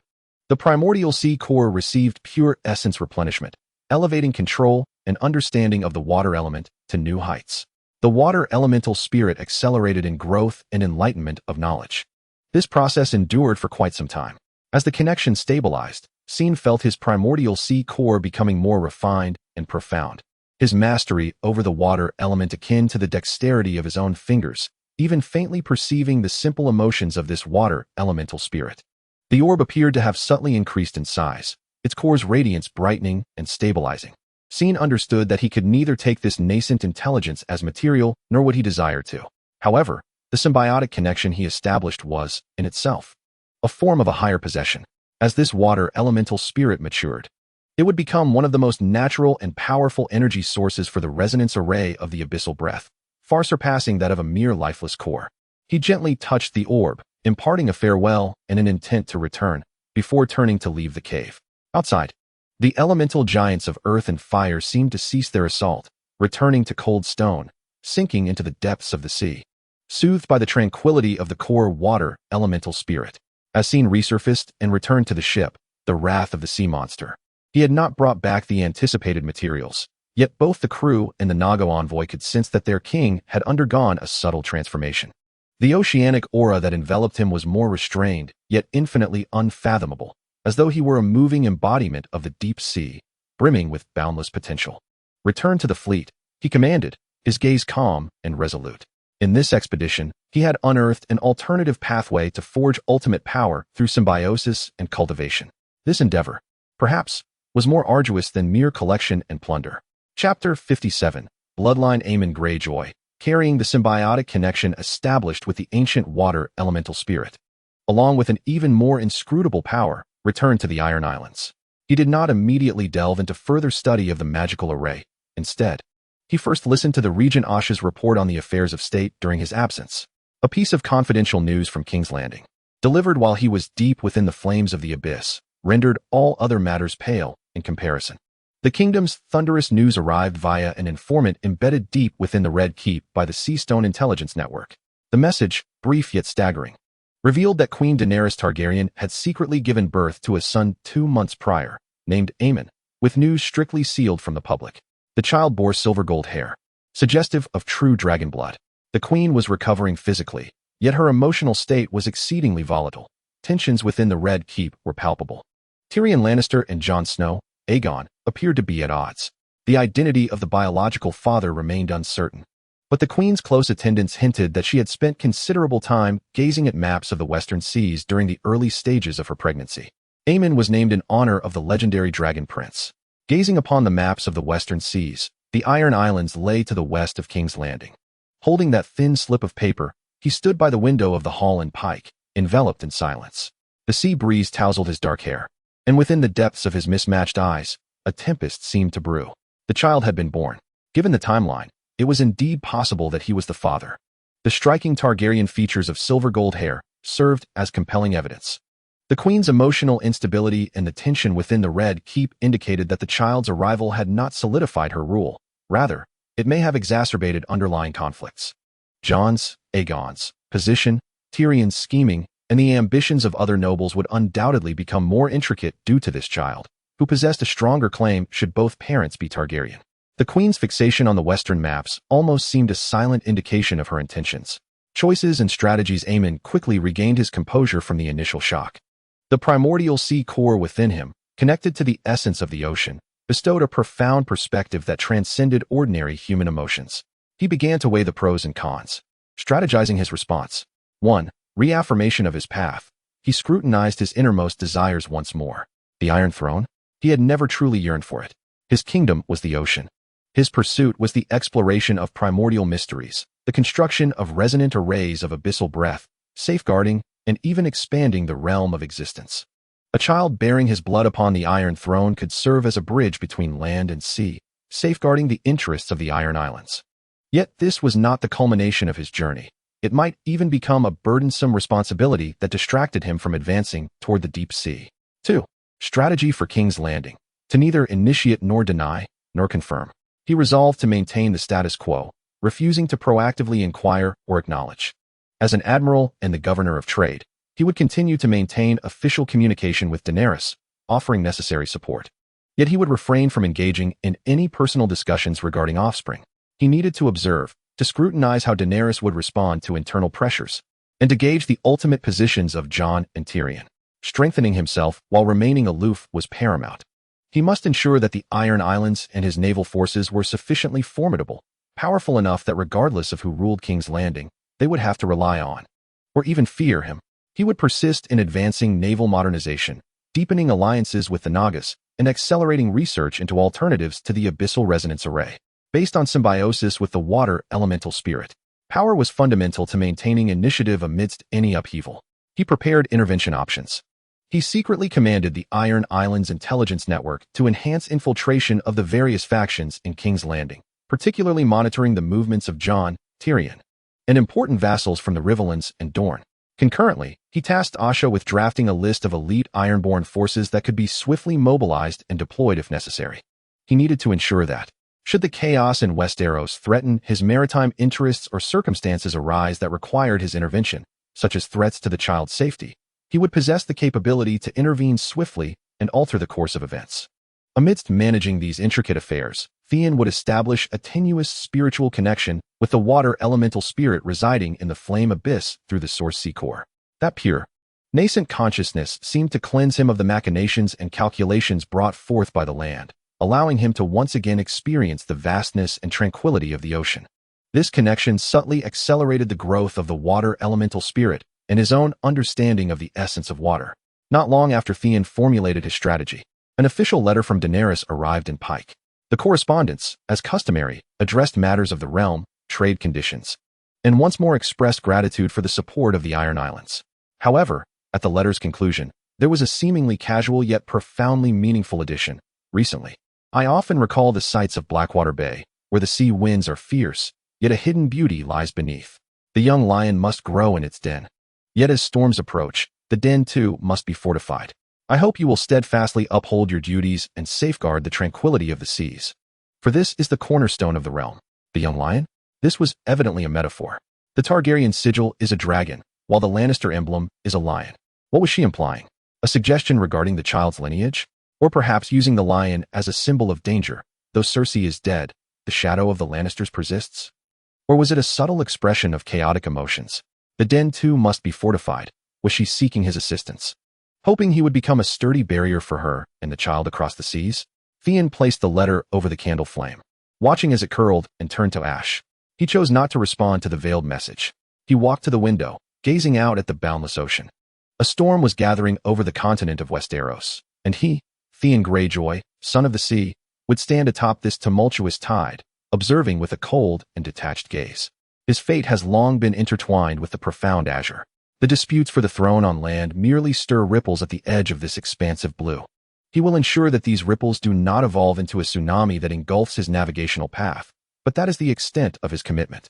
Unless, at the heart of those ripples, lies the young lion known as Aemon, truly connected to his bloodline, and whose existence touches his bottom line. Only then will the trident in his hand, whether in literal or symbolic sense, truly point towards the tumultuous land. For now, his gaze once again drifts towards the unknown west of the Sunset Sea, towards the mysteries that grow alongside the nascent water spirit, and towards the unfinished magical array that resonates with the essence of the world. Let them play their games on land. Chapter 58. The title arc, The Political Storm Over the Continent of Westeros, seems to hold no relevance to the Iron Islands. Theon Greyjoy steadfastly adheres to his strategy of neither initiating nor denying, maintaining a rock-solid grip on his maritime kingdom. Letters from King's Landing continue to arrive regularly. Daenerys' tone, initially veiled in subtle probing, has gradually shifted to a more formal demeanor, tinged with an imperceptible sense of detachment and fatigue. Clearly, the power struggles within the Red Keep have not settled with the birth of the new prince. Rather, they have likely become even more intricate. Theon is neither surprised nor concerned by this. He perceives the turmoil of the land as distant noise, his entire focus immersed in a deeper communion with the essence of the ocean and in his symbiotic connection with the nascent water elemental spirit, which he has named Tide. Far beneath the flame abyss, resonance of the essence through the core of the primordial sea, Theon's connection with Tide deepens. He no longer needs to venture to the flame abyss. Merely meditating in the depths of the sea-eroded caves of Pyke allows him to transcend vast distances and perceive Tide's growth and transformation. That ever-changing sphere of water has begun to take on a vague, flowing humanoid form, radiating a more potent and pure elemental power. As a symbiote, Theon also benefits from this connection, achieving a nearly effortless mastery over the water element. With a mere thought, he can cause the surrounding seawater to solidify like steel or transform into the most delicate healing rain. He can listen to the whispered tides of specific maritime regions thousands of miles away, as well as sense the subtlest energy flows in the deep ocean trenches. This experience of near oneness with the ocean has inspired him to conceive a new approach to constructing the resonance array of the abyssal breath. He no longer fixates on gathering the nearly extinct rare materials. Instead, he begins to experiment with himself as the focal point, using his symbiotic connection with Tide as a bridge to channel the primordial forces of the ocean on a larger scale. This undoubtedly presents greater challenges, imposing heavier burdens on his mental fortitude and essence. But, if successful, the results will far surpass those reliant on external materials. Abandoning the traditional material route, he turns towards a more essential and powerful theory of resonance array, centered on himself and the symbiotic water spirit.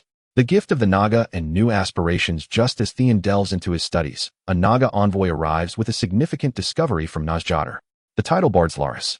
Through an in-depth interpretation of the ancient memories enshrined within the echoing hall, uncovered a long-buried account.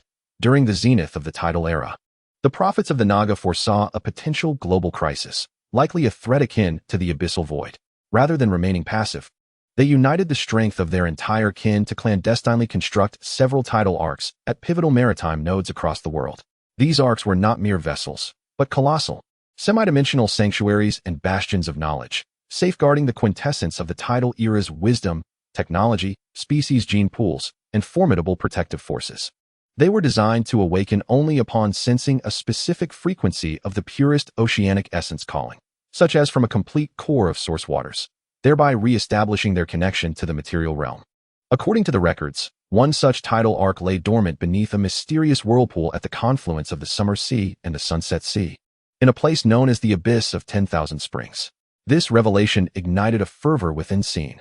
The knowledge and technology housed within the tidal arc could far surpass the fragmented remnants preserved by Naga lore, potentially containing the ultimate answers regarding the complete resonance array of abyssal breath, the restoration of the world barrier, and even the means to confront the shadowy forces behind the abyssal void. This aligned perfectly with his aspirations for power, his quest for the origins, and his resolve to address the unknown threats. With a decisive heart, he resolutely charted a course toward the abyss. Without a hint of hesitation, Scene made his determination clear. The search for and awakening of the tidal arc would become the core objective of his next endeavor.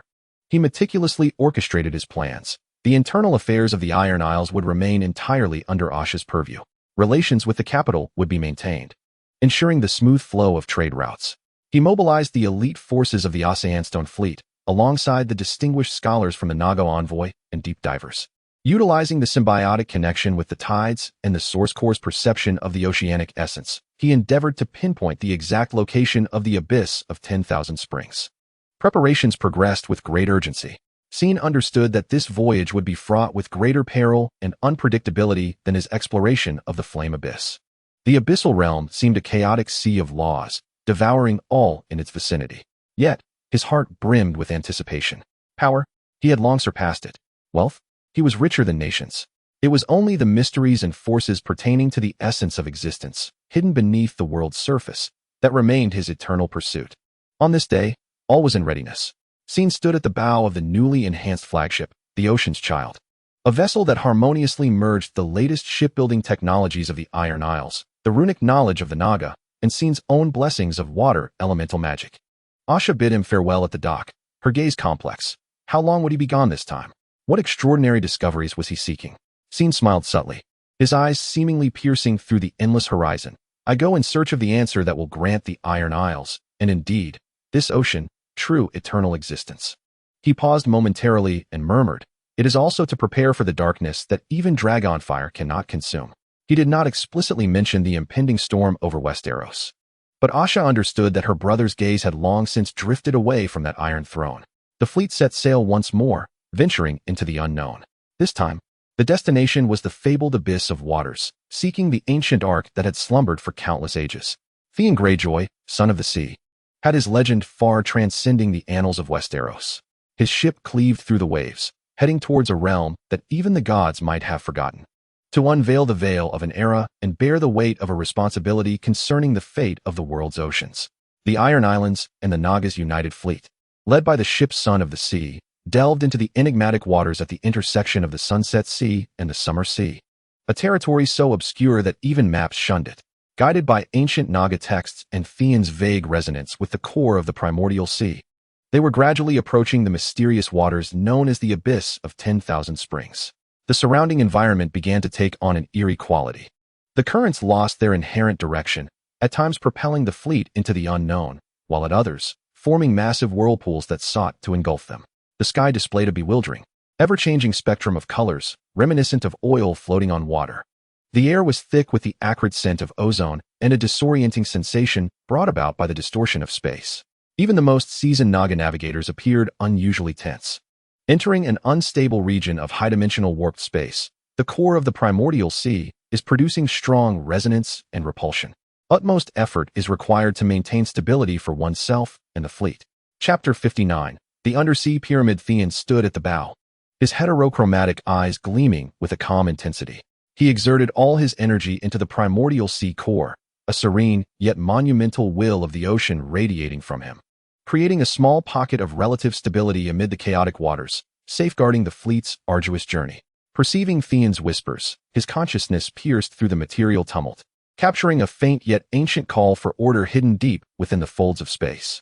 That sensation, akin to the heart of the Naga's tidal core, was grander and deeper, like the heartbeat of a sleeping leviathan. He guided the fleet, navigating through a minefield of invisible spatial traps and turbulent energies. Finally, After traversing a bizarre mist that seemed woven from liquid rainbows, the sight before them left everyone breathless. It was not the imagined colossal whirlpool, but an absolutely tranquil circular expanse of water, several miles in diameter. The sea within this domain exhibited an indescribable clarity, as if it were non-existent, revealing the unfathomable darkness below, seemingly connected to the void itself. At the center of this circular sea hovered an imposing inverted pyramid, constructed from a type of stone that emanated a soft white glow. The apex of the pyramid pointed downward into the endless abyss, while its base remained parallel to the sea surface, slowly rotating. It emanates a stable and formidable force of order, serving as the sole anchor amidst this realm of absolute chaos. Countless intricate runes, composed of energy, flow incessantly across the surface of the tower, resonating powerfully with the core of the original sea within Xi'an. The return of myriad springs finds its home here, the anchor of order, the eternal source of the tidal arc. The Naga envoy gazes upon the inverted pyramid, reciting ancient descriptions in a tone filled with reverence. The fleet of trials and awakenings halts at the edge of the return, unable to advance even an inch. The utterly tranquil, crystalline waters seem to harbor an invisible barrier.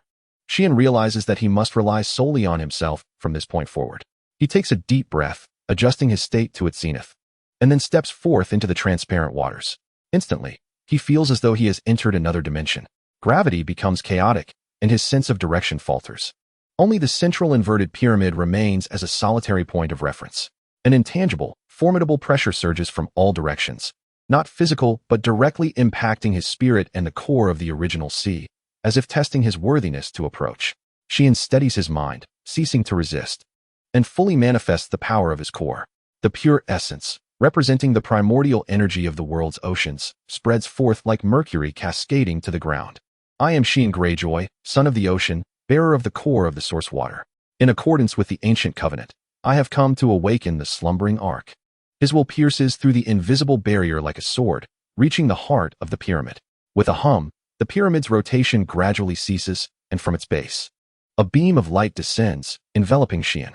A colossal flow of information floods into his mind, structural blueprints of the ark, the activation sequence, and the ultimate trial.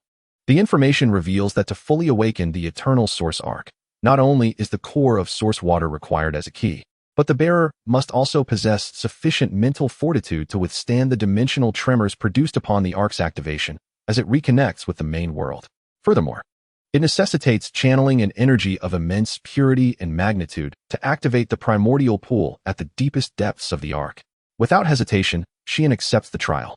He sits cross-legged within the beam, his consciousness entirely submerging into the core of the original sea, simultaneously sending a call through the symbiotic connection to She, who resides far within the depths of the inferno abyss. She aid me. In the next moment, an essence of utmost purity, seemingly embodying the very first drop of water that birthed the universe, surges across space, flowing through the symbiotic connection into Xi'an's core. Concurrently, Xi'an guides this power, now a fusion of himself and She, along with the vast oceanic energy stored within his core, transforming it into a radiant column of blue and white light that violently pierces the base of the inverted pyramid. With a thunderous roar, the entire realm of the return trembles violently. The inverted pyramid erupts with an unprecedented, intense brilliance, and the runes upon its surface swirl at an unparalleled speed. Xi'an felt as if his very soul were being torn asunder, reshaped and enduring unimaginable agony. Yet he clung desperately to a flicker of clarity within his mind, steadfastly supporting the outpouring of energy. Time seemed to stretch indefinitely.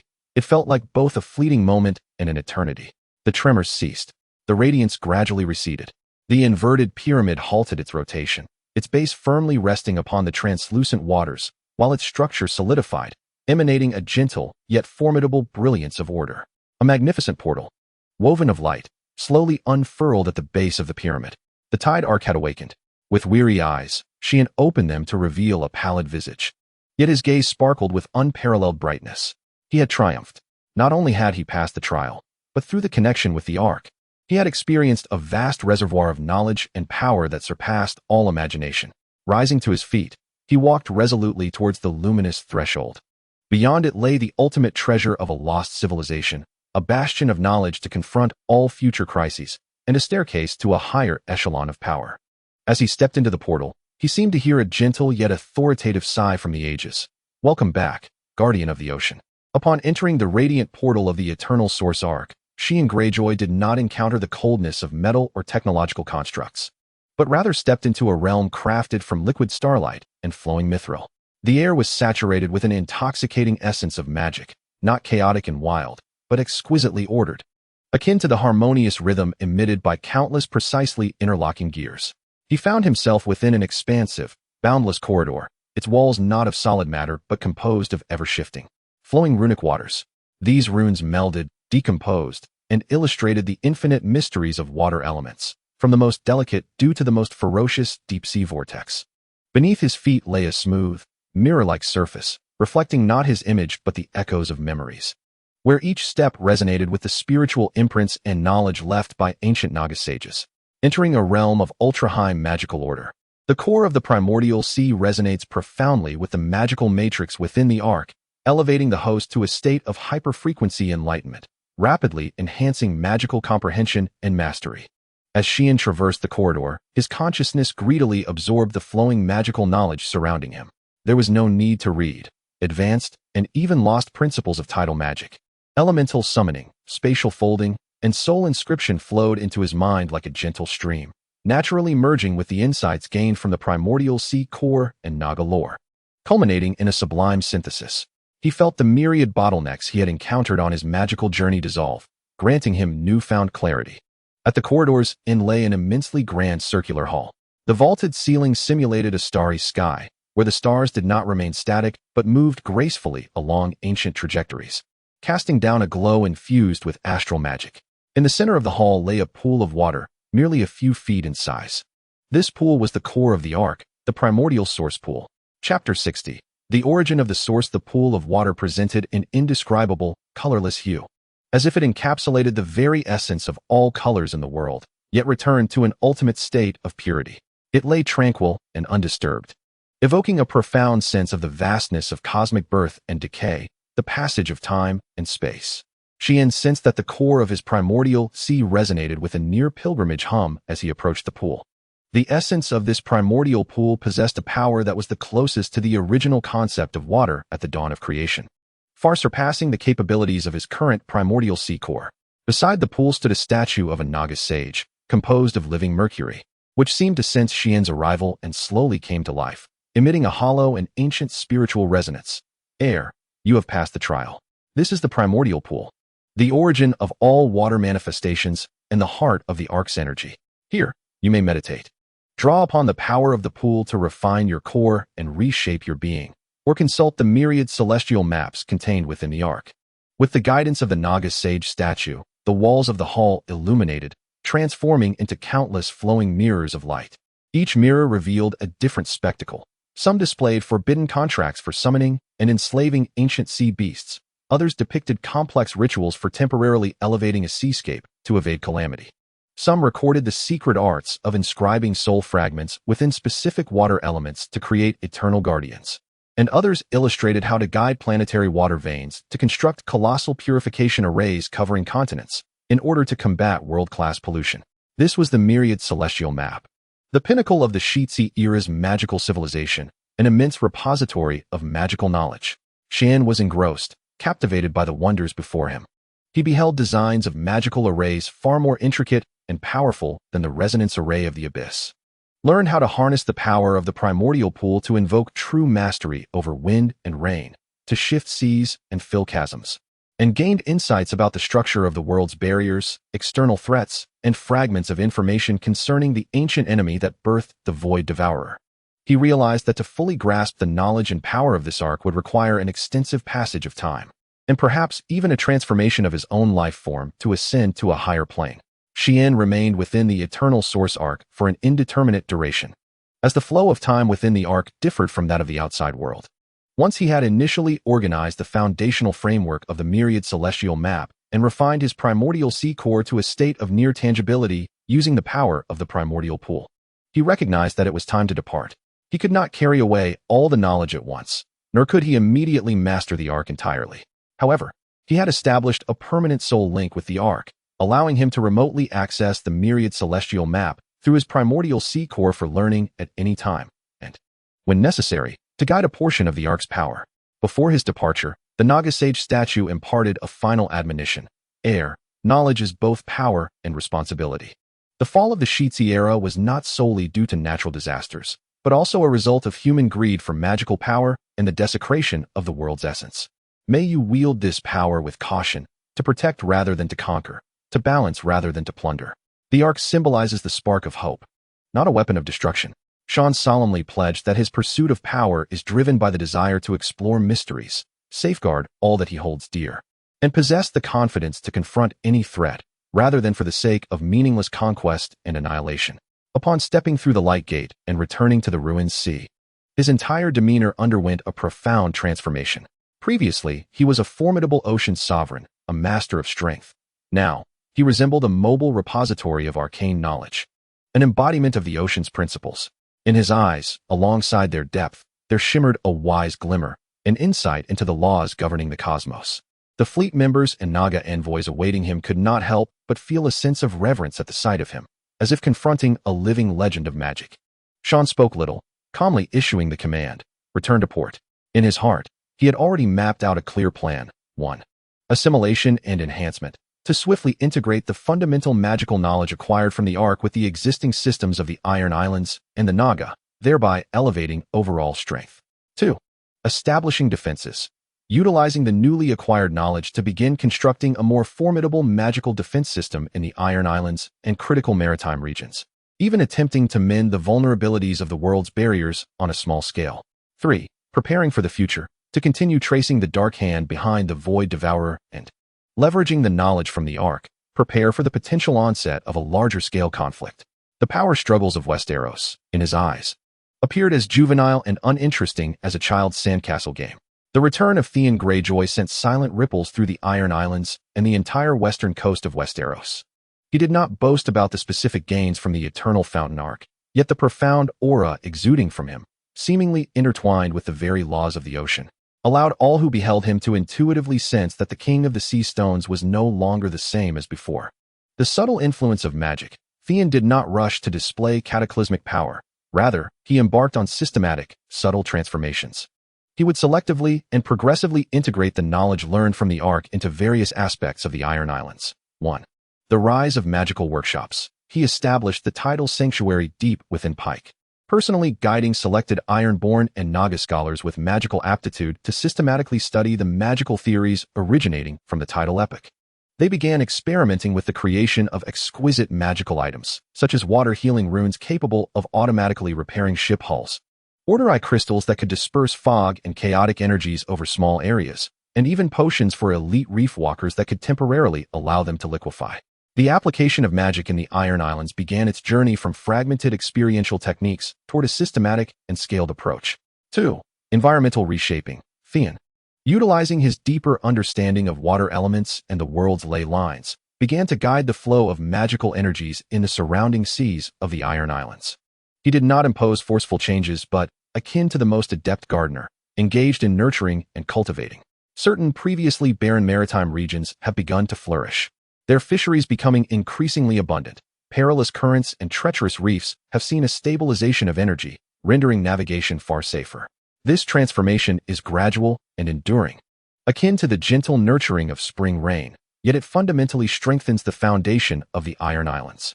The Silent Barrier Project. He initiated the most ambitious magical endeavor centered around the Iron Islands, intertwining the tidal heart of Nazjatar and his symbiotic connection with the tide.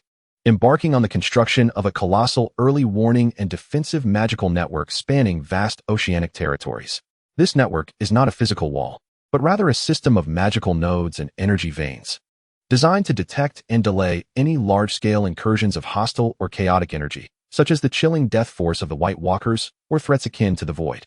This undertaking demands extensive time and abundant resources, yet once realized, it will stand as an invisible fortress safeguarding the western coast of Westeros. Successfully applying aspects of Ark knowledge to practice, the magical civilization of the Iron Islands begins its systematic revival. The regional environment is enhanced through magical means, and the foundations of a large-scale defensive network are laid.